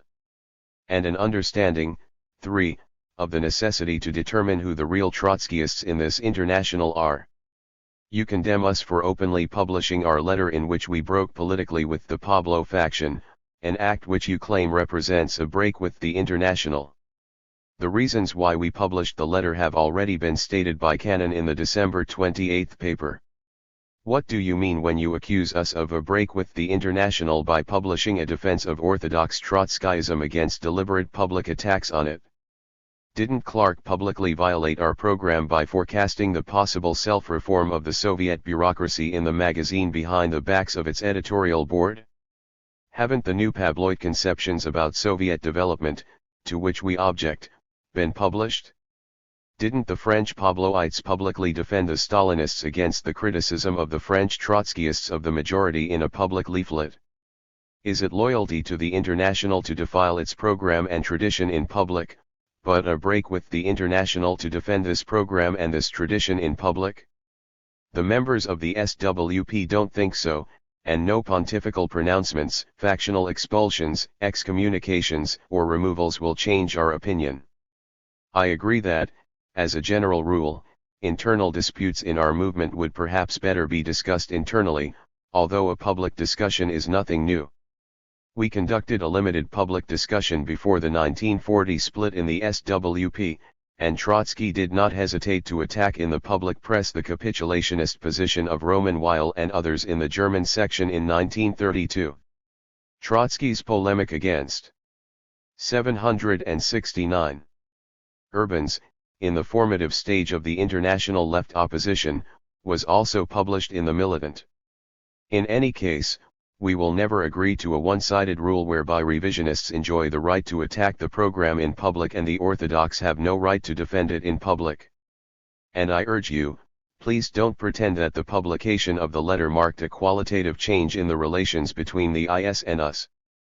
Because on November 15, before you had even heard of the existence of our letter, the IS Bureau, writing to the leaderships of all sections, had already excommunicated us, and without even waiting to hear of the circumstances under which we had disciplined the organizers of the boycott, had already pledged to never permit the expulsions effected by Cannon. Elaborating on the main and only fundamental difference which I see at the present stage of the fight, the overthrow of the principle of one world party, you write many things about international discipline and democratic centralism that we would never quarrel with. But many of these things are also beside the point. I said we want to know who the Trotskyists in this international are. With Trotskyists we always have found and always will find agreement on organizational procedure. With Trotskyists we are willing and eager to discuss. But we want to be sure that they are Trotskyists, and not something else. Stalinists and apologists for Stalinism we will fight as enemies, not engage in discussion on the basis of democratic centralism. This is not a difference of nuance, it is the first condition of democratic centralism. The American Pabloites understood this, and that was why they refused to be bound by democratic centralism. The selection is now taking place in the international. Far from having contempt for the majority of the international, as you charge, we have the greatest confidence that a decisive majority will understand the real issues and show themselves to be Trotskyists. I would make a second condition. When someone talks to us about democratic centralism, we want to make sure we are talking about the same thing. Tell me, do you think democratic centralism is possible internationally where an international leadership does not recognize and defend democratic centralism on a national scale? I don't believe it is, and I think this question is most pertinent to our discussion. Here we were in the SWP, contending with a minority that blatantly violated discipline in the name of a higher allegiance. The Pabloid faction in England were doing the same thing at the same time. This, you will recall, was what happened first, before there was any disciplinary action against them, before there was any letter. What, in your opinion, were we supposed to do? Grit our teeth, smile, and console ourselves with the merits of democratic centralism, as applied internationally? Oh, you tell us, some organizational compromise. 770. Could have easily been found at the eve of your last plenum. Really? Such as what? Without anyone else's help, we found the means for a truce at the May plenum. But it wasn't worth the paper it was written on as soon as the minority saw it could not survive a truce. Why should we have your faith in some organizational compromise when we could see that the minority was driven by fundamental political pressure that made them feel we were incompatible? Does your conception of international democratic centralism require the leadership of a national party to permit it to be wrecked as the price of international democratic centralism? It's not our conception anyhow. As I say, the minority violated democratic centralism. Here then was an excellent opportunity for the IS to show how devoted it was to this principle. Did it do it? On the contrary, Pablo directly instigated and encouraged the deliberate violations. You may not know the whole American story, but you certainly know that this was what happened in Britain. Is that how you expect to create devotion to this principle on the international field? Instead of joining us in our defense of democratic centralism in our party, the Pabloides attacked us for bureaucratism and brutality and degeneracy and pledged that it would never permit the violators of democratic centralism to be disciplined. And after that you expect this IS to be taken seriously when it preaches the necessity or democratic centralism on an international scale? I am not sure, because I don't know all your ideas on the subject, but I have the feeling that your views on the international suffer from a tendency to regard it as a sort of collective substitute for national parties. I know that is the real Pabloid conception. That is why the Pablo faction is so eager to break up the solid national cotters who assert independence of judgment. Without the international, in our view, there can be no national parties worthy of the name of Trotskyist. But that doesn't mean that the international can substitute for them, for their organic development, for their selection of a leadership that really represents them, for the experiences they must pass through if they are to be fit for their historic role. Against these truths, which must be accepted as the necessary basis for a healthy relationship between parties and international leadership, we are offered a caricature of Cannon's remarks, according to which the international must be a letterbox, exercising no discipline, having no common line. Will it really surprise you to learn that we reject this caricature? Don't you know, or have you forgotten, that we got along with the international for 25 years? At the same time we flatly reject the genuinely bureaucratic, to speak plainly, the Stalinist, conceptions and practices of Pablo, which enabled him to dispose of a critical majority in France by disposing of the majority of the party, and which supplied him with the gall to issue his ultimatum that we'd better abandon our revolutionary anti-Stalinist lines on Germany and the Soviet 771 Union because they didn't conform to his private line, or else. We reject the caricature of Cannon's views and the tested reality of Pablo's views, and demand a healthy relationship between parties and international leadership, which will permit the parties to grow, and the international leadership, expressing the positions of the majority, to guide, coordinate and where necessary discipline, all this, of course, being possible only on the basis of a common general, that is, Trotskyist, line. On the basic point in your letter, you emphasize loyalty to the international, as an established organization, with its established leadership and statutes, while our main emphasis is on loyalty to Trotskyism, that is, the program, the body of doctrine and the tradition that the International had up to and through the Third World Congress. Where we see fundamental political differences between ourselves and the Pablo faction, you see only differences of a tactical nature, none of which put a question mark on any of the basic principles of our estimation of Stalinism and the USSR. That, in our opinion, is where you make the biggest mistake of all. You will end in a blind alley, totally unable to influence the development of this struggle in a revolutionary fashion, unless you probe the already visible differences to the bottom and take your stand on the basis of the political lines that are tearing the International apart, rather than on the basis of an organizational loyalty, and an essentially abstract organizational loyalty at that. I won't repeat what has already been written about these differences in our letter, resolution, and press. But I am forced to return to the German question when you say, I myself have failed to grasp till today the differences in approach to the Eastern German events.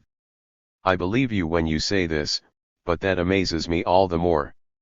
Why don't you ask Pablo? He grasped it sufficiently to use the authority of his post, without any protest from other IS members, to try to bludgeon us into substituting his approach for our own.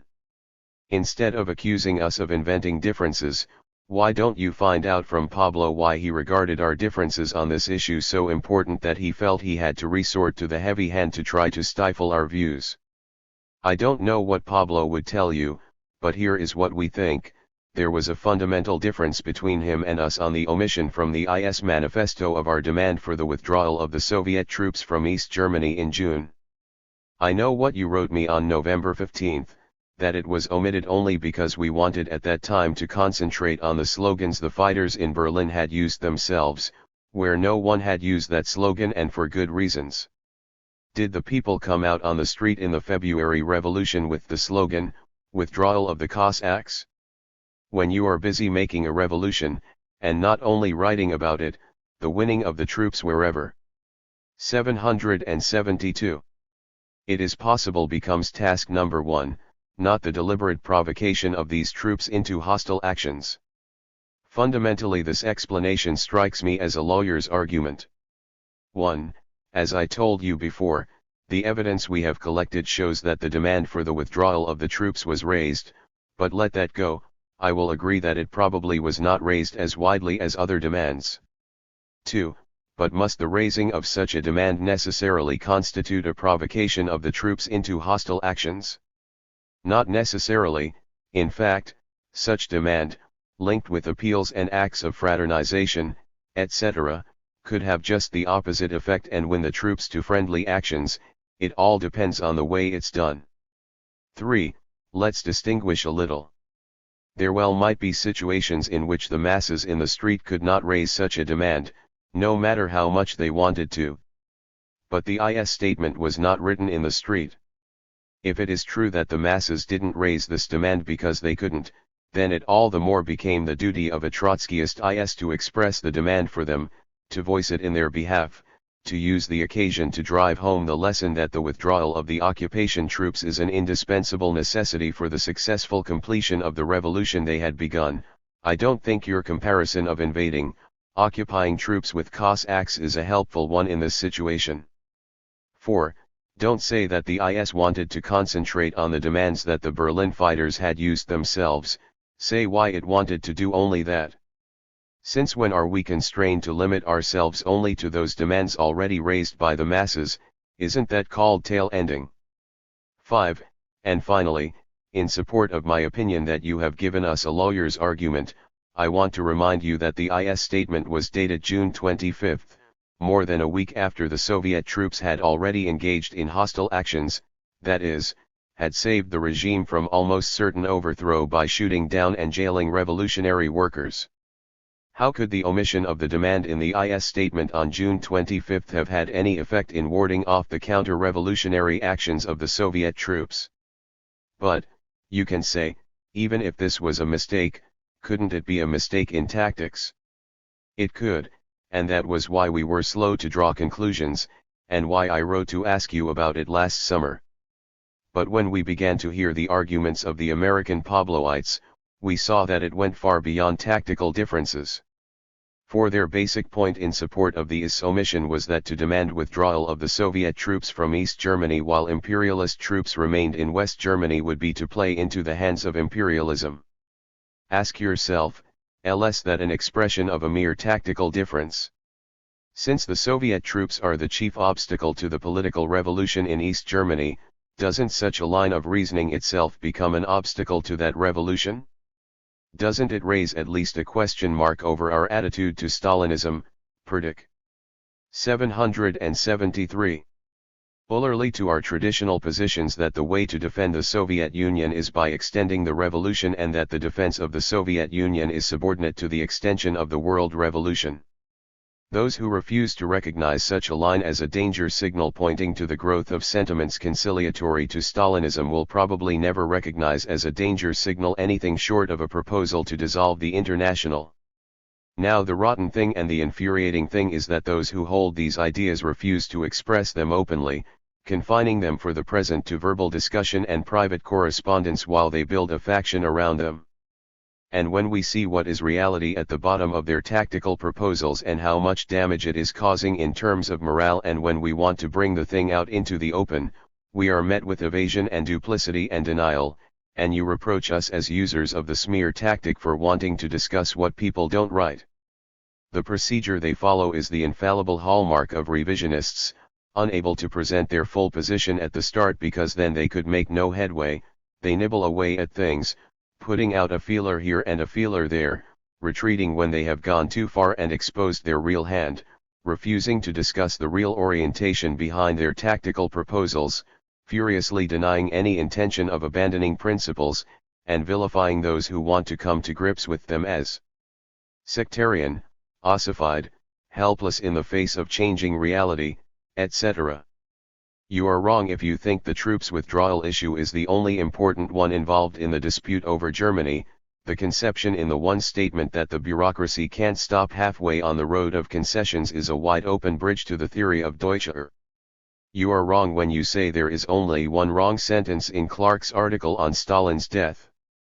The only thing exceptional about that sentence, which mislabels the harmonious sharing of power between a section of the bureaucracy and the workers as political revolution, is that there Clark slipped and let too much out of the bag. But the entire article is drenched with Deutscherism and could easily have been written by Deutscher if he were a member or our party and under the compulsion of unfolding his revision of Trotsky's analysis of Stalinism cautiously and step by step. I really am surprised that you didn't see that, and I urge you to reread it, noting among other things the new terminology. Stalin, you see, may have been anti-revolutionary, but never, God forbid, must we say that he was counter-revolutionary because all the time he was an unwitting and blind instrument of the revolution, etc. And because we dared to differ from this article, Pablo condemned us as not expressing the intimational's line. There was a time not too long ago when Pablo and Clark both considered Deutscher the most adroit apologist for Stalinism, but that time is past, and they fight us because we don't. 774. Want any concealed Deutscherism in our press or in the International? And it isn't Deutscher who has changed, I assure you. But, you say, you'll dissociate yourselves from any sharing of power ideas, you'll put back the sentence on the Soviet Revolution dropped from the transitional program, you'll reaffirm that you really wanted the troops withdrawn from Germany. In short, you'll clear up all the misunderstandings on these and other questions we have raised. Again, I don't question your sincerity. You want to do these things, and they may even be done. The Pablo faction is now up against the wall. They need all the help they can get from people with prestige as orthodox Trotskyists who are foolish enough to give it to them. Tactically, it may serve their factional interests to retreat until the present crisis is eased for them. They may not only permit you to add or alter these sentences, they may even ask you to do so.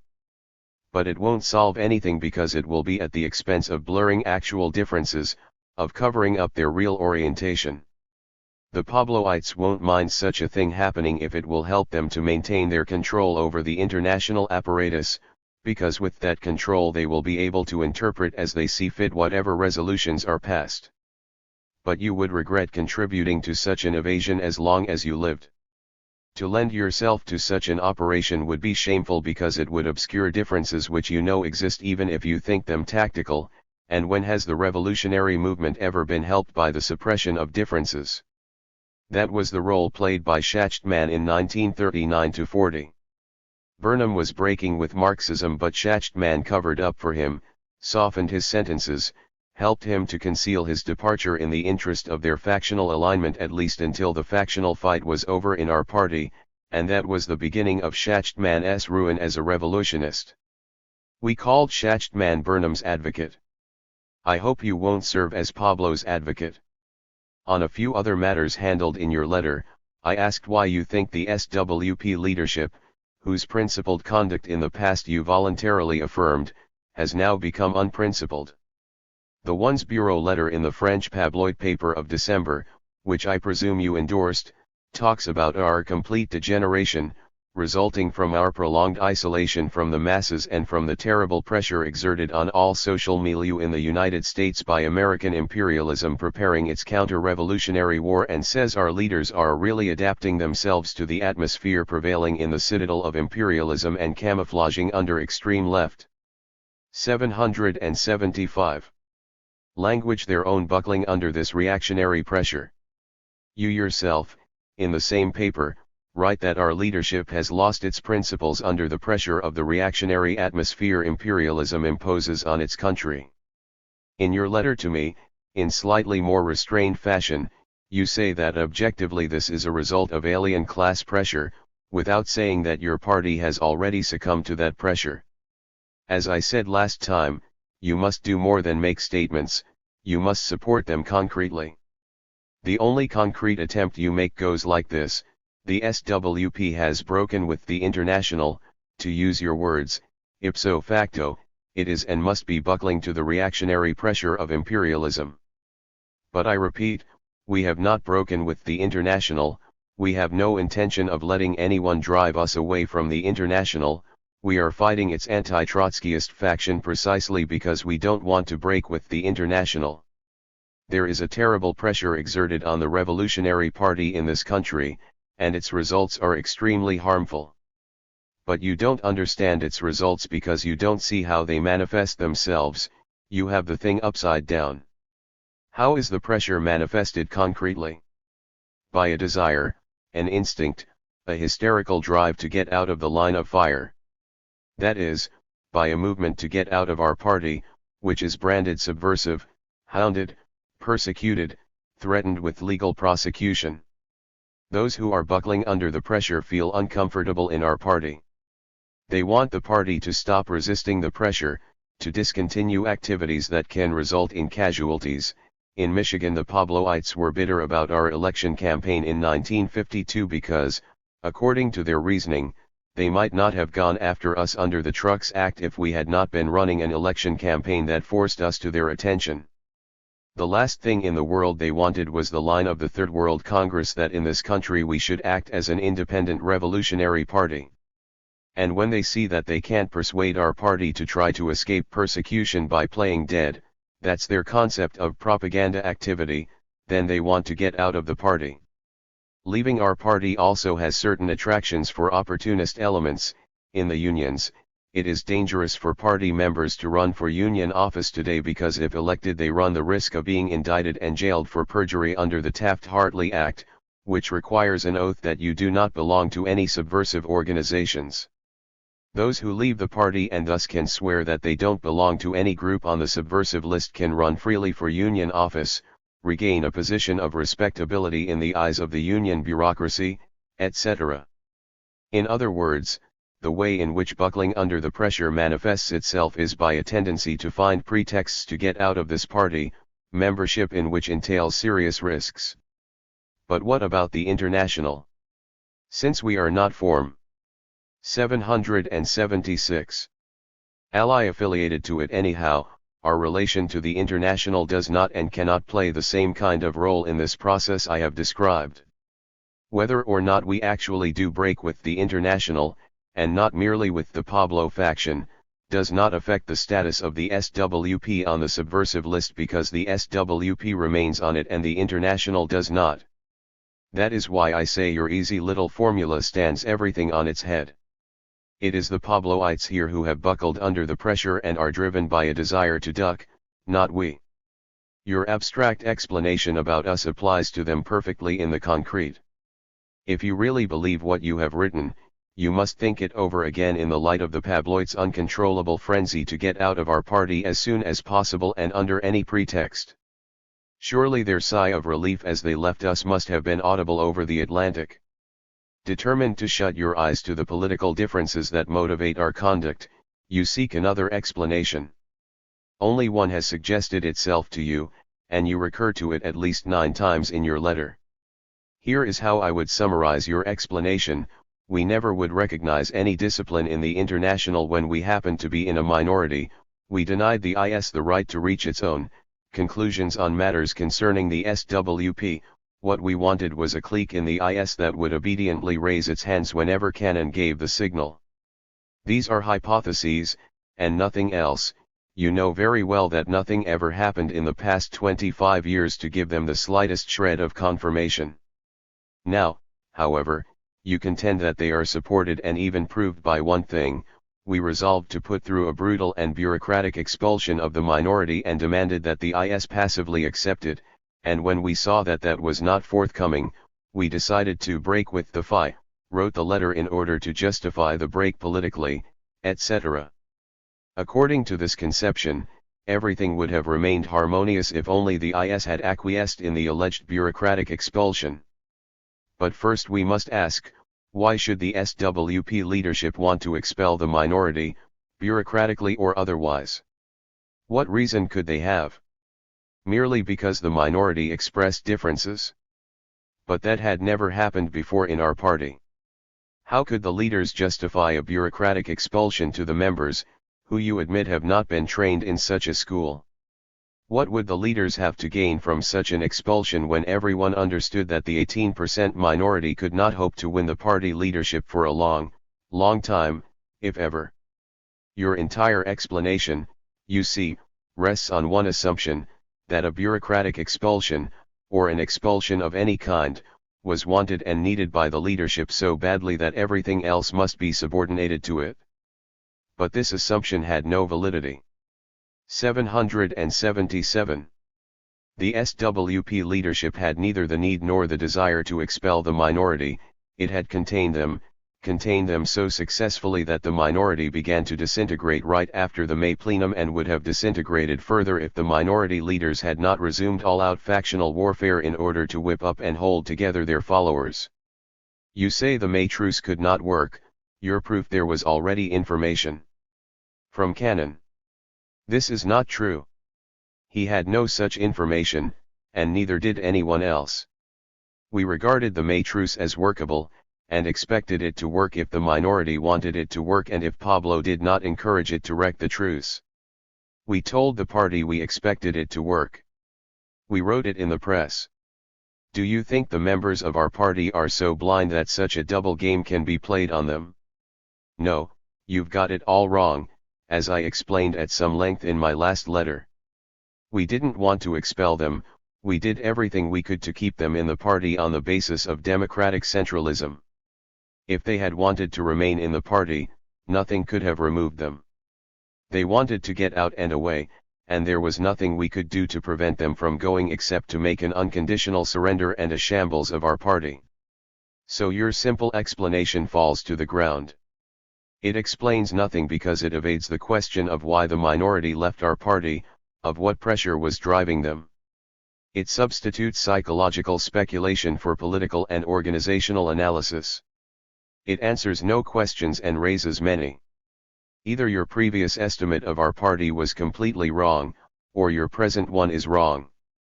The truth is that we were not interested in expelling the minority, but in keeping them in the party, if possible. That this was not possible. That we were not greatly concerned about what the IS thought about the minority split because we knew that no one claiming to speak in behalf of democratic centralism could possibly get away with a defense of their provocations.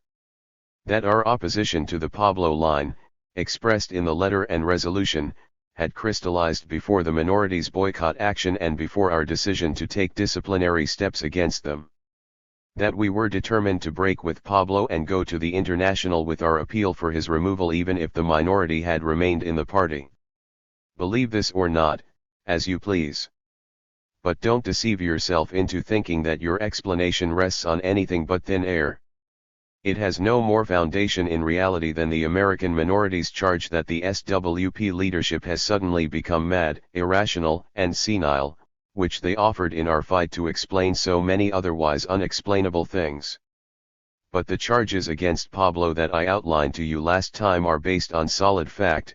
He did prepare and was on the verge of expelling you and others before the Third World Congress because you dared to resist the orientation that was evidently at the bottom. 778. Of his proposals for that Congress. He did succeed in bureaucratically getting rid of the overwhelming majority of the French party. He did foment a split in the British party by directing his faction to ignore its discipline and by trying to oust the majority leadership without having even the feeble pretext that is employed against us. He did encourage and support the American minority in their violations of discipline that could only end in split. These are not hypotheses, conjectures, or misunderstandings, they are facts, facts with the most sinister implications for the future of the International. How much longer are you going to refuse to look them in the face? How much longer are you going to tell yourself that such acts are motivated by merely tactical differences? You have made some dire predictions about what's going to happen to us. I want to touch on only one of the points you raise, our attitude to the French and Chinese parties. For over 2 years the Pabloites here, and I imagine elsewhere, have made them the whipping boys, the bogeymen, and the horrible examples of what we would become if we didn't follow Pablo's course without deviation. The French were denounced as incorrigible Stalinophobes, capitulators to imperialism and hopeless sectarians who refused to participate in the real mass movement. The Chinese were condemned and ridiculed as refugees from a revolution, including, I presume, those who were murdered at their posts inside China. Whenever anyone would say anything about the need for an independent party, the answer hurled at him was, look at China. Wasn't the revolution made there without our party? Keep on talking that nonsense about the independence of the party and you will end up the way the Chinese did, unable and unwilling to see the revolution before your eyes, blinded by old schema, running away from the revolution. When someone would question the correctness of a major orientation to American Stalinism, he would get hit over the head with the French example of Stalinophobia, etc. At first we didn't know what to make of all this. But we began to catch on. Real life helped us. We watched the French closely for evidences of Stalinophobia as our own internal fight developed. We never found any. The policies followed by the two groups in the French general strike clinched the matter for us. In that test the majority unquestionably acted as revolutionists, which is more than could be said for the Pabloites. Whether or not they actually have shown traces of sectarianism, which is harder to detect from afar than Stalinophobia, two things are sure: this is a matter on which we will no longer be content to take Pablo's word, and the French majority have shown themselves to be Trotskyists, and therefore people with whom we can discuss and work. Similarly with the Chinese. That they made errors during the revolution we know, these were errors that were at the time shared to one degree or another by everyone else. 779. In the International, including those who now try to make them scapegoats for our common errors. But we also know now that the claim that they have refused to recognize the Chinese reality or learn from past errors is a lie. Their letter of last January, which we never saw until a few months ago because Pablo suppressed it, and this was not the least, scandalous of his bureaucratic crimes, convincingly refutes this lie. They have recognized and adjusted themselves to reality, they have adopted a generally correct attitude to the government and the CP. We can work with them too, and not on the basis of any wrong position on the Chinese question, which they have corrected and are correcting. So we are no longer impressed by horror tales slanderously directed against the French and Chinese comrades, or predictions that collaboration with them will inevitably drive us to fall into errors that they have already corrected or never actually committed in the first place. And we're not going to tolerate any longer the Pabloid campaign to discredit, isolate, and excommunicate them. While we're on the subject of predictions, maybe you'd better devote some thought to the future of the Pablo faction and your relations to it. First, of course, there will be a period during which the undecided will be wooed, when the Pabloites may find it imperative to blur the distinctions, protest their orthodoxy and screen the course they are contemplating. But that will be only an interim period. When the dust has settled and all the anti-Pabloites have been expelled, what will there be to restrain them? They will be indisputable masters in whatever is left of the Pabloid house, their need for you will be diminished, freed of the restraints imposed by the presence of the orthodox wing of the International. There will be nothing to stop them from proceeding at a greatly accelerated pace along their opportunist, impressionist road towards Stalinism. You know Ceylon. If you want an image of the future of the Pablo faction, look at what happened to both the groups that broke with the Ceylon party after they were released from the pressure of the real Trotskyists. And make no mistake, at best you will be a captive, and sooner or later an unwelcome one, because these people will want nothing to do with those who are unwilling to accompany them all the way down the road of the junking of Trotskyism. At the end of your letter, you ask some questions about our readiness to accept an organizational compromise for re-establishing the unity of the world movement, which, if I understand it correctly, is aimed at ending or restricting the public struggle that is going on between the two factions in the International. It seems to me, however, that such proposals should be addressed first of all. 780. Not to us, but to those who started the public struggle. If you are serious about these proposals, are you willing to and will you, 1. Demand that the Pablo faction discontinue all public announcements of political positions not authorized by orthodox doctrine and previous congresses, and submit their revisions of such positions for discussion in the internal bulletin? 2.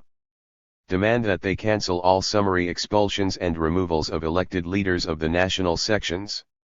Don't you recognize that these are necessary conditions for the consideration of your proposals, especially since it was the Pablo faction that started the expulsion game? Without these conditions your proposals cannot fail to have the appearance of an unworthy maneuver. You have made important contributions to the movement, which we all have valued greatly. But now you are at a crossroads, or rather, you have already taken a first step down a road that will be fatal for you as a revolutionist. I urge you, reconsider what has happened. Subordinate all subjective considerations. Rid yourself of all fetishistic conceptions about the International. Restudy the political differences, and where they lead. Recognize that a historic selection, overriding all secondary issues, is now taking place in the International. I earnestly hope that you will take your place on the side of those who want it to remain a Trotskyist International, and against those whose political and theoretical disorientation is driving them inexorably to conciliation with Stalinism and other alien forces. If you do, we will be ready to discuss a common line of action with you. Organizational accommodations are not now, and never have been, a primary consideration for us. What we are concerned with, first of all and above all, is political agreement. Comradely. George Brightman. 17. The Bolivian Revolution and the Fight Against Revisionism, abridged, 1954. Sam Ryan. 781. For Pablo the historical mission of the Fourth International has lost all meaning. 45. The objective revolutionary process under the aegis of the Kremlin, allied with the masses, is taking its place very well indeed. That is why he is mercilessly bent upon liquidating the Trotskyist forces, under the pretext of integrating them into the mass movement of the masses as it exists. The salvation of the Fourth International imperatively demands the immediate eviction of the liquidationist leadership.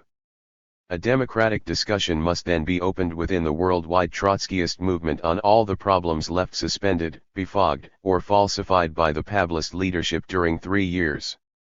Within this framework, it will be indispensable for the health of the International that the greatest self-criticism be carried through on all phases and causes of the development of the Pablist gangrene.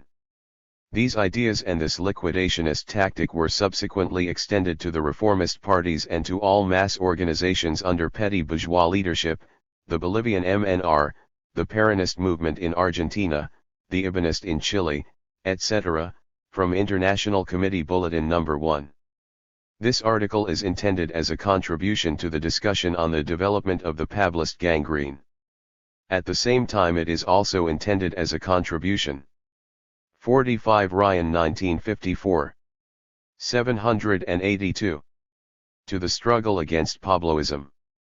In my opinion, such a discussion, long overdue, is an indispensable part of the struggle and must not be postponed any longer. That one of the major victories of Pabloism is precisely the fact that problems of major theoretical and practical importance have been left suspended, befogged, or falsified. The greatest criticism, which is indeed necessary, will show that Pablo's greatest help in betraying Marxism came in the silence and the acquiescence of the orthodox Trotskyists. One of the crimes of revisionism during the past 2 years is the betrayal of the Bolivian Revolution. That the Bolivian Revolution has indeed been betrayed should be plain for all to see. Last November the Bolivian Trotskyist Party, the POR, was publishing a weekly newspaper, Lucha Obrera. For a working-class party in a tiny, backward country with a high rate of illiteracy, this was a tremendous achievement, an indication of powerful mass support. In December Lucha Obrera was suppressed by the government, with hardly any resistance. There has been no struggle since then important enough to be reported in the paper here. This fact is itself a very significant piece of news. Marxism is a science. That is to say, its generalizations are not God-given imperatives but the distillation of past events. And the distinguishing characteristic of all science is not simply that it yields true generalizations, more correctly, approximations of the truth, but that it yields generalizations which can be tested in terms of material reality. To fail to examine any important event in its relation to Marxist theory is to turn Marxism into a dogma, with truths that are given once for all. And once Marxism is turned into a dogma, it is both useless and unnecessary for the solution of practical problems. What events, above all others, demand investigation by Marxists? If Marxism be regarded not as a contemplative exercise but as a guide to action, the answer springs to mind immediately. Revolution is the supreme test of theory. Revolution strips away all pretense, lays bare the real class character of all parties, all programs. No brand of revisionism can pose as Marxism in time of revolution, no Marxist can ignore a revolution. It is only logical to expect that close attention should be paid to the Bolivian Revolution, for more than one reason. Not only is it a test of theory and practice, especially in view of the fact that a Trotskyist party is playing an important role, it takes place under the very walls of the bastion of world reaction. But the Bolivian Revolution is now more than 2 years old, and there has been no discussion on this important event.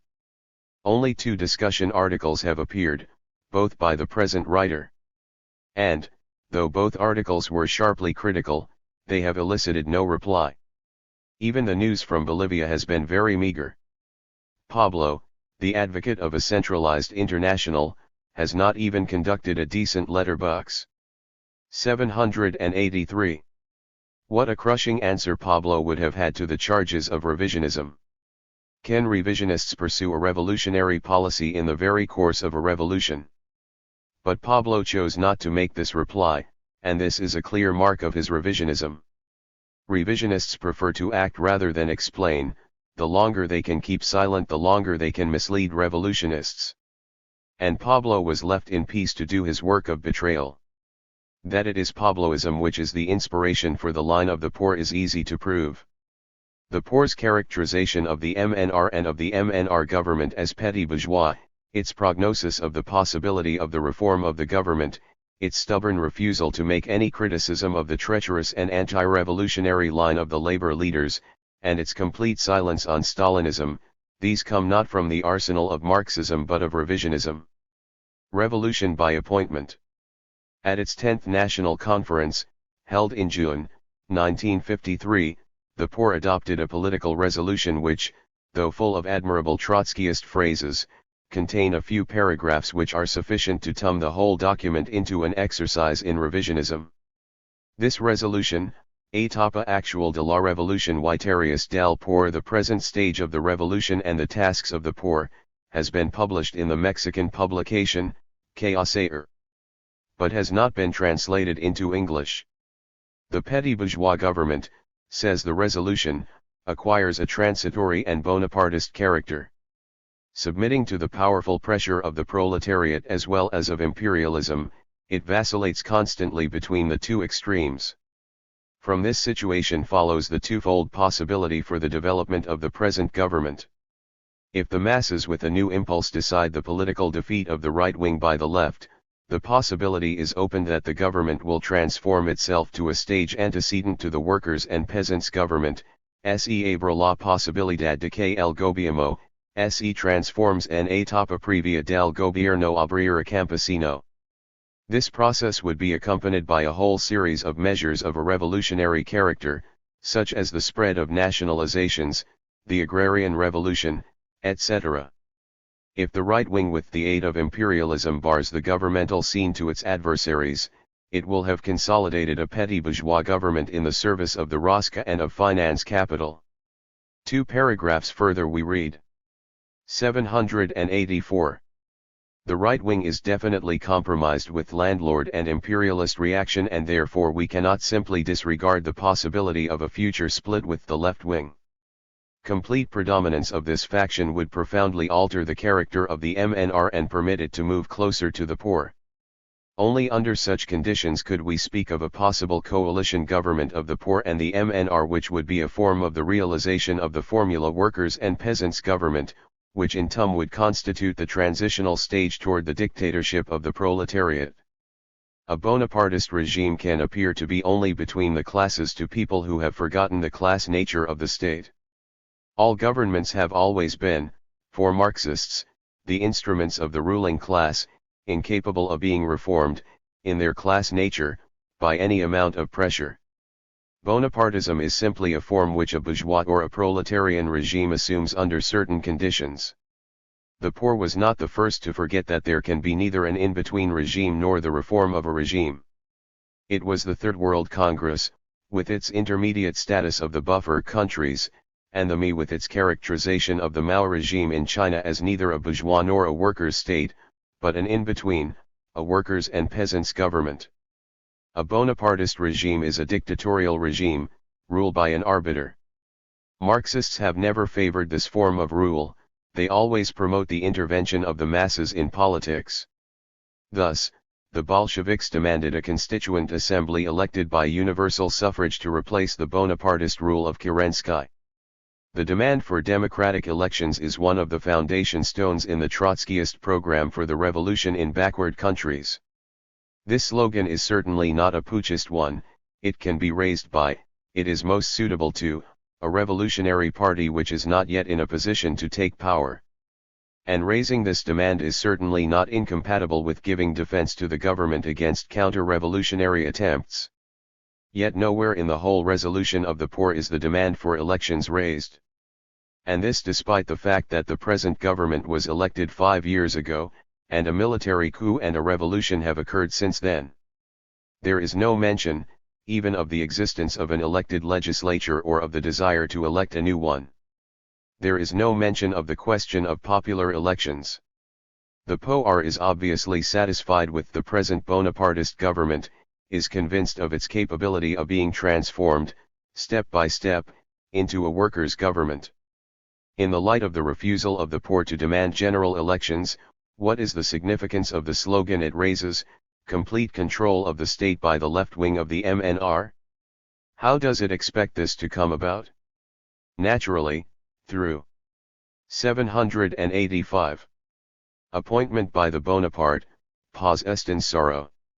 This is not a mere deduction. This is actually what the poor proposed.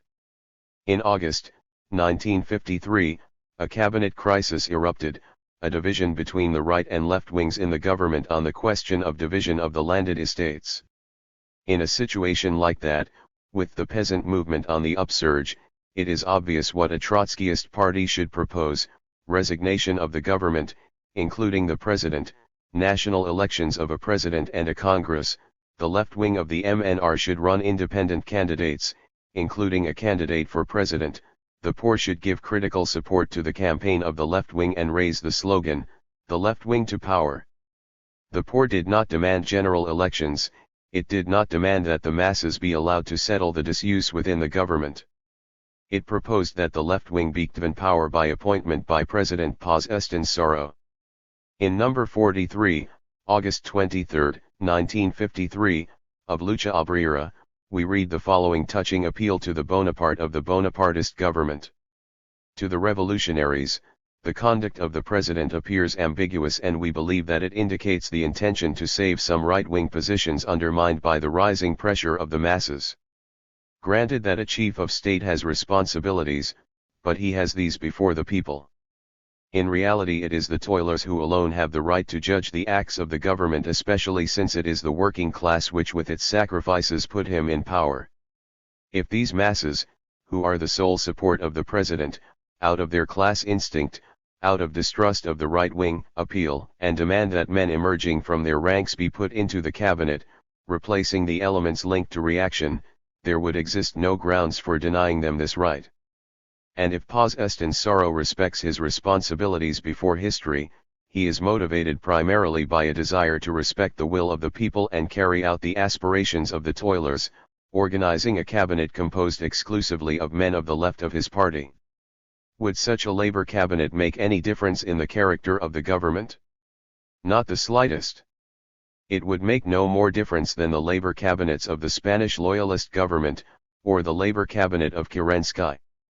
It would mean as little as a cabinet appointed by Eisenhower or Truman, composed not of 9 millionaires and 1 plumber but of 10 plumbers.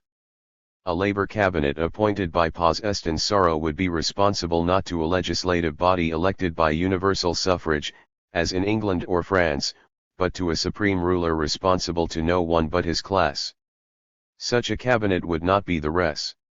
786. ULT of a break of the labor leaders with the capitalist class. On the contrary, it would make them the official representatives of this class. What else a petty bourgeois party? It is now possible to see what the P0R means by characterizing the MNR as a petty bourgeois party and the MNR government as a petty bourgeois government. All the literature of the POR is very consistent in this. The MN and its government are never called anything but petty bourgeois. Far from being merely a terminological question, petty bourgeois means bourgeois. I have been told by a defender of the P0R line, orally, of course, this is a formulation that conceals the rejection of Trotskyism in theory and the betrayal of the revolution in practice. If politics is concentrated economics, then political parties are the expression of economic interests. But the dominant fact in present-day society is the class struggle between the proletariat and the bourgeoisie. Political parties, therefore, are, and cannot help but be, expressions of and instruments in the class struggle. They serve the interests of either the bourgeoisie or the proletariat. This is what gives them their class character. Not their social composition, not the composition of their leadership, but which of the two major classes they serve. This is true in the backward countries as well as in the advanced. There are parties which Marxists call petty bourgeois, the Social Democratic and Labor parties. We use this term by convention, not because these parties serve the interests of the petty bourgeoisie. The petty bourgeoisie has no independent class interests, but because these parties are in a certain sense between the classes. They speak for socialism and the working class, but they act for capitalism and the bourgeoisie. The petty bourgeois parties are largely or predominantly proletarian in composition and bourgeois by political character. To prove this, it is sufficient to ask whether the class nature of any government has ever been changed by the accession to office of a petty bourgeois party. The victory of the British Labour Party, for example, did not change the character of the government from bourgeois to petty bourgeois. The MNR is not a petty bourgeois party in this sense. It is not a labor party. It does not claim to represent the working class or advocate socialism.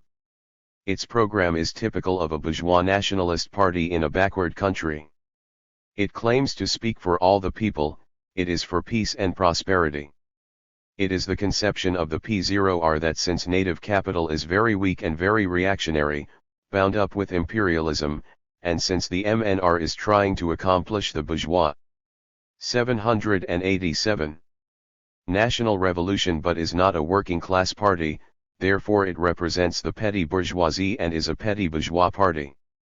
To find the precedent for such a conception of a petty bourgeois party, a party which represents the petty bourgeoisie and fights against the bourgeoisie for the bourgeois revolution, we have to go back to the pre-October Bolshevik writings. This is the conception put forth by Lenin in 1903 as a prognosis for the Russian Revolution. The democratic dictatorship of the proletariat and peasantry, according to Lenin, would be headed by a peasant party and supported, perhaps in the form of a coalition government, by the proletarian party. In justice to Lenin, it must be added that he did not conceive of such a government as an in-between or petty bourgeois government, but as one which would stay within the bounds of capitalism, removing the vestiges of feudalism, building capitalism, and thereby strengthening the capitalist class. This was to be a transitional government, not one of transition to socialism, but of transition from feudalism to the bourgeois democratic republic. Lenin's April theses and then the October Revolution marked the definitive rejection of the conception of a petty bourgeois party, a party which is neither proletarian nor bourgeois. Thereafter all Marxists have accepted the theory of permanent revolution, put forth by Trotsky in 1905. According to this theory, the government which carries out the bourgeois revolution cannot stay within the bounds of capitalism, it must begin the socialist transformation. But this government cannot be a government of a peasant or a petty bourgeois party, it must be a government animated by the party of the proletariat. Stalin betrayed the Second Chinese Revolution using as a pretext for his Menshevik policies a vulgarization of Lenin's conception of the democratic dictatorship. It is not without significance that Mike Bartel, a leading American tabloid, defended the line of the poor, orally, of course, by maintaining that Lenin's theory of the democratic dictatorship had not been completely invalidated. Nor that Murray Weiss, in defending the tabloid position on the in-between character of the Mao government, orally, of course, seized on what he asserted was Lenin's belief, in 1903, on the possibility of a petty bourgeois, transitional government. The POR, while claiming to support the theory of permanent revolution, believes that a petty bourgeois party can be reformed and its government become a workers' and farmers' government, the transitional stage toward the dictatorship of the proletariat. The zigzag line between imperialism and the proletariat which characterizes the conduct of the government, says the POR in its resolution, does not permit it to plan its actions and causes it to fall into a formless empiricism, suited to giving isolated and improvised answers to problems as they present themselves. Thus the observer discovers that the government policy is Carrick 788. Terrorized by lack of consistency and the thought of the leaders by total absence of coherence and a unified doctrine. This is, of course, a characteristic of all petty bourgeois and bourgeois thought. Is it, then, the chief characteristic of the activities of a petty bourgeois government? No. The activities of the petty bourgeois politicians, however inconsistent they may appear to themselves and to others, have a consistency which scientists can uncover. They are governed by law just as completely as are the actions of physical bodies or chemical elements, which have no thoughts whatever.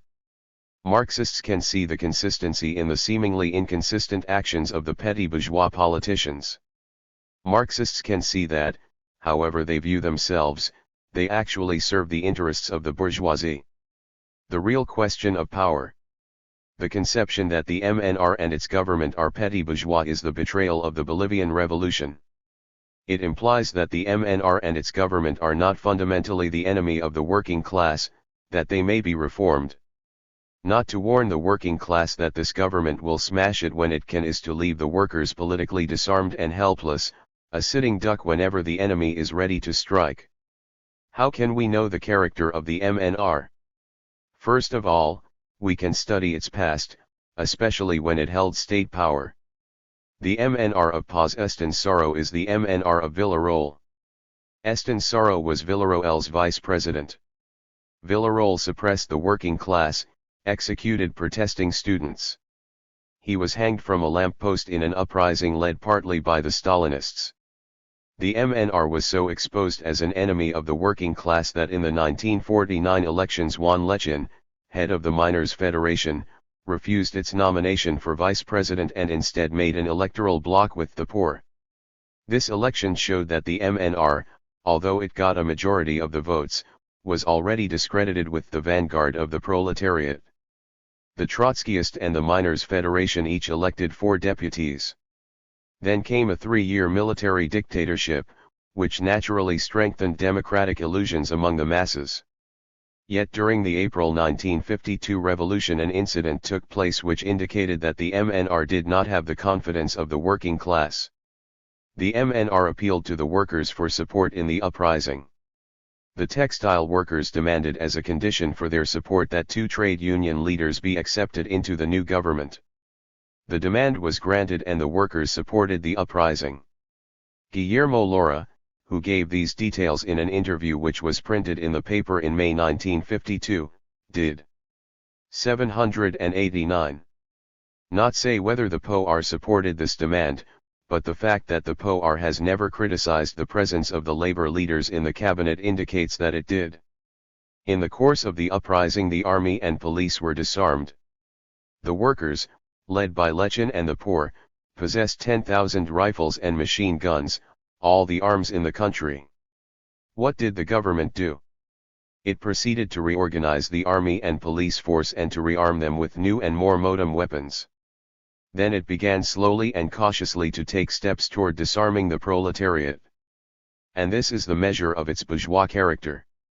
The state is armed force in the service of the ruling class. To allow the government to rebuild the special bodies of armed men means to put the fate of the revolution in the hands of the bourgeoisie, its mortal enemy. Only by keeping their fate in their own hands, by preventing the rebuilding of the special bodies of armed men, by maintaining the state as the people in arms, can the working class safeguard itself and its revolution. The POR should have warned that those who rebuild the police force and army are preparing civil war against the workers and peasants. This is not the same as proposing the overthrow of the MNR government. But it is an exposure of its bourgeois character. If the MNR were truly for the workers and peasants, if it were going to carry through the revolution, it had no need of special bodies of armed men, it could base itself on the people in arms.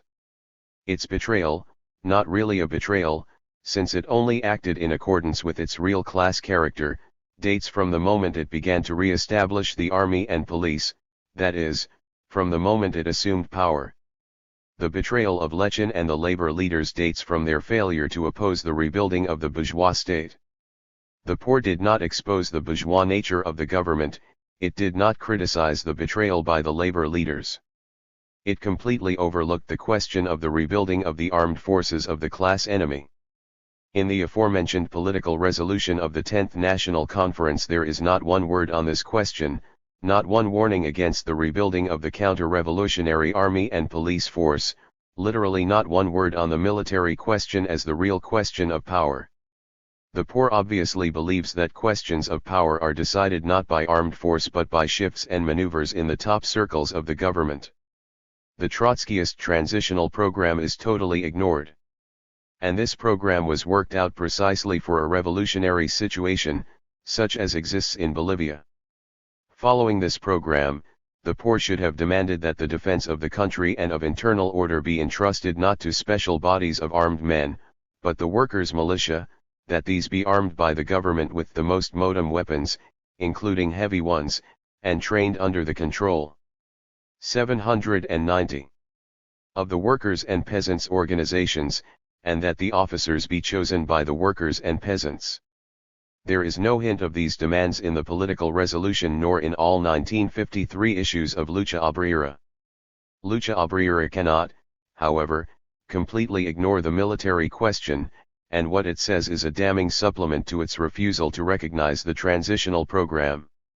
By August 1953, the government had gone so far as to set up a military academy, to train an officer caste for its counter-revolutionary army.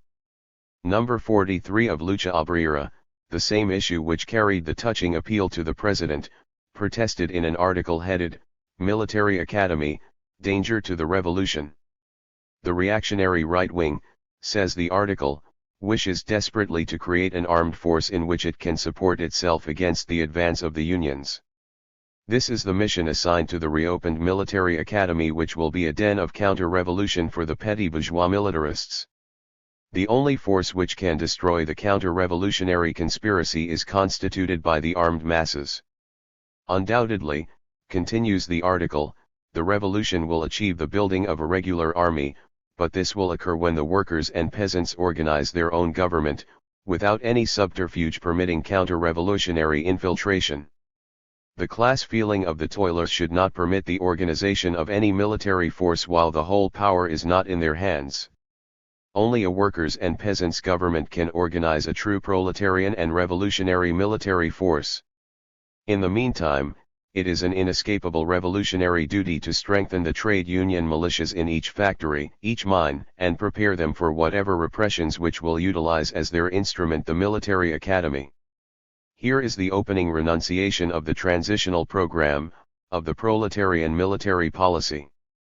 This is a completely unrealistic and unworkable policy, one which absolutely cannot be carried out by the party, and is incapable of convincing anyone. We not permit the government to organize any military while the whole power is not in our hands. Who and what, then, will defend the country in case Yankee imperialism succeeds in provoking a military attack by one of its satellites? A standing army is absolutely necessary. The trade union militias are not sufficient. No one can be convinced, least of all the revolutionary militants, that there could be no army in the meantime. That is why the government is able to win such an easy political victory and build up its army, a counter-revolutionary army, without any opposition. Because a concrete alternative to a counter-revolutionary army cannot be no army, as the poor advocates, but a revolutionary army.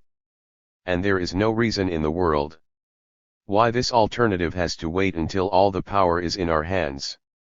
If enough mass pressure can be brought to force the government to build such a revolutionary 791 army, by arming and training the workers under trade union control, then the power will be in our hands.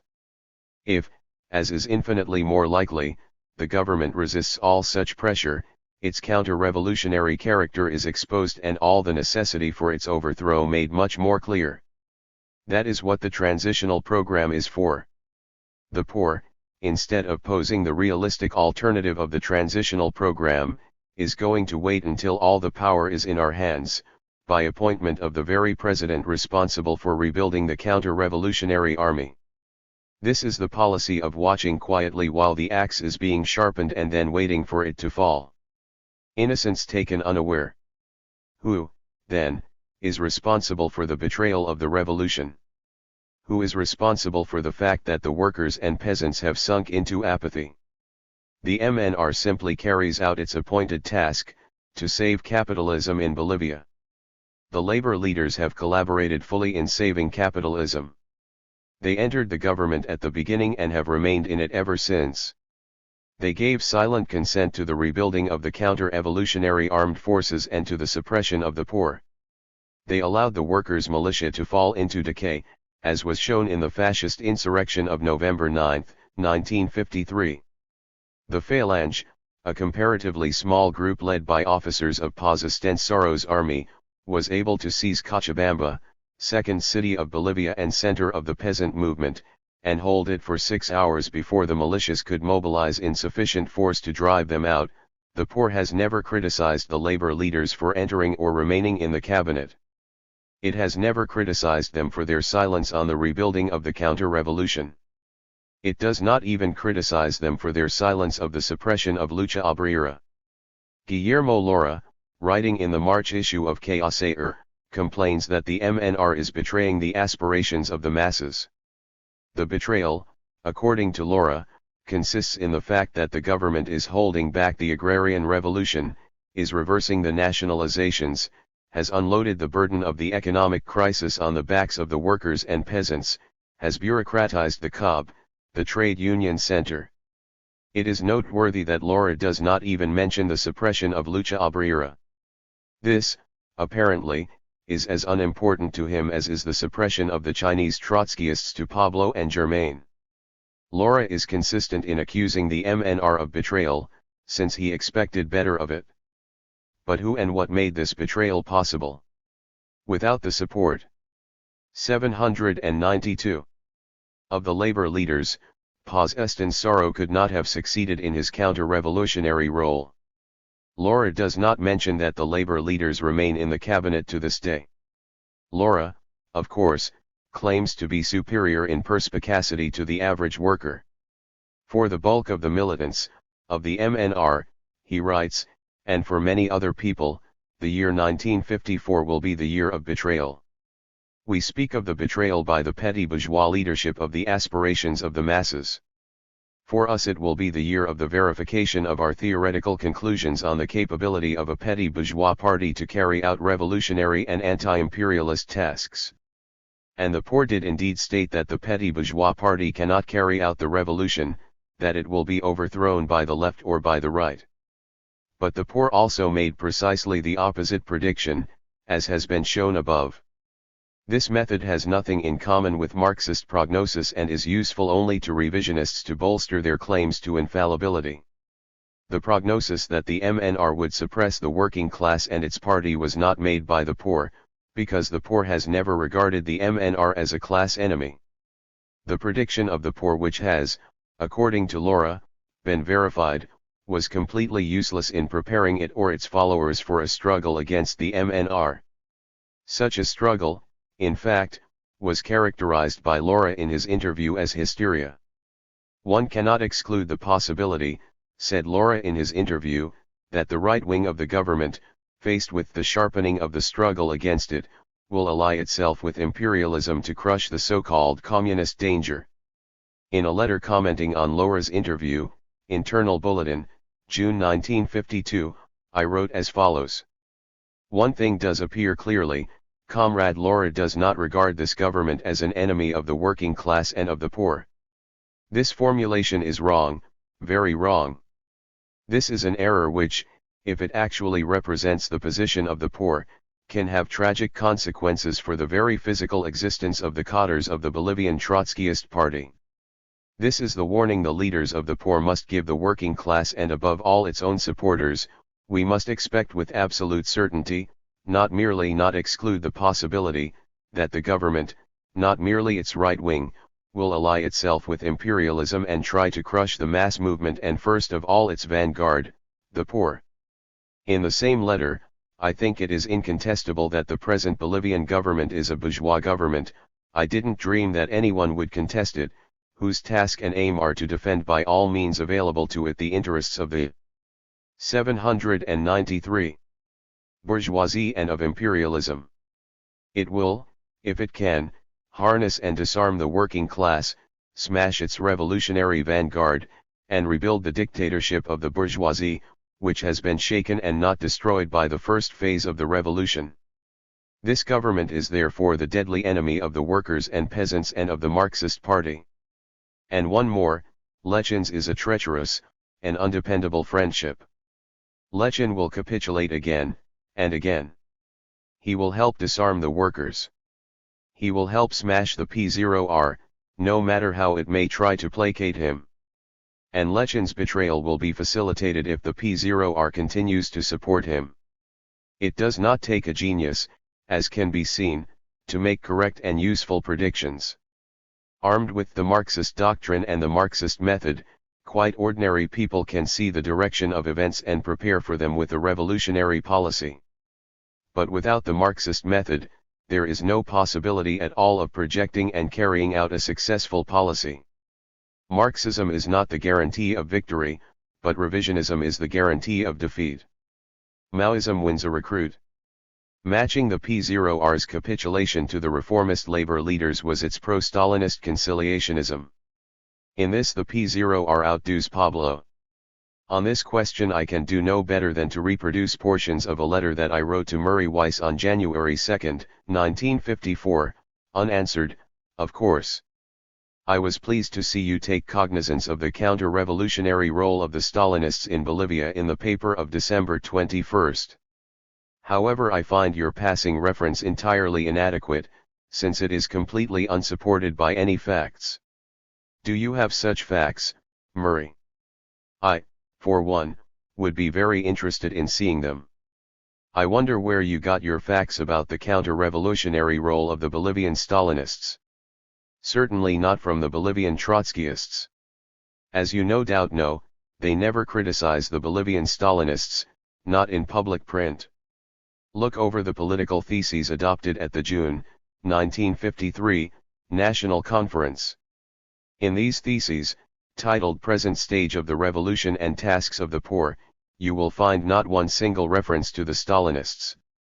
Even in the concluding section of the theses, titled National Revolution and Permanent Revolution, there is no mention at all of the rich experience which enabled Trotsky to verify and elaborate this, his major contribution to the political life of our time, and there is no mention, naturally, of the chief opponents of Trotsky's theory, the Stalinists. 794. Look over the issue of the Lucha Obrera, the paper of the P0R. In all the issues of 1953 you'll find just one single reference to the Stalinists. This is an announcement of a split in the Stalinist PIR and the formation of the Workers' and Peasants' Communist Party. Aside from that, there is no other reference to the Stalinists. This fact, so incredible and so glaring, is no doubt known to you. How do you explain it? Has anyone asked the P0R for an explanation? Even when Lucha Obrera mentions the assassination of Trotsky, it does not say who was responsible or for what reason. This is number 43, the same issue I have twice quoted from. The article mentions the assassination and deals with Trotsky's contributions, led the Russian Revolution, built the Red Army, elaborated the theory of permanent revolution, and founded the Fourth International. But it manages to omit any mention whatever of the dominating theme of the last 17 years of his life, the struggle against Stalinism. Lucha Obrera carried 2 articles on the fall of Mossadegh, and it did not so much as whisper of the existence of a Stalinist party in Iran, much less denounce its betrayal. The fall of Mossadegh, says Lucha Obrera, is indubitably a triumph for British imperialism, but it is at the same time the product of a vacillating policy, which attempted to limit the Iranian Revolution, turning its back on the aspirations of the masses. And Lucha Obrera means the vacillating policy not of the Today Party, which would be bad enough. It does not even hint of the existence of such a party, it means the vacillating policy of Mossadegh. The tabloid talk about the inadequacy of the Stalinist policy during August, of the failure of the Stalinists to project a revolutionary orientation is false and misleading. It is a question of calculated betrayal. So say you in the paper.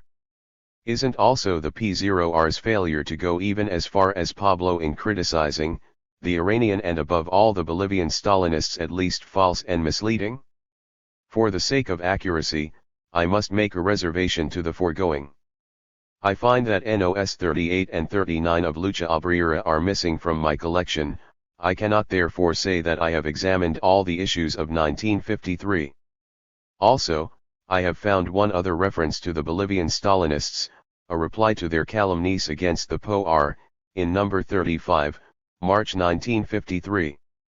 On international Stalinism, there is an article translated from the paper here on the case against the Jewish doctors in number 34, February 1953, and a small item on the Berlin strike in number 40, July, which reported, oddly enough, that one of the demands of the strikers was withdrawal of the Red Army.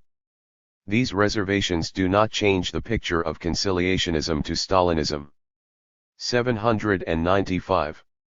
In number 36, April 1953, there is the following panegyric to Mao Zedong. On the 1st of March the Central Chinese government adopted an electoral law which is fully democratic and allows the revolutionary forces to crush reaction. Full democracy for the exploited and liquidation of all guarantees for the reactionaries, is the spirit of the law. The new law establishes that all Chinese, men and women, over 18 with the exception of the counter-revolutionaries and former landed proprietors who have not been converted to productive labor, have the right to vote. The illiterate are included and will vote by sign, raising their hands. The Chinese Communist Party and all the other democratic organizations may present their lists, common or separate. The elector will retain the right to vote for candidates on no list. The elections will be by proportional representation. One delegate for each 800,000 inhabitants of non-proletarian regions. The proletarians will elect one delegate for each 100,000.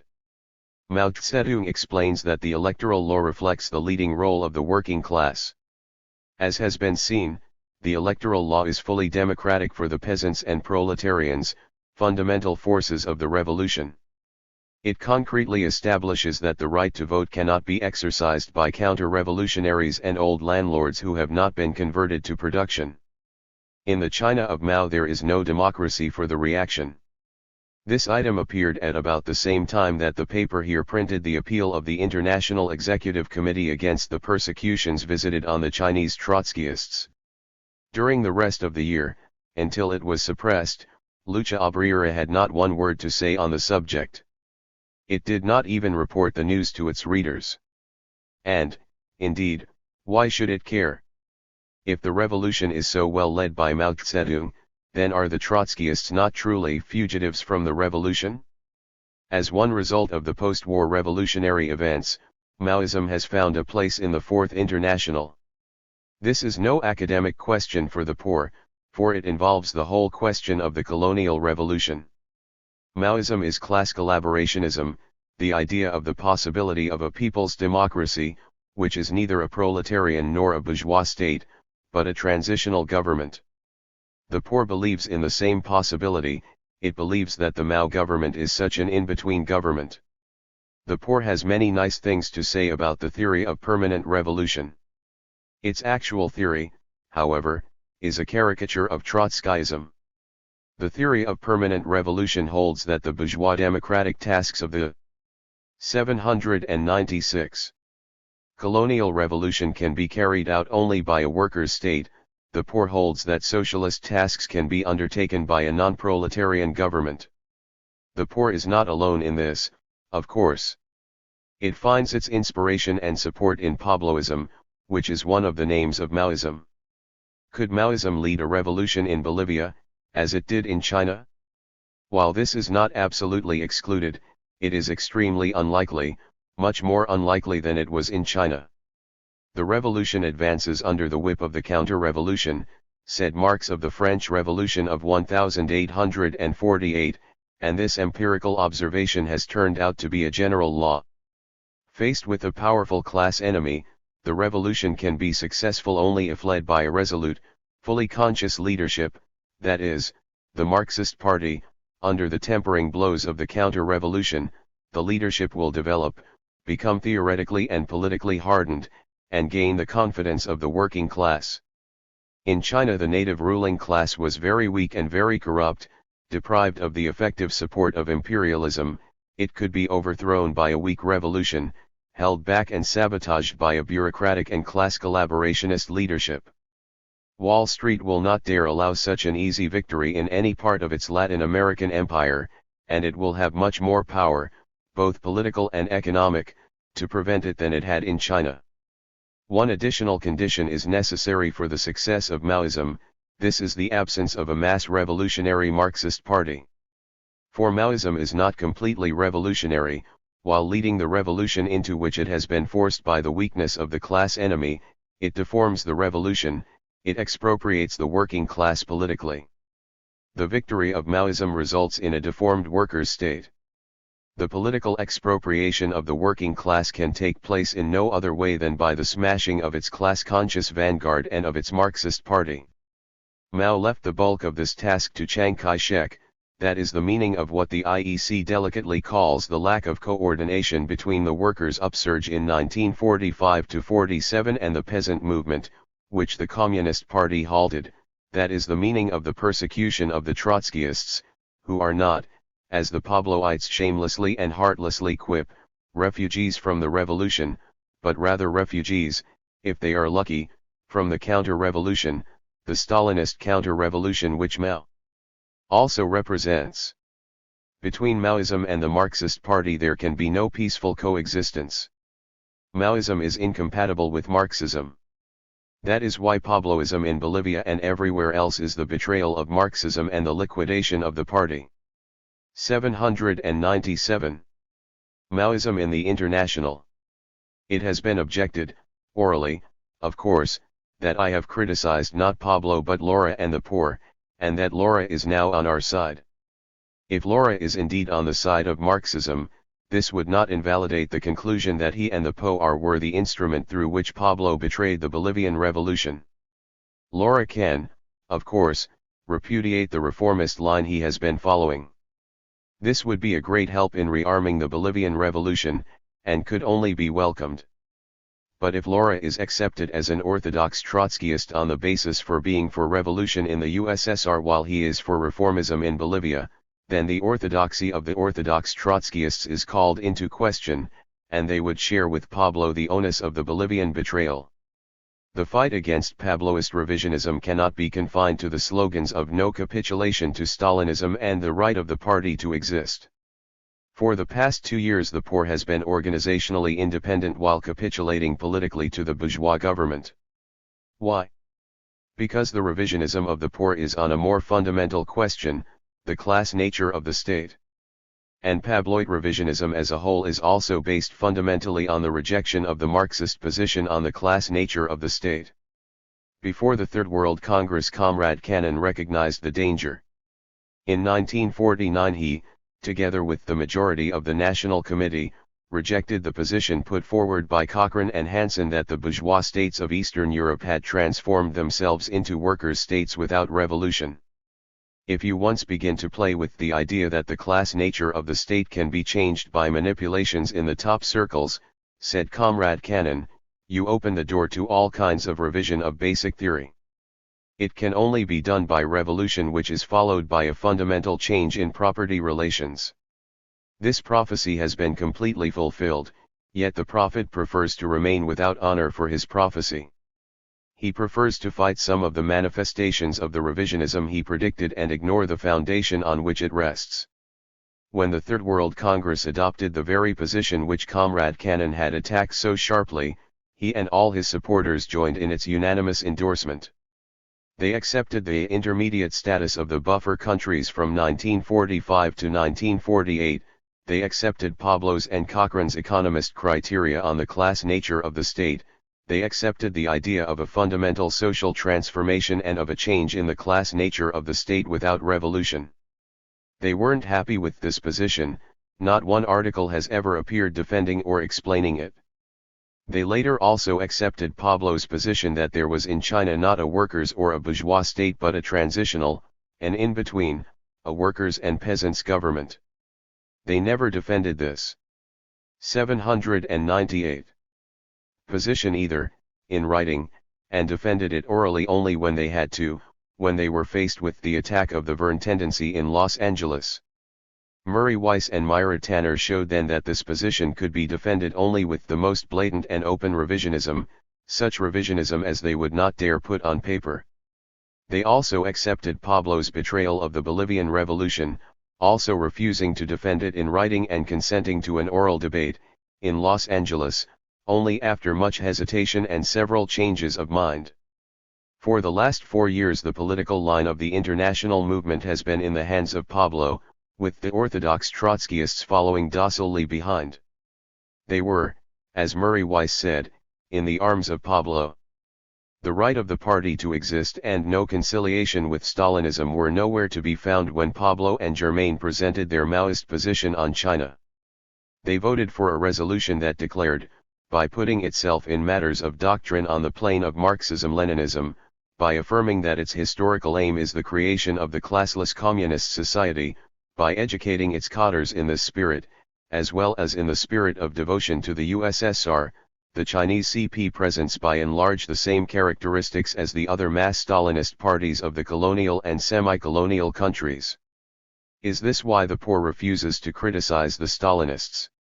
They accepted the line of critical support of the Mao government, even when Germain showed that this really meant solidarity with the Mao government against the Trotskyists. With a brutality worthy of a Stalin, but unprecedented in the Trotskyist movement, Germain declared that the refusal to give support to Mao, put forth in the IEC by Comrade Jacques, was counter-revolutionary. Not one member of the International, or of any party in the movement, raised a voice against this piece of Stalinist brutality. To call Jacques' position counter-revolutionary signified that the difference over whether to give critical support to Mao was no terminological dispute, it signified solidarity with the secret police against all independent thought, against all Trotskyists. Comrades who emitted shocked gasps at a much more insignificant defection, that of Grace Carlson, took this with equanimity. Not only were there no protests, but this Stalinist position was actually defended by Max Geldman, a leading majority supporter, in a debate. "You have no trust," said Geldman, "you are suspicious of the IEC." This was in April, 1953. Yes, Verne and Ryan, and the comrades supporting their position, did not trust the ME, led by Pablo and Germain. They were more than suspicious of their revisionist line. And they had much less concrete knowledge than Geldman and the rest of the National Committee were in a position to have. We didn't know what Penn knew. But Marxism is a better guide to people and events than empiri. 799. Schism or faith. Murray Weiss had faith in Pablo. "How do you know," he asked in a debate with Dennis Verne in May, 1953, "that the Chinese Communist Party cannot become a Marxist party?" "I am willing," replied Comrade Verne, "to stake the whole validity of my position on this. When the pressure of the Korean War lets up, the government, rather than, as you and Germain say, unfurling the proletarian power, will become even more bureaucratized. It will intensify its repressions against the Trotskyists." Why are they silent? Now the comrades are indignant at the Pabloit jibe that the Chinese Trotskyists are fugitives from a revolution. But indignation is no answer to a political position. The Pabloites are confident, they believe that Maoism is or can become completely revolutionary. What do his opponents say? Nothing. They still formally retain the Pabloit position. All attempts to raise the question are met with stony silence. Comrade Stein made an attempt to approach the question in an internal document of the Majority Caucus, but he was rebuffed and has since kept his peace. The National Committee resolution criticizing Pablo's line on Stalinism, against Pabloist revisionism, Phi, September 1953, retains Pablo's position on China. Why have they remained silent? Why do they still remain silent, as the International Committee admits, on problems left suspended, befogged, or falsified by the Pabloist leadership during 3 years? Is it because, as we have vapidly been told, they didn't want to dignify the Verne tendency by replying to its criticisms? But the questions on which they hold such a stubborn silence involve the life and death of the movement. Ls the tiny Verne group so powerful that it can lock the minds and typewriters of the party leadership on such vital questions? No.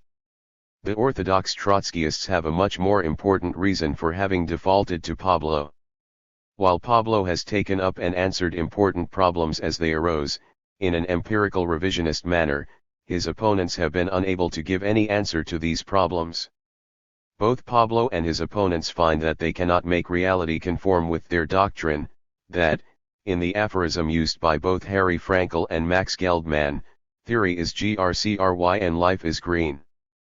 Pablo turns his back on doctrine and rivets his eyes in an empirical and impressionistic manner on the New World reality.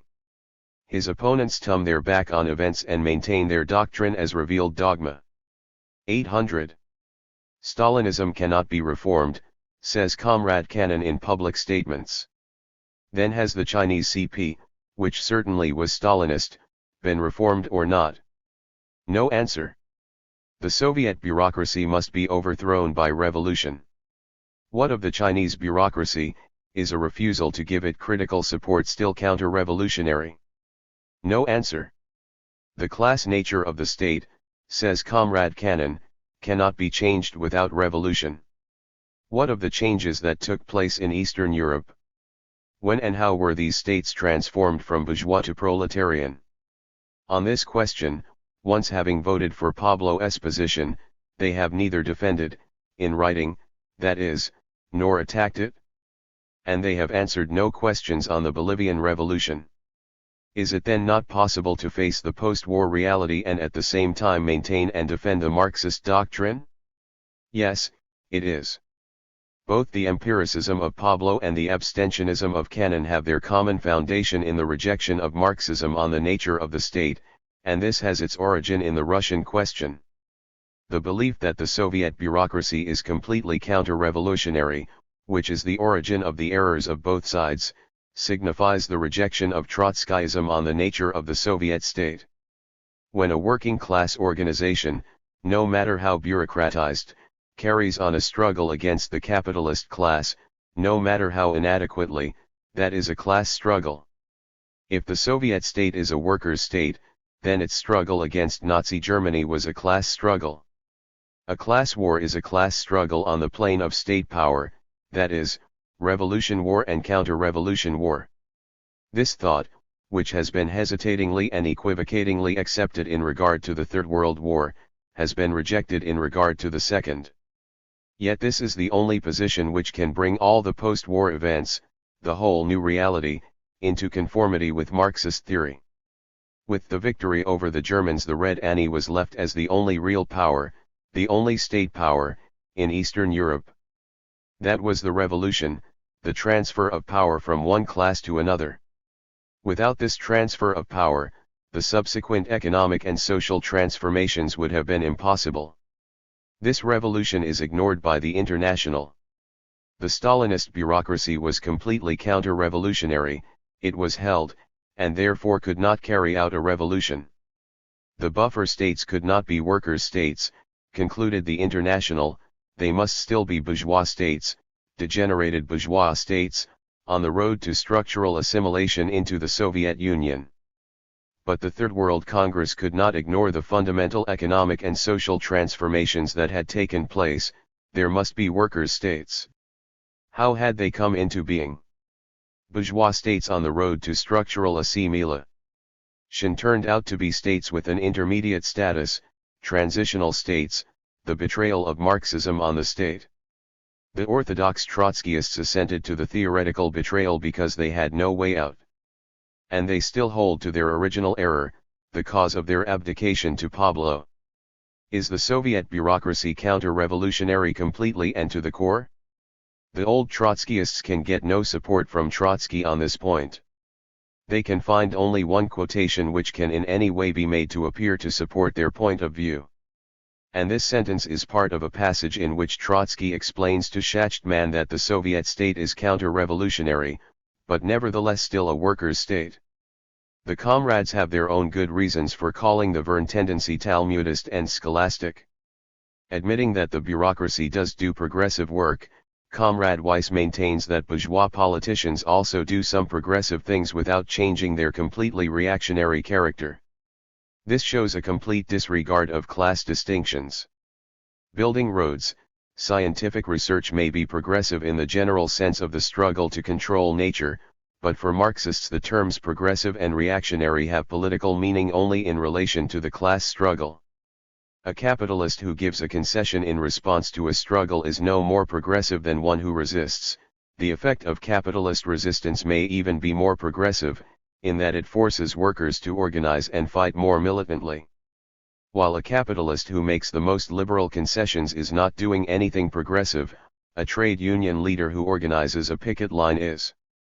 And the activity of the Soviet bureaucracy in organizing the struggle against the Hitler counter-revolution was profoundly progressive. If the bureaucracy had deserted, and many bureaucrats did, the Soviet Union would have been conquered. It will be objected that the absence of an alternative, a Marxist leadership, was due entirely to ferocious suppression by the bureaucracy, and that is true. But this merely serves to point up the dual role of the bureaucracy, both progressive and reactionary.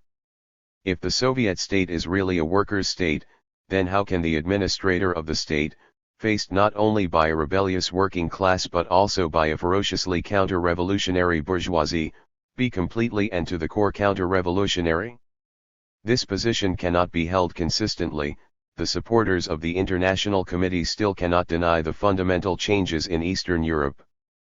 They insist that the changes were carried out by military bureaucratic action and that the Chinese Stalinists are no longer Stalinists. How this proves the completely reactionary nature of the Soviet bureaucracy no one has yet shown. The choice cannot be evaded: either give up the theory that the Soviet bureaucracy is completely counter-revolutionary, or give up more and more calm. 802. Completely and openly Marxism on the state. The choice will have to be made. The silence will have to be broken. Until it is, the struggle against Pabloism cannot be carried to a conclusion. Above all, and first of all, the silence on the Bolivian Revolution must be broken. Pablo's betrayal must be exposed and combated. If Pablo's silence on Bolivia is a sign of his abandonment of Marxism as a science, what shall we say of the silence of his opponents? To remain silent is to shield the betrayers and share in the betrayal. We need international solidarity. Not only has there been no discussion of the Bolivian Revolution, as though we have nothing to learn from it and no political aid to give, the Bolivian Revolution has been almost completely absent from the propaganda activity of the party. When the revolution began, 2 years ago, the paper responded quickly and carried a goodly amount of material in the first few weeks. George Brightman wrote several good articles, which shows that he knows what a revolutionary policy should be. He even called the MNR government a bourgeois government, and wrote that Lechin's stay in the cabinet had better be brief. But after the first few weeks the paper carried only occasional references to the Bolivian Revolution. Brightman apparently lost interest until, stung by the suppression of Lucha Obrera, he wrote a brief article in which he again called the MNR government a capitalist government. Even when labor action accused the poor leaders of having accepted posts on governmental commissions, no reply was forthcoming. Even a letter written by the Secretary of the Poor denying the charges was denied publication. On this point, I admit an extenuating circumstance: the denial by the poor appeared to be a diplomatic one. The Secretary of the POR denied being in the government, but said nothing about being on commissions. An open letter to labor action, promised by the Secretary of the POR, has never appeared. Since the first weeks, the paper has aped the line of the poor, calling the MNR government petty bourgeois, pointing to the presence of labor leaders in the cabinet as proof of its progressive character, and later accusing the MNR of betraying the revolution. The last time, until this writing, that mention was made of Bolivia was on December 28, 1953. That was an editorial dealing with the suppression of Lucha Obrera. The editorial denounced the cowardly labor leaders for their silence on Bolivia. The paper did win one victory. After 2 editorials calling for recognition of the MNR government, without any mass. 803. Demonstrations, public meetings, or petitions, the State Department was convinced. 2 later editorials protesting the suppression of Lucha Obrera did not have the same effect. The party has done nothing to popularize, defend, or explain the Bolivian Revolution to the public. In 2 years there has been just one public meeting on Bolivia, not one meeting per branch, but one meeting for the whole party. This was held in New York, and Bert Cochran was the speaker. The Bolivian Revolution is sometimes mentioned in holiday orations, usually not at all. There has been just one branch discussion on the Bolivian Revolution in the whole party, a debate in Los Angeles, and this took place 6 months after it was requested. You have a fixation on Bolivia, I was told. We are busy with the American Revolution. This from the organizer of the branch in Los Angeles, with its large Latin American population. This shameful neglect of the elementary duty of international solidarity is in glaring contradiction to the directives given by the founding Congress of the Fourth International. Just as the Latin American sections of the Fourth International must popularize in their press and agitation the struggles of the American labor and revolutionary movements against the common enemy, so the section in the US must devote more time and energy in its agitational and propaganda work to acquaint the proletariat of the US with the position and struggles of the Latin American countries and their working class movements. Every act of American imperialism must be exposed in the press and at meetings, and, on indicated occasions, the section in the US must seek to organize mass movements of protest against specific activities of Yankee imperialism. In addition, the section in the US, by utilizing the Spanish language and literature of the Fourth International, must seek to organize on however a modest scale to begin with, the militant revolutionary forces among the doubly exploited millions of Filipino, Mexican, Caribbean, Central, and South American workers now resident in the US, not only for the purpose of linking them with the labor movement in the US but also for the purpose of strengthening the ties with the labor and revolutionary movements in the countries from which these workers originally came. This work shall be carried on under the direction of the American Secretariat of the Fourth International, which will publish the necessary literature and organize the work accordingly. 804. Due to reactionary laws, international affiliation is barred. But no capitalist law can prevent genuine orthodox Trotskyists from acting like internationalists. The Bolivian Revolution should have the same importance for us as a strike in Minneapolis or Detroit.